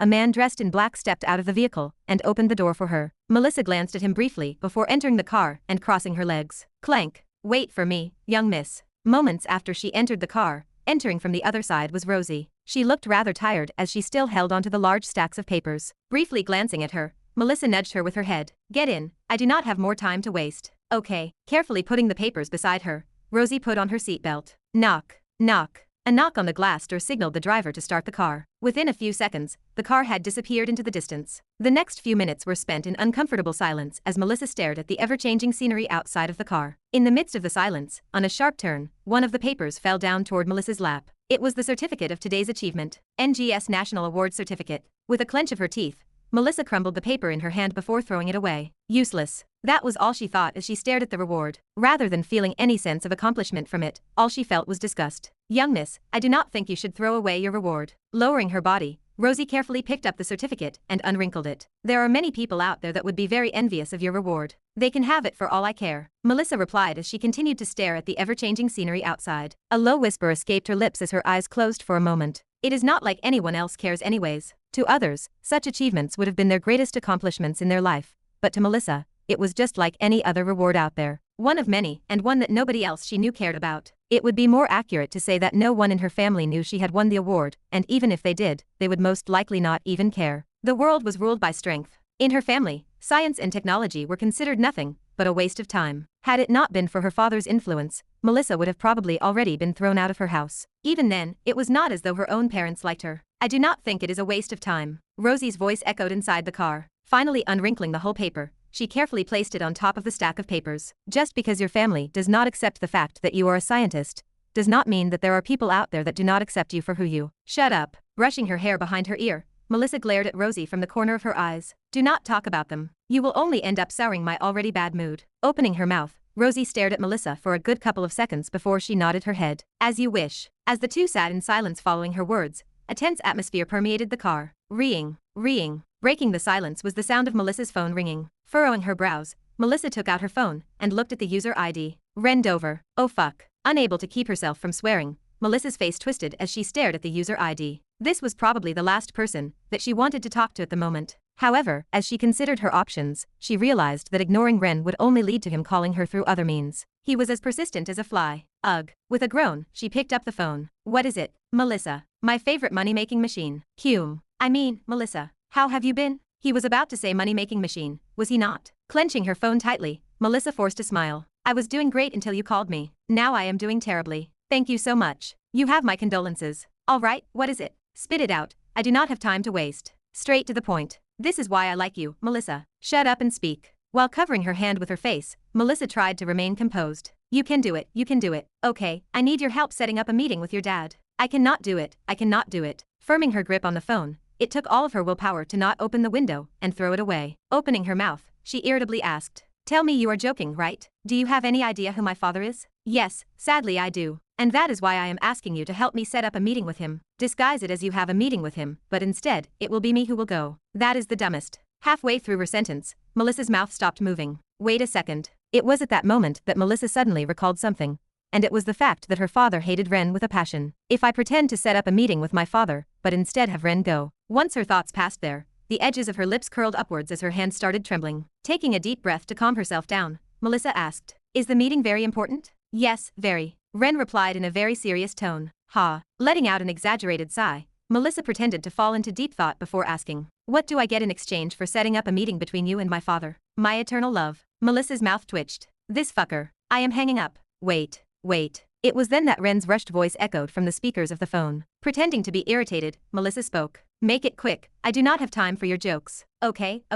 Check your messages." Ding. Ding. Just as those words escaped his mouth, Melissa's phone rang twice. Surprised, Melissa lowered it and checked her messages. She was soon able to see 2 attachments in the message sent to her by Ren. Opening them up, her eyes opened widely. What the? Chapter 548. One problem at a time. If you are curious, the Melissa official illustration is out on Discord. Within the confines of a dark room, a sinister voice echoed. "He is never wrong. Make sure you keep your guard up. Don't ever let anything happen to what you've built, or else I'll make sure to end you in the most painful way possible." Understood. Malik al-Shade nodded in agreement, while standing behind an oval circle that hovered in the air before him. "I will make sure to thoroughly search the monolith. Make it quick. The faster you remove this liability, the better for you." Understood. Malik al-Shade, or better known as Hemlock Farer, as Malik al-Shade was merely a title, once again nodded. In response, the sinister voice grew a bit livelier. Its satisfaction was evident. "As expected of my contractee, you are an obedient one." In response to the praise, Hemlock merely lowered his head. "Your Highness, I have something to report." "Speak."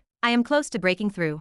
I figured that much." "How long will it take for you to break through?" "Half a year to a year." Hemlock answered as his voice grew deeper and his eyes turned a shade of red. Around the same time when the contract with the Union ends. When Hemlock thought about the Union, he suddenly felt a powerful force surge through his body. Humanity's traitors. He saw them as such. People who pretended to be doing this for humanity, when they were in fact doing the exact opposite. They were the reason why humanity was on the verge of extinction. "It sounds like you will achieve a breakthrough within the next year or two, ha. Then you better make sure you sort out all your problems in the monolith now." Squinting, Hemlock solemnly replied. "Understood." After his words, the black circular void appeared to slowly dissipate. "You better not let me down." Those were the last words Hemlock heard before the voice completely vanished. In the wake of that, Hemlock stood still and closed his eyes, enveloping the room in an eerie silence. He remained in this state for half an hour before he opened his eyes and turned to face the door. "Come in." He spoke in a cold tone that echoed throughout the room. As the voice sounded, the door opened to reveal an obscure figure that hid behind the shadows of the room. Clank. Leader. Through the large windows at the end of the room, moonlight filtered into the room and illuminated the figure as it stepped into space. Everblood. Recognizing the figure that had just come in, Hemlock's eyes squinted. Could he be the cancer that His Highness was talking about? While carefully examining the figure before him, Hemlock became uncertain. Realistically speaking, it was unlikely that Everblood was the cancer within the organization. Setting aside the fact that he was a demon, he had also made a lot of contributions to the monolith. Why would anyone who had made so many contributions to the monolith be the cancer that His Highness was talking about? Especially since he was tied down to the organization by a contract. Did he not value his life? I should still not let my guard down. Regardless, despite how unlikely it seemed that Everblood was the cancer within the organization, Hemlock was not going to let his guard down. With his eyes glued to Everblood, he spoke. "What is the reason for your sudden visit?" "I have something to report," Everblood curtly replied. The very edges of his lips were curled upwards, giving Hemlock a rather unsettling feeling. "Something to report? What is it?" "We have a new SS- rank in our midst. He has broken through successfully." "Oh." Raising his brows, Hemlock's body relaxed a little. "Someone has broken through? This is good news." "Who broke through?" "It's Rhinestone." "Oh." Hemlock's joy quickly dissipated. Wasn't he the same guy that was brought in by him? Upon reflection, Everblood had gained an impressive amount of influence within the monolith. Even though he didn't have the authority of an elder, his authority within the organization was quite high. The more he thought about it, the more concerned Hemlock became. It wasn't just Everblood that he was concerned about. In his mind, Hemlock was considering all the monolith members and who was the biggest threat at the moment. "Leader?" Jolting him out of his thoughts was Everblood's voice. Turning his head to glance at him, Hemlock calmly nodded his head. A small smile spread across his face. "That is good news. I will personally go and visit him in a while to congratulate him." "I understand." Nodding respectfully, Everblood lowered his head. "If there is nothing else, I will." "Wait." Putting his hand over Everblood's shoulder, Hemlock stopped him before he could leave. A confused look crossed Everblood's face as he turned his head. "Yes. What is your goal?" "Goal?" The confusion on Everblood's face grew as he met Hemlock's gaze. With a nod of his head, Hemlock continued. "I'm curious, do you have any aspirations? What do you wish to achieve in the monolith?" What do I want to achieve in the monolith? Furrowing his brows and falling into a state of contemplation, Everblood eventually shook his head. As a demon, we don't have the luxury of having any aspirations. I am only following orders. Following orders? Ha. Hemlock stared deeply at Everblood as he listened to his words, seemingly trying to discern his true intentions. I see. It was only after a while that he let go of Everblood's shoulders and nodded to himself. You are just following orders. That makes sense. Indeed. For someone as weak as Everblood, he couldn't afford something like an aspiration. At most, his desire was to climb the rankings. If I may be presumptuous, why are you asking me this? It was then that he heard Everblood's voice. In the moonlight that spilled from the glass window, Hemlock turned to glance at him and placed his hands behind his back. After that, he calmly walked toward the windows of the room. As he paused in front of the window, the moonlight perfectly accentuated his otherworldly features. Opening his mouth, he asked, "Are you aware of why I became the leader of the monolith?" His voice echoed throughout the room. Responding to him, Everblood shook his head. No. With his back still facing him, Hemlock lifted his head up to gaze at the moon. After a short silence, he answered, "My aspiration is to save humanity." In the wake of his words, Everblood's complexion changed slightly as a heavy silence engulfed the room. Pardon? Did you just say that you joined the monolith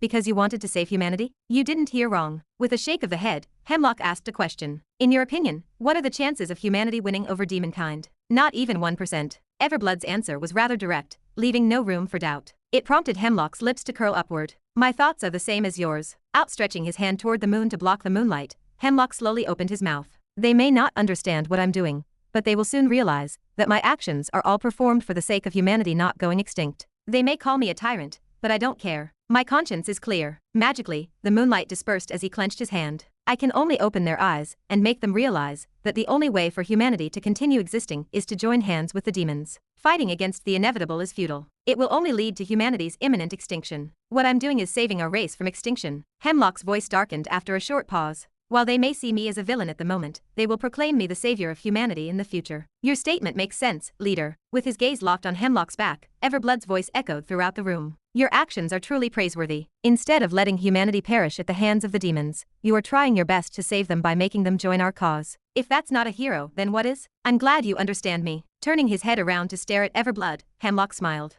I might not be recognized for what I'm doing now, but once humanity faces extinction, they will understand my actions. They will understand why I did what I did. Breaking news. After disappearing for over 4 years, Edward Stern, the guild leader of the Demon Hunter Guild, makes a shocking appearance. Many have speculated that his disappearance had to do with some sort of accident, but we are now learning that he was simply on a journey to find a way to break through to SS- rank. Speculations have it that he is on the verge of breaking through to that level, making him the 17th SS- ranker. Click. This is problematic. Turning off the holographic device in front of him, Jin sat back on his chair. His brows tightly knit together as he fell into deep contemplation. He had to show up just when we were catching up to them. It had been quite a while since he had taken over Starlight Guild, and although he hadn't done anything major yet, the guild was thriving more than ever. It had gotten to the point where they finally managed to get close to the level of the Demon Hunter Guild. In any case, I shouldn't worry too much. Grandpa is also not too far from breaking through to the next level. This is only a slight setback. Pressing his hands against the desk, Jin slowly got up from his seat. Stretching his back and neck, Jin took out his daggers. Caressing the body of the dagger, his eyes sharpened. I wonder how much stronger he got. It had been quite a while since Jin had last seen Ren. A year or so. And despite all of his responsibilities, Jin had not once stopped training. Not only that, coupled with all the resources provided to him by the guild, Jin's rate of progress had drastically increased. Not long ago, he had finally managed to break through to A- rank. This was unfathomable for someone his age. In spite of that, Jin was not satisfied. There was a simple reason for this, and it was the fact that he knew Ren was most likely still a notch or two above him. He was a wall that Jin saw no hope in climbing over. Yet, in spite of all this, Jin didn't once find himself hopeless or depressed. Rather, it only reinvigorated his urge to train more. What matters isn't how fast one climbs, but who climbs the highest. Such was his thinking as he put his daggers down. Reeing.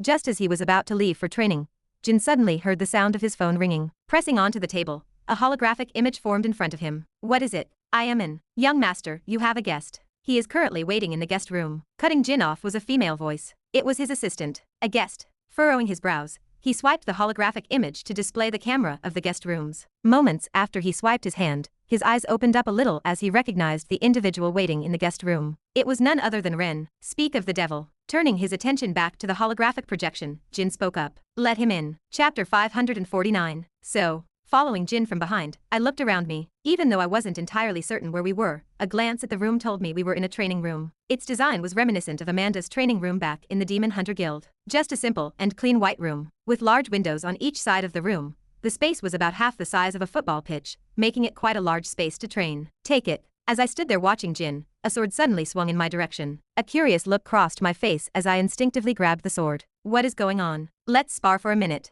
Jin replied as he took off his blazer and dropped it on the ground. What? Before I could even argue against him, his figure vanished, and an airborne metallic sound rang out as I swung my sword toward the right side of my body. Clank! It was at that moment that Jin's figure reappeared. He wore a look of utter seriousness as his eyes fixed themselves on the point of contact between my sword and his daggers. Staring at him, I asked, "What are you doing?" "Getting a better understanding of our gap." Hearing his words, I had a strange thought. Getting a better understanding of our gap. Does he think of me as his rival or something? What? Wait. Immediately following his words, and just as I was about to speak, his figure disappeared. In this instance, he appeared on the other side of my body. There was a noticeable difference in his speed this time. The speed was so fast that I was left shaken for a split second. Fast. To the naked eye, it appeared as if he had teleported. Even so, the rank difference between Jin and me was quite big. It wasn't difficult for me to dodge his daggers, as all it took was a simple movement of my head. Swoosh. Still, feeling the sharpness and speed of the daggers, I immediately grew apprehensive. His mastery of daggers is insane. Tisk.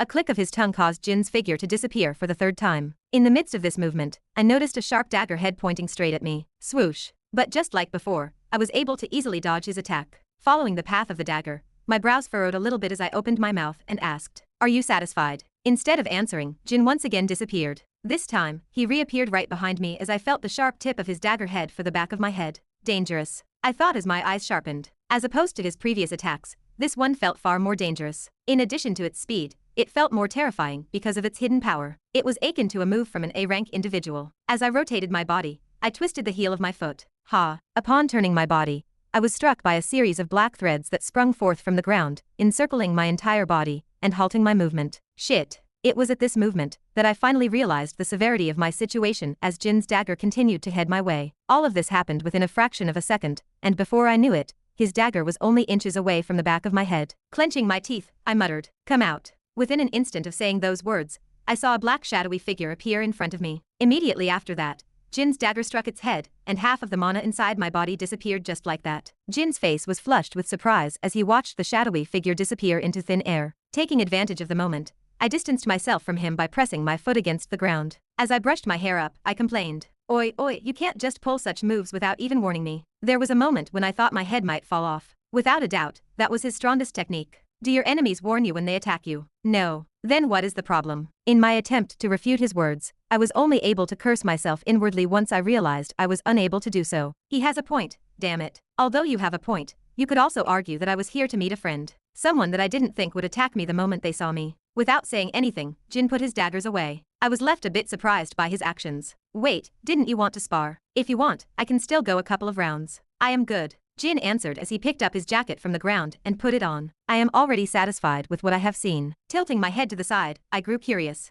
I am curious. What exactly did you see? Our gap, Jin indifferently answered as he slowly fixed his tie and shirt. And what? Our gap, what did you see? Turning his head to glance at my eyes, though faint, the edges of his lips curled up a bit. After that, he turned around and headed out of the training ground. Hey wait, you didn't answer. From behind, I threw the sword on the ground and followed him. Yet, despite my persistent pestering, he continued to ignore me. This continued all the way until we made it to his office. Are you seriously not going to answer me? Sitting down on his sofa and making myself at home, I glared in his direction. It would have been nice for you to at least tell me this much after you suddenly took me to a training ground and assaulted me out of nowhere. After putting his gray blazer behind his chair, Jin sat down and asked, "So, what is the purpose of your visit? Are you just going to continue ignoring my words?" "Yes." Jin nodded his head. Tisk. Clicking my tongue, I leaned back on my chair and crossed my legs. Leaning my head against my hand, I went straight to the point. "How long can you be away from the guild?" A confused look filled Jin's face as he tilted his head to look at me. After a while he answered, "It depends. Let's say, a month. Do you think your guild will let you leave for a month?" "A month." With a thoughtful look on his face, Jin shook his head. "A month would be too long. I am currently handling a couple of important deals, so I won't be able to afford such a long break." "What sort of deals are they?" "Confidential." Lowering my head while covering my mouth with my hand, I thought to myself, should I just kidnap him? This seemed to be the best option at the moment. Although there were alternatives to Jin at the moment, it wasn't so much for his skills that I needed him, but it was more for his profession that would make things a lot easier for Kevin and me. Snapping me out of his thoughts was Jin's voice as he asked, "Why are you even asking me this?" Lifting my head up a little, I honestly replied, "Kevin and I will be going on an important mission, and we thought of bringing you with us." "A mission?" "Yeah." I nodded my head. It is quite dangerous, however. It is also a great opportunity for us to train. Deeply staring into my eyes, Jin didn't answer as his brows furrowed tightly. After a while, pressing onto the table, a series of holographic images appeared before him. Scrolling through the contents, his hand eventually stopped on a particular file. The frown on his face deepened as he looked at the file. Pinching his fingers to enlarge the file, Jin opened his mouth and asked, "When exactly are you planning on going?" "By the end of the week," I replied. Since I had a lot of things to do before leaving, I decided to leave with Kevin by the end of the week. The frown on Jin's face deepened as he heard my words. "For a month?" "Not sure. It depends on how fast we can finish everything. It might even be less than that, to be honest. Could even be as fast as one day." Scratching the side of his neck, Jin closed his eyes and pressed onto the holographic device to shut it down. He then shook his head. "I don't think I can go." "How sure are you of this?" "Fairly certain." "I see. Kidnapping it is. Can I ask why?" With a difficult look on his face, Jin answered. "To answer truthfully, my grandpa is going to break through any time soon now, and I don't think I can afford to leave." "All right." Massaging my forehead, I slowly nodded my head and stood up. "I won't force you to come. However, if you do change your mind, you can call me before the end of the week." "Okay," Jin replied with a nod. Raising my head to wave in his direction, I headed out of his office. "It was nice chatting with you. I will see you later." "Sure." I then opened his office door and walked straight out. Clank. Jin's eyes lingered in the direction of where Ren had left as a heavy silence descended in the room. Only after a few moments did Jin let out a sigh. As expected, the gap between us is still huge. On the outside, it looked like he held the advantage throughout the fight, however. Only Jin himself knew just how easily Ren had defended his attacks. Even the casual manner in which he had defended his attacks gave Jin an indication of the distance between them. Additionally, the last attack he executed was one he devised to win any 1v1 match. To have defended against it somehow, Ren, I guess I will have to train harder. It was a harsh reality, and Jin could only adapt to it. Tapping onto the holographic device, Jin got back to work. Scrolling through his emails, his eyes paused on a certain email before he shook his head and leaned back against his chair. "What a pity," Jin murmured as he covered his eyes with his arm. It really was a pity that he couldn't go. The excuse about his grandfather was a lie. The reality was that Edward's sudden appearance alarmed him. For all guilds in the human realm, his sudden appearance brought great turmoil, and Jin could already foretell the troubles that were to come in the near future. The mere thought of it gave Jin a headache. It is, so annoying. A couple of hours later, Kesa headquarters. Use whatever means possible to check Jin's schedule. Report to me if he has anything important to do over the next month or so. Understood. Faced directly with Small Snake, I inquired about Jin's schedule for the month. Normally, this would not have been possible,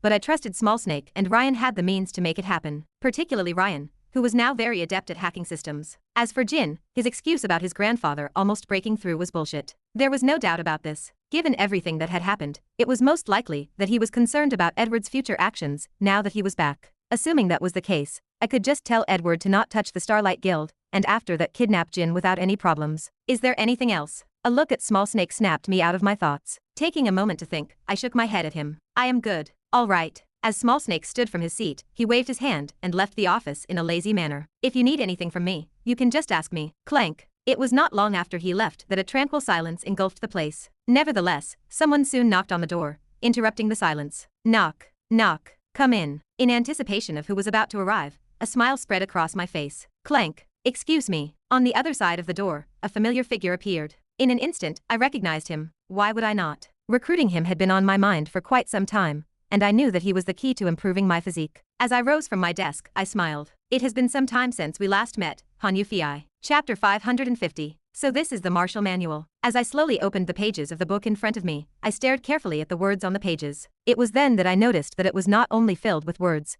but images as well. In each image was a depiction of a different stance. Body hardening, mind-spirit connection, martial body. Pointing at them, I raised my head to look at Han Yufei. I have already seen what martial body does, and I already have an idea of what body hardening is. What about mind-spirit connection? What is that? Mind-spirit connection. Leaning forward, Han Yufei pointed at a certain illustration that depicted a person sitting cross-legged with their arms linked together right towards the abdomen area. By mastering the martial manual, your mind will become more connected to your body. To sum it up in modern terms, it will improve your ability to connect with your brain, thereby enabling you to react more quickly. Ah, I see. Listening to his words, I came to a sudden understanding. In short, my reaction time will drastically increase once I reach a certain point of my mastery. That is pretty useful. This skill perfectly complemented Eyes of Chronos. Even though it would not solve my problem of being unable to move at the same rate as my eyes were seeing things, it could still prove to be a life-saving skill in the future. Not bad. Flipping through the pages of the manual for the next minute, I eventually closed it. All right. This is good. It was exactly what I wanted. In fact, it was even better. Putting the book away, I took out a key from my dimensional space and opened the drawer next to me. Opening the drawer, I took out a small file. Taking out the file and scanning through its contents, I nodded in satisfaction. As expected of Small Snake, he has done his task beautifully. Done checking the files, I slid the papers onto the desk. I looked toward Han Yufei, who pointed at them and asked, "This, my other end of the deal. You mean, yeah?" With a nod of my head, I opened the file in front of Han Yufei. The location of the 5-star sword art that I promised. Han Yufei's eyes immediately widened after this as he dragged the file toward him. For the next couple of minutes, he carefully looked through the information on the files. As time passed, the greater the surprise on his face. "This is the place where the sword art is located." "It is." I nodded my head. "It is not exactly in the human domain, however, considering that the relationship between us and the other races has improved. You will not have to worry too much about secretly entering their territory." The location where the Gravar style was located was actually in the Orson domain, a place that was located not far off from one of the 4 great cities. "It is going to be quite difficult to collect," Han Yufei muttered after a while as he continued to observe the files in front of him. With a shrug of my shoulders, I replied, "It is a 5-star sword art. What do you expect? If 5-star sword arts were so easy to get, everyone would have them. Actually, now that I think about it, collecting the Keiki style was quite easy. The same could be argued for the Levisha style. The only thing that was hard about them was the fact that they were extremely hidden. Other than that, in terms of difficulty, they really were not much. Could this be a coincidence? I did not know. Regardless, well, like I have said before, the relationship between us and the other races is much better. Furthermore, now that we have portals, it should pose no trouble for you to go there and come back within the day. Had it been in the past, the task would have been incredibly hard. Nevertheless, times had changed. We now had portals, and entering the Orson territory was no longer stuff of the past. True, Han Yufei also seemed to have realized this as his brows relaxed. Closing the paper down, he slowly stood up from his seat. "I will send this back to my clan. If we truly can find the 5-star sword art, then I will have no problem agreeing to what you previously asked." "All right." Leaning back on my chair, I faintly smiled. "Just remember to not piss off the orcs on your way to collecting the sword art, and you should be fine." "Will do." Pressing his hands on the armrest of the chair, Han Yufei put the files away and stood up. After that, he cupped his fist in my direction. "Many thanks for your help." "No problem," I replied while waving my hand. The both of us had benefited from this deal, and the Gravar style was quite useless to me anyway. "I will be taking my leave." Cupping his hands one more time, Han Yufei turned around and headed for the door. Staring at his back, I suddenly recalled something as my face changed. "Wait," I called out. Halting his movements, Han Yufei slowly turned around. He had a rather confused look on his face. In no way bothered by this, my face became extremely solemn. "Yes?" Han Yufei asked as his face similarly turned serious. My sudden shift in demeanor must have caught him off guard. "You?" Deeply staring into his eyes, I opened my mouth and asked, "How high is your charm? Does anybody in the class know why one must coat their weapons with mana?" Kevin's voice echoed throughout a large auditorium that was filled with over 100 students, who were all attentively listening to his lecture. This brings back memories. A smile would involuntarily plaster Kevin's face every time he reminded himself of his student days back in the past. "Anyone?" Scanning the classroom with his eyes, they soon paused toward a certain student. He had a rather thin frame, with an oval cut and circular thin-framed glasses. "Jackson," Kevin called out as he recognized him instantly. How could he not when he was the brightest student in his class? Although he was not as adept at physical training compared to the others, in terms of brains, he was a step ahead of the others. Yes. Upon rising from his seat, all eyes fell on the student who hid his face in front of the book in his hands. Opening his mouth, he started to speak with a slight stutter in his voice. Answer. Professor Voss's question. Users coat their mana. Wait a second. Halfway through his sentence, Kevin could not help but interrupt him as his brows furrowed tightly. Feeling Kevin's gaze paused on him, Jackson's face paled slightly. Taking a serious look at him, Kevin asked, "What did you just call me?" Jackson's face paled even more at the question as his hands started to shake. However, as he felt Kevin's stern gaze fall on him, he weakly opened his mouth and replied, It is Professor Voss. Professor Voss." The frown on Kevin's face deepened. "Is that some sort of nickname that the students have created for me? But what exactly is a Voss?" After a while he shook his head. Turning his attention back to Jackson, Kevin signaled him to sit back down. "Sit back down for now." Yes. Following Kevin's instructions, Jackson quickly sat back down on his seat. Once he sat down, Kevin's eyes swept toward all of the students before he raised his voice. "I do not know if this is a common thing among you guys, but I would like it for all of you to refrain from making strange nicknames for me. I have a name." Turning around, Kevin took a piece of chalk and walked toward the blackboard at the very end of the classroom. Something that was rarely used in this day and age. "I may have been too nice to my students. So much so that they have started taking liberties with me. I need to quickly change this." When Kevin arrived at the blackboard, he scribbled something down. Tap. Once he was done writing, Kevin pointed at the board. "Make sure you remember my name. It is not Voss, or whatever you guys have made up. It is Cringe Lord, or to be precise, Professor Lord." Putting down the chalk, He looked at the students who all wore a dumbfounded expression on their faces. Make sure you remember that. The next day, as the sun poured directly down on my body, I squinted my eyes and carefully surveyed my surroundings. Then, lowering my head to glance at my watch and check the location, I muttered, "If I am not wrong, this should be the place." Checking one more time to see that I was in the right place, I eventually let out a sigh of relief and sat down on one of the benches in the park that I was in. Not so far from where I was sitting, I could hear the sound of water gushing echoing throughout the air as a fountain stood not far from where I was. The water glistened under the sunlight. Reeing, reeing. It was at that moment that my phone vibrated inside of my pocket. Again, with a sigh, I took out my phone. Upon unlocking my phone, I was bombarded with a series of text messages and missed call logs. Kevin Voss. Kevin, I will kill you. You have missed a call. Kevin, answer my calls, you scum. I know what you did. You do not have to pretend that you do not know. You have missed a call. You have missed a call. Kevin, don't ignore me. Kevin, you lied to me about the skill not working. You have missed a call. Kevin, I swear to God, you will pay for what you did. Kevin Voss. What a drama queen. Putting my phone away and turning off the ringer, I leaned back on the bench and relaxed. Rather than laughing, my expression turned serious. As expected. For one to figure out whether their memories have been manipulated or not, the environment around them is very important. Leaving aside the fact that Kevin deserved this, I had another goal in changing his name. I wanted to test the limits of this skill, in order to determine whether the person under the influence of the skill would notice that their memories had been altered. Instead of rejecting reality wholeheartedly, I had Kevin be my lab rat. Needless to say, the experiment proved successful. Instead of still believing that his name is Cringe Lord, once Kevin realized that things were wrong, he was able to quickly determine that his mind had been altered instead of denying reality. This was useful information and, leaning back on my chair, the edges of my lips curled up a bit. As expected, this might be the skill that the other me used in order to alter my memories. I had a hunch when I selected it, but upon seeing the result of the experiment, this seemed more and more plausible. So beautiful. Is she a celebrity? Wow. Suddenly, jolted out of my thoughts, I saw a crowd gathering as people gazed into the distance. In their line of sight, I saw a familiar face. A soft smile spread on my face once I recognized the figure. She is here. With a black skirt that nearly reached her knees paired with black leggings, and wearing a soft white turtleneck shirt to complement her glossy black hair tied in a ponytail behind her back, Amanda walked gracefully through the park grounds as her appearance caught everyone's attention. This was especially so for the males who could not help but blush at her sight. As Amanda halted her steps in the middle of the park, she took a moment to take in the surroundings. In addition to her quiet and collected demeanor, her manner further enhanced her image to those around her as some of the people around her unknowingly found their heads tilt toward her direction as they walked. So beautiful. Who is she? But it was at that moment that time seemed to have stopped for everyone around her. Her gaze paused in my direction, and a smile blossomed on her face. It was a smile that seemed to dazzle the whole world as everyone around her dropped whatever they were doing and just stared at her, fully immersed in her smile. Not long after, the crisp and pleasant sound of her voice echoed throughout the air. Ren. To be continued. Hope you liked today's video. Join the community by subscribing and dropping a like. I'll be back with another update as soon as possible. See you then.